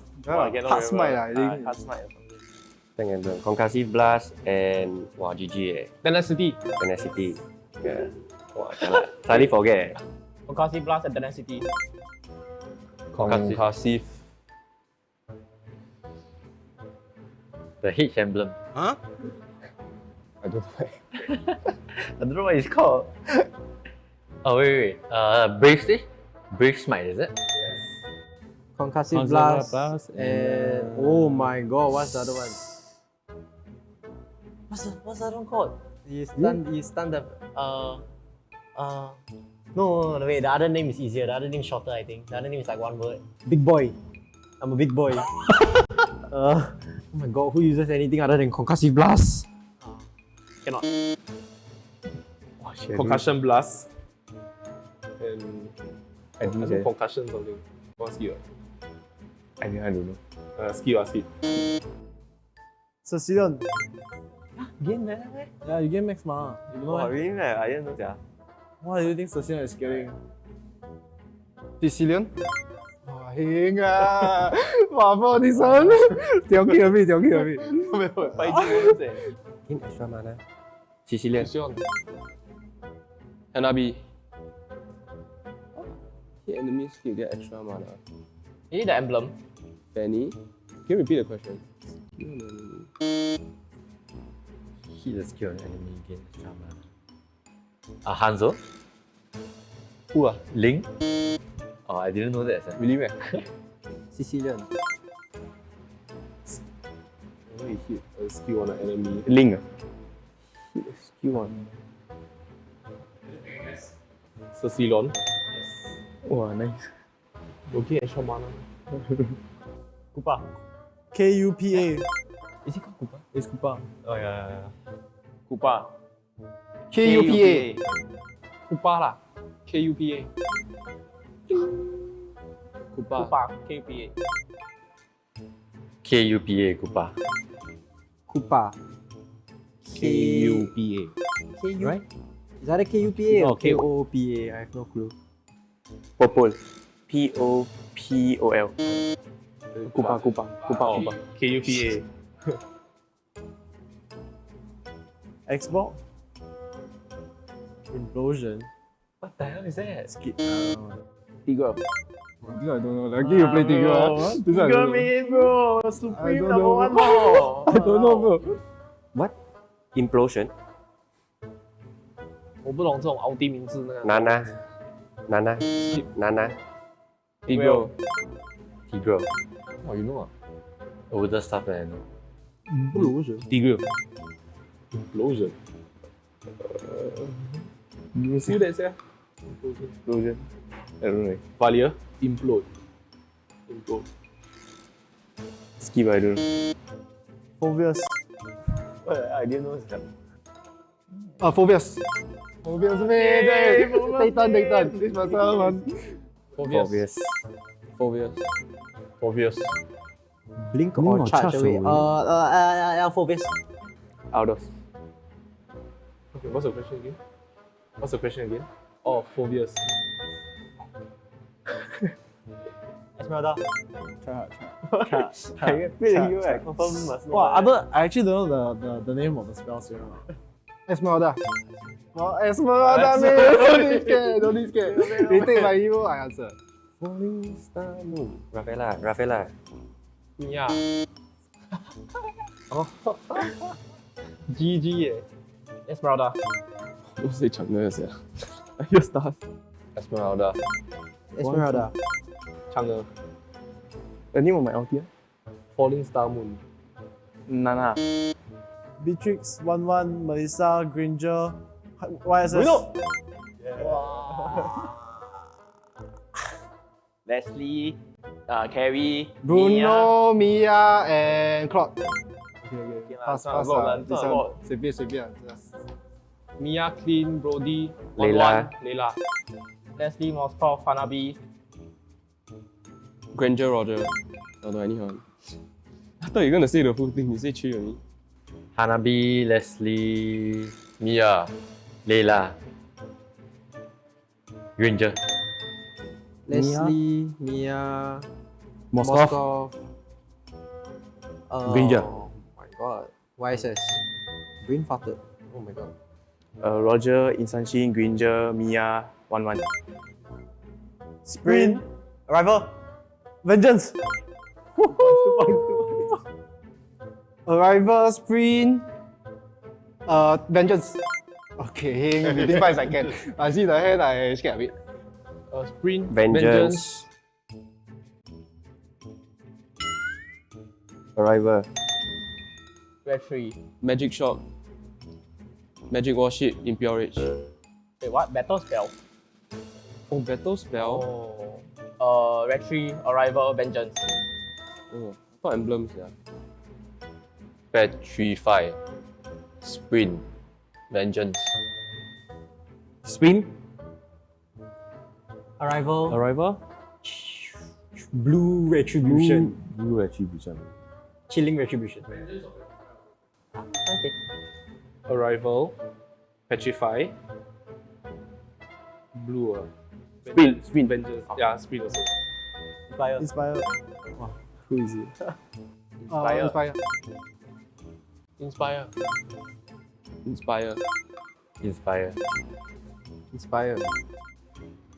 Inspire. 20 out of 21, not bad. I think we got like 20 out of 21. I think we got like 37 or something. Don't know. Of course. I don't know. I mean, they're all nerds, so I don't know. I don't know. We beat SG. My gear is the bigger nerd. Okay, more than 10 leh. We only got one wrong lah. That one bo pian lah. Morning year and fire don't know what lah. Wow, that one. That one say, I want to. That one I don't know lah, bro. This one I never beat law lah. Wow, that one question. Not bad lah, but with all the story and the spell name cannot lah. Well. Good. 2 marks. Maybe quite slow. Maybe average, they'll get average. more bonuses than us, I guess. Outstanding.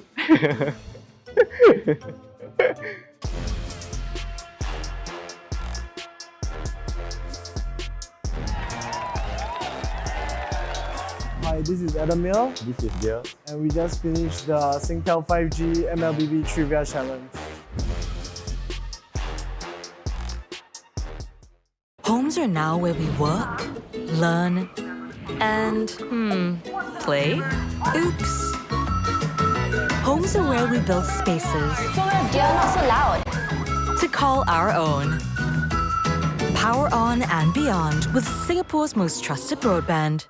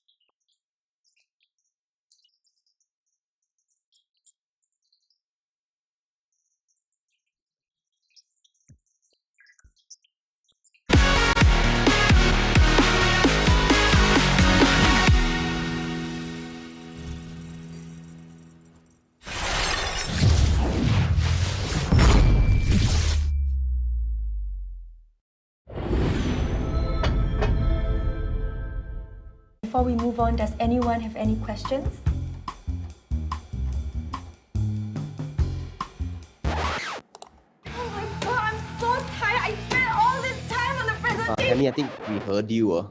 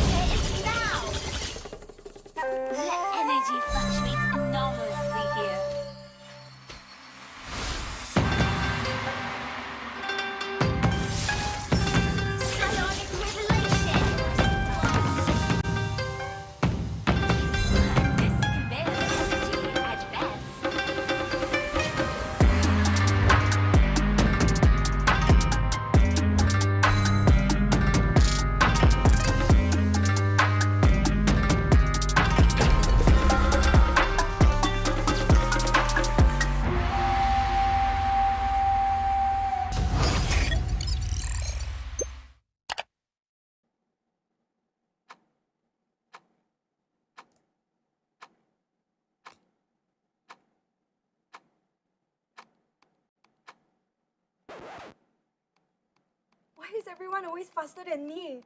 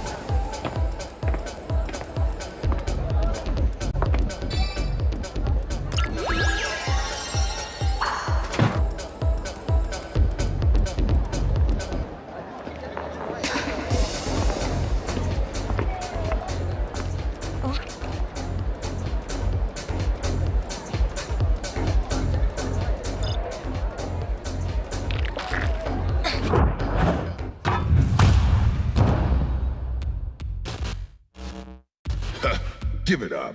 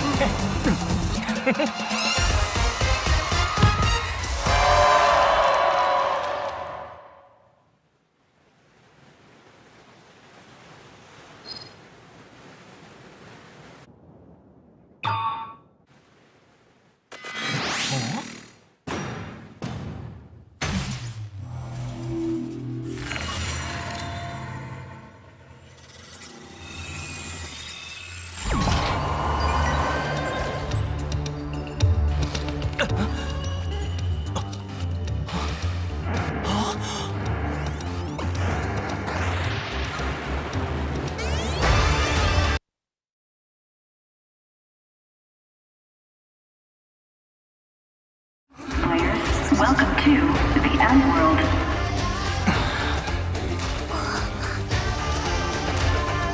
Fight as you may, become the champion and the M World will grant you your deepest wish.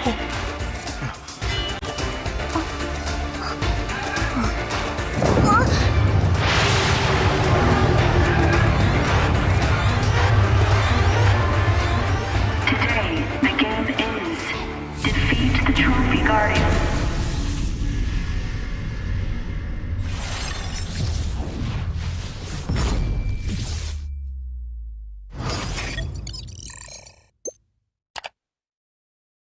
Homes are now where we work, learn, and, play? Oops. Homes are where we build spaces. Dear, not so loud. To call our own. Power on and beyond with Singapore's most trusted broadband.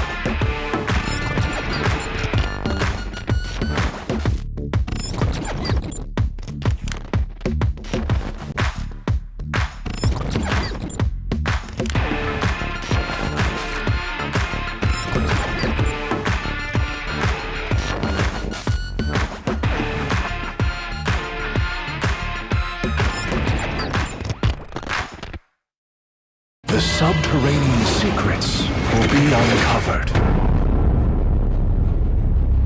Belonging is my elixir. Alchemy, the arts of miracle.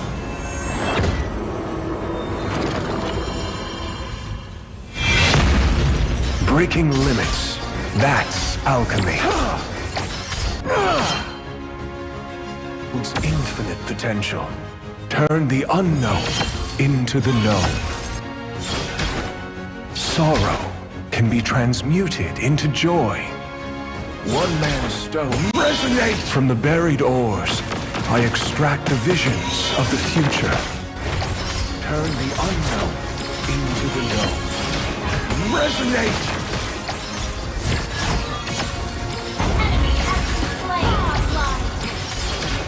Resonate! Legendary!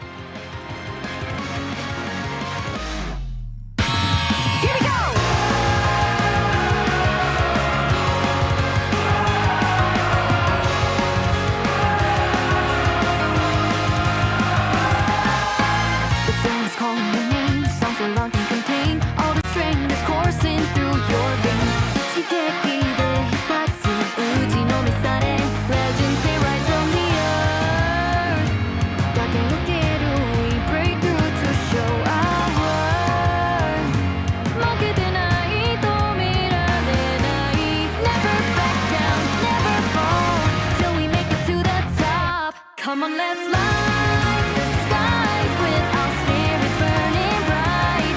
'Cause you bring me together, you shall forever. Chikara dashite, we stand and fight our hearts out. Hono keshite tayasanai de. Heart in our name, human again, set the flames ablaze.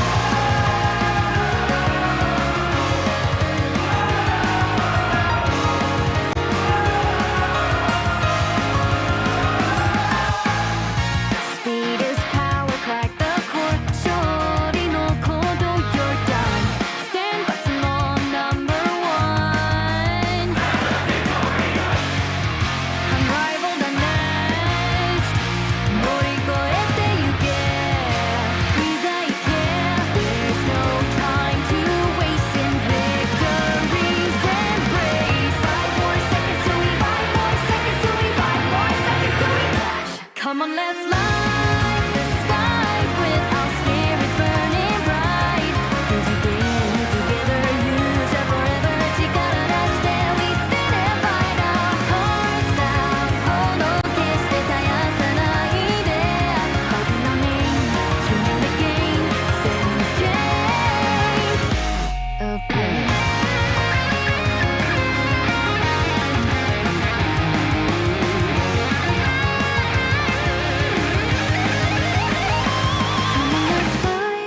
The sky with our spirits burning bright. Good again forever, you shall together. Chikara dashite, we stand and fight our hearts out. Hono keshite tayasanai de. Heart in our name, human again, set the flames ablaze.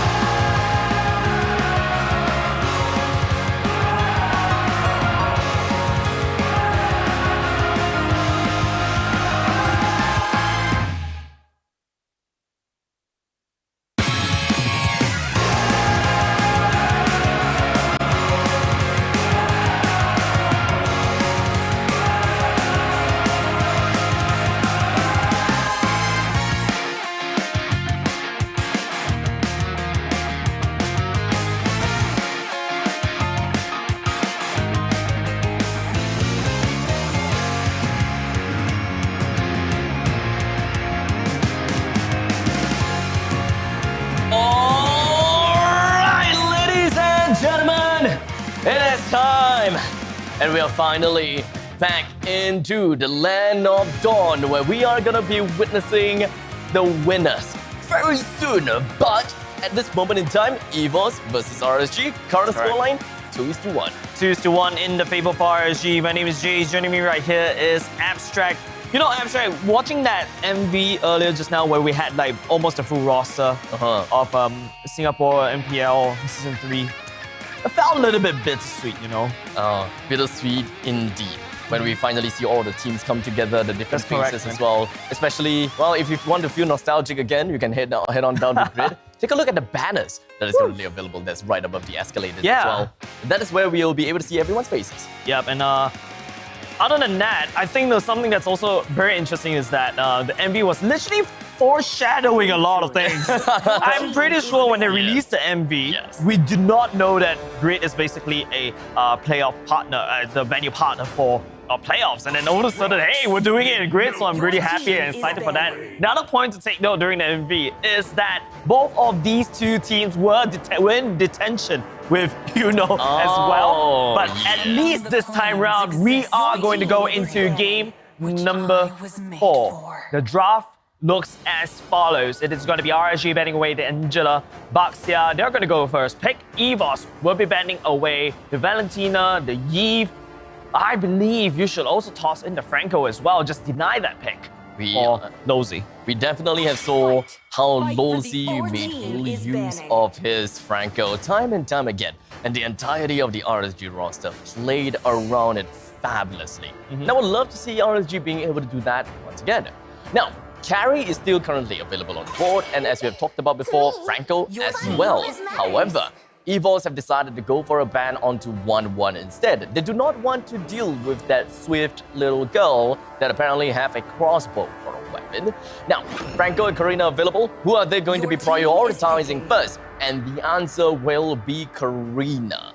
Back to the playbook, ladies and gentlemen, in terms of the bans and the picks as well. Darrow will be first pick by EVOS though. Lilia going in once again. Ladies and gentlemen, EVOS is leaking out the Franco over to Lozy.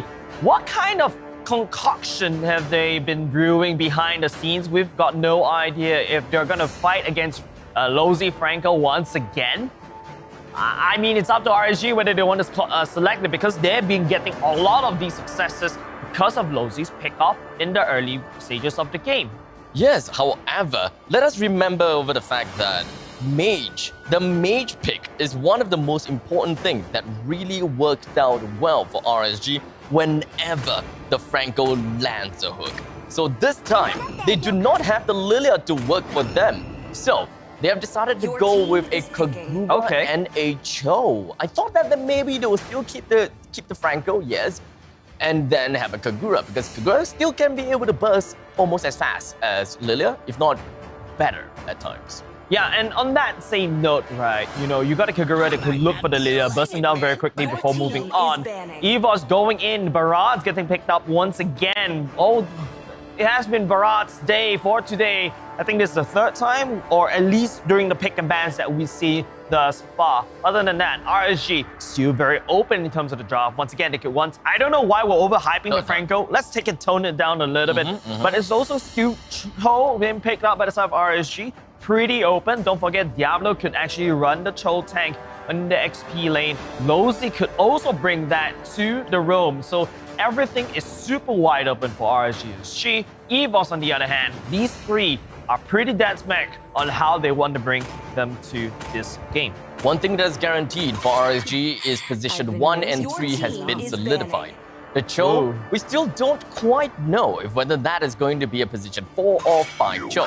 Well, there's for the side of EVOS, we have the Dyrov that has been picked out as well. There could be a possibility it could be flexed, like what Almighty did. However, knowing EVOS, there's definitely a high likelihood that is going to be a position for Dyrov, also because there is a Barats, and most of the time that is going to be played as position 1, followed by a Lilia at position 3. You want to bring the Dyrov into the XP lane, position 4 if I'm not mistaken, because it's a very good and solid duelist, shreds through armor, good enough for burst damage. You can split push with the Dyrov and will be able to 1v1 anyone that comes to, threaten yourself.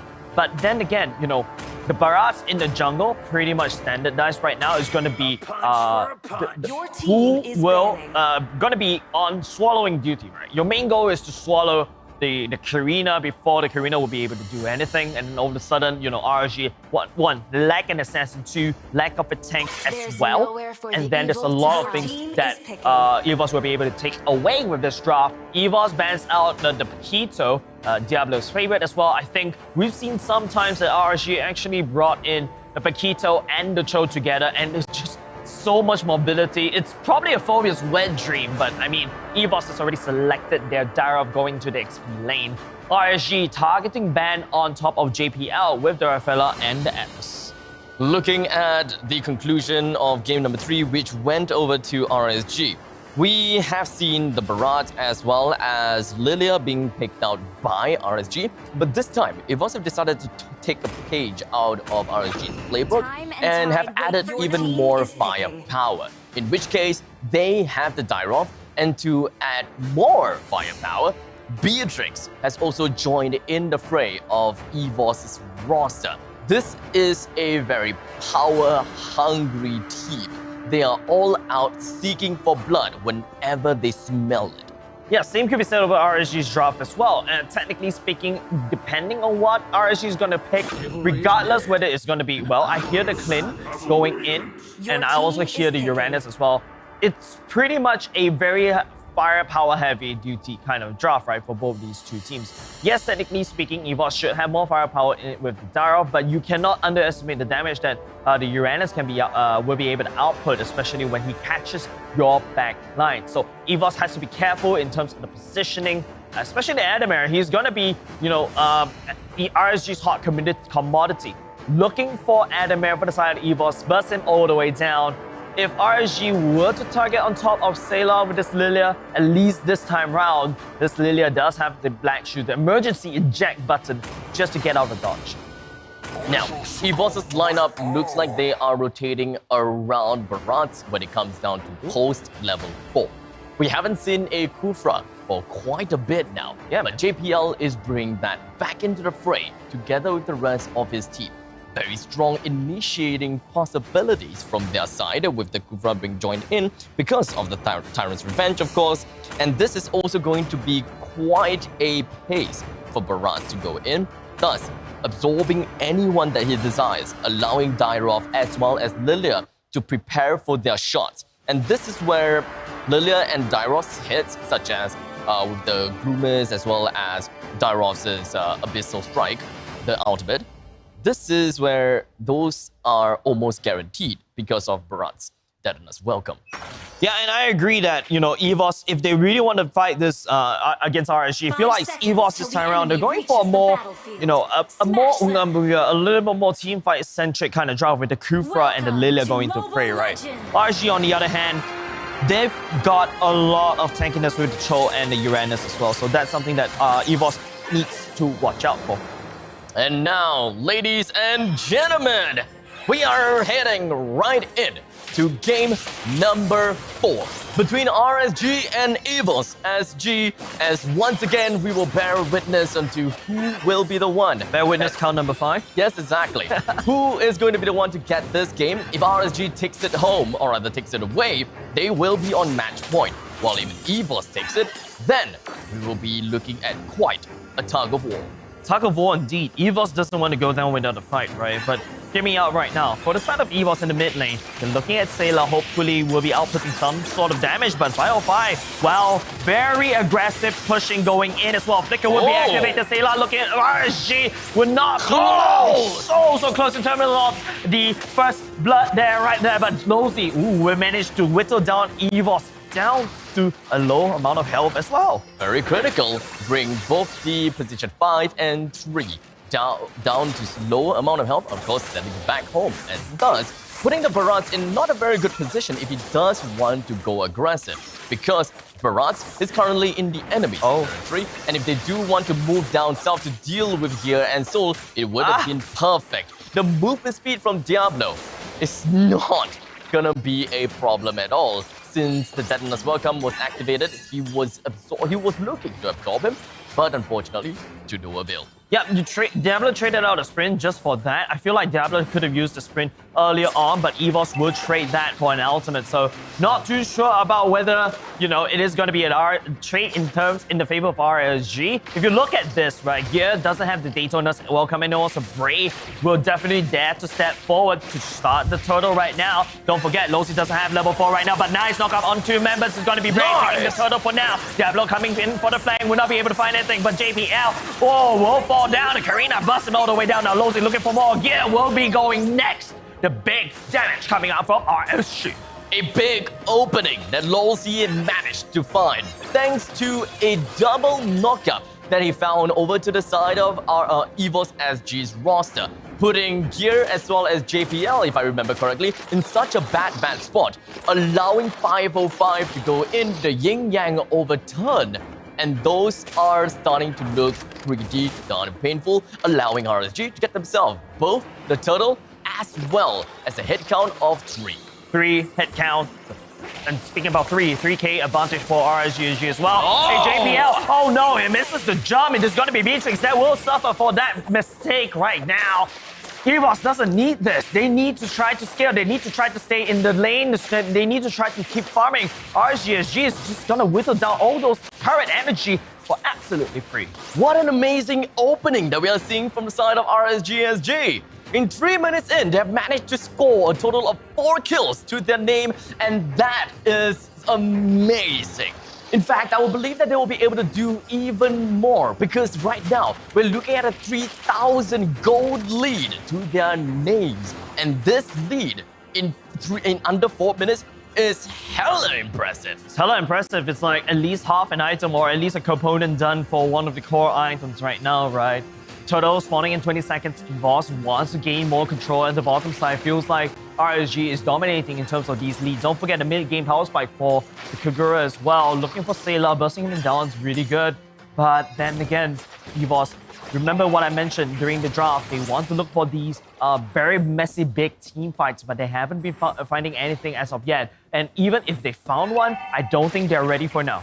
Getting team fights and of course singling someone out is very, very important, and that will be Gear's job. But trying to absorb onto Losi, it's not going to be easy to do the mobility. Trying to absorb the Diablo, not going to be easy to do the sprint. And in the meantime, no sprint, it does seem like Diablo is trying to activate that in the midst of the team fight. Didn't really quite go too well for him. Sailor activates Black Boots, gets himself right behind of his fellow teammates. And that is going to allow RSG to take 1 turtle without losing much. Except for, well, Diablo.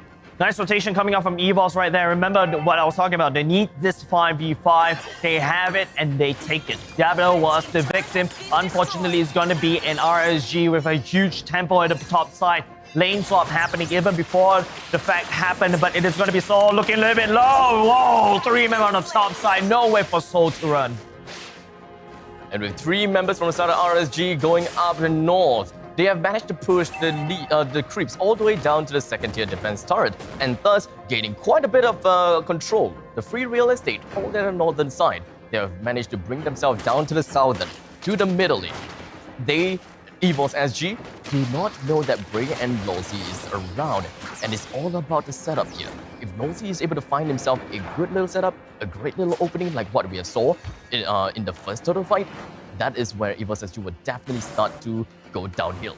Going downhill indeed, I would say, in terms of the economy lead. RSG, that's a huge gold gap that EVOS SG has to overtake. Baby Cakes by now should have secured most of the core items as well. EVOS SG, like I said, if they really want to fight, they need to fight with the numbers advantage, right? A 5v4 or maybe a 5v3 in order to get that gold lead all the way back.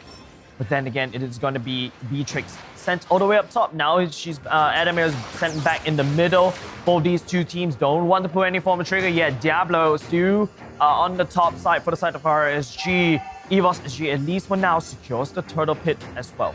Gear has been moving around, opening up the map as much as possible to allow JPL to find an opening with the Tyrant's Revenge. At this point in time, it doesn't seem like they are revolving around Gear anymore. They're revolving a lot more around JPL. The Dana's welcome is all but just kind of like a bait for us. while they are just looking at a bigger picture, which is to have JPL land in a perfect spot. In this case, trying to get himself onto Losey, didn't quite work out well. Losey did go for the way of Dragon on the Soul, but it doesn't seem like it really mattered too much for him. The entirety of EVOS SG did manage to find themselves in a perfect spot. In fact, none of them have lost any HP, or rather, none of them went onto a critical amount of health. In fact, they did manage to bring Grey and Pyrofound down throughout the whole ordeal. Yep, at the same time, they're looking at the top side right now. Losey just shoving Sela back. JPL, I don't think this is a good fight for you. It has to back off. I agree with you. But you know what EVOS did just now was absolutely fantastic. Gear managed to swallow down Bray, and then because of that, you saw what happened. A 3 turtle over the side of EVOS. They catch up in terms of the gold lead right now. But then again, RSG did a good job sending Diablo all the way up top, pushing down, shoving down the top side wave. So it became a ticking time bomb for EVOS in order to respond. Right now, you could say that, hey, RSG has a very good early lead. EVOS SG somehow in some way manages to catch up. This is a very similar situation whereby we saw EVOS SG manage to climb themselves throughout the game. Really crawled even though they had some massive disadvantages, they still managed to make it work. In the meantime, Gear with a Denatus welcome down on the Losey. Not gonna be doing much because Sela didn't manage to burst him down. He himself is busted down instead. Losey not in a good situation, but never mind. He still have got some mobility within of his sleeves. Got himself sliding away from Soul throughout all of that. Big damage happening coming up from RSG, EVOS, Sela top. The magic shoes as well, and also still went down. RSG Firefly does a lot of damage this time around. I think EVOS has to start to respect. Positioning has been critical for EVOS SG. A bit questionable, I would say. But then again, ticking time bomb, RSG. Diablo could always split push at any moment right now for EVOS to send in down to respond. Now, this is after 3 turtles, right? So it's going to be a Lord spawn. RGSG, they have dominance, they have map control. Will they go over to the Lord to secure and get that super minions and finally push down the mid turret? Regardless, EVOS SG is doing a really good job when it comes down to defending. They have yet to lose any chip damage onto their middle lane first tier turret.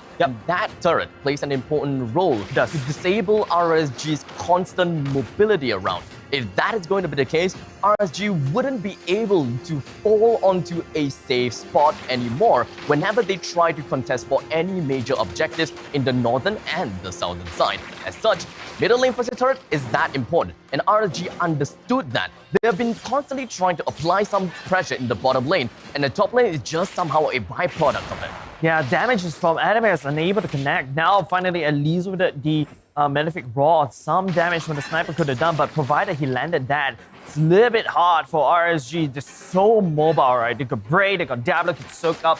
The only person that EVOS could actually comfortably snipe is Babycase. But provided if EVOS SG will be able to find anything right now, Soul jumps on top of Losey, Skew A-OK, JPL charges up. But now this is time for EVOS SG to try to take this Lord as quickly as possible. But the Consume play coming in for the side of RSG. Bray goes to Consume as well. It is going to be a Lord chunking all the way down. The knockout coming for the Lord. It is going to be Firefly taking that Lord away from EVOS SG. And now it is going to be pandemonium on the floor. EVOS SG loses ground and they will forfeit that Lord. And it doesn't seem like it is going to be the end of the game just yet. Sela does not have his black boots, and right behind of him is going to be Diablo, constantly on the hunt. And with that all said and done, RSG managed to get themselves a full team wipe. They are a man on a mission, like they are possessed. And now the middle lane has lost the first tier, second tier, and the inhibitor.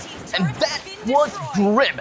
EVOS Esports, they have lost that middle lane control, as I am hoping that they will be able to hold on to. Yeah, let's take a look at the instant replay. What did really well was Losey singling out Adamir, even though it's on shotgun. And then after that, EVOS SG doesn't really have the damage anymore. Don't forget, it is EVOS fighting at a 4k gold deficit. You need every single one. Losey single out one person from EVOS, busted him down. And then after that, there's no more damage. EVOS SG a little bit too ambitious to try to take this Lord. And now we're looking at a lot of pressure from the side of RSG on the side of EVOS SG's map. And now with the middle lane Baron, EVOS SG now has to defend the top lane and the bottom lane inhibitor turret, and of course, that is going to be quite a tough job. They have quite a bit of a challenge when it comes down to economy. RSG is currently looking at 37,000 gold, and EVOS SG is looking at close to 30,000 gold. As such, a 7,000 gold lead RSG have got, and we are only 12 minutes in. This way, RSG are ways ahead of EVOS, and they wouldn't be scared of picking up a fight at all. That's correct. We know RSG. They are a team that plays very meticulously, and they wouldn't want to give any unnecessary kills over to EVOS when they know that they have the lead. Yeah, but that's the thing, right? RSG has known to technically squander all this lead because of the amount of meticulous they have. They will only engage when they know and like 200% know that they take these fights. However, for the side of EVOS SG, if you notice, they're starting to be a little bit reckless. They're starting to chase it out, but there's a lot of these clearing, of course, in terms of the map opening coming out of RSG, right? You got Umbrella, you got Diablo, you got Lozi. These three of these heroes from RSG can actually open up the map for yourself, but let's take a look. It does seem like the change is huge. RSG's Baby Cakes have a total of 4 damaging items. Berserker's Fury, Endless Battle, Malefic Roar, and the Blade of Despair. In the meantime, the flip side, Adamir, he's got the Blade of Despair and the Malefic Roar only, while he is still building up to the next item. And even when he does that, he's still 1 item away. That is huge, and thus, I believe the RSG would want to make full use of this committal assault. They would do whatever they can to make sure that EVOS know that they have got a lot of damage, so don't come close to us. Yeah, and the worst part is if you just compare, not only just compare the items, just compare the levels. Level 15, Baby Cakes already, as Adamir is struggling at level 12. He's lacking in terms of this fire, but hold on a second. Nice catch on top of Divine Fire. Will be able to bust him all the way down. Remember, Diablo tried to wreak some havoc at the backline, but it's going to be Baby Cakes giving out some free damage over to the side of EVOS SG. No one from the side of EVOS SG could actually handle the damage from Diablo and the stickiness of Diablo sticking to EVOS SG like overly obsessive girlfriends. Ouch! Essentially a 1 versus 3. And that was a leap of faith coming in from Baby Cakes, immediately heading on with a flicker. Lands the finishing blow right in between of Soul's eyes. And now Diablo has also managed to buy enough time for Baby Cakes to walk down south and take the final hit off of JPL. This is going to propel Baby Cakes even further as the position 2. He's gonna have a lot of money. He's gonna be rolling in the deep. And now EVOS, they are going to be finding themselves in a heap of trouble, especially since a lot will be marching through the base. It's an open lane as well. RSG has been delivering in terms of all these openings. They won bottom side, they won top side, and now they also win the mid lane. Basically, practically, RSG has full dominance throughout the whole game and throughout the whole narrative of the game itself. And now EVOS SG, they need to try to defend. Diablo is a one-man army. He can take all the damage coming up from EVOS SG. He doesn't really need to care. He can take all this core damage. He doesn't really care at all. And now Gear, Daytona's Welcome will be able to pull in Lozi. But then again, nice push-up coming in from RSG EVOS. But would that be enough though? The core! Low Baby Cakes will secure that core and also the win to RSG. Victory! It is max point that we are now in. RSG has found themselves with victories after victories after victories. They may have lost game number 1, but they climbed up from game number 2. Game number 3 was an uproar. They managed to close out the game super early. And now, game number 4 is just insane. Yeah, and it feels like RSG has finally found the momentum. They found the tempo, and they are in their mojo. Don't forget, they had to fight all the way from the lower brackets to the upper ones. EVOS SG caught with their pants down. They've got no answer whatever RSG has been tossing in terms of these questions. Diablo constantly diving, and Adamir still sticking onto this Beatrix pick. And that could probably be a very problematic for EVOS SG, because take a look, even if you go for the Wesker, yes, just big damage, but then if you don't connect all these crucial shots, then your damage would not connect, and therefore you allow Baby Cakes to scale 603 on Baby Cakes. Position 1 in terms of the gold with all the items that he needs, whereas Adamir is scrounging for scraps. I'm surprised. In the end of the day, Baby Cakes have got the most amount of gold to his name despite Karina going downtown and of course has been doing very well. Of course, we know of the fact that the core is of course position 1, but in this very case, Clint became the position 1 here with 13,000 gold to his name and Karina is 10,000 gold. But hey, with that all said and done, with 3 wins in the bag for RSG, EVOS now have a very steep hill to climb. Yeah, a steep hill to climb, but also something, I'm not too sure whether it's a bug. Something interesting? Yeah, Hunter Strike for JPL Kufra. I mean, allows him to run away quickly whenever he engages, I guess. But then I feel like that's an item that you don't really need. I feel like the main problem is this. EVOS, yes, they pack with an arsenal of damage, but the damage doesn't connect. The damage doesn't hit anyone from side of RSG because Diablo with the flanks, Baby Cakes left unanswered. There's no one from the side of the EVOS was able to take the fight to Baby Cakes. Speaking about Baby Cakes, take a look. 57,000 damage that he has done towards EVOS. Daytona's welcome, yes, it works, but then again, Diablo comes in as the pseudo tank. You've got Lozy singling out EVOS' firepower, and then the whole fight just crumbles. EVOS wants to take a 5 big Unga Bunga 5v5, but it doesn't work out because the main damage dealer is too far behind. And here we have, of course, Baby Cakes conducting his own medley of death. A total of 57,000 damage to his name. And I wouldn't be too surprised if he is the MVP. So let us move right on and take a look exactly who is the one that managed to get himself the crown. It is without a doubt himself. 6 kills, no death, 3 assists. Kill participation 56%. He has been farming throughout the early to the mid parts of the game. But when he comes online, there's nothing to stop him. Don't forget, he is practically winning the lane against Adamir. And then that allowed him to farm, get the Endless Battle, get the Berserker's Fury, Malefic Roar, everything that a healthy Clint needs, and he executed to the T. No one from EVOS was able to catch him at all because he has kept his distance like, 2 meters away from any engagements that JPL could actually launch at him. And it kind of seems as though, so far, whenever RSG is playing a Clint against EVOS' Beatrix, RSG find themselves the win. Or rather, that fight, and of course that encounter, seems to be one of their comfort, I would say. It doesn't seem like they are too faulted about the fact that they, at least for Baby Cakes, he's encountering against Adamir.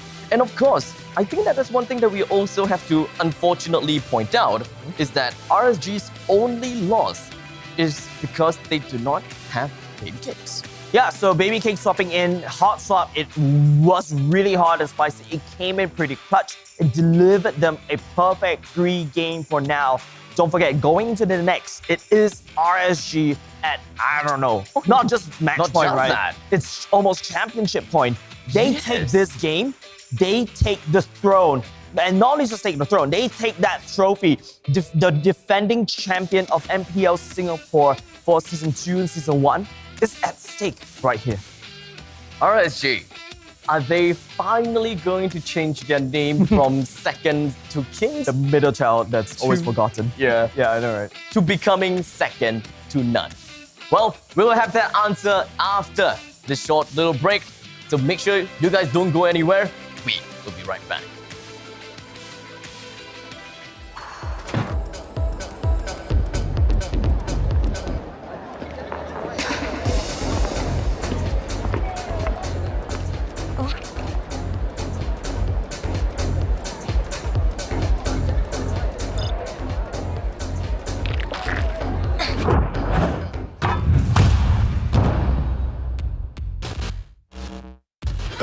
Give it up.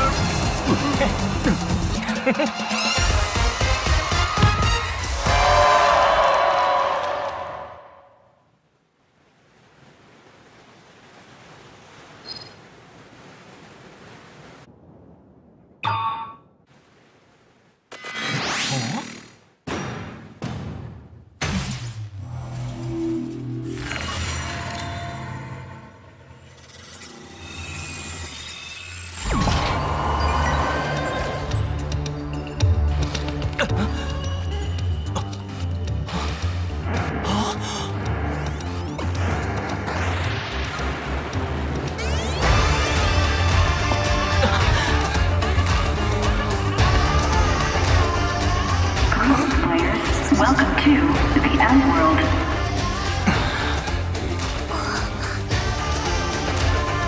Fight as you may, become the champion and the M World will grant you your deepest wish.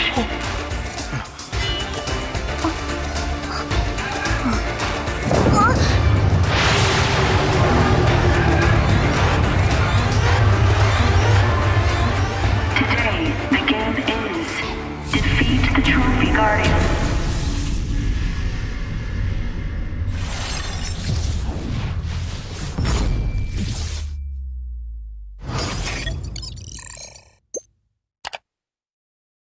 Homes are now where we work, learn, and, play? Oops. Homes are where we build spaces You're not so loud. to call our own. Power on and beyond with Singapore's most trusted broadband.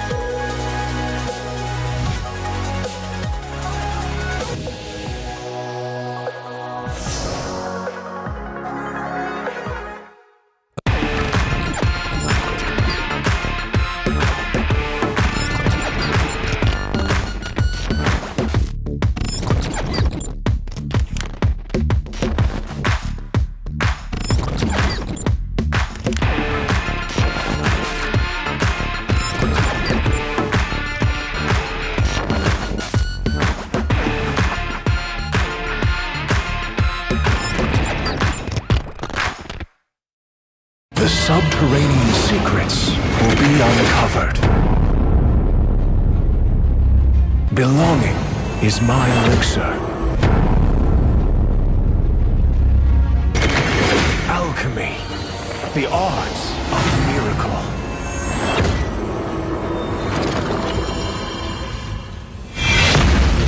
Breaking limits, that's alchemy. Holds infinite potential. Turn the unknown into the known. Sorrow can be transmuted into joy. One man's stone resonates from the buried ores. I extract the visions of the future. Turn the unknown into the known. Resonate!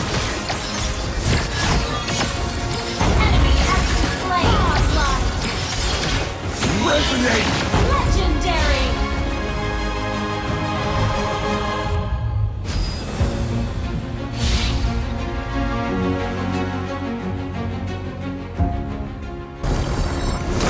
Keep moving forward.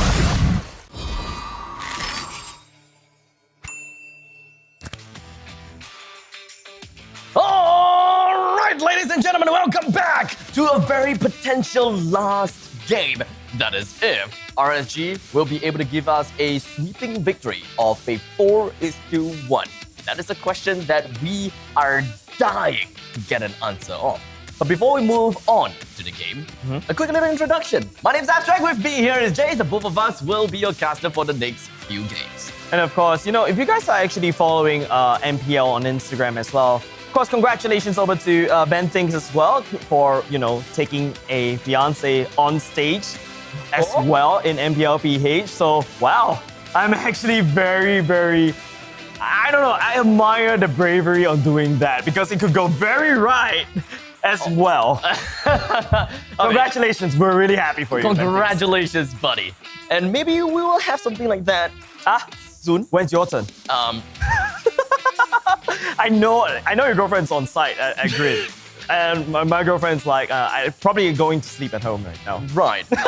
Maybe we'll be waiting for you can see the veins coming out from Abstract when that happened. But in the meantime, ladies and gentlemen, this is championship point for RSG SG. It is going to be might be a 4-1 unless EVOS SG secure a perfect 3 games in a row. And boy, this is gonna be hard for EVOS SG if they want to defend. But RSG fans, they are so close to getting that trophy home.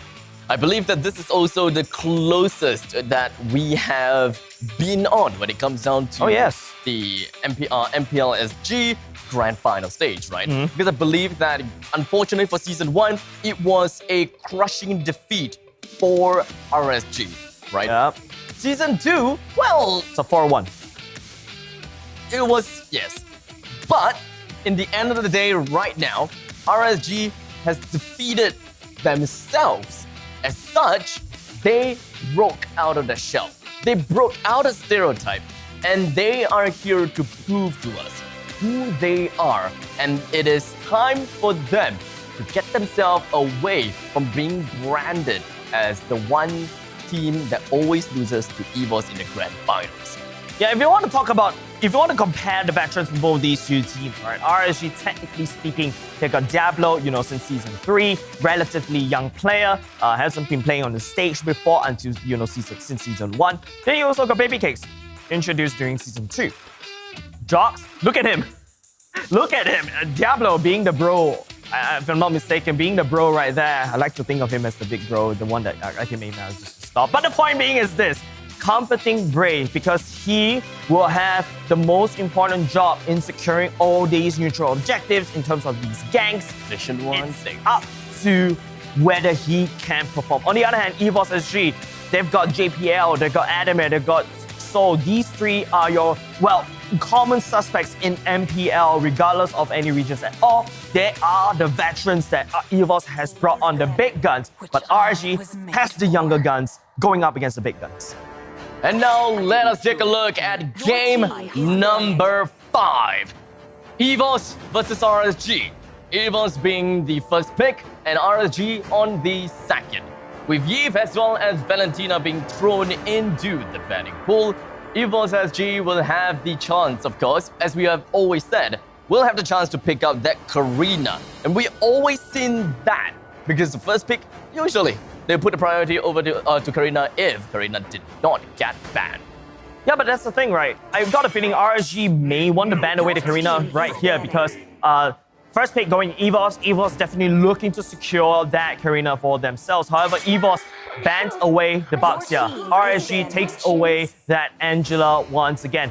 I mean, if I'm not mistaken, constantly banned because they know that Gear has the mechanics to play that link quite scarily as well. EVOS resorts to banning away the Barats, targeting down on Bray.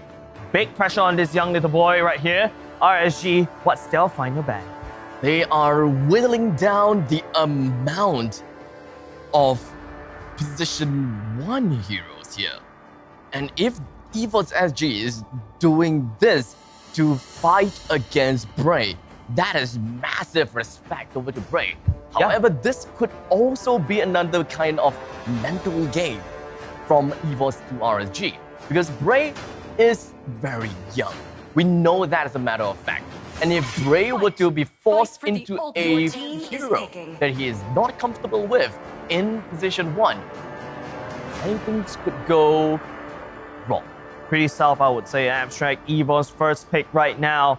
Pick up the Karina for themselves. I believe that's what EVOS would want to do.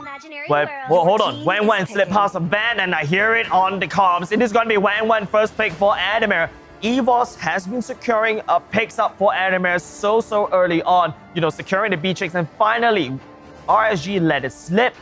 Adamir just snaps at that 1-1 a little bit too early because the last time I did something like this in my ranked games, RSG could just respond very quickly with someone that could lock down as well. Well, the Franco goes in, Karina, or even the Phobias, because you could be able to get all that demonic force proc so easily. Now, first pick onto 1-1. EVOS SG have found what they want to get for themselves in order to turn the tides of the battle. Will Adamir's 1-1 be the main ace in their sleeve to change this game?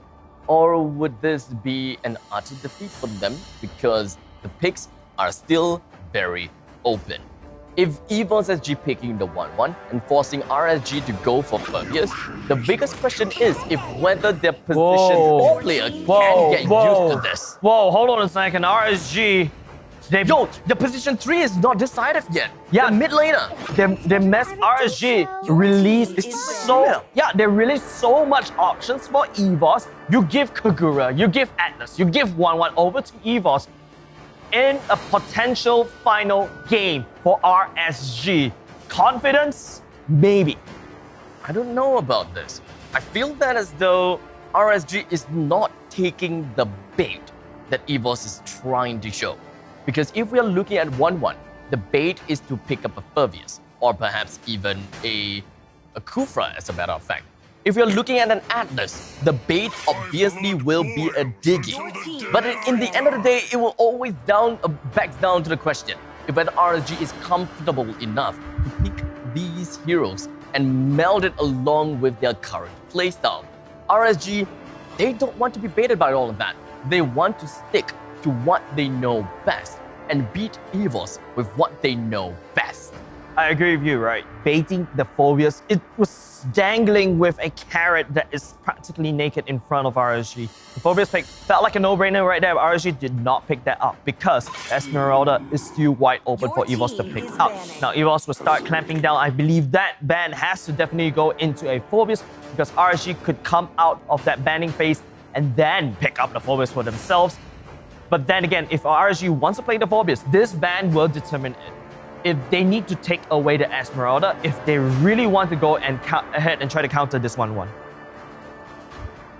With 2 more bans available onto the board, we're looking at RSG that decided to go for a Ling ban. We're looking at position 1 bans from RSG. And EVOS, they went for position 4 bans. And are they going to be continuing that up and keeping it up to force Diablo into the land of the unknown? Yeah, EVOS, I think that ban is a little bit a no-brainer right there. You take away the Phobius. If not, RSG will pick that up. But if RSG were to go for the Phobius, that's a lot of magic damage on their side as well. So maybe EVOS wants them to go there. We fight something that has the magic resist, but no, they're gonna just take it out. RSG, smart choice right there. I'll take that statement back. Because, you know, EVOS could proceed on to ban away. They tried to trick RSG to waste that 1 ban slot into banning the Esmeralda. EVOS could just ban away that Phobius, and then all of a sudden you're a little bit awkward, right? But then again, looking back at what RSG has secured for themselves, a lot of firepower, a lot of pick potential. You find one person with a Franco, you burst it down before EVOS could respond. We're left for RSG to look at position 2 or position 4. Understandably, I would say that position 2 is going to be pretty important for them to pick up first so that they can flex around with how they would want to react based on EVOS' pick. Time and tide wait for no man. Beatrix seems like Beatrix is going to be the pick. Position 2 is solidified. Position 4 is where they can start to be a little bit more creative when it comes down to dealing with the entirety of EVOS. However, RSG, you should probably already have an idea what is going to be their win condition. So when it comes down to that, I don't think that they have too much choices.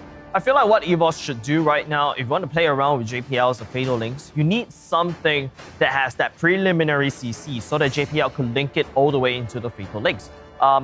Initially, I was thinking the Savior could work very well. Unfortunately, they've already picked up a Kagura. Other than that, what's on the table, I would say, I don't know what to feel about this, but I may have to propose Hylos. The Law and Order is a point-and-click stun that could lock someone down, but hold on a second. Is that gear on Lancelot duty? And that is going to be a dire pick coming up from EVOS as well for Soul. With a Lancelot against the Karina. That doesn't look good, at least in my book. However, they should have something that they know that we do not know. Yeah, there's a lot of CCs coming up. Not say a lot of CCs, but a decent amount, I suppose. A decent amount. I would say an equal amount. It all boils down to what this pick coming up from RSG will be selecting. Esmeralda is open. If they want to go full damage, if you were RSG to end off the game, Paquito, yep, there we go. Paquito will be selected. RSG, they're not fooling around. They gave a lot of prior picks over to the side of EVOS. RSG has to take some prior picks for themselves. The Lilia and then also the Paquito as well, the Franco as well. Prior picks in the hands of RSG, but on the other side, EVOS, comfort picks all throughout. You have the Wang, you have the Atlas and the Kagura as well. Ladies and gentlemen, this is the game. Make or break. EVOS goes home. RSG lifts out the trophy. RSG may break the curse this season. Let's look at the curse and let's dispel this curse. For the RSG fans out there, this is their time to roar. And of course, RSG's time to shine. EVOS, they're not going to be letting RSG beat them down to a pulp like this. They definitely have something in store for us. So let us watch and let us see and bear witness. EVOS and bear witness to what they're gonna be doing here for game number 5. Onto the land of dawn we go, ladies and gentlemen. In the blue, EVOS SG. Speaking of blue, oh my goodness. We spent so much time hyping it up, and then after tactical pause, get slapped by a tactical pause by like Will Smith. Well, I got slapped, definitely. Is that why you don't want to hype it up? Because you kind of expected this to come in? As much as I want to sound like I'm an oracle and I would want to be able to say that yes, I expected it, but no, I did not expect it. What an anticlimactic potential match point, ladies and gentlemen. But don't worry, we'll introduce them to you, like, you know, how we introduce them as usual. But then again, looking at the draft once again, both these two teams secured a decent amount of CCs. Maybe not enough, maybe it might be enough. It's all about the early game. RSG, don't forget, they need to secure the early game. The Paquito helps a lot in dishing out the early game bully as against this Dyroth. Dyroth has to play it smart because Paquito could shove their wave. There's a lot of flexibility in what Diablo knows how to play this Paquito. He can always seek to split push if he knows he's losing the lane. But let's not forget that Dyroth against the Paquito in lane is a pretty scary adversary, right? And I don't think that Diablo will be able to get away with beating down this Dyroth so early on.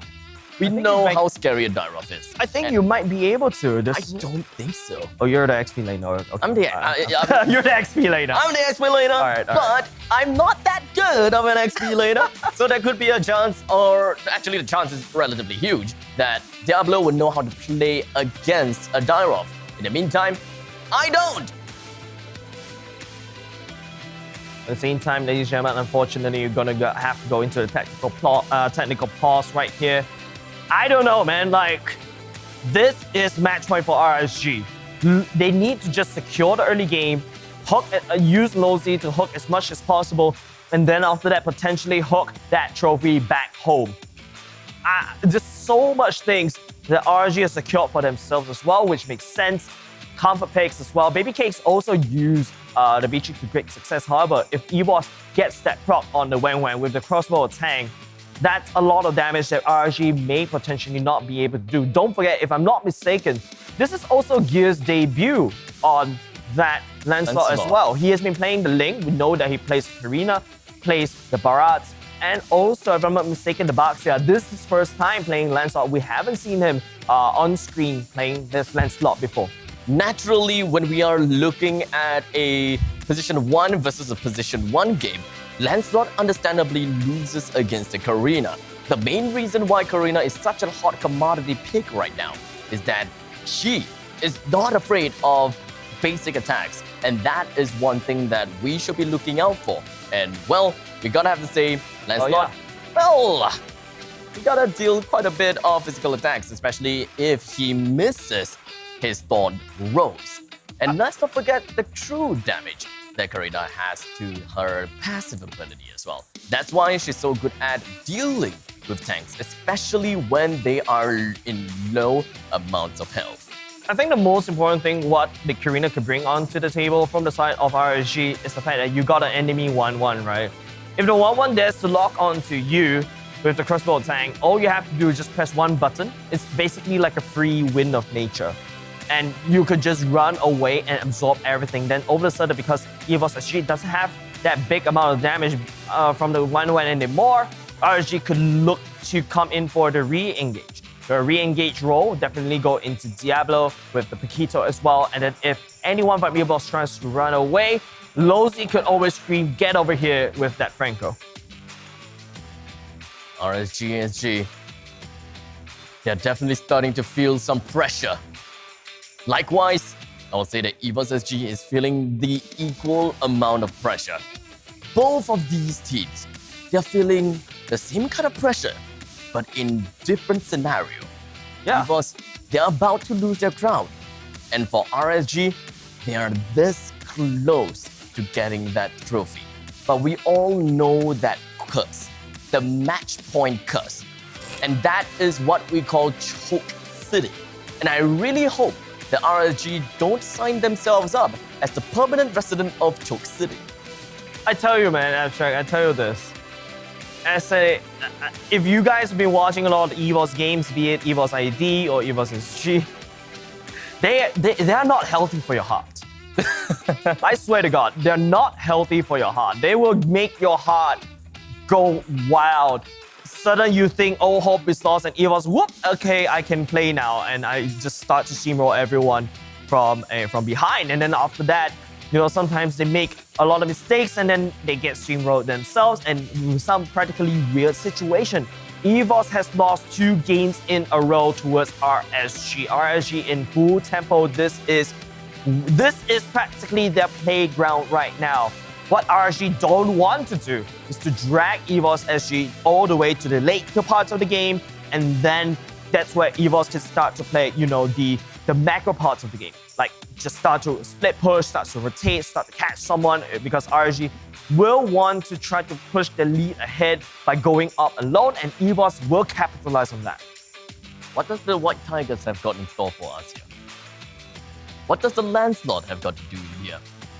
Are they really gonna be able to beat down Karina with a Lancelot? Or do they have some other thing in mind? Is it? I mean, I can't think about anything. I think that we gotta talk about the 1-1-2 actually. Yeah, I think. Okay, let's take that question to 2 parts. Right. First part, the existence for Lancelot in the side of EVOS's draft is trying to catch the Beatrix. Technically speaking, a Beatrix is not like a clip. You don't really have the small amount of CC. You have 1 dash, and that's just 1 dash, all about it. You have a lot of iframes. You can juke that Beatrix damage as you try to aim the sniper or Wesker, and then you try to assassinate. Once this Lancelot removes the Beatrix from RSG side of draft, technically speaking, the Lancelot's drop duty is over. You can do whatever you want. Whereas the second part of your question earlier, just now you mentioned about the Wan. The Wan's main role in the side of EVOS's draft, I proc crossbow and tank, and that's all done. I do. All right? I don't do, and no, sorry, before Speaking that. of experience? Yes, but the point being is this. I proc crossbow and tank. I don't proc it on the wrong person. And let's not forget that it is gonna be impossible. Wait, is it possible actually to be able to settle with the weak point on a Karina that is using her first skill? Is it possible though? I don't think so. You will the projectiles will get bounced back and you will receive the damage. But that's why it's a lot easier for EVOS, right? To use other tanks to actually help you engage, and then you try to proc the weakest points. But at the same time, if I'm not mistaken, RSG, there is the Lilia as well that will generate this AoE damage around.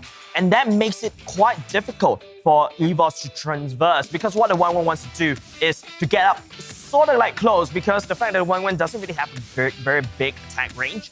You want to just jump in, rotate around if you can't get your first skill to proc 1 weakness point from the back, and then proc the crossbow attack. So what EVOS has to do, especially for Adamir, right?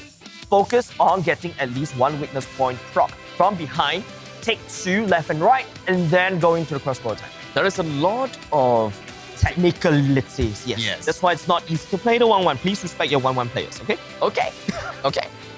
But on the flip side, there is also a lot of technicalities when it comes down to who takes whom out, right?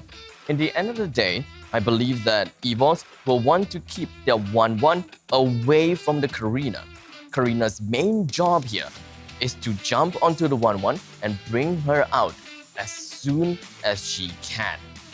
And in the end of the day, does Lancelot use Killing Spree, or does he use Demon Killer? Not Demon Killer, Demon Slayer. It was okay. That's the funny part, right? I remember, like back in the good old days, it started out as Mage Slayer. Then you're like wondering, wait, it is a jungle emblem. Why is it like Mage Slayer? Then after that, they transformed back to Demon Slayer. So I'm sorry, I just have to put it out there. Sorry guys, if I suddenly take Demon Slayer, Mage Slayer, then I swap it around. I'm sorry about that. I'm just have to put it out. But then I agree with you. Oh, it was kind of called Mage Killer or something. Mage Slayer, I think. Something along that line. I know there's the word mage in it. Yeah, so the point being is this, right? What Lancelot has to do is the exact same thing that the Karina has to do. Find the enemy marksman, put them down to the ground before you can do a decent amount of damage. Also, if the XP laners can come into zone, that would be great. The Dyra from the side of Soul is okay, but I felt like the Paquito could do it a lot better. There's a lot more mobility, there's a lot more combos, and good amount of CC. And these are hard CCs, not slows, that what Dyra can do. And let's not forget that CC is definitely needed to deal with both Lancelot and 1-1. So, honestly, I'm waiting for it. I'm stoked to see. 1-1, who exactly would you want to use her second ability on? How does she want to get herself away from major team fights? Because when it comes down to it all, both teams seems like a very divey composition. As such, whoever puts themselves in the worst position first will put themselves in a really bad spot. Yeah, and divey, I have to agree. EVOS does have a very big dive potential. But the only person, you can dive with what EVOS has in terms of the draft. Atlas can technically help you with that dive. Remember what I mentioned, if you want to play the Atlas, you need something like a secondary CC to help you make sure that you connect the fatal links. What I'm looking at, don't have it. Yeah, you don't really have a hard CC. That's why I was thinking maybe you could draft a Hylos all the way up to the top lane, to the XP lane, because the Law and Order is super easy. The Ring of Punishment is technically slow, and you can do a lot of things. The Glorious Pathway as well allows the Atlas to rush into engage, especially when RSG has already secured the Beatrix. You know that they're not going to go for a carry anymore. So EVOS could have picked up that Hylos for themselves, but maybe that is not a comfort pick that that Soul plays. This is something that we have to talk about, right? Yes, we can theory craft a lot of these different heroes, but then again, it's up to whether these teams, these players, can actually execute the draft that, well, technically speaking, we theory craft for them. I mean, if we're talking about a couple of CCs, well, I suppose when it comes down to Dyros's burst strike, especially when he is Abyss enhanced, he does have a 50% slow onto him. So I hope that is going to help him a little bit, or rather help Atlas a little bit. However, their team is not exactly a very tanky team composition as well. In fact, this composition just reminds me of the good old days. This is Season 1, Season 2 kind of draft, yeah, right? There isn't a inch or a sliver of tank meta in EVOS's lineup. I agree with that. The only RSG technically as well. No, Karina would definitely go into tank items here. I mean, yeah, other than that fact. Yeah, I mean, if not, I have to agree with you. It definitely feel like a back to the past, like a little bit of a throwback back into, I would say this is like a Season 1 sort of draft. But if you're going back to Season 1 and you pick a Franco, I'll be reporting you for trolling right there. But then here in Season 3, we start to see the power of this Franco coming up and online as well. Don't forget, when Atlas comes in with you with the Fatal Links, you are slowed. You're not stunned anymore. Franco could just respond and deny the Atlas with the Fatal Links with the ultimate from Franco as well. Isn't this iffy then? Because when we are talking about meta, high mechanics play. Yeah, right? When we're talking about meta, there is a reason why meta becomes meta, right? Because let's say Season 1 meta, we have the normal marksman meta, for example. Throwback. And then when it comes down to Season 2, we have assassins, and we're starting to see some tanks playing in the jungle. And that's and the reason why is because they are Position 1. This Season 2 meta beats Season 1's meta. That's why they become the most effective tactic possible, or rather available. As such, Season 3's meta, tank meta, deals with assassins that are in the jungle. It also deals technically with marksmen in the jungle. So doesn't that seem like the blast in the past for EVOS doesn't seem to quite work for them? I don't know. When you want to talk about that, I think it's really iffy. But I think what RSG's Karina will, even though yes, the Karina will be building into tank items, the main idea of playing it is still the same, with the fact that Karina will definitely survive on a lot of things. Lancer, on the other hand, I have to agree. It's all based on what kind of emblem that he carries. If he carries the Killing Spree, he could basically chain into a lot of things. But unfortunately, Killing Spree not preferred anymore due to the nerf, but also you lose out in the Retribution battle because you don't deal as much damage anymore towards your neutral objectives. I mean, man, bring me back to the good old days when we can still run a Grandeur in the jungle. Don't remind me of that. Hey, come on. Don't you dare. We tried something. Someone tried to bring the Grandeur into the jungle in this Someone tried to bring a Granger into our ranked games. Chill. Picked last into the jungle against a Link that picked second. Chill. How can I not chill? Yeah, but I mean, speaking of which, well, we're still trying to resolve the issue at hand right here. I feel like the theory crafting that we've been trying to do may not be applicable because it's all about the execution, the positioning. Diablo's positioning has been impeccable thus far, being at the right place at the right time, coming in with the flanks.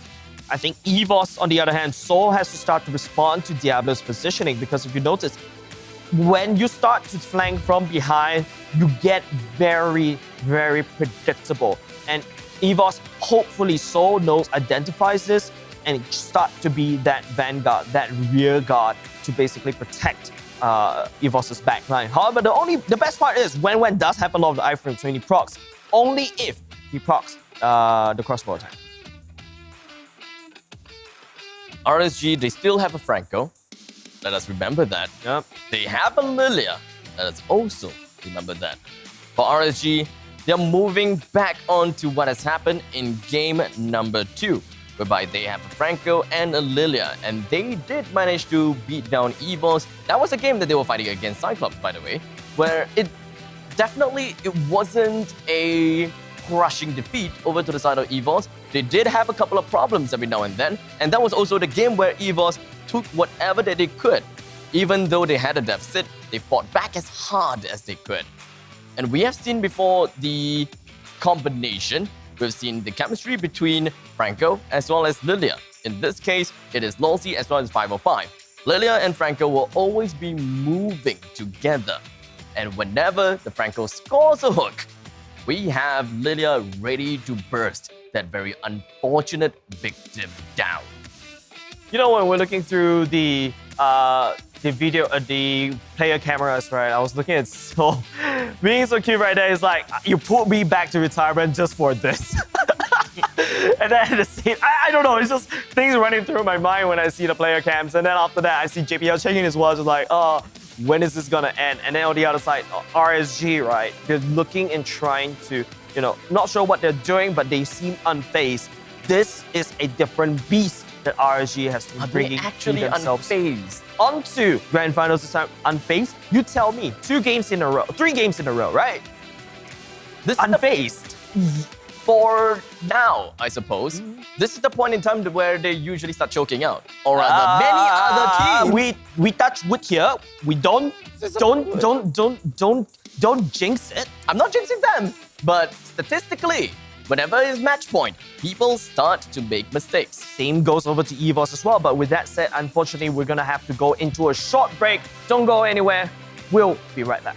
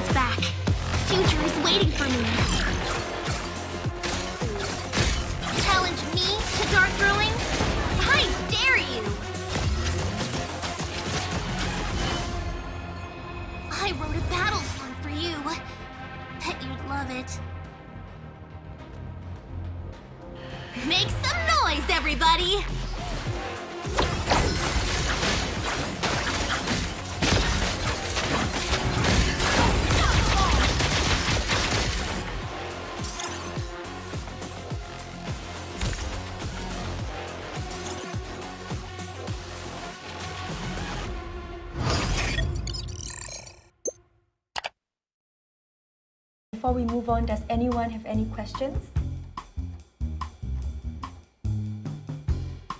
Oh my god, I'm so tired. I spent all this time on the presentation. Tammy, I think we heard you.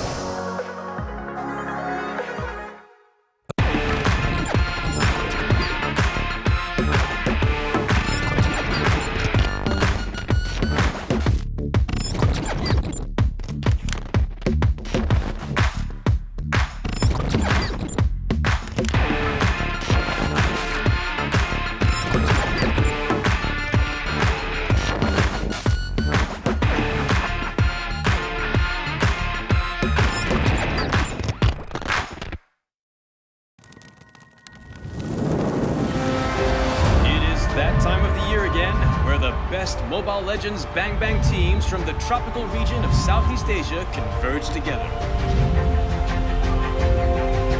The MLBB Southeast Asia Cup, or MSC 2022.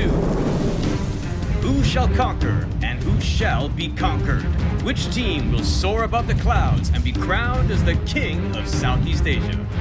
Like the Zodiacs, a total of 12 teams from the region will compete in 2 stages. The group stage and the playoffs. Each group of 3 teams will fight against each other in a best-of-2 match, where the weakest of each group will be eliminated. That leaves the remaining 8 to continue their paths of glory. To facilitate the epic battles between the giants, the MSC 2022 arena will be held at the City of Contrast and Diversity, Kuala Lumpur, Malaysia. Witness the clash of titans from the supreme MLBB region from June 11th until June 19th. Follow #SupremeAC for more updates. Mobile Legends Bang Bang, where heroes make history. Homes are now where we work, learn, and, play? Oops. Homes are where we build spaces. Dear, not so loud. To call our own. Power on and beyond with Singapore's most trusted broadband.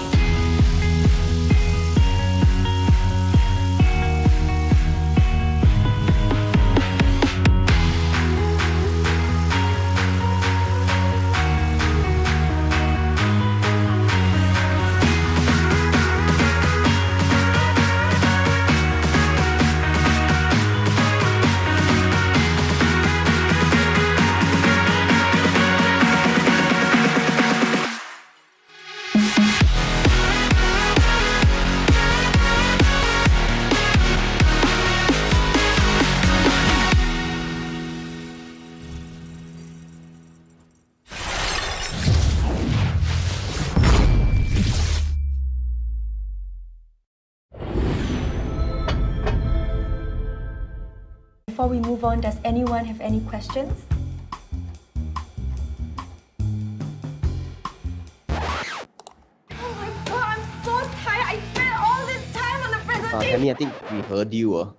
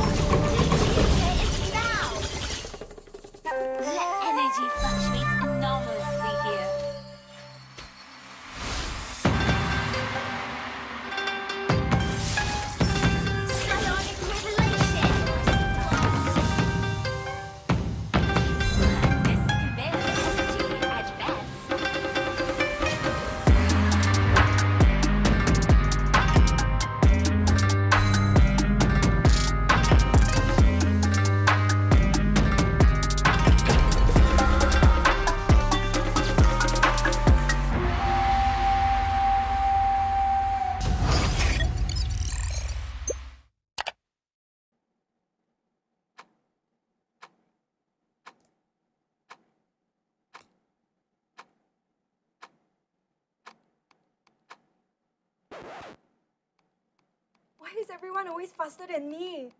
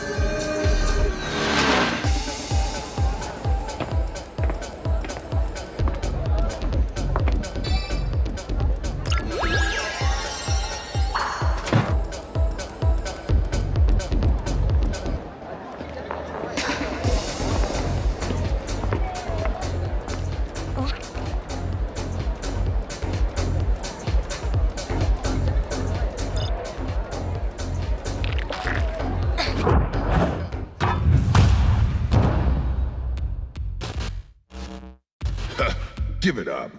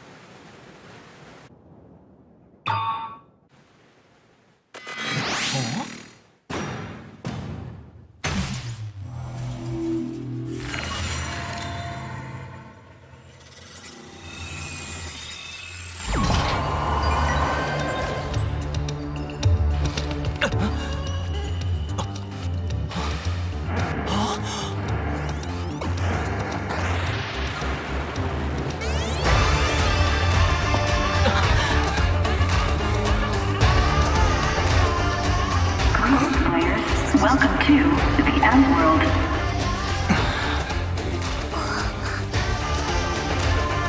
Fight as you may. Become the champion and the M World will grant you your deepest wish.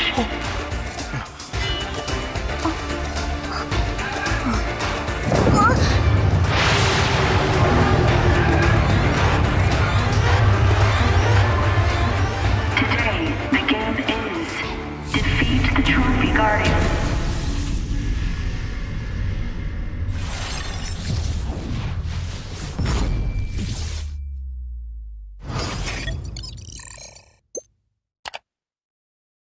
Homes are now where we work, learn, and, play?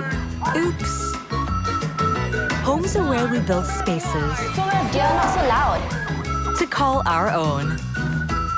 Power on and beyond with Singapore's most trusted broadband.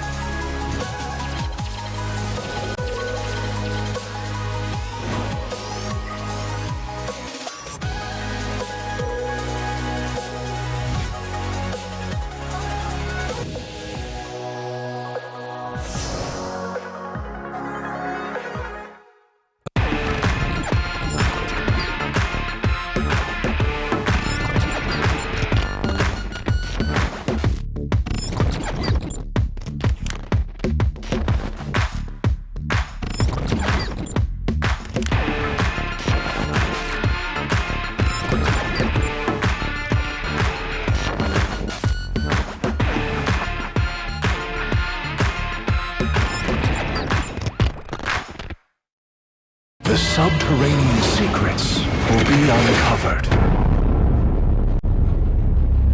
Belonging is my elixir. Alchemy, the arts of the miracle.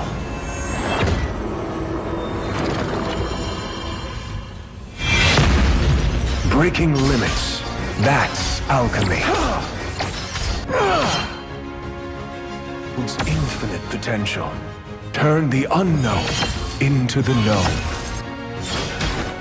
Sorrow can be transmuted into joy. One man's stone resonate from the buried ores. I extract the visions of the future. Turn the unknown into the known. Resonate!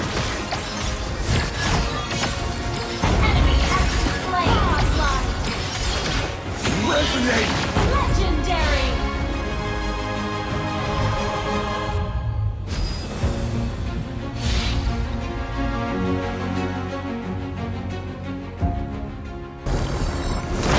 Keep moving forward.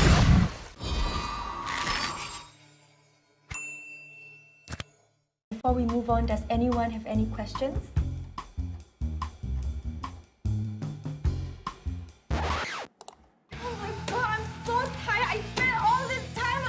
Tammy, I think we heard you.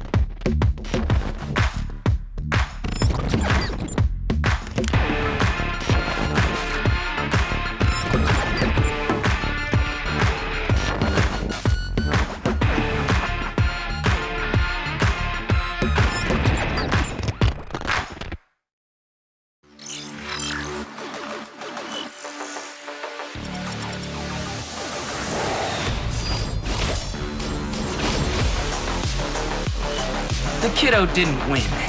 He's just handpicked.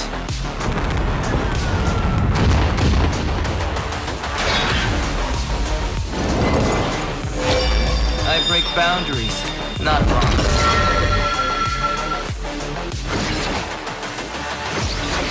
This is more than a game to me.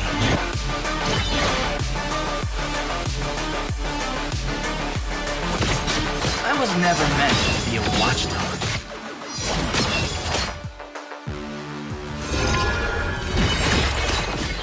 Not a fan of technology. I guess the day has come for us. I like egg fried rice too. Oh, I mean the food, not the song. Teamwork? Maybe.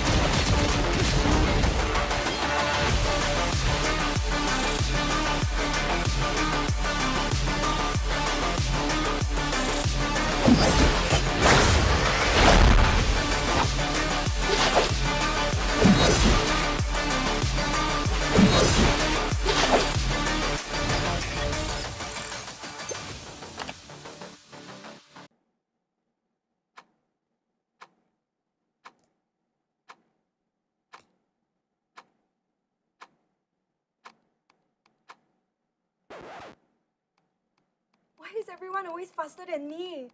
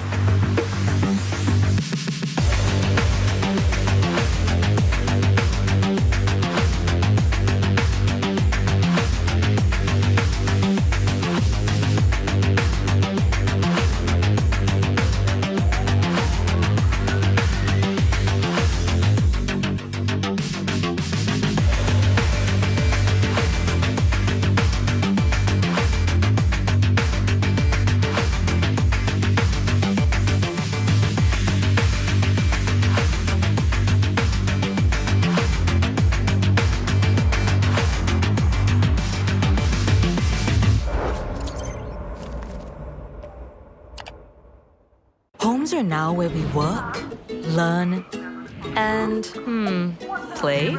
Oops. Homes are where we build spaces You're not so loud. to call our own. Power on and beyond with Singapore's most trusted broadband.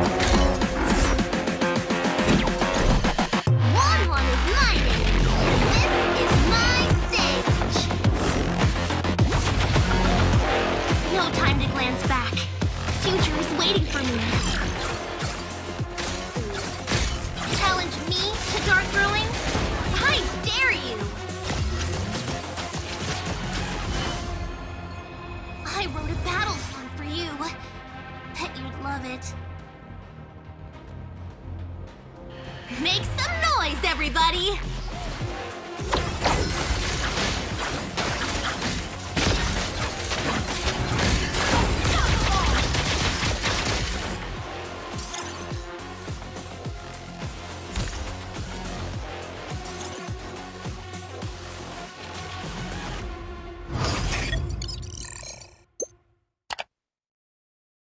Before we move on, does anyone have any questions?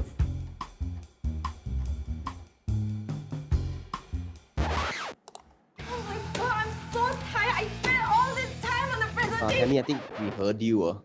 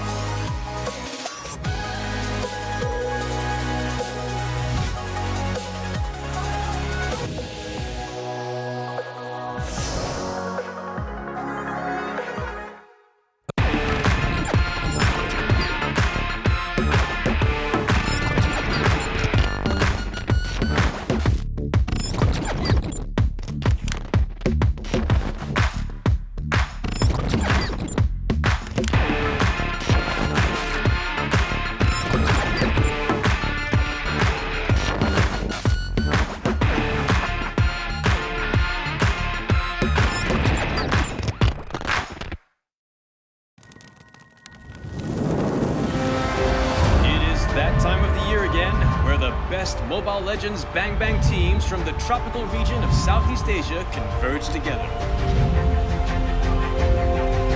The MLBB Southeast Asia Cup, or MSC 2022. Who shall conquer and who shall be conquered? Which team will soar above the clouds and be crowned as the king of Southeast Asia? Like the Zodiacs, a total of 12 teams from the region will compete in 2 stages: the group stage and the playoffs. Each group of 3 teams will fight against each other in a best-of-2 match, where the weakest of each group will be eliminated. That leaves the remaining 8 to continue their paths of glory. To facilitate the epic battles between the giants, the MSC 2022 arena will be held at the City of Contrast and Diversity, Kuala Lumpur, Malaysia. Witness the clash of titans from the supreme MLBB region from June 11th until June 19th. Follow hashtag SupremeAC for more updates.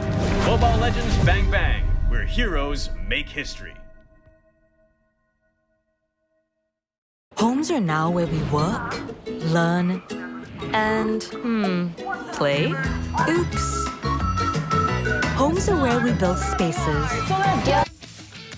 All right, ladies and gentlemen, we are about to go back into the very potential final game between EVOS versus RSG. Yeah, that's right. I mean, we have really wanted to get this show on the road, so thank you very much for you guys who are on stream and even at Grid as well for your patience. And I believe the players are starting to starting to go back into the game already after the technical pause. And now RSG 3-1, 3 in the favor of RSG. Felt like this particular season is the season for RSG after all, not only just for Singapore, but of course for the Philippines as well.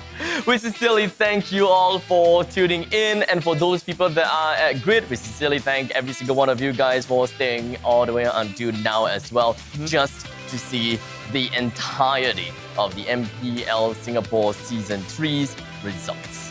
Yeah, and the most important thing is we will need to, well, I'm just going to quote you abstract right there, bear witness who will be lifting that trophy off. Would it be EVOS defending that trophy once again? Don't forget, if they want to do this, they need to play a perfect 3 games like what RSG has just accomplished. I hope that we'll be able to rush down in time to watch the winning team actually like lift up the trophy and all the fun little stuff. Oh yeah. The both of us is definitely gonna rush down just for that. I mean, we'll live for the events, we'll live for the offline events, and we want to see that show on the road. That's right, and ladies and gentlemen, with that said, this is game number 1, 2, 3, 4, 5. This is RSG going up against EVOS. Yes, I was doing a bit of math check earlier just now. I cannot count. That's why we need a calculator to calculate the goal deficit. But then again, potential championship point for RSG. They want to take that trophy back home, and they will need to get this game first. Secure early game. Don't drag it to the late game. With that said, spawning into the land of dawn we go. Ladies and gentlemen, give it up to RSG and EVOS SG. Welcome to Mobile Legends. And with this game potentially being the last one, this could potentially be the last time that we introduce the players. So let us get a show on the road and take a look at who is playing. Representing EVOS SG, we have Adamir that will be playing onto the 1-1, Soul onto the Dairoth, Sailor onto the Kagura, JPL playing as the Atlas, and finally Gear onto the Lance. And in the red, RSG wanting to take this game. It is Diablo, Bray, File 5, Longsi, and Baby Capes. Oh, it does seem like we're looking at some very interesting split jungling here. We do have the side of Gear trying to head out to the northern part, especially since they knew that Bray have effectively went to the southern part and steal the orange buff away from EVOS SG. But unfortunately, Gear did not manage to do that. As such, it is going to be 2 orange buff that will be available for Bray. The vertical jungling for EVOS did not quite work out. Yeah, and that's due to the fact that Lozi and Firefly managed to block Gear in actually invading. Speaking of which, remember we had this question, what is Gear's emblem? It is going to be the Demon Slayer. Preferably you want to go on the killing spree because you're an assassin, you live off from these kills. The fact is, the Karina, yes, we technically know it's a little bit different. It's a little bit different. It doesn't really require the killing spree because you'll be building the Karina into some form of tankiness. That's why you will want to bring that jungler emblem for Bray instead. And of course, since we're talking about Lancelot, it's a lot more fragile as compared to the Karina. Correct. Yes, he does have a lot of iframes, but that is also going to be the testament of skill when it comes down here. How good would he be when he gotta have to pull off those crucial iframes? And speaking of those iframes,